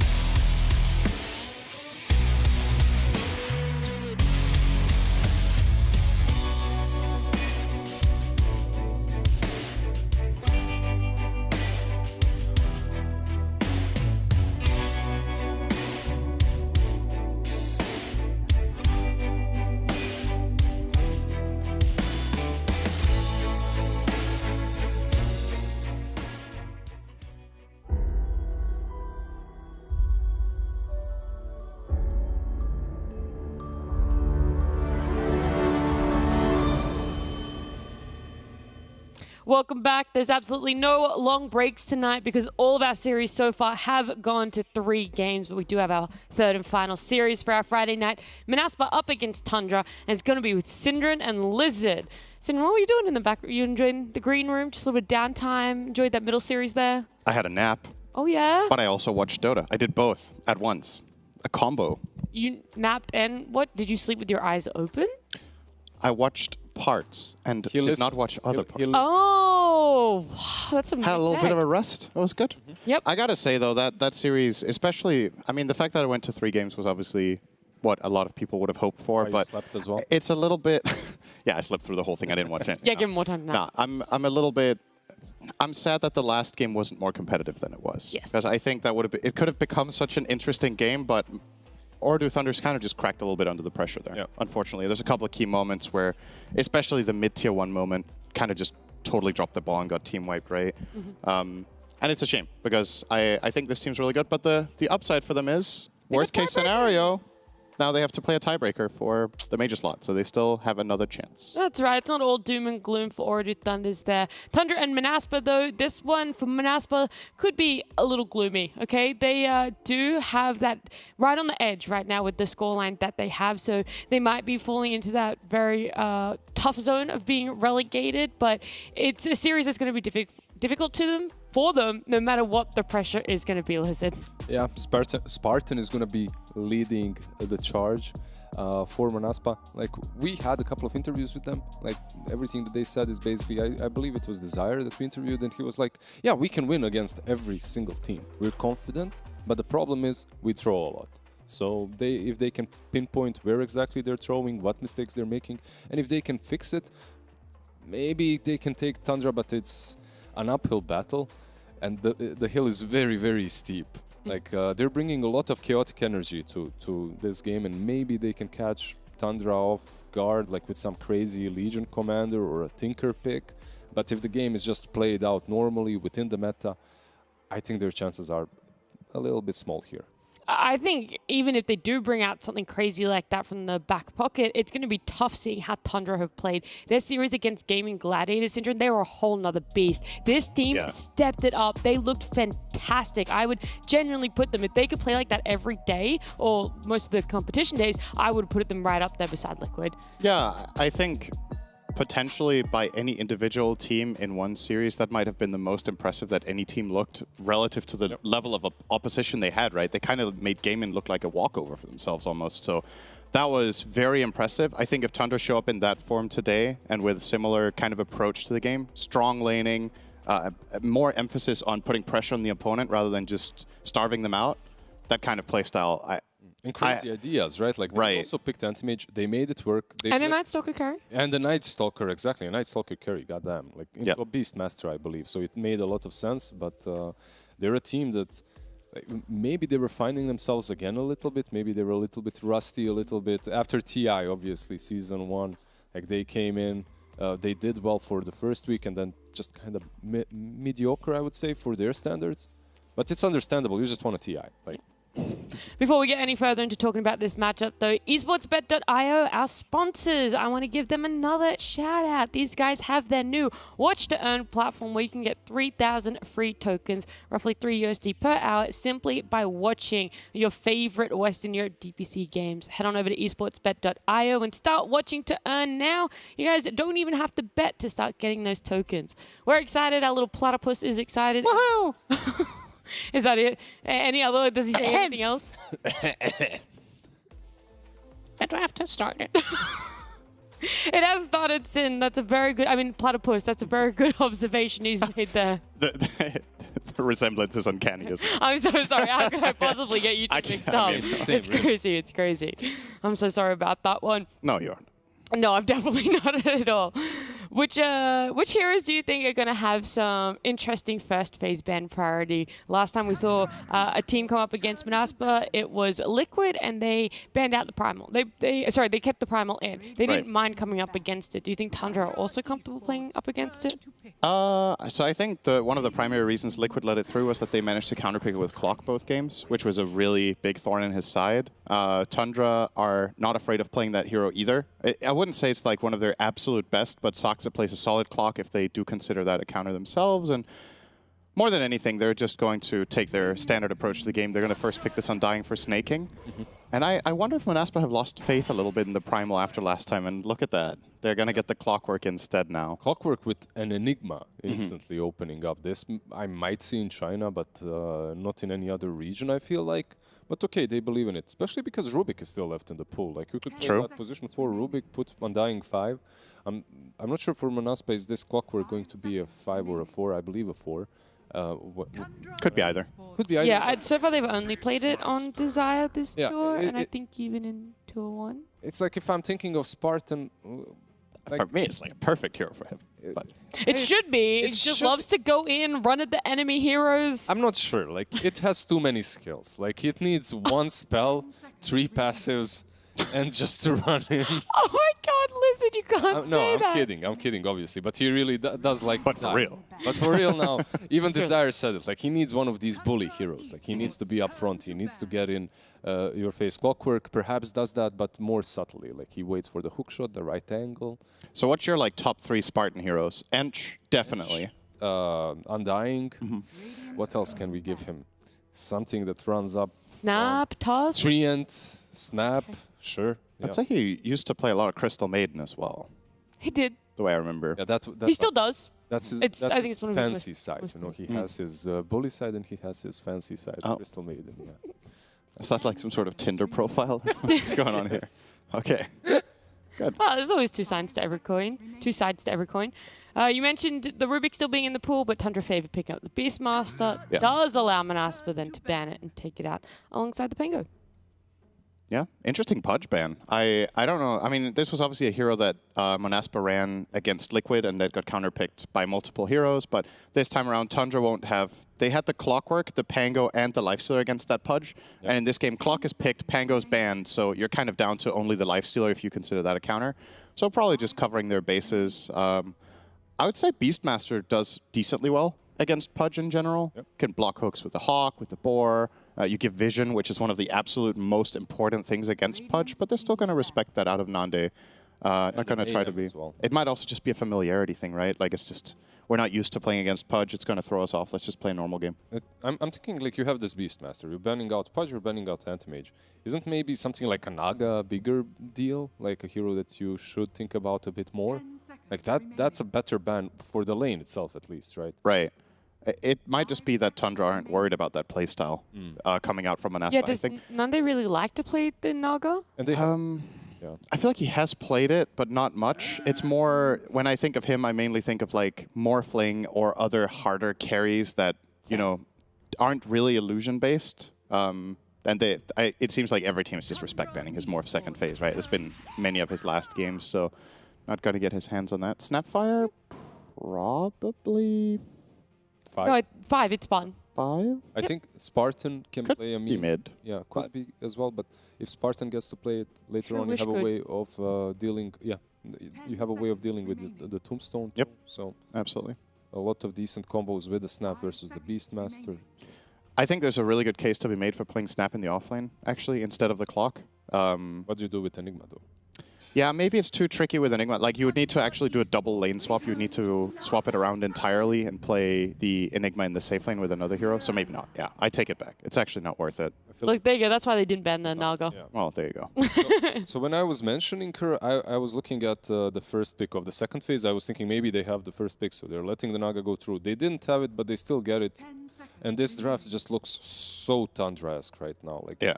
I've never seen more comfort in a lineup. I'm pretty sure, I think a lot of us here, if you just showed this snapshot of this graph of the draft right now without teams on, a lot of people would just say that it's Tundra playing the Dire lineup, right? And on the left side, like, no one would guess. Like, you couldn't really tell. Why do you think Wish wants Zeus over Tinker in this game? Is Tinker just not it? Like, he can travel on Eidolons, he has vision from Clockwork, you know? Is it just too risky? I guess he played the Tinker, before, and it didn't really work out. Okay, I do want to say that Tinker lineup, I swear every time I cover Manaspa, I bring it up, but it was Legion Commander, Tinker, and Viper, right? And when I say this, it was Tinker mid, Legion Commander, carry, and Viper off. So I don't think it was down to this Tinker. Yeah. I think there was a lot of things going on for them, but yeah, maybe it could have been enough to lose faith. I don't think so. At the same time, when you do have Tinker, you should expect these wonkier side laners like semi-cores, because the Tinker can be the true carry in the game, right? Like, his timings are the timings that you're waiting for. But okay, they get the Zeus. I guess it's a little bit easier to execute with him. Yeah. Would like to see them maybe... I'm trying to think if there's any realm in which Zeus 4 is still viable. And it's a mid. That is not happening this game, but I like the creativity. I'm just trying to think, like, what would Manaspa want to throw a spanner in the works with? Not that. Yeah. I don't think. I'm trying to think of what carry position heroes you pick here to enable Zeus to be successful in this game. Usually Zeus likes playing with Bloodseeker because, you know, pacing and all that, and getting the Blood Rage. Bloodseeker is also a good laner against Beast, so Tundra might actually ban it because of the double value of that. But maybe Tundra are also like, well, if these guys pick Bloodseeker, can they even end the game? Like, are we worried? We have Naga that's going to get farmed against the BS. We have BKB piercing stun from Beast. We're good to go, right? So maybe that's not a problem. And that makes me just wonder, like, what is a problem for Tundra here? Like, what's the biggest concern? You ban out Drow. Some hard carry that builds a Radiance. Yeah, I was going to say, what's a good maybe core matchup against Naga? Like, when we go later, let's say they don't want to play as aggressive as the Tundra we've previously been seeing, who is going to be able to match what Naga does? Is there really a... I mean, historically, there's been moments where Anti-Mage did very well against Naga when he gets farmed, because he could match the pace or even overtake Naga and buy all the right items. He could buy a Butterfly, he could buy Basher and just lay into her, right? But I think he's going to be too exploited in the lane, and he's banned anyway, so that's not a possibility. Terrorblade, I guess, could have been okay as well. That's going to be Tundra's final ban. And the Drow is a double-edged sword, because it's good against Naga in certain stages, but it's weaker against her in others. But they don't have to worry about any of the downtime periods now. So we actually did see one crazy hero played recently, but not from the safe lane, from the mid lane. Dragonite, right? And later on you reach that, you have the Fireball, you have a ton of armor, the AoE damage, like you can deal with the illusions. Maybe that's an approach, not sure. If something crazy that Manaspa might go for. Plus it gives you sort of a frontliner for Zeus and Enigma to play around. Maybe it's an option. Besides that, Chinese region, They had some Slarks with Radiance, but I don't think we're going to see. Yeah, I don't know about that. But what I do know is that now that they've picked Naga, the Pudge ban makes a lot more sense. Because that would have actually been Monaspa's carry position best pick against this hero, and now they didn't have to worry about it. So they were setting up already at that point. When we were looking at that pick or ban and being like, do they really need to worry about Pudge? This is why. They wanted the Naga. So they've covered their bases really nicely. Ember ban coming out from Monaspa now against 9. He plays a lot of different heroes, so you're not going to ban out his pool. I think the stereotypical type of hero he wants to play here is a Spirit type, where he can play with the Beastmaster and play fast, because Naga will be taking her sweet time as she does. We'll see what high pace Ricky... Okay, it's a Ricky. That is... That's a Ricky core. Is this mid Ricky? What? I think it is. Wasn't it a 9 interview we asked? Was it Nisha or was it 9? It was one of the two of them, and they said that they wanted Ricky mid. I think I saw Ricky mid as well in a pub I played recently. So Yeah, actually, surprisingly, I had a conversation. We asked 2 9, and he nights wanted ago. to play Void Spirit, he said. He wanted We could that bring to be back anyone, so it must have been Nisha then that said Ricky mid. Hmm. But look, it's been talked about. A lot of people whispering here or there about this Ricky mid and how to make it work. How do you make it work? I know how you made it work last patch when the dart was better, because that's when I think mid Ricky was actually more viable than now, probably. It gave the hero crazy tempo minute 15. I guess you still probably buy something like Diffusal into dart. I'm guessing that's your approach on this hero. And the primary goal is to just run around the map and be an assassin together with a tandem, like either Mirana with dart into arrow or Beastmaster with dart into roar and all the summons.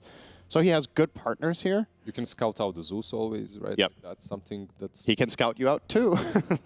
Exactly. But it's going to be And you don't have fun. a lot of HP, like the double ulti from Zeus. You could feel very threatened on that, Ricky. How comfortable would you feel if you're in Manas's position? You're getting this overall last pick now. You're still not 100% sure that it is a Ricky mid. I mean, it's most likely, but you don't know for sure. So what's this final pick up for yourself? Yeah, I mean, I was already wondering before this pick what Monaspo should be looking at. Yeah, they just need that hard carry into the Naga. Yeah, but what is there? They can't really... Like, Sven? They can't go for the tempo, Sven's not right? good. Like something like an Ursa isn't possible for them, right? Ursas and these heroes, but they go with a sniper. I feel like this is a good matchup for mid Ricky, actually. Not the lane itself. He's going to be playing against Zeus, right? But I actually think Ricky thrives quite well against Sniper. He can find angles. He can intercept you in the back line and make your fight miserable. Yep. Sniper, sure, he's going to buy Pike and he can get away and buy Concussive Grenade and whatnot, but if Sniper needs to start investing and using his fight on running away, the hero is kind of bad, right? Like, Sniper thrives when he can just stand still and deliver like we saw Mickey do. And you have sleep as well, right? With Skitter just... Yeah, the Naga is also going to be a concern. She's going to buy a dagger eventually and just song jump on you, ensnare you, and kill you, right?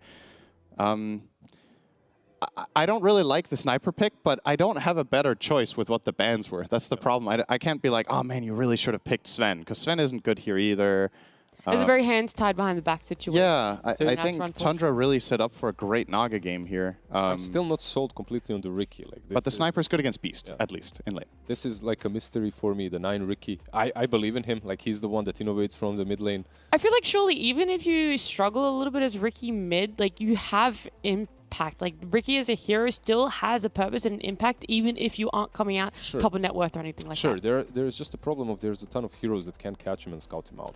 Like Zeus, you have Clockwork as well. If he shows himself on a sentry, you can ulti into Clockwork, hunting you down.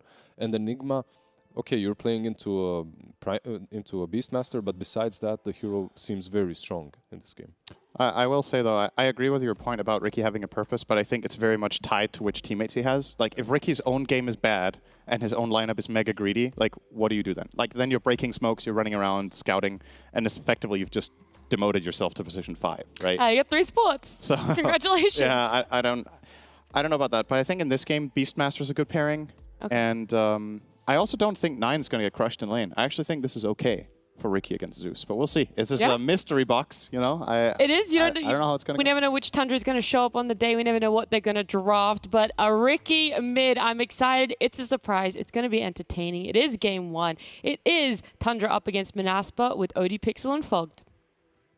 Thank you very much, Nat, and welcome everybody to Manaspa versus Tundra. Looking forward to this one. We're going to have some fun. I mean, Tundra, very much a Tundra-esque draft, and of course 9, we've seen it before. We're getting some more mid-Ricky coming out today. Final pick in response, as the panel touched upon, they wanted a range carry. He's going to be buying a Hurricane Pike. He can get out of the smoke screen. They went with the Sniper. What do you make of all of this, Fog? Let's see if they can keep themselves defended versus the lots of like vision aspects that I would say Tundra gave themselves. They have Tombstone and team fights. You've got Illusion scouting. You've got Beastmaster, Hawk all over the place. Moonlight Shadow, Ricky scouting around too. So I feel like protecting these more fragile, honestly, more fragile triple cores that they have could be problematic because all 3 of them, they could get to a point where they're extremely squishy. Sniper, Zeus, Enigma. If they get wrapped around on, if they get initiated on, could be difficult, but let's see if they can do it. I think Tundra, it's literally one of the most comfortable drafts that they've got. They played this Naga Siren Beastmaster combo literally a bajillion times. They know how to make the space. They know how to play with these illusions and get Skitter online. And they have 9 playing one of his, 9 heroes, like one of these bizarre ones. Yeah, and absolutely. Immediately, we already know what build he's going for. This is like the Thompson/Gunner, etc. kind of build. You just rush this Ring of Health, you go Meteor Hammer, and you're actually the one applying a lot of pressure. And you actually lane quite well versus almost anything. You just have, especially if you, even without the ring, right, you already have such great base HP regen. Once you're able to rush that in the lane, very few heroes really are able to spam you out. So 9 should be pretty decent in that matchup as long as he doesn't get completely kind of... Desire could be in trouble. The first few waves, and indeed some nice body blocks here. Look at another jump forward with the Blink Strike. Into the trees he goes, though, and in fact, Snaking's the one that's falling a little faster here, but Tundra, they will find first blood. 33 takes down Spartan. See if they can, at least do a lot more damage as well to Wish there, as Wish takes quite a bit of a punch to begin this lane. Oh, yeah, that's painful. I think Snaking, you go Suicide, buy some more mangoes. Yeah, he's going to do that right away. We'll split some gold. But now Desire goes to his lane with only 200 HP. So being able to help out his Enigma might be a little bit more difficult. And yeah, who ended up getting the kill? It was 33, right? 33. Okay. So he's happy with that one? Oh, no, giving 33 Beastmaster first blood. Yikes. That's a bit of a scary one. All right, let's see how these lanes end up going down. I think 9 should be fine, honestly. It's not like... I don't think he'll shut down Wish. I think Wish is still going to more than likely free farm. But 9, especially because he's going to have this quicker Ring of Health, he's just going to be able to sit there and start spamming. And as we were mentioning, the matchup, a smokescreen is excellent this game when you're playing versus Zeus if you can get on top of him. So yeah, because there's Zeus... he wants to be able to rely on the Heavenly Jump, right? He doesn't want to have to buy some sort of defensive item early on. He wants to go for these big, flashy spellcaster items. And yeah, buying something to save yourself always kind of feels bad. But indeed, with that smoke cloud, you're not going to be jumping anywhere. No. They're going to have multiple 4-steps on their team. That tends to be what you want to do versus Ricky anyway, so we'll have to see those supports get them. And they do at least have like a built-in 4-step in a way, right, too. We see Spartan. He's one of the few players that is still playing this as 5. They have a Snapfire, so they do at least have some type of way to bail him out. Absolutely. The cookies are going to be very tasty from an Asper's course today. Oh, yeah. Spartan. Nice. The stick charges. What? Look at... He goes aggressive, doesn't he? Jumps in with the cookie as well, just to do as much as he can to sort of zone them back in it. It's certainly working. 33 and Saxa are going to have to walk this off. Yeah, Saxa actually scored leap level 1 to get that pressure on level 1 and to get the pressure at the rune and stuff like that. Top lane, I think this is going to be a slow start for Skylark. It tends to be for these Enigmas lately, but as we mentioned also, Desire starting out pretty much like 20% HP and Snaking coming back full HP from resetting should make it a bit difficult for Skylark. So far, both carries having pretty easy first few waves. Yep, Saxa skills the arrow so he can ensure last hit on range creep. Since they are playing versus double range, can be a little difficult as someone like 33. Snake should be fine. He's got 800 HP. Way too much strength at this point. Yeah. Not going to care at all about the harassment there for the battery assault. And yeah, mid lane, as you can see, 9. He's got the ring. Got the ring. You got what? And when you're under the tower, 12.5 HP regen. It just feels bad to throw spells at the Ricky now, if you're Zeus. And this is... You can't do anything really to stop this Ricky farming and sticking in lane. Yeah, and he doesn't even have to, like sometimes maybe you'd be like, oh, he might want a magic stick, but he might opt to just like skip it till later on, till he just gets like a very fast meet. I mean, this could be like a 5-minute meet. No, absolutely. 5.5-minute meteor hammer. It is a say, like the Zeus doesn't want to cast spells on you anyway, because you just see this hero with 12 HP regen and you're like, bro, I don't want to waste mana on your top lane. They'll be able to take him out. And the Eidolons, they will time out, thankfully. Otherwise, they would have been able to clean them up, too. Top lane going very well. Bottom lane, Nande. Is he double sniping? Oh, my God. He's going to lose his courier, which was actually bringing out a nice bit of regen from him. Tango's on top of the Band of Elven Skin, so just down to the 1 charges and the Fairy Fire to rely on in that bottom lane. Has Spartan got anything on him? He hasn't either. They have 0. No further regen to sort of share Nande. So Nande He's going to have to be careful for a bit. And Spartan got more coming out of the courier? Spartan, he does. He's trading with Saksa. He's living on the edge, Spartan. If those axes hit, I think he's probably just dead. I think he's very lucky. Does mean he has to use the salve on himself, but he did also get out some tangos good. Yeah. So Nande will be able to top himself up a bit. I mean, no one wants to use salve on there. I know, for sure. It feels bad. It does feel bad nowadays. I mean, look at the aggression. And he's got blast again. Sox is dead. Should be, at least. There you go. Spartan with the plays here. Beautifully aggressive on this 5-snap fire in the first few minutes. Nande is getting pressured here, but should be fine. Sneaky there, able to jump over him. I mean, Nande's actually going to die. Oh my, I 33. Hey, Spartan get the pickup in return? He's only got one spell for now. I mean, one close range blast would do it, but yeah, 33's got the distance, so Spartan not going to be able to take him out in return. That's a big deal. 33 saw the opportunity to go for it, and he just goes with his level 1 boar and gets the connection. Sucks. A rare missed arrow there for Spartan. Oh my goodness, he jumps back in. Oh, we love to see it. It's I mean, who doesn't like watching Spartan play? I mean, bless Incredibly him. entertaining player. Sometimes it works, sometimes it doesn't. And we'll go down there. But a big deal, 9, because he got that rune takeaway that you had pointed out. He has Perseverance. He's going to have the crown. I mean, this is literally going to be like a 5.5, 6 minute Meteor Hammer. And he's actually pushed Zeus out of lane. I did not expect him to be able to do that. It is that strong, Ricky Mid. Yep. It really is. It really is. As I say, you get that Ring of Health that nobody can do nothing about you. Nope. And You're he's going invincible. to. And now the thing is, too, for Zeus is you may want to look to like make some rotations because you're a Zeus, right? You want to go to set up perhaps on these side lanes that are struggling. You're not going to be able to. 9 will take your tower. Which is so weird to say that a Ricky will take your tower, but yeah, that's the beauty of this Meteor Hammer build, and we're probably going to see him just build regular afterwards. It's Meteor Hammer, Treads, Diffusal, and then you just go from there and transition into this hard carry that we've seen from Topson, Gunner, lots of other players that are doing this.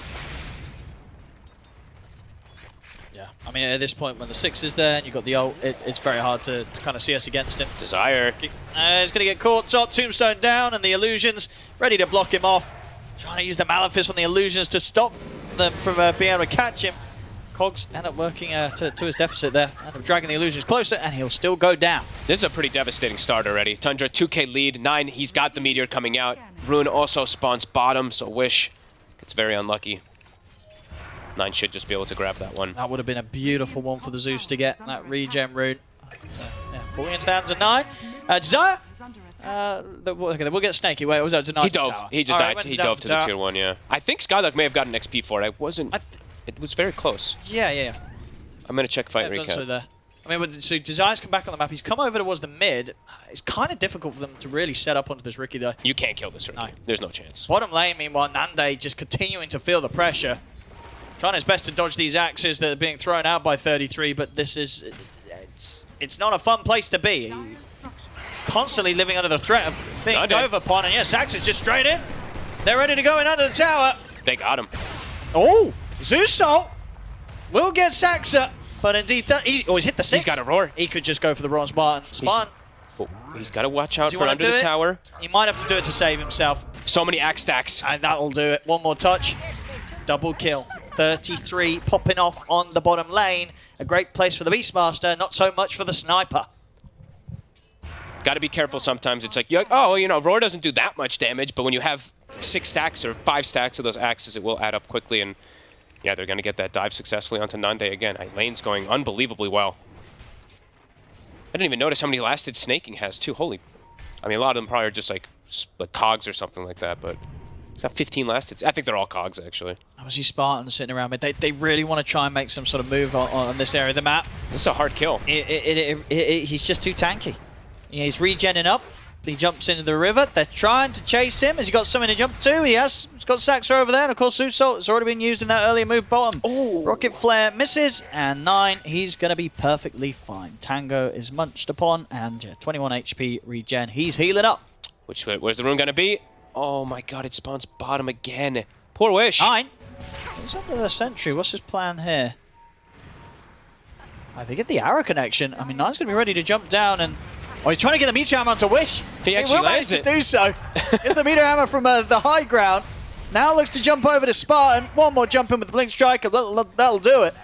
And Wish He'll get the kill on Saxa in return. He's out of mana. He's in fact, how quickly is he going to be able to get enough for the TP? He's got to drop Arcane Boots, stick, and TP, and he'll have it even pretty then, soon. he's got to wait a little. Oh no, you're right. Yeah, changing the mana pool that much with the mana bits into account. We'll give him enough to TP out, so he'll get away back to safety. Not bad, but all Something. 3 cores looking phenomenal on Tundra. And they're already starting to get their stack started. So Saxa TP's down to the tier 2. It is going to be spotted, though, as as Wish made that aggressive move. He did end up placing a ward to at least watch the stacks. I'm again in the mid. We're seeing kind of both support. Desire and Spartan, they want to do something about this Riki, but they just don't have the tools right now. No. And 9, he can start rotating around the map. He could look to set up onto Skylark. You've got the point in the net. Nice. And obviously he has the black hole, but he doesn't want to use it like this. He does use it like this. Oh, no. And he probably shouldn't have used it like that. He probably shouldn't have. No. Well, there you go. Unfortunate there. Tombstone. They will get at that at least. But 9's still in the area. Nande, he's got to be careful how far he steps up on this sniper. He's very fragile. If he lands the meteor, it's just a kill. If he lands the meteor, he's going for it. Here it comes. Bam! Dead. Very dead. Maybe Snake King in return, though. Going to be able to heal himself up. Meanwhile, Wish, he was actually able to kill Skeeter. What the? Hang on, what's going on elsewhere? Okay, wait, what? That's a huge kill. I think he was just able to sort of walk up into the jungle and catch him low by the looks of it. He's sort of doing a sweep through the jungle right now. That's a massive kill. He just... What level was Skitter? 7? So he gets solo XP solo kill? All right, Wish. He's almost top net worth from that. Okay, alrighty. There we go. They needed that. Pretty bad. Yeah, that's a huge one. Been able to catch Skeeter like that in the jungle. I guess this aggressive vision that they had placed down early from Desire also just caught him when he had TP'd out of top lane. All right, nicely done. Mid tower starting to get that meteor hammer damage, and there is a siege creep. It's going to take a couple hits. And now 33 is going to start. Oh, he's even pulling creep wave. Standard 33 drags a wave to the neutral, but oh, whoopsie, kills the boar, so it loses aggro. 9 will say thank you. Yeah, he'll say that instead. Let's see where 9 wants to go now. He's going to enter the jungle, Manaspa. Good smoke coming out here from them. I know, they know Wish is strong, so making moves with the Zeus right now feels pretty good. And honestly, with the 3 of them at this point, there is a chance they can burst through 9. Oh, he gets spotted too. They see where 9 is. I mean, Spartan wants to try and set up with this. Do they have Dust? No, they have Zeus, of course, but I mean, the initial vision. Getting on to 33. And indeed, Wish at the side, throwing in the damage. 33 goes down. See if they can go for more. Eyes on to 9. They're going to throw the kisses. He's able to jump too far away. The kisses won't quite be able to reach that far. 9, once again, able to live.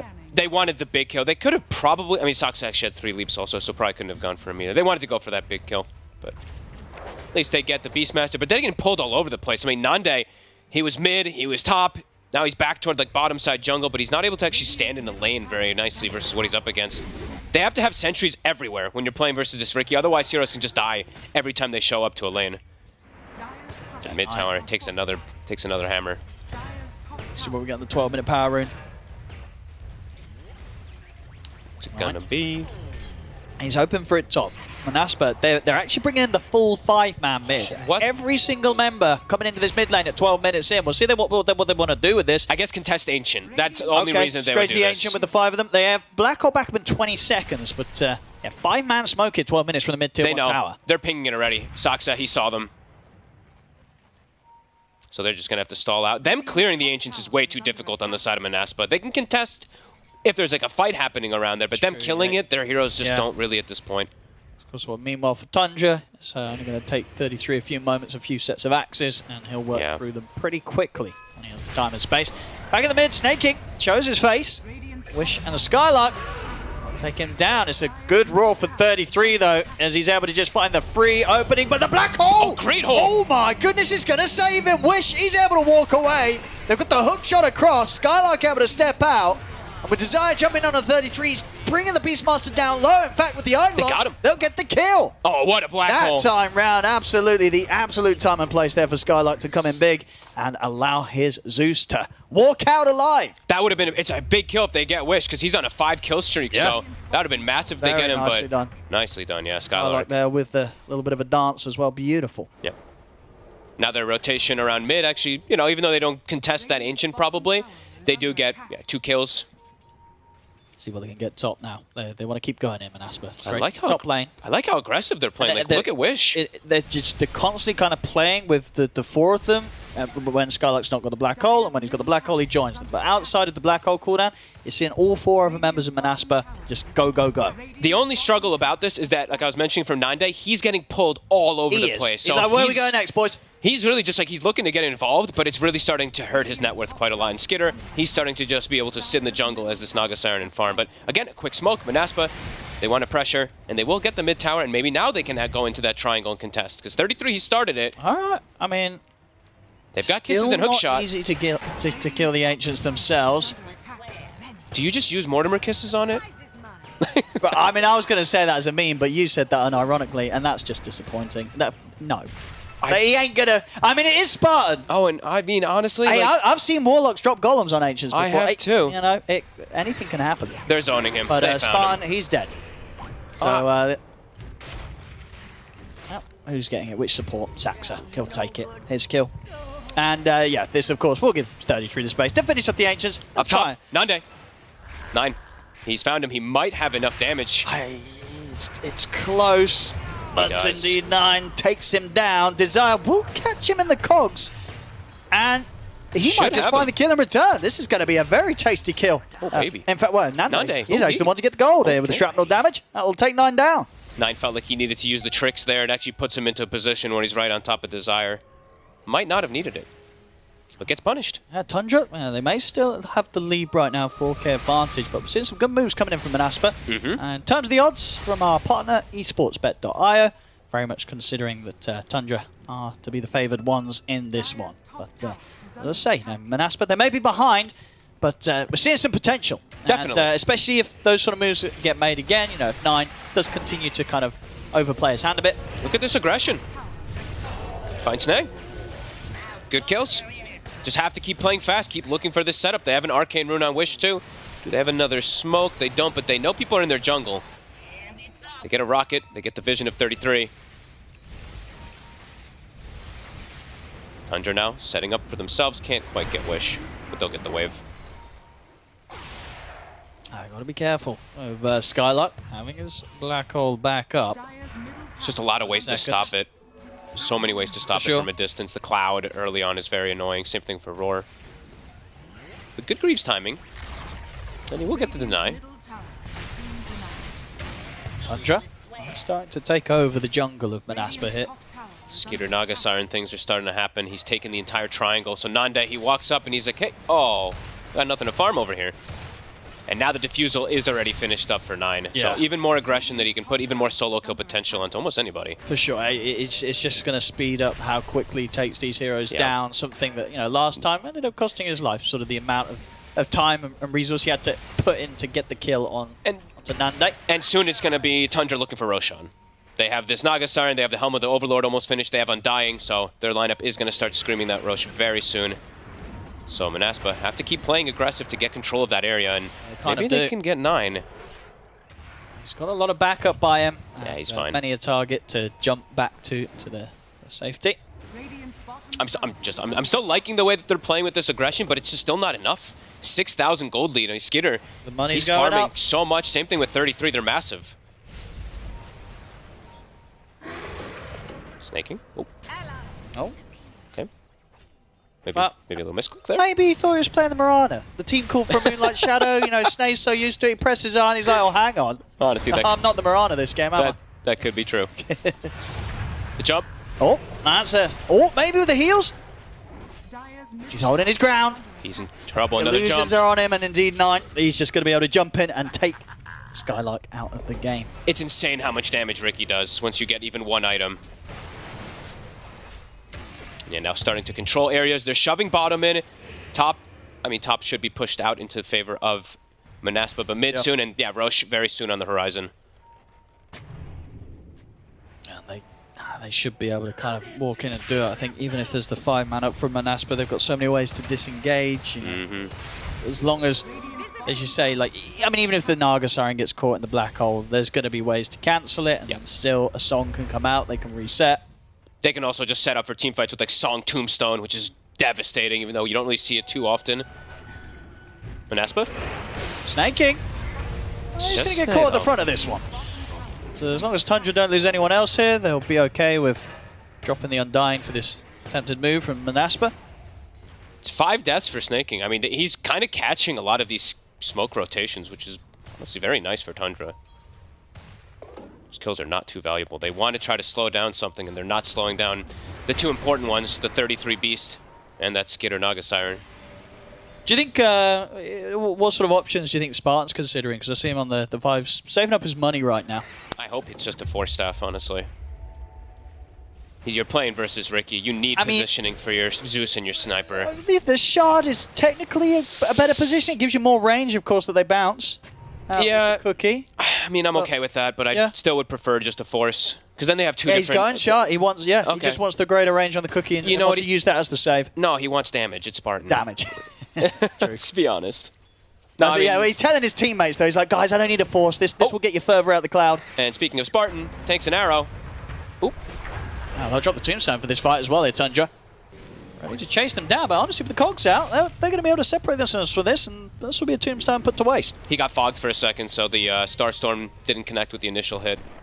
But yeah, he just gets tombstone. Oh, there you go. Easy money for Spartan. He's like, look at that, boys. I've got the Shard, but look, with money like this, I'll have the 4-star as well in no time. Saksa. Oh, they get the setup. There you go. But bounce him out with the Cookie. He's got Dart now. More ways to set up. And I love, this is not, I mean, you don't really see this too often as it's just a first item on something like Mirana, but you understand the concept of what Tundra wants. There's a Zeus versus a Naga Siren. They're going for the auras. They're going for the pipe to be able to buff up those illusions so they don't just get countered from all the Zeus damage. 9. He's under vision here. Arrow will connect, though. Not a Spartan. Last 9 in the face. He's all right, though, with that It's a bit haste. too close to tier 2 tower. Tundra don't want to try and force it. They know that Manaspa's prepared to fight. They will at least get the Force Staff on Desire, so it's an amazing Force Staff game. So I imagine that Spartan's next item will be Force. What are you on about? It's going to be Daedalus Midas. Let's go. He wants to go for right click. He's like, right, boys, I've got the item to save you. Now it's time to build for myself. My turn. Never. Never for Spartan. Things calming down a little, but I don't feel like calm is a very good sign for Manaspa when you're playing versus this Skitter Naga. It's just difficult for them to get out. There's pressure everywhere. So we've said this is the Tundra specialty to choke you out. Put down these Hawks to scout everything, as we see 2 of them played out to give all this vision. Illusions to push lanes, Overlord to push lanes too. All the information in the world for Tundra. And just continue to stack too. I didn't even notice that they were getting more stacks going. Skylark's got his Blink Dagger. Okay. Honestly, already we did have that really nice black hole in the mid lane, so definite potential for Skylark this game. I feel like it's a risk he might have to take this game. Yeah. Because he can't go BKB. Yeah, it's too difficult to go BKB versus Beastmaster. So, let's see if this risk ends up paying off. I mean, at the end of the day, what you are against 4 melee heroes, so you sure are. Definitely will be opportunities that they will be grouping up. I mean, I think they're starting to maybe feel a bit, honestly, a bit desperate. The game state is pretty hard for them to really do much of anything with all these lanes constantly pushing out. They want to get this Ancient Black Dragon, and they should be able to farm this. Oh, Song set up on the top. They're trying to catch Nande. It's going to clip him. Uh-oh, he already used the Pike as well. They didn't see him in that spot. Oh, they see him now. Oh, they see him now. Cookie. He's got backup, too. He's got a lot of buddies. I mean, there's a chance he may live. The kisses are coming out. Skitter's deleted. He's going to live. And now maybe he might even be able to turn. Spartan will die pretty quickly. I guess Nande's very low, actually. Saxa, he's going to look for him in the tree. The hookshot comes in. Nande's able to turn. Look towards Saxa. Nande will finally fall. But they're taking a couple of returns. Scarlet will drop the black hole here to control 33, but the smoke screens out. Puts an end to the black hole. There'll be a buyback from Spartan. But Wish just gets completely destroyed there by the overwhelming damage of Tundra's, as he'll die close to the tower. And unfortunately for Spartan, the buyback will be to no avail. I say that, though, he's still considering stepping up. We'll get the sentry down. In fact, that's going to give them the potential for the Malefist. Cookie won't quite reach on towards 9, so they won't catch him with the stun. Desire still stepping up to see if he can get a catch here, but Tundra, they'll back away. At least they get Skitter, but it's expensive. They have to use literally everything and port. They have to TP 5 heroes to the area. Tundra also did bring the 5. It's fortunate that they get the kill, but I don't think Tundra's still too fussed about it as 9. You know, they have like this triple scaling core, because 33 when he plays Beastmaster is a scaling Beastmaster. I mean, look how much farm he's on level with Skeeter's farm. 234 last hits, by the way. How many Skeeter got? 293, so he's keeping close. Within the range. Yeah. And now they could maybe look to force Roche. How long on Flesh Golem? Actually, they gotta wait, so Flesh Golem's still down 50. They might look to go for another kill first. They have deep vision, so they do see bottom. They see Nande, and Skeeter is in the area. See what they look to set up for. Could just be Skylark. If he's quick, might be able to get out with the blink as soon as he catches eyes on them. And, He'll be okay. Courier will reveal that Tundra are waiting in the wings. I love when stuff like that happens. Skylark probably has 100% the confidence of the positioning of them, but Wish just sends his courier on a suicide mission. Like This BKB is going to be pretty big for Skylark. At that point, right, all he has to worry about is the Roar. If he can wait until that's been thrown down elsewhere in the fight by 33, he's going to have a pretty clear playing ground to get in with the Black Hole. And Sneh, he wanted to start Roche, but it was a bit too early. Clockwork Rockets continue to scout that area. Skeeter maybe making the call that he wants Heart before he looks to go straight for that. Sure. Yeah, I mean, Skeeter's happy to continue hitting Breach for the time being. Yep. No need to rush it. Nande, the drums being popped. 9. They're forced in, but Desire's in with a hook shot. Good protection. Remember the cookie and the scatter blast. Tundra won't be able to get that clean entrance to the play that they were hoping for there. Spartan and Desire able to walk away. Meanwhile, on the side, Nande, he has been closed upon by Skeeter. They may have been able to back away from the move in mid, but Spartan. Nande gets caught off to the side. Cookie won't quite save him. Tundra able to take out both outside of the base. It's a long time, at least for Spartan, to hit the sidelines, of course, with the previous buyback, down for nearly a minute. And they out for 30. They've got Creep Wave coming in on the mid with the hammers. They can start taking down this tier 2. And it's so much sustain, as I was pointing out from Soxa having this pipe build. It's very strong. 9. He's going to be able to get the setup for the arrow. And put the Greaves in an attempt to heal Desire up. See if he can walk back up to the safety at the base. He cannot.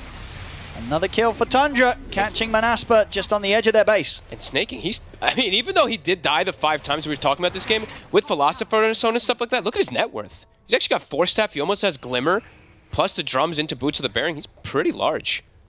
But yeah, this pipe is actually paying off so many dividends. It's very limited physical damage that Manaspa has until way later for the sniper, so this is blocking almost everything when they do go for this type of aggression.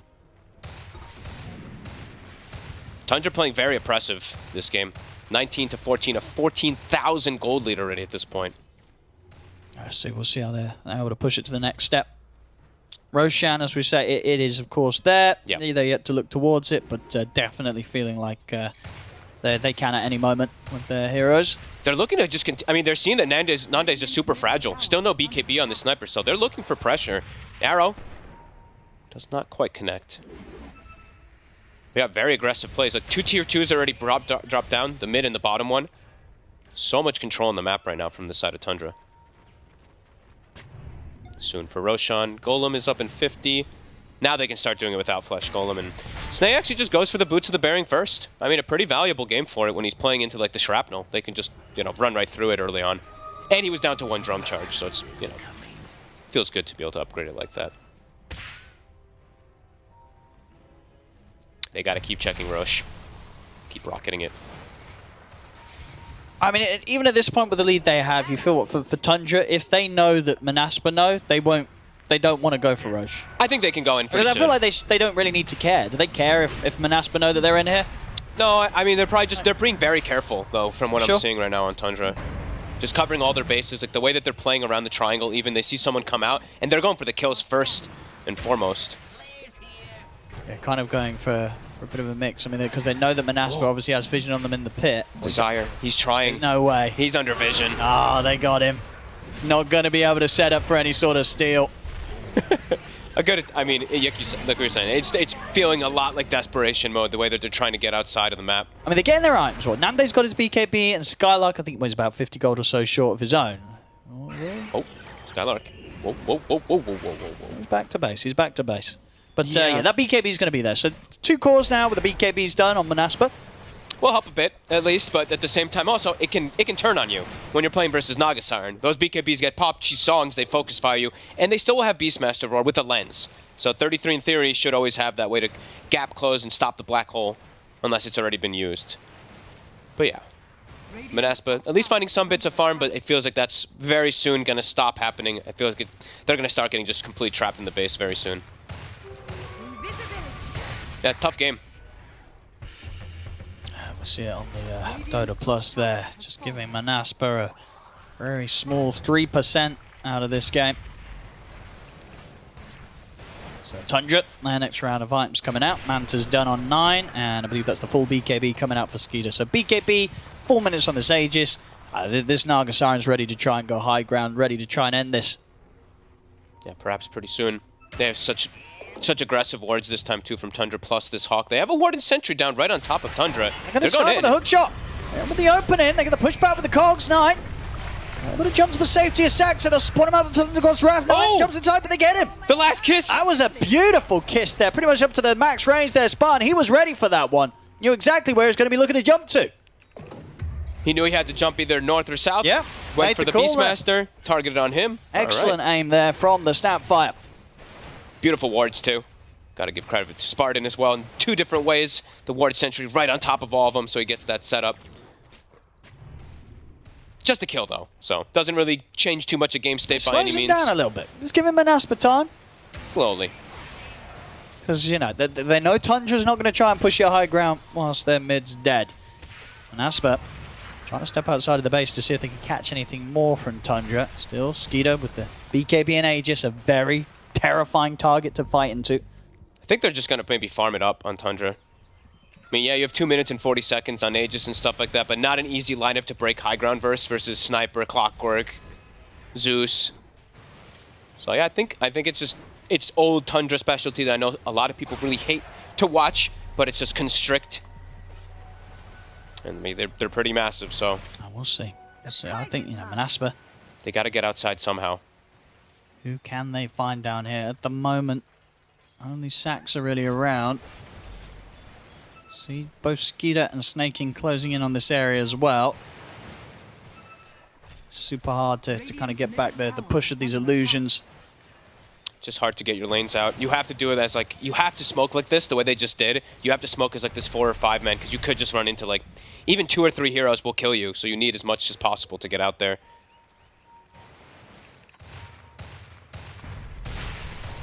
Yeah, I think Tundra's, like, honestly, like I'm seeing some farmy items queued up. So I even see Sox's queued up Aghanims.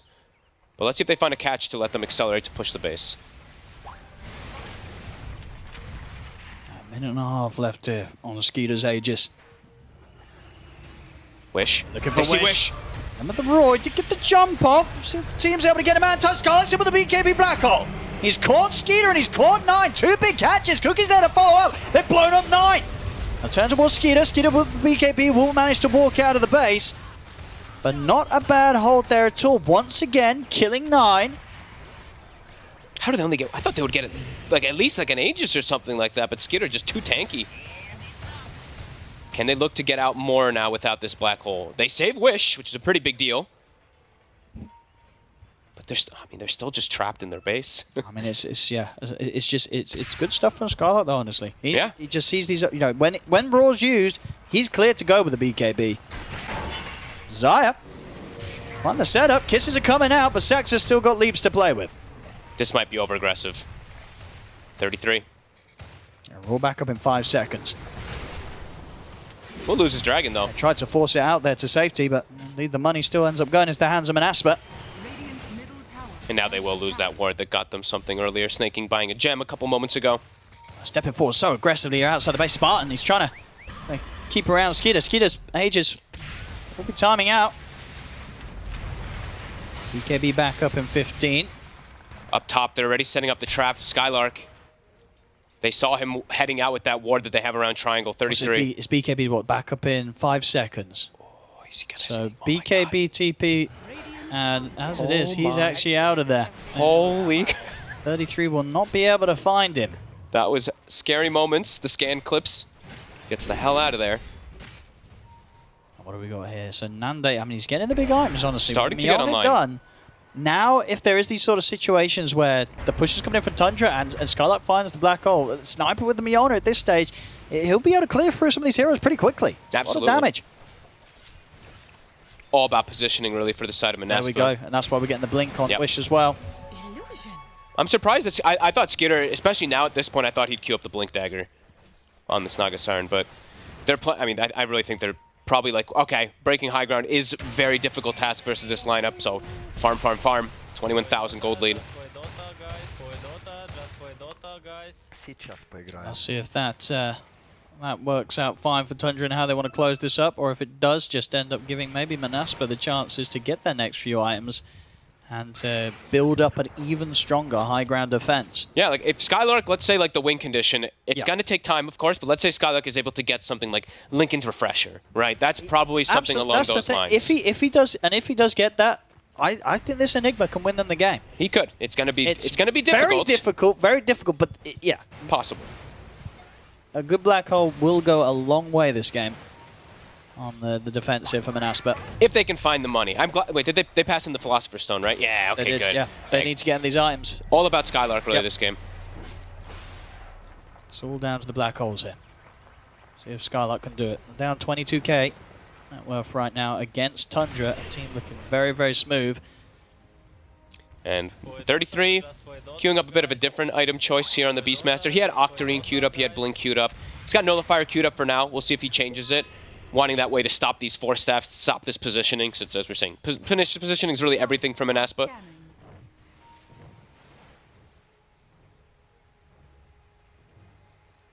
Yeah, farm, farm, farm. Hope you guys enjoy watching people hit creeps. I think that's what it's going to be for quite a bit this game. Especially the Tundra has this advantage. 35 seconds till Roche. That might be the thing that allows Tundra to break through. Still, maybe still just scary times. If they just, they just want to be as careful as possible versus this Enigma. Yeah, I think that's definitely the fear that's in them right now for Tundra. Even though they do have this advantage, and they'll feel that, but they know. Skitter has a full Hex now, so more different forms of catch. Sure. So I think the thing is that at this point, for the most part, the Tundra's easiest initiation is a Roar from 33, but we've seen if he uses that Roar to start the fights, Skylark will have a very, very strong chance of responding, and very, with high impact as well. Long respawn. Oh, they'll find the Lincolns. Okay. That's it gone. So 2.5 minutes until Skylark's going to be able to get that completed Lincolns into his hands. And honestly, that could be a bit of a window that Tundra do want to try and make the most of. Unfortunately for Tundra, it's a long respawn on Roche. So if they are waiting for that, they're going to have to wait another 2.5 minutes for that Roshan. I think this could be one of those games where Tundra ends up having like a 45,000 gold lead. And then what? And then wins or then loses? I think probably ends up winning with the way that they're like itemizing and everything. Everyone's being greedy. They're all starting to go for their own type of carry-esque items.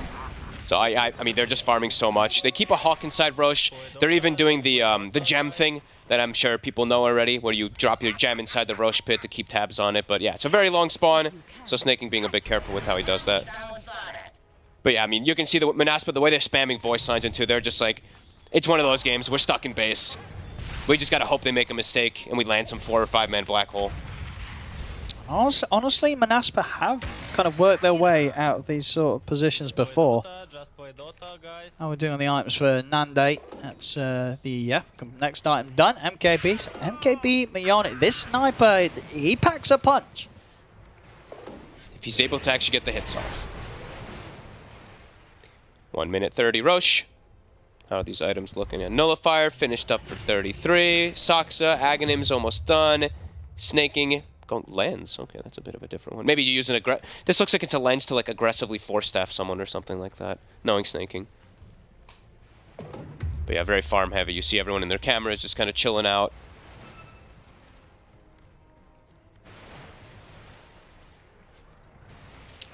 The real discussion for Tundra is just when and how will they end it. Aegis is 50, so maybe Aegis, and then they get like the blink and stuff like that on Skeeter at some point, and then they can look to actually super dive. They're just, I mean, it's super safe play.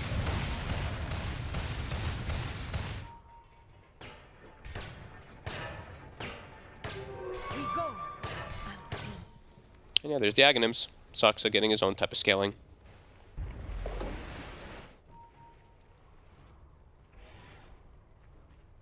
Yeah, well, 9.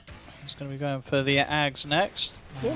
Courier's going to be back up in 10 for Skylark, so no question about it. The Lincolns will be there for the next fight. So as we say, limited options against kind of putting a stop to this Enigma, getting the black holes off. Well, they can also go Aghanims soon on the Naga, right? And then they can root to break and then roll. I mean, there's gonna be it's gonna be crazy. It's all just gonna everything is up to Skylark if he lands like a 4-man, 5-man black hole. But the thing is too, they might just be able to say buybacks on Tundra to be able to counter the black hole. Buybacks Also, are right? gonna be, There's a lot of different that'll factors. be the answers, yeah. The layers for Manaspa to win, it's insane. We want to try and take the fight out here to the Roche pit. Snay walks up a bit.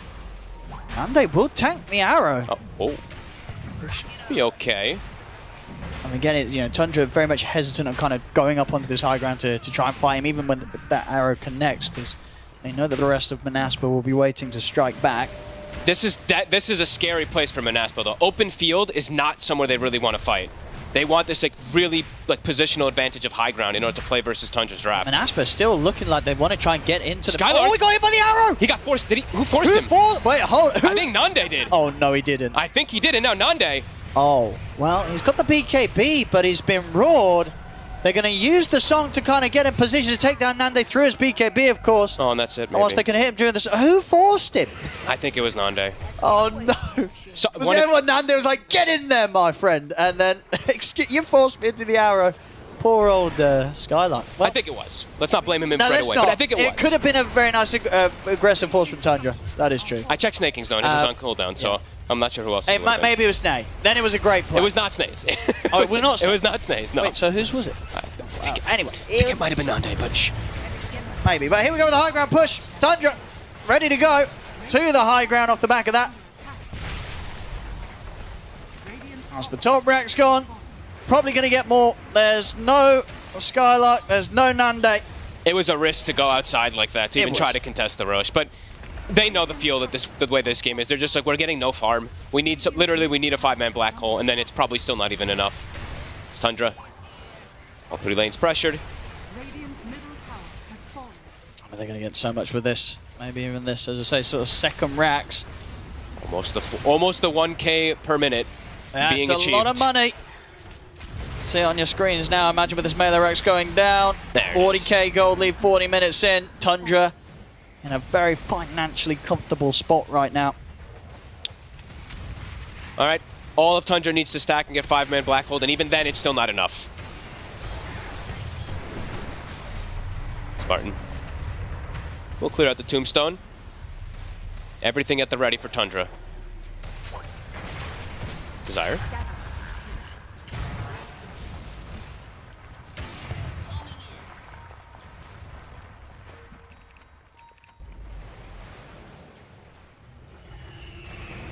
See what they can do here. They've got everybody up on Aspa.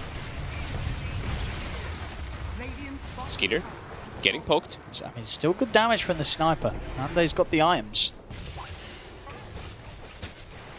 Whose Aghanims is this one? Is that Skitter's? Oh no, this is the Ricky's. All right, 9. He can actually do the fun Manta plays where he sends a Manta in and jumps inside of it or something. Final set of racks. Oh, Desire. He's going to try and start things. Kiss is coming in as well. Skeeter's dying pretty quickly. That's one. Puts him down once. Do you just go for it? I think you do. In you go. BKB Black Hole. Nande at the side trying to do the damage, but the Black Hole gets put to a stop. As they'll walk in, surround Skylark, take him out. Nande trying to hold his ground with the BKB. Skeeter will die through the song. Nande is able to snipe him. But his own BKB coming to an end now. Nande got to keep the distance. Cookie will get him away from the arrow, connecting the zombie. Still chasing Nande. He's got to stand his ground. He's life stealing up, but it's not enough. The Cloud gets dropped down by 9. Nande out of the game for 80. See if Manaspa can hold with the remaining 4 of them, but the roll from 33. Wish. It's out onto Wish. He does have buyback, but Spartan does not. So now just down to the 3 of them. Desire. Good shot in to catch Saxa. He's got to be careful himself. He did use buyback for this Desire. He's also out for good. Skitter's back. It's the last 2 of them. They're moving in for more. On top of Skylark and into Wish. They're all dead on Manaspa as GG is called. Tundra will be able to shut down this game 1? Well, it felt pretty inevitable for probably about 30 minutes or something like that after the lanes with the way that Tundra was playing and how aggressive they were putting onto the side of Manaspa. But, you know, at least Manaspa, they stuck in it to the end.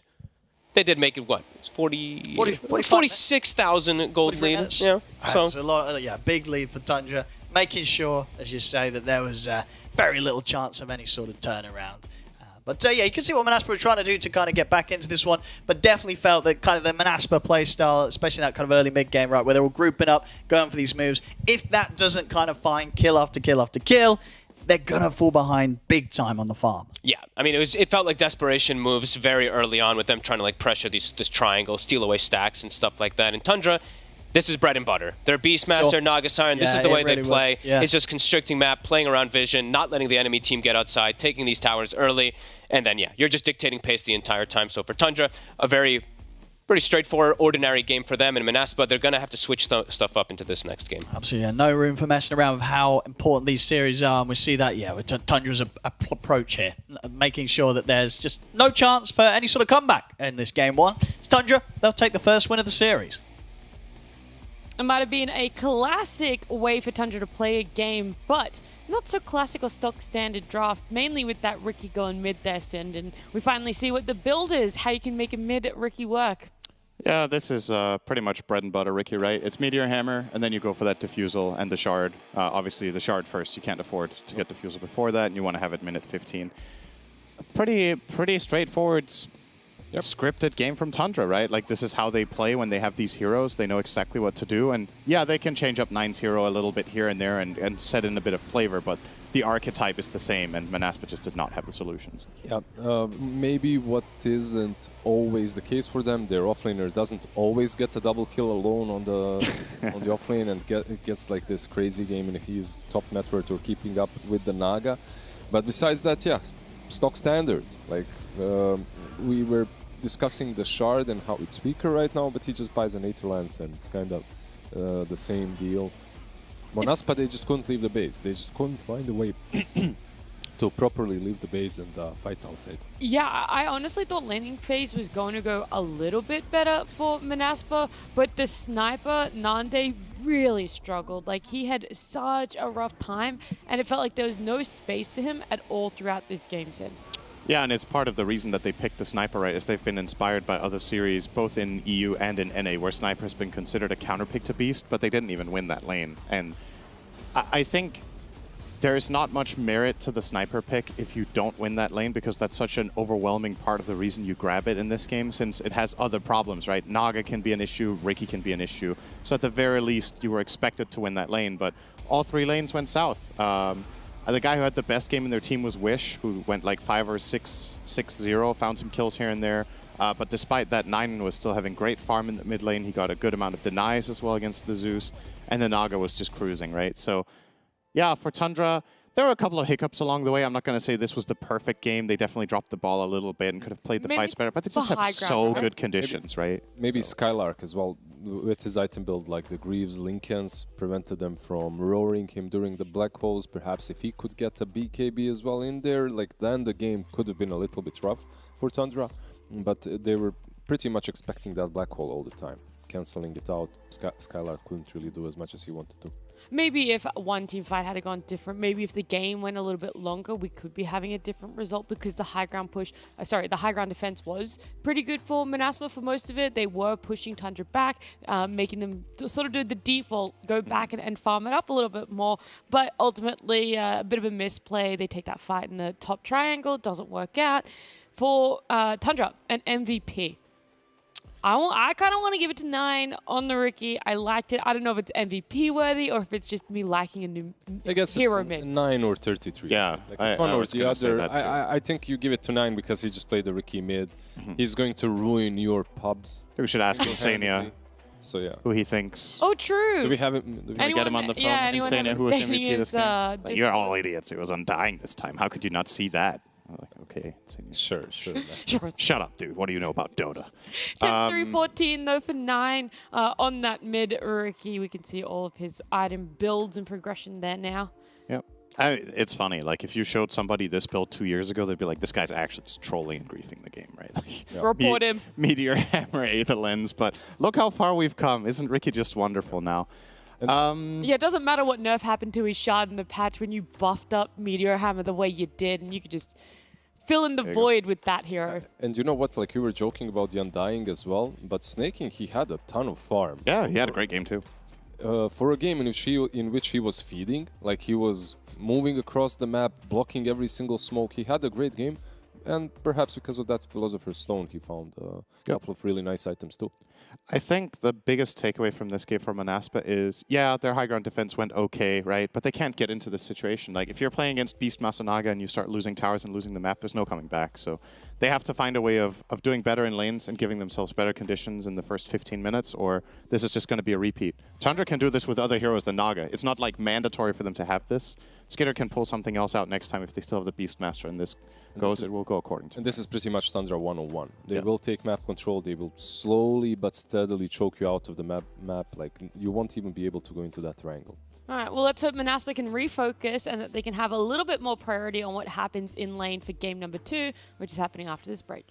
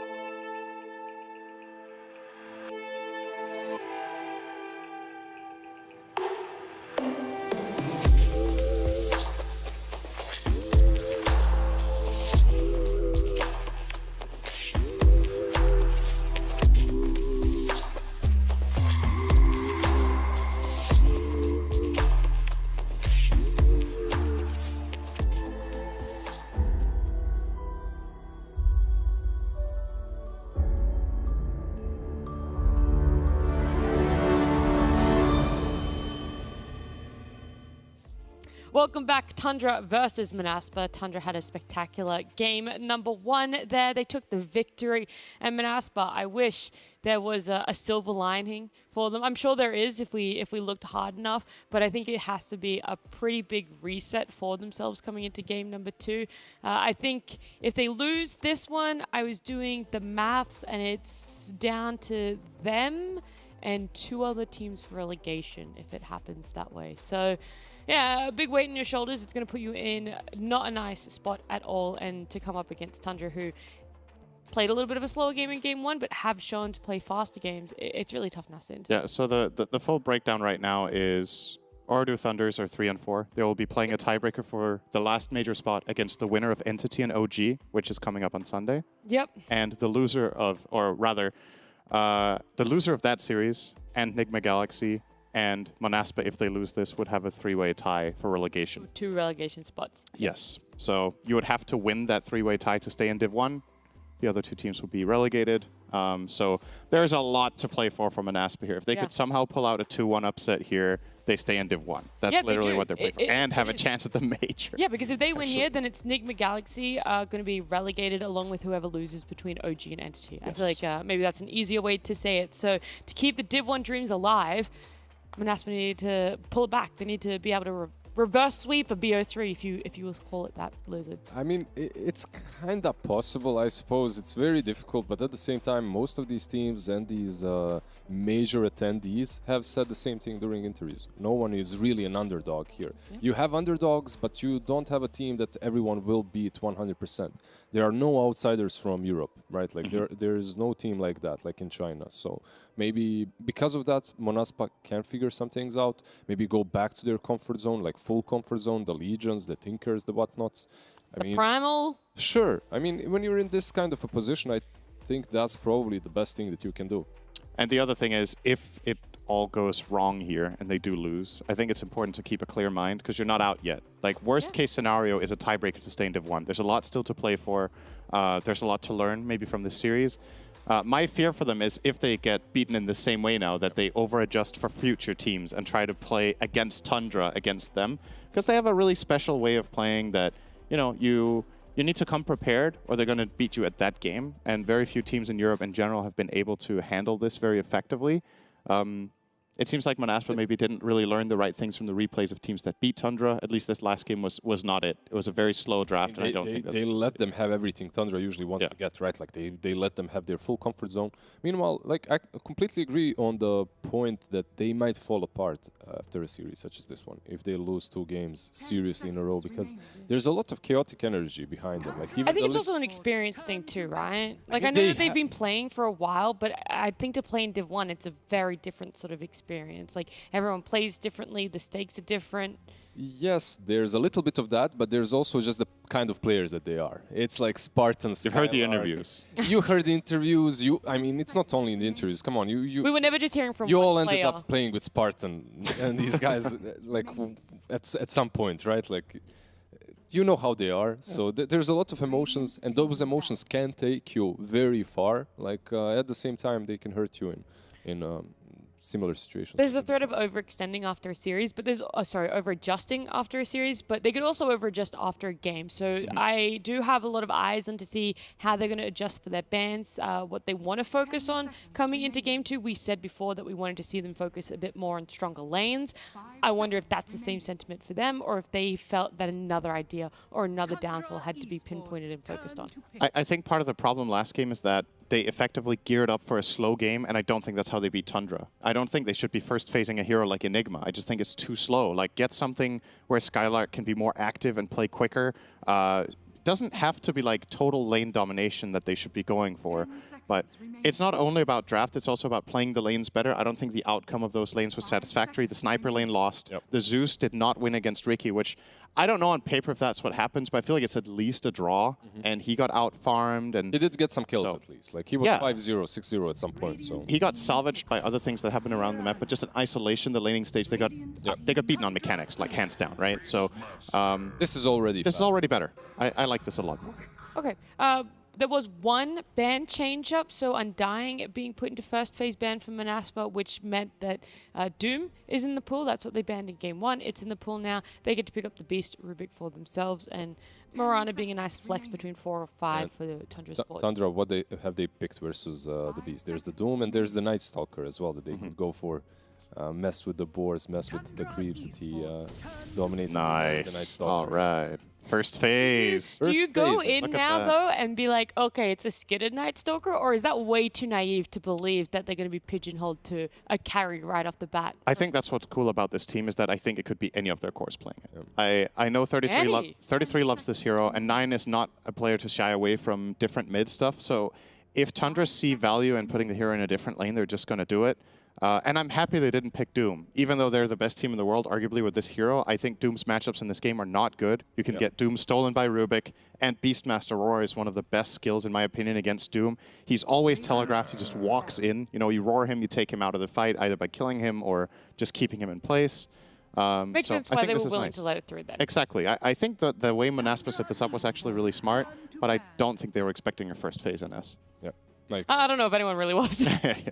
Well, he called it. He did. So We liked because of the Beastmaster. And okay, let's be honest. Like I was thinking, maybe in the future. Yeah, the second as well. Yeah, like in this one, maybe an offlaner or another support would have been sufficient. But okay, sure, Night Stalker. And now you protect him a little bit. Like you want to be able to move around the fights, right? So you ban out the Bloodseeker, I guess, with the Rupture. Yep. That would be difficult. The lane itself, if you're on the offlane, isn't that great. The Morphling. Okay, that's just respect ban against Nande. Right, I don't think that's there's any more depth to it than that, honestly. They ban it every game. Nande hasn't got this hero for like 6 games in a row. It's just been banned every time. How many of Manaspa's wins were actually with North? How they've won. I can have a look right now if you would like. So they've won 4 games, right? The series that they've lost have been 2-0s, or did they lose a 2-1? They didn't pick Morph at all against Oredu Thunders, and they picked one at least. I remember it. Who am I looking for again? Manaspa. The game that they won, they had one more. They so one out of the 4 games they've had Morph. So only one of their wins, and he's still just getting straight up respect banned. I mean, that's something, isn't it? Yeah, he was playing out of that mind, out of his mind. I think it's his best hero. So they still ban out the Doom. Yeah. So they're still expecting that this Night Stalker will be the carry, which is, I completely agree with you. Like this Night Stalker can be even mid. Like 9 can play it. I've seen it. So yeah, and I feel like banning Doom is so the Night Stalker or the Darkseer ban makes a lot of sense, right? It works well with NS. We saw Tundra play it in that same strategy with this mid-game focus timing with all the auras. Maybe that's why they banned the Doom as well, because they're like, he could buy auras on this hero. But honestly, if that's the reasoning, I'm okay with it. If it's straight up, oh, we don't want to give them Doom, it's too scary, I feel like it would have been better to give it away and then find overlapping counters to Doom and S, right? 2 melee strength heroes that are both based on moving straight into the fight. Yeah. There would have been heroes that could have maybe double countered them instead. But I guess the Snapfire is also an aura ban, probably. We'll see. Yeah, Phoenix ult turns Knight today for a bit. I mean, how long? 6 seconds? Around how long Supernova? Ballpark, yeah. But it's still strong enough. I feel like versus the Night Stalker, it messes up his whatever he's doing. Like if he's very deep and you pop that egg, he suddenly finds himself on the ground, cool idea, beaten up by everyone. So it's nice. But you have picked it into a Mirana, so maybe there will be heroes that are capable of taking down the egg fast. NS has now moved away from offlane. Well, it's mid or safe lane, I believe. It could still be mid-tide, because 9 also plays that. So, I mean, I'm just saying, I don't think it's going to happen. Meteor Hammer mid-tide. But you never know what to expect. That's the fun. No. That is the fun. And that's the strength of the team as well, right? It's like whenever you're drafting against this team, you can't take it for granted, because they will curveball you if they see the perfect opportunity. Let's say you picked a mid hero now where you're like, oh, it's definitely not Tide mid, and then that's just a great matchup for Tide. There's not many of those, to be fair, but, you know, just for the sake of the argument, there could definitely be 1 or 2 lanes that he could crush, and then they would do it. And with Ench now, so it's going to be Ench Morana for the support combo. Yep. Do you think it's going to be a 5 Ench? What would you like the lanes to be? What gives them more strength? I guess you still would rather play Ench into the Beast, right? Like on that lane. And then Mirana on the offlane together with Tidehunter. If the Tidehunter, I think it is. I think it's also offlane. I mean, it's most likely, right? So I think these pairings are probably the safest. The value with putting Ench with Night Stalker is you dissuade Beastmaster from skilling Boar at all. Yep. And that means Night Stalker's laning phase will be good. If you, I mean, you could technically start the supports the other way around if you saw value in having Ench in the other lane and then just swap them around when Beastmaster starts summoning Boars and just be like, haha, we just put our Ench safe lane now. But the most important thing, which we saw from Tundra when they played against Gaming Gladiators as well, they ensured that Skitter, when he played the safe lane NS, had a good first 5 minutes. As Kezu pointed out, it's the biggest weakness of the hero. It's the first 5. And you pick a strong 5 that secures your lane, you get over that hurdle, and you start looking really strong minute 5 to 10. What is it about the first 5 minutes that make it so difficult for Night Stalker? I mean, he's slow. His only aggressive spell, Void, is very slow, short duration, slow, deals a bit of damage. He's melee, you know. He doesn't really have any redeeming qualities except that he's somewhat hard to kill. So he doesn't really put any pressure. But if his support does, he can join and get a couple of slaps in, right? Like there's nothing really, you can't really describe it. He just doesn't offer anything in the Not very much. On. No. Faceless Void from Manaspa. So it's a solid pickup, I would say. Like there are no big saves on Tundra. You have this egg combo with the Chronosphere. Not too bad. Maybe the lane versus the Tide. Like it's Tide double-edged, right? Yeah. Like if you hit those bashes, might be good. Yeah, I feel like what usually happens in Tide versus Void lanes is that Tide anchor smashes, then you dilate him, then you both look at each other a little bit and hit some creeps, and then dilation runs out and Tide anchors you, and then you can't CS. And 33 is an expert at this lane. He's played it many times. I feel like he almost always comes out on top. And the concern I have from Manaspa in this lane is that what's the support? It's a Phoenix. If Tide actually wants to go Meteor Hammer here and he gets a fast ring of health, I actually think he can just totally free farm. I don't think they can really pressure him at all. And that in turn would free up Soxa and the Mirana to start making rotations. So already seeing a little bit of the writing on the wall here that I'm concerned again for Manaspa. Are the lanes going to be good enough? There were other options here than the Void, right? If you wanted to actually win your lanes, you could have picked Ursa. Against Night Stalker, against Tide, and against Ench. Would have been great, as far as I'm concerned, but they go for this Void. I guess it's more comfort really value zone. the team fight. Yeah, they value the team fight, and perhaps super late game, you have that Chronosphere if you get there. Yeah. It might secure you that portion of the game. Just like Well, Dragon Knight. casual, cool, old school Tundra-esque Dragon Knight. Yep. Doesn't know his matchup, though. This is a hero that can be exploited. Triple melee strength melee, core for Tundra. Timber mid, anyone? Please. Like even with the two heroes, yeah. Now with the three, I think this was okay. I like this pick a lot. I actually think if this was the exact same situation and the Void was an Ursa, I would have liked Manaspa's draft quite a lot in this game with what they had. Okay, so at the very least, the Timbersaw I think is a solid band-aid. But you know, Tundra for me, I'm still going to favor them in this game because it's that team. But just strictly from draft, I don't think it's like as one-sided now. My lane to look out for is honestly going to be the Tide versus Faceless Void. How is that one going to go? Because I think the rest is pretty much. But Timber is also very important, right? Yeah. Because I'm looking at the draft on the other side, and the only thing that I would be worried is impetus shots, right? From Enchantress. That's the way you die on a Timbersaw. Besides that, like you should be dominating. How do you feel that they're going to be coming out of lanes this time? Like, not just like the lane matchups, but what's going to be needed from them? How much potential for rotations is there going to be? Or who wants to move with who on the side of Manaspa? I would like Timber to connect with Beastmaster at some point and look for the safe lane tower, and then Beastmaster in turn can then rotate and take the mid tower with the Timber, open up the map that way, give Void some space. Void, if they want to win this game, has to be greedy. He has to get big items. I'm talking maybe even Midas build-up here would be a possibility, or Battle Fury, because I think if he just goes some sort of Mask of Madness Maelstrom, he's going to be lost in the Tundra Farm Fest race. So we're in for potentially a long one, is what you're saying? Potentially. I mean, if everything goes right from Manaspa, I think they could win this game at like 40, 45 minutes. Okay. If things go poorly in the lane stage, I think their lineup's going to struggle very much to recover once again. I think for me it's simple. Like they have Wish on Timbersaw. This looks like an amazing Timbersaw game, and I don't think it's answered by Tundra. So if he pops off from that mid lane, he can control the game. Yep. Okay, well, you both have your lanes to watch, so let's jump on into Game 2. Let's look at those lanes, and let's head on over to ODPixel and Fogged. Welcome back, ladies and gentlemen. Yeah, Game 2 ready to go here between Tundra and Manaspa. And indeed, the last pick, Timbersaw, coming in pretty hot this game for Wish.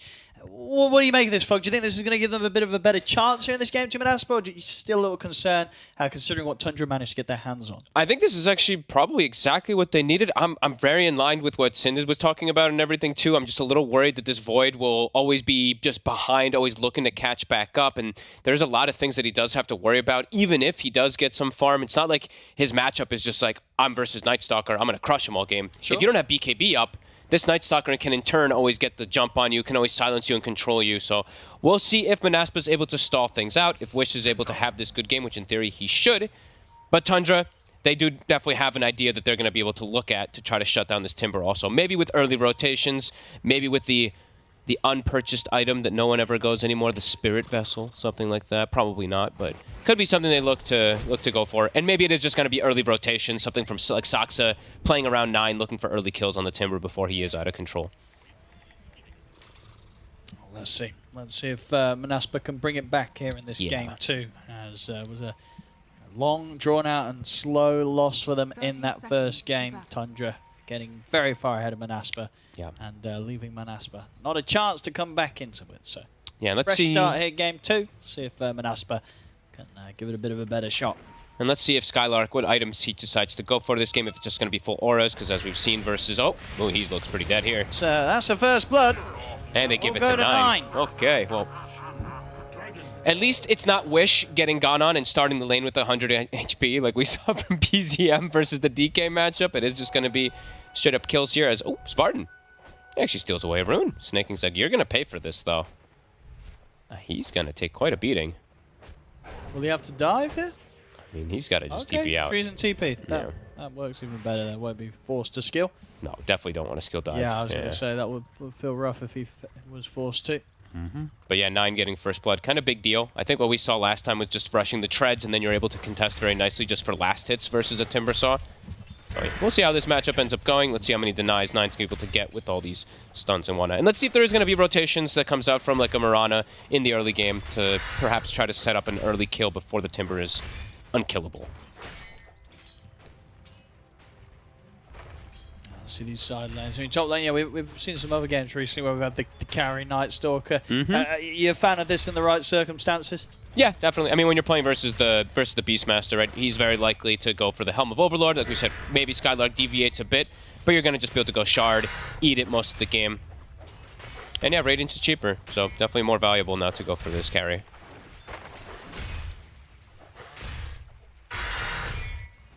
I'm mostly just going to be looking at mid for the start. Mid and bottom for the most part. I think top, I mean, we'll see how... Skylark tends to do pretty well when he plays his Beastmaster, even if he's into these counter matchups. I think a lot of these beasts also just do nowadays.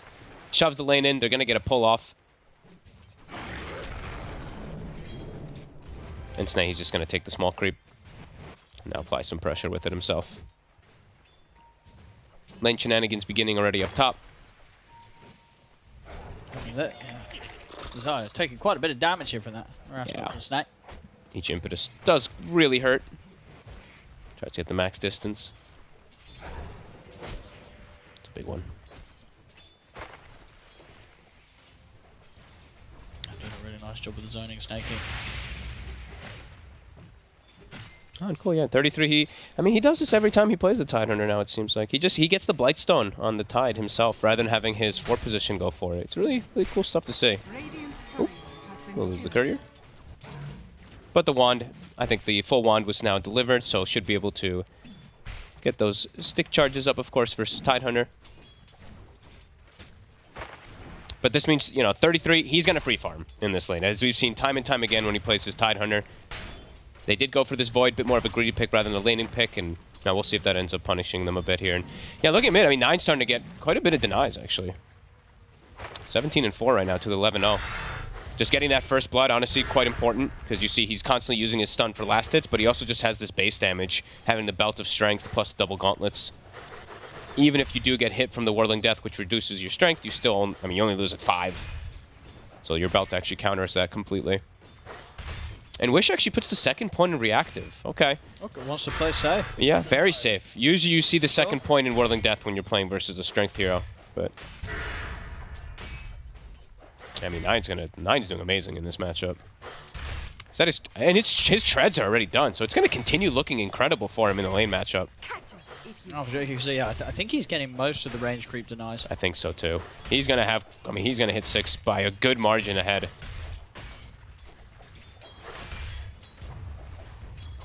All 3 lanes looking pretty hot for the side of Tundra. Definitely not easy ways for Manaspa to really switch the way that these lanes are going to go. It actually gets more difficult, I would say, because in a minute it's going to be nighttime. So Skitter's going to be able to apply perhaps even more pressure. And Snaking with levels, he gets higher levels of enchant to be able to control. They will start getting some stacks going. Skylark? Oh my god, is he just going to die? Snaking just soloed it. Snake, look at that little grin.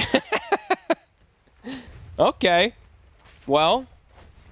I mean, that's rough there. You do not feel good dying underneath your tower as a Beastmaster solo against this support Enchantress. I mean, that feels rough. No, especially, I mean, this is in my opinion, honestly, Skylark's best hero. So it's rare to see him make that kind of mistake, just standing his ground versus the Zench. I mean, that's the honestly, that's the dream for Snai. A massive kill for him to get, just like that. Finds himself a pretty good creep as well too on Snai, so he's got the ice armor, so he can continue just bullying back both these heroes. So I was mentioning Desire, he is at the least getting stacks going, so he did get the double stack onto the hard camp plus onto the Ancients. But Tundra definitely has ways to be able to contest toward that area with Snipe being an Enchantress. He could even just steal a couple creeps and then farm it. Yeah, my god, I mean, 9 is just... he's really owning. Now we do see 3 points. 11 against this 23-0. I mean, yeah, he's just playing the... He's playing it perfectly with how he's using his stuns. Honestly, if you take a close look at what he's doing in this lane. I love when I see that stuff like that. It's like little things. Even though DK is not this super skilled hero, these type of plays are massive. He's 6. Honestly, Wish might just get pushed out of lane or killed here. See bottom. Spartan was looking for Saxa. Oh my god. Very, very low. But, they can turn and look for Spartans. I'll get the kill. And Wish is pushed back to base. And it's the siege wave. Walk all the way back. Yeah, he has. Oh my god, 9. I mean, first blood is a big deal, but he's also just playing it perfect, as you said, with the stuns. Yeah. And now it's nighttime top, so now the lane just gets harder. Skylark versus Skitter. He's got the ice armor. And Snay, he's now got the pine cone again. I mean, they're just not having fun laning against this Enchantress, Desire, and Skylark. They're really not. I mean, there's a reason that this hero is like first picked in China. It's like the absolute best lane secure in the game, it does feel like at the moment, with the way that we've seen them play it. And oh my god, 9, he's found a DD also. So gonna continue being able to apply pressure to Wish. He finds the D ward, and he still has his catapult alive. The Wish now, fortunately for him, has hit the 6, so we'll be able to at least endure some of that pressure. But oh, and it's like a 2 to 3k lead already, just off a laning phase. Yeah, and with 9 about to hit the 7, it's pretty much a full level advantage in the mid matchup. That is pretty crazy. And yeah, 33. He's now left bottom alone. He's got Meteor Hammer. We will see top. Skylark goes down again. Might get Desire as well. They sure will. Uh-oh. This might be a much faster one than last time with the pace that Tundra's able to set with their heroes. Because, well, you feel with this lineup, when you get this sort of lead, you're able to just do so much with it. And what you're up against, matchups, yeah. like Void takes forever to get online. And your Beastmaster is going for the... Oh, he was going for Helm. He actually switched an arrow mid. So they've got enough damage to take down Wish. Not quite. Oh, but it's going to be fine. They put the same ward that just got dewarded. I know they did. Yes, they did. Well, that doesn't work. Oh, no. So now they lose 2 wards to 9. They're crumbling. I mean, little mistakes like that, I think it's getting to them. It compounds very quickly. They know how rough that this opening is. They're feeling it. They're feeling it big time, him and Asper. And now it's like 9. He keeps getting this poke damage that he forces the mid attention. The Rubik has to come here. So Skylark even more risk if he does go up toward the top lane. This time they won't hit the arrow combo this time. Skylark. He's dead. Oh boy. They are crumbling. They're kind of making mistakes that we haven't really been seeing Manaspa do in some of their other games. Like they usually give themselves a much better chance kind of straight off the back of the beginning of the game. But yeah, this game too, they're getting broken down here by Tundra. I mean, they sure are. And 33 they're all 3 cores having a free lane, the supports too, and now 33 can start actually pressuring towers on top of being with a DK lineup. I mean, Nande could even be at jeopardy of dying down here if he's not careful with any type of rotation. 33 though, there's going to be a move from Wish. This is a nice move. But can't actually get the connection on top of him, so 33. We'll just Ravage and walk away. I was a bit scared for Nande, I gotta be honest there. He was getting, honestly, yeah. There was the potential maybe for 33 to consider just going at him with the Ravage. He was mid. That low. Skylark. Oh, okay, they're off the mark. Saxa with the apology at least. 9's like, all right, I'll let you off this time. I didn't see, did someone, I think Snake took the stack, huh? So Snake, I believe, stole some of the creeps from the stack that they had, if I'm not mistaken, and he's completely aware of the triangle, the ancient stack, and he's even blocked the camp, or he was looking to block the camp with his body before. And do you think they'll have chances to get in there and kind of take some of this triangle away? I mean, it's only a double stack. They don't really care, I don't think, on Tundra. If it was like a 5 stack or something, sure, but Snake. Going for the raw. Haven't quite got the full-up damage. Oh no. It's Wish. Maybe he can at least clean up Snaking. He can, so Wish will manage to take down Snaking in return. And the creep, it looks like. Okay. And he gets the kill spree, so not the worst case scenario. Pretty unfortunate. Pretty devastating, of course. Mid tower, probably about to die. Bottom tower, also 33. He's got another meteor in 10 seconds. It's pressure everywhere.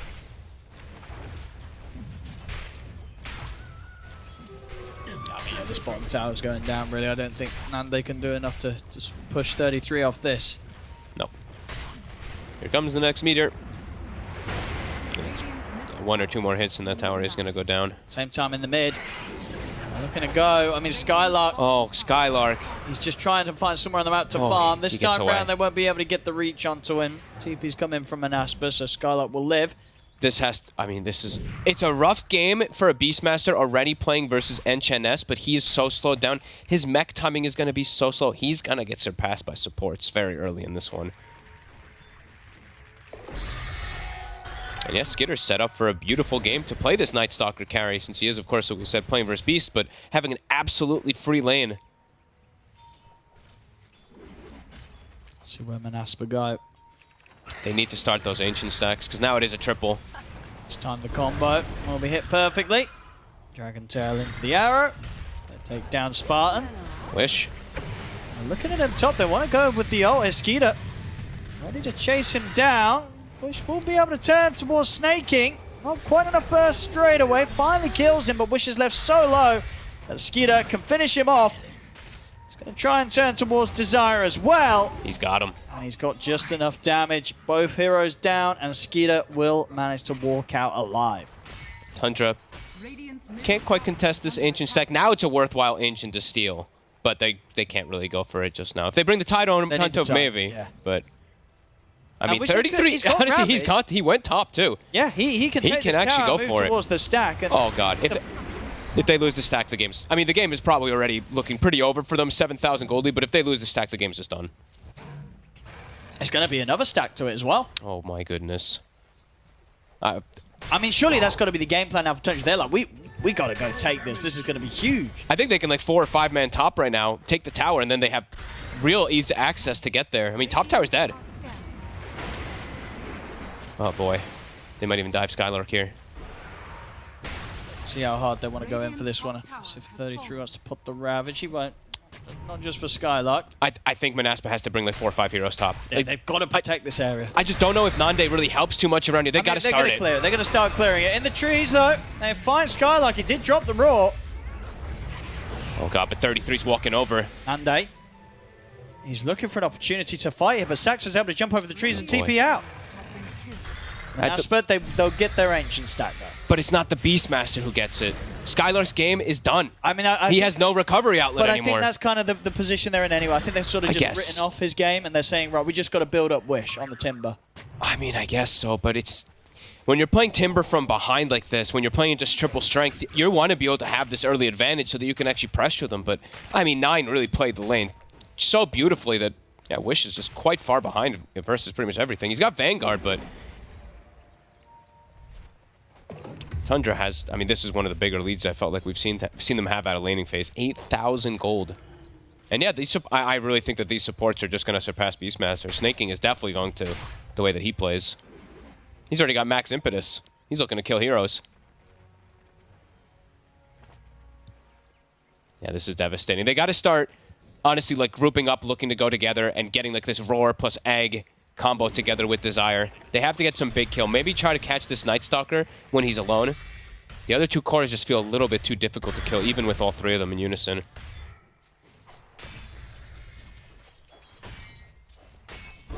But the Tundra specialty, it's starting to... I mean, it's starting to really... I'm saying it's starting to begin. It's begun from the start of this game, and now it's They've already getting more stacks up. 3 people showing in 3 lanes. Farming jungle as well. It's just a farm game for them since they have this big lead. And Sox and 9, they're actually going to look to pair up to get kills as well, too, in the meantime. Nande always under kill threat wherever he does show.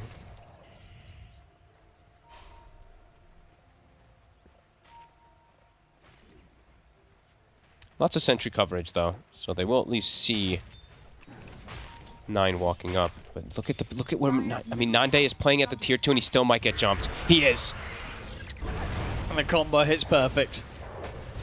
They're coming in with TPs, but it's not soon enough. And even if it was, nothing to be done about Nande going down there. And Snaking, he does have the damage to perhaps deal with Wish. As we said, the max impetus build.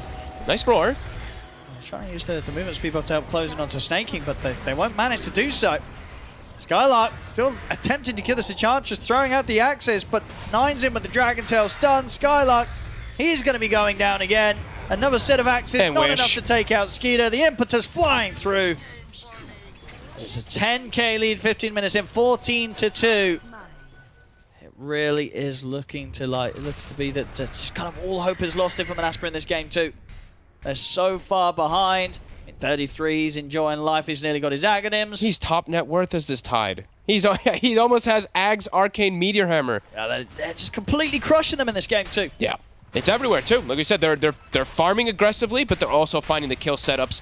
I mean, Snaking with some fancy little footwork there. It looked like he was likely to die. Then it looks like Skitter was perhaps going to die from the Whirling Death and stuff like that, but they just dance on him.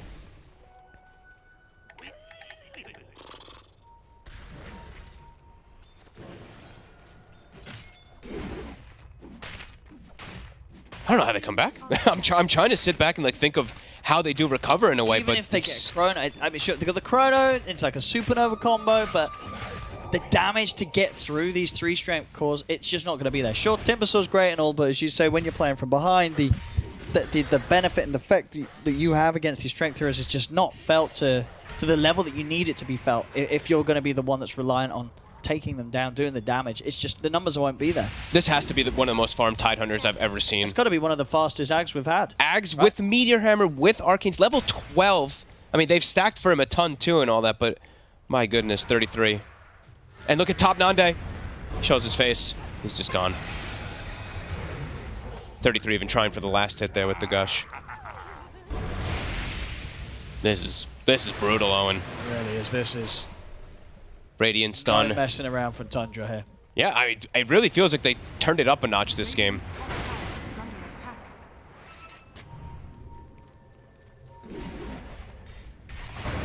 Skylark. He's thinking about roaring Snaking, but he's like, am I really about to roar an Enchantress? Yeah. Because you're probably not even getting the kill. No. And even if you do, you still don't feel good about it.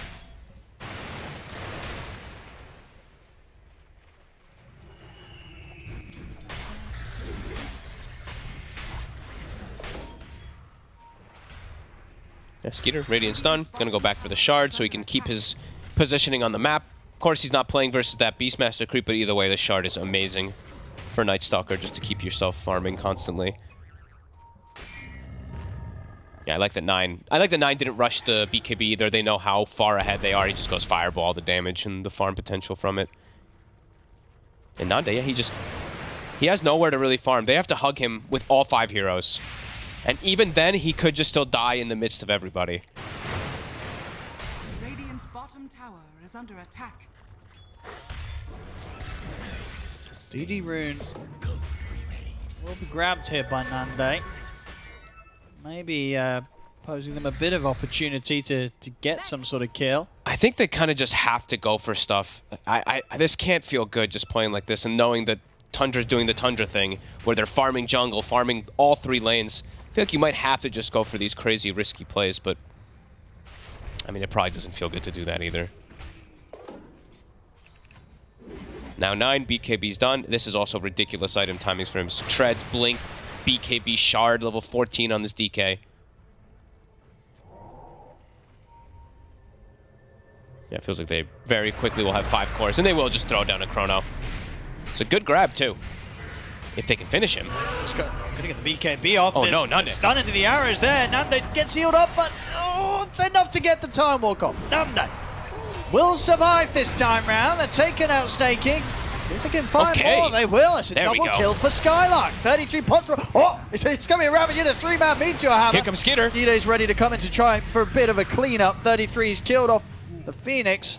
See if they can chase down another. Skylark will also get found. So a little bit of hope there for Manaspa. Yeah, not they bad. start that. And at the end of the day, it's a 3 for 2 when they're down. You know, the 12k that they are right now. They'll certainly take that. It's something. Yeah, good connection. Honestly, what level was this Sunray too? Okay, like level 3, it looks like, so it was enough damage to persist and get that kill onto the DK there. Not bad. But it cost them literally everything for them to try to go for these couple of kills. And Tundra, they'll just back up, get the farm going again for themselves. Philosopher's Stone, that's what they need too. When asked by anything they can get. And Nanda, he did live, right? Yeah, he did end up living. So that's probably the most important thing too, besides the kills. Yeah, the fact that he was able to walk away from it or get that time walk off just in time. Like the Dragon Tail stun combo wasn't long enough this time round, so they can keep it like that. If Nanda can keep surviving through those efforts, maybe this Void can get where he needs to be able to carry this game. They need a long, long time though. And it doesn't feel like it plays into their hands playing versus Tundra They're with gonna how go for the farmed smoke they are. play, though. See if they can catch Tundra while surprised. Does mean, of course, they're making this move without the Chrono, but the Raw's back up. Tundra also smoked themselves. They see Spartan. They're in. Going to try and start the combo onto Wish. See if they can burst through the Timber Saw. Hammer follow up as well. They're keeping him locked down. They heal him with the Sunray, though. Impetus. Wish will still die. Tundra, let's see if they can push on for an additional kill. Spartan, he's found in the trees, won't be able to hide with the chase of Tundra, and even moving up towards the tier 3s now. Tundra, keep the aggressive move going. They'll respect the high ground here in Manas, but they'll settle to pressure the tier 2. You can see what they're going for though, too. It's like, okay, it's daytime. They're trying to fight versus this NS, but the fact that Tundra's just so farmed, they don't need nighttime. They can just waltz in. And now in tier 2 to fall. All 3 lanes are still pushing in as well. So limited places for Manaspa to even go out and try to find some farm while that push is happening in the mid.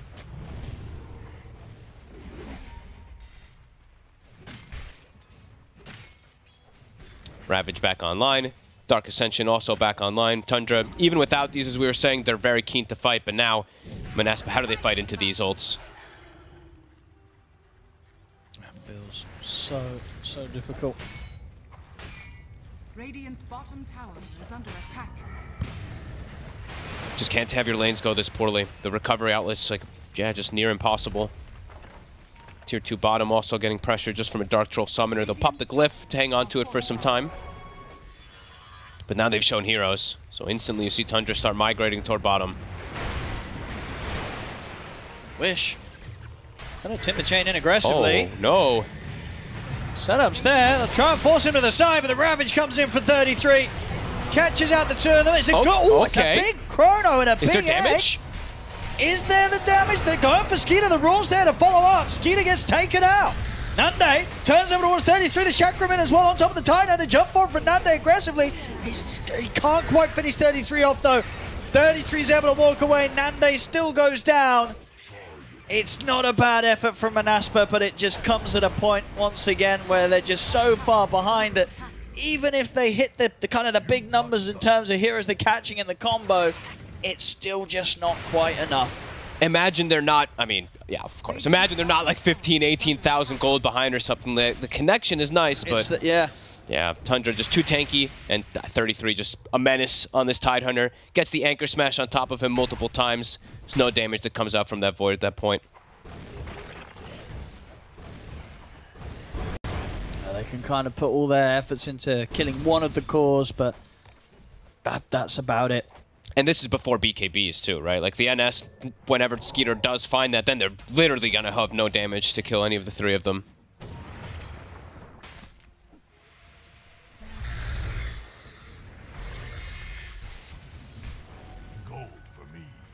It's a tough one.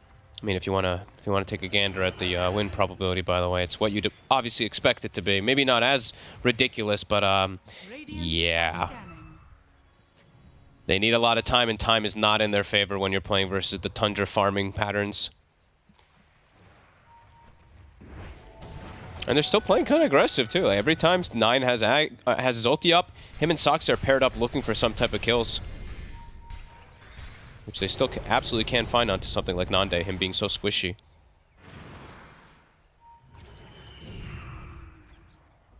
Yeah, they have to just, Manaspa still just have to hug each other too, which increases, of course, that farm rate that Tundra's able to get from splitting up across the map with no pressure.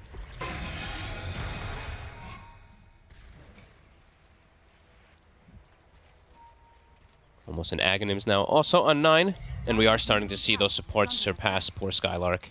Snaking has now done it.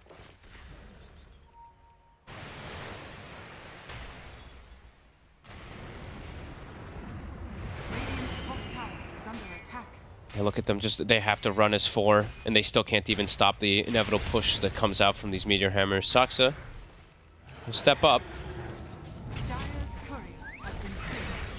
They don't want to commit Roar. I mean, they can't commit Roar onto these supports. They need the big catches.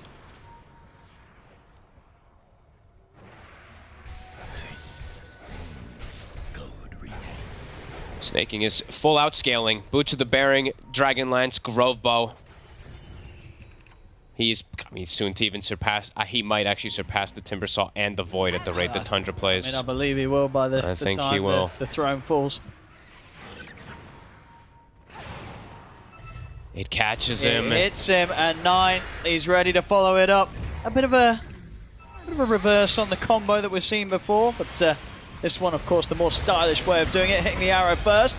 Ravage is going to get dropped. Get stolen. All right, but it's 3 heroes dead on Manaspa. He's got to just use it. Ravage gets it out before he goes down. Desire, but 4 dead, 23k lead here, 25 minutes in. They're bringing in the mid lane. It's time to end it. And I honestly think it's really time to GG out at this point. I mean, they'll probably hang on just because it is their last life, but this one's done and dusted. Wish even jokingly throwing the Timber Chain into them, knowing that there's just no hope. I'll see them give it probably one more go, as they do have all ultimates to play with. They're up pretty soon. Wish, though, is caught by the stuns. And if they go for one more fight, we'll be without him. It's a 3-man chrono. Supernova there as well, but 33. And Saxon will head straight towards the egg. Take it out. Skeeter still alive. The damage was not enough to even bring him down this time, as nobody falls on Tundra. The mid-racks are taken. Tundra, they'll push on for more. 9 up towards the base here. Gets in with a stun. It's a team wipe. GG is called. And Tundra will take this game too. Pretty ferociously. Yeah, actually no mercy whatsoever this game from them. See the tips coming out from Nande versus 33. I mean, 33, he got away with an absolutely free Tidehunter game. Snay, even a little bit of shake of not really understanding what really happened there because of how dominant they were, but what a display, right? Tundra, like you said, no mercy, just completely shutting down Manaspa, all 3 lanes, devastating, and the mid-game fight's impossible for Manaspa. Yeah, this is the sort mid-game performance we expect kind of from the TI winning team, right? Just turning up, no messing around. And game 1, sure, it was still domination, but it was kind of drawn out. This time, much more sort of meticulous and fast-paced. They knew when they could close it up this time, Tundra, and understood that there was nothing to be scared about in terms of what Manaspa had been able to build up, because they've been shut down so heavily in that laning stage. I mean, if you lose these 3 lanes like this, there's like almost no recovery, especially if you're drafting something like a Timbersaw who wants this type of early advantage to run to lanes and stuff like that. You're behind, what, 8,000 gold at the 10 to 12 minute mark. Supports are solo killing cores and stuff like that, and yeah, there's just really no hope. So Tundra, a very, very clean game from them today. There we go. Tundra, the series is all theirs against Manaspa, 2-0.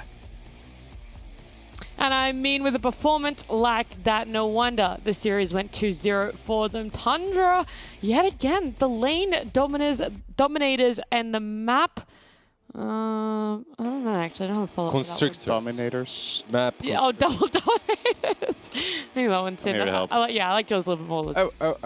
I was in the place where all the great minds are, obviously Twitch chat, right? And I didn't know where this was going. As the game is going on, and the guy is literally writing Tundra, I beg you, give them space for 5 minutes. Just let them leave the Do you think base. 5 minutes would have been enough, though? Let's say we go back to Well, the it would be 5 20-minute minutes mark. more than they had. That's for sure. Well, that was a silver lining, okay? This time round, I can find one for Manaspa in Game 2. It was a 19-minute fight. It's going to show up eventually in the highlight reels, at least I hope.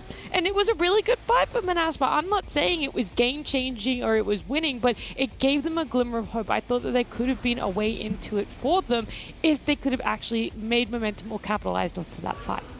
Yeah, it's just Dota is a game of momentum largely, and I believe this is the fight that we're seeing here, right? Where they do string some things together here, but you're 10k down minute 15. Like, I mean, we can sugarcoat it and try to look for small wins however we want. This laning stage is just not good enough, and they've got to be feeling kind of disappointed in themselves, not just because they lost, but the way they lost. I think this is like they're being beaten quite a lot on fundamentals. Their Timbersaw mid is getting pretty handled by Dragon Knight. I think Dragon Knight had 12 denies and Timber had 0, so he lost that lane. The Void lane against Timbersaw, or against Tide, as expected. Tide comes out on top in that. And the top lane was the worst one of them all. The Beastmaster got absolutely annihilated by this Enchantress lane. Yeah. So, he got solo killed by the Enchantress, didn't he? Yeah, he even got solo killed in his tower. Like, Snaking was all over that lane, and just afterwards they go and force the Timbersaw to take the Ancient stacks. That was the only way for Beastmaster back into the game. So Skylark just genuinely did not get to play this game. He ends 2-11 on Beast. He has as many deaths as his 2 supports combined in a game where they got stomped. He just did not get a foot in the door at all in this one. He was unprotected. They left him very early on as well. They were playing around the Timber mid. No one was really putting any effort in salvaging that lane or saving it. Left for dead pretty much on that top lane. It is really unfortunate. I am, again, hoping that Manaspa don't overcorrect too much. It is something we've talked about a lot. But to round out this post-game, to round out chatting about game number 2, an MVP for Tundra. Was there a standout, or is this your favorite Sind, where it's actually kind of difficult to pick a standout? I guess if I had to pick one this game, I think Snaking did a ton of work this game on the Ench. I also think we don't give him MVP very often, and he's maybe a little bit overlooked in this team because of, you know, how flashy their mid player is, how many people regard 33 as an absolute offlane genius. He will have these, like, I mean, again, this game, what did he end? 7-0 and 11, I think, on the Tide. You know, he had a flawless game, but I do like Snaking's performance a lot in this game. I think he made a huge difference. Like, you want to talk about valuable player? This guy just sent Beastmaster back to the Stone Age, right? Like, he literally ruined his game. Not only did he ruin his game, because of all the farm that he got in the lane, he bought this Dragonlance, and he was actually the one killing Timber. He was killing Timber, yeah. He was killing Timber. Like, they weren't able to actually damage him, but then suddenly some impetus from the parking lot shows up and finishes him off. So, yeah, like, definitely use the gold well, too.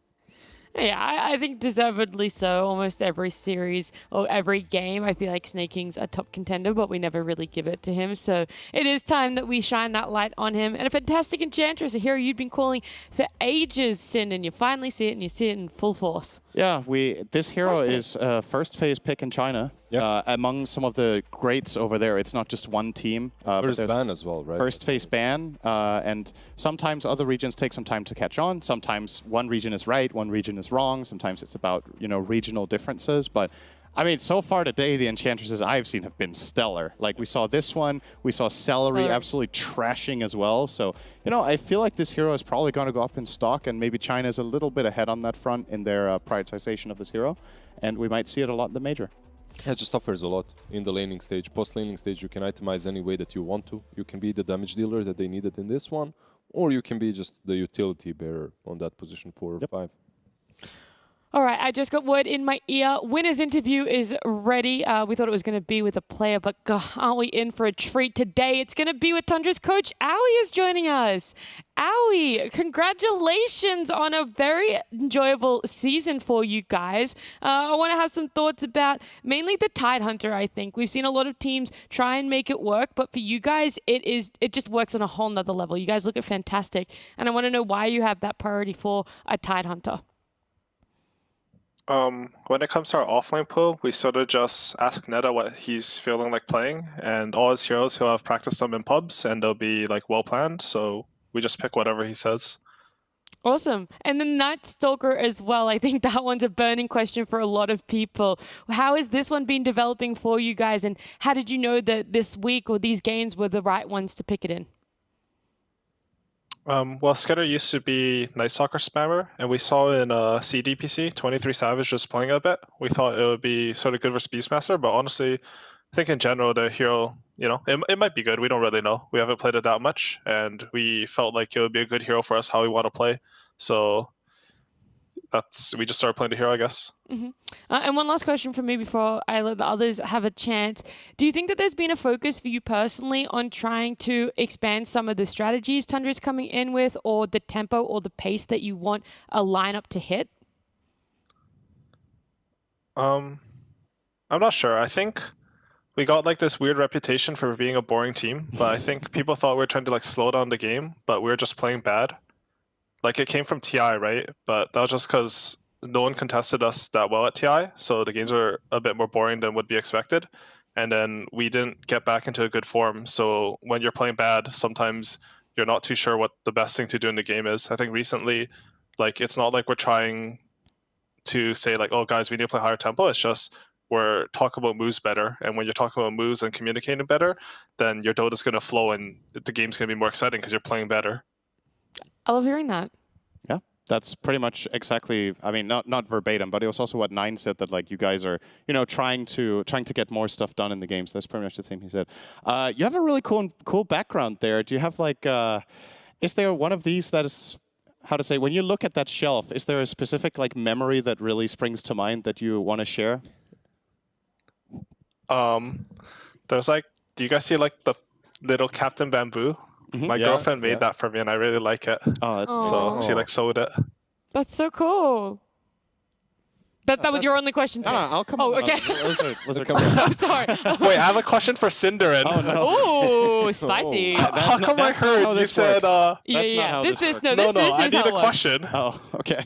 Because Cinderin on the panel said, puck counters Night Stalker, but Cinderin's a Night Stalker player. Like, I know he's played a lot in the past, so I was curious, why does he think Puck counters Night Stalker? Because in the pub win rates, it's like the worst hero for Puck. It's like it's a double-edged sword, so it counters. I would say why are we even doing this? You're talking to all of us. I mean, I feel like this guy probably knows better than me, but whatever. I'll tell you something, then you can say I'm wrong afterwards and make me look stupid. So it's like it's a double-edged sword, right? Because Night Stalker, once he has a dagger, can get on top of you and silence you and make your fight miserable. But until that point, Night Stalker's fighting is very much centered around free movement in the fight and playing around vision. And Dream Coil has just, at least in my experience, when you watch certain games, there's this time window of the game where Night Stalker wants to play aggressive and Puck kind of stifles it, but then he overcomes it later on. So I would say it's a good matchup for Puck for like 10 minutes, and the rest of the game I would give it to NS, if that makes sense. And that sort of makes sense, because you usually played NS on the offlane, right? So your timings are probably slower. So like Puck has a bigger window, because Gladiators pick the Puck into Night Stalker. Like that's why I thought like you had some idea and Quinn had some idea that like they don't mind this matchup. They listen. We're so surprised when they did that, and I heard you say it, and I was also like, maybe there's something there. Right. So they probably didn't think you were going to play a carry, right? At the time, they probably thought it was Neta playing it offlane, and then the flow of the game is a little bit different. So that's my they banned 2 carries after that. So yeah, that makes sense. All right, Lizard. Nice to see you again, man. I haven't seen you in a really long time. Nice to see you. Just one question. How hard and how difficult has it become to coach Tundra after winning TI? Like, are they a little bit harder to, put in formation, or is it all the same? I mean, the DPC season, even with the new format's pretty grueling. Like, it's not easy to just play and coach in Dota in general, but I think it's less that we won a TI and more that when you're ramping up towards TI, I feel like everyone is very similar-minded and goal-oriented compared to just after it when you're playing the first DPC season, which is like a bit less important even, and you want to like make sure that your mental health is good, you're not overexerting because we've had a history of burning out. So there's been some challenges with getting our stress level to the right amount, because you need some stress, right? Like you can't just be completely unstressed and perform, but you can't stress too much and still play these DPCs and perform well as well. So there's been a little bit of issues with that we had, but I think as of recently, we've been getting back into form a lot, and it's been pretty fun now. off the back of that, we got to speak to Snay all the way back at the start of this tour, and he talked about how you guys had been talking to the team psychologist, and that's the reason why you guys aren't really boot camping. For you as a coach, has there also been a lot of stress, and are you okay with not boot camping, or do you wish it could have been a little bit different? And what are the plans going to be leading up to Berlin to manage all of that yet again? Well, I think if we had the option for no one to boot camp and everyone was in Europe, it'd sort of be good for us for DPC. I think our team sort of functions better on like we're still working hard, but we're not at boot camps until we boot camp for a tournament. And it's more like everyone's coming in prepared, they've played their pubs, and you just synergize some ideas and go into these tournaments. I think before Berlin, we will have a short boot camp. I'm not sure. There's like the Dream League tournament that's really big, right? So it makes it hard to like fly in the middle of it. But if you fly in for all of it and then boot camp for the Berlin thing, you're like there for a month, which I think is a bit counterproductive, especially, I mean, it depends on the team, but especially for us it is. Okay. So honestly, my team owner told me the plans, but I don't remember them. But I'll ask my manager later. So. Classic Dota player. I knew it. All right, just one more question from me at least. We had an interview with Nine the other day, and he said something along the lines of he hopes when the new patch drops that it's huge and it shakes up absolutely everything, because he loves the whole theory crafting aspect of, okay, these change logs, finding the newest broken thing, you know, falling asleep reading the patch notes for the third time, getting ideas. I know you're a huge theory crafter yourself, so I want to put you on the spot and give you a challenge. Try to come up with some sort of new overall mechanic in Dota. What do you think would be cool to see that we don't have? A neo mechanic? Yeah. You really are putting me on the spot. This is payback for the puck explanation, the puck question. I feel like after I say mine, you guys should also have to say one, because I have no idea right now. I think maybe something to do with like a separate type of Roshan. Like I know there's been some talks like 2 Roshan pets. I think that would be sort of cool. That there'd be like, I guess it's sort of like League, but having a bit more objective that would balance the map out a bit. I guess that would be nice. Honestly, sorry, I don't really know. The weird thing is, you said everyone should have their own. I was thinking the exact same thing. Imagine if we had similar. It's like this little baby Roche before Roche that sort of helped you, took towers and things like that. I have one from OpenAI, actually, from ChatGPT, if you want to hear it. It's called Dynamic Terrain. Yeah. It's where certain events happen throughout the game, really good. where the terrain changes based on events. It could be like suddenly there's like new debris coming up, blocking stuff, new trees. Maybe there's like a lava pit. Maybe there's like a waterfall this is some, like, suddenly. Destructible rocks StarCraft 2 thing, or what? Like, I mean, up to some you. rocks spawn and you can't kill the neutral camps. No more rocks. Anyone who played SC2 doesn't want the rocks, but that actually sounds sort of interesting. No joke. Like it changes how you can take fights. It's a bit more dynamic.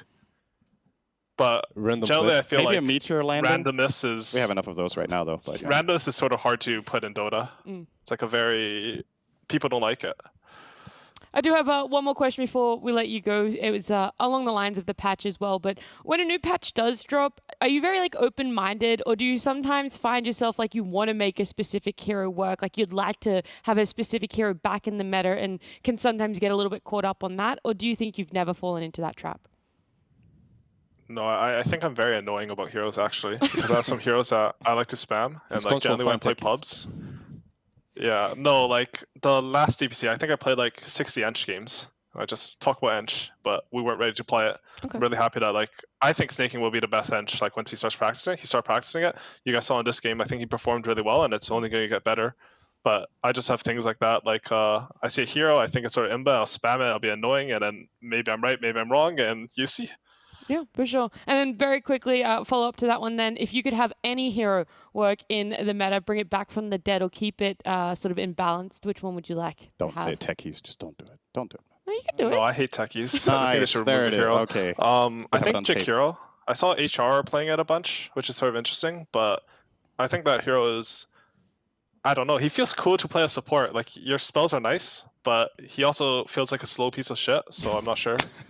I fully agree with that. That's the perfect description of Jakira there. Well, look, Aoi, thank you so much for joining us. Congratulations on a fantastic season so far for Tundra, and congratulations on the win today. Thank you. Thanks for having me. Thanks. Bye. There you go. You get called out by Aoi there. I do like it, though. I think we should have players ask some of us questions more often. Oh, no. Especially when you say things like, puck counters Night Stalker. I mean, it was a fair point, though. And Aoi obviously resonates with the same idea. If the game for Night Stalker is slower from the offlane, then Puck can have a good time. I like that he agreed with me, even if it was just to be friendly.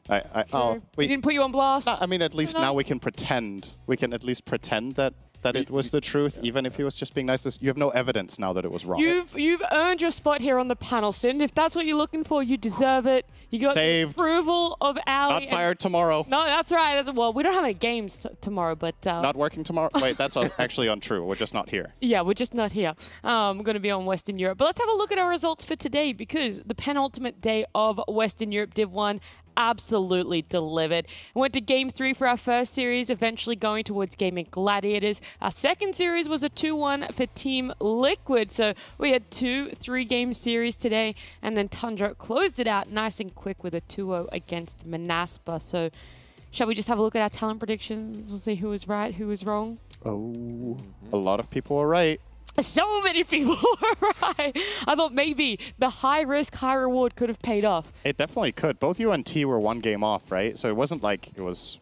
I love how you say that, but everyone else was 3 for 3. So Yeah. being 1 game off. But that's the thing about taking a risk. You would have looked really good if you nailed it, you know? And that first game from Enigma Galaxy did make me look good. You were really close as well bit. when it comes to the amount of games. You didn't have those O2s, right? So there's that as well. Like Ooredoo Thunders, like they definitely could have taken game 2 in my opinion. Like, That was the series, I mean, they could have taken. The first game looked really easy for them. Second and third, maybe if the draft was a little bit cleaner, could have done it. You know, it's been, what, 9 days so far? At the end of day 8, the only thing we knew was 3 teams going to the major, and that was all the way down to the last series. We come into day 9 knowing there's 3 teams. We're going to have a look at our leaderboard, because closing out day 9, that's still all we know. All we know right now is Liquid, Gaming Gladiators, and Tundra are going to the major. But Ooredoo Thunders, Entity, OG, Manaspa, Enigma Galaxy, their fates are still very much up in the air. When we look at it though, Manaspa and Enigma Galaxy, right now, they're going to be going into a 3-way tiebreaker between whoever loses out of OG and Entity for the 2 relegation spots, and then whoever wins between OG and Entity will be doing a best of 3 against Ooredoo Thunders for the final major slot. So a lot of words thrown out, a lot of series, and there is still 1 series left to play. It is that OG Entity series I talked to you guys about just then, and that's the joy of the last week of Western Europe. We get a bonus day. We get a special Sunday, Entity versus OG. Yeah. And if that wasn't enough, even on top of that, we will get a series as well between Gaming Gladiators and Tundra to find the second place. True. Because there's a difference in DPC points and prize money. And for these teams, the prize money difference is not the main drive. It's the those 80 points. 80 DPC points. It might not sound like a lot, but that a lot Isn't of the that- time will be the difference. That's between the difference between Liquid and Gaming Gladiators in the overall leaderboard of DPC Sounds about points right. now, I'm pretty sure. We've So- had a couple of times when even a lesser amount of points amounted to you being in or being out of TI. Yep. So they're going to show up for that, for sure. It's been a fantastic season already, or tour already. But for you guys closing out this day 9, this second last day, what sort of thoughts, what lessons have you taken away from this incredibly competitive? That even Sint can be right from time to time, like how we. Let's go, Sin! Let's go, baby. He's the real winner today. 3 out of Gaming 3 Gladiators, predictions. nah. I always said I could see that, which is pretty Practically much yes just in his like, words. Okay. It's just like you weren't horribly wrong, or maybe you Here's were, what but I'll entertain the idea for now. You know, I'm happy that you are right because you make all the panel look better as well. So. You lift us all up. Sin. Well, that's only if you agree with me and I'm right. Oh, I always agree with you. Oh, that's very When you're dangerous. right. That is okay. That's then you're good. You know when it's right. There you go. That's Well, Lizard's takeaway was that you were right, but what about yours, Sin? what's my main takeaway from today? I still think Ooredoo Thunders are favorites for the 4th slot, I think, unless Entity or OG completely blow me away on Sunday. Aside from that, Tundra are back in top shape, I dare say, based on these last 2 series. So I think the Tundra against Gaming Gladiators series is going to be hype. Even if it's just for DPC points, I think it's one to watch because the Dota is just going to be really high quality.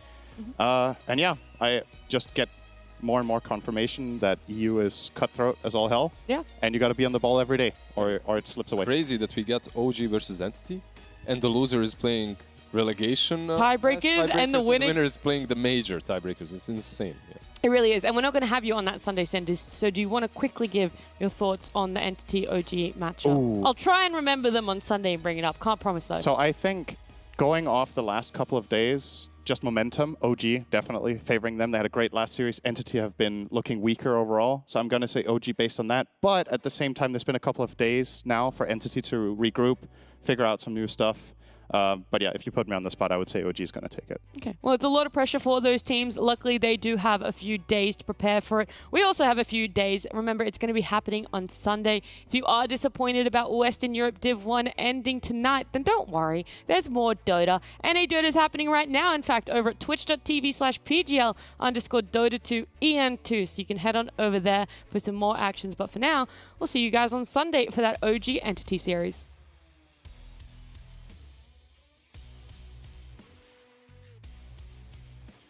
Team bottom. I'm the team. Yeah. I'm bottom, guys. We can do I will it. bottom multi for you. 2 seconds for my... You fucking use the egg. Somewhere. Look at Timber. My... Connecting as well. Beast. Yeah. I have arrow for the timber. Keep chasing him after.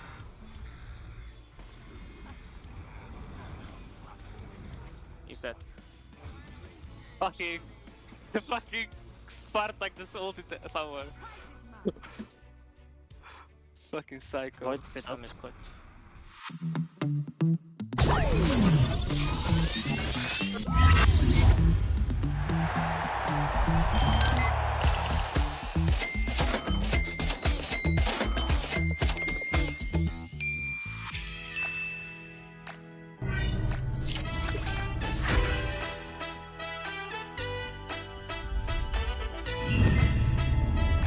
Watch more. Earn more. Full TV.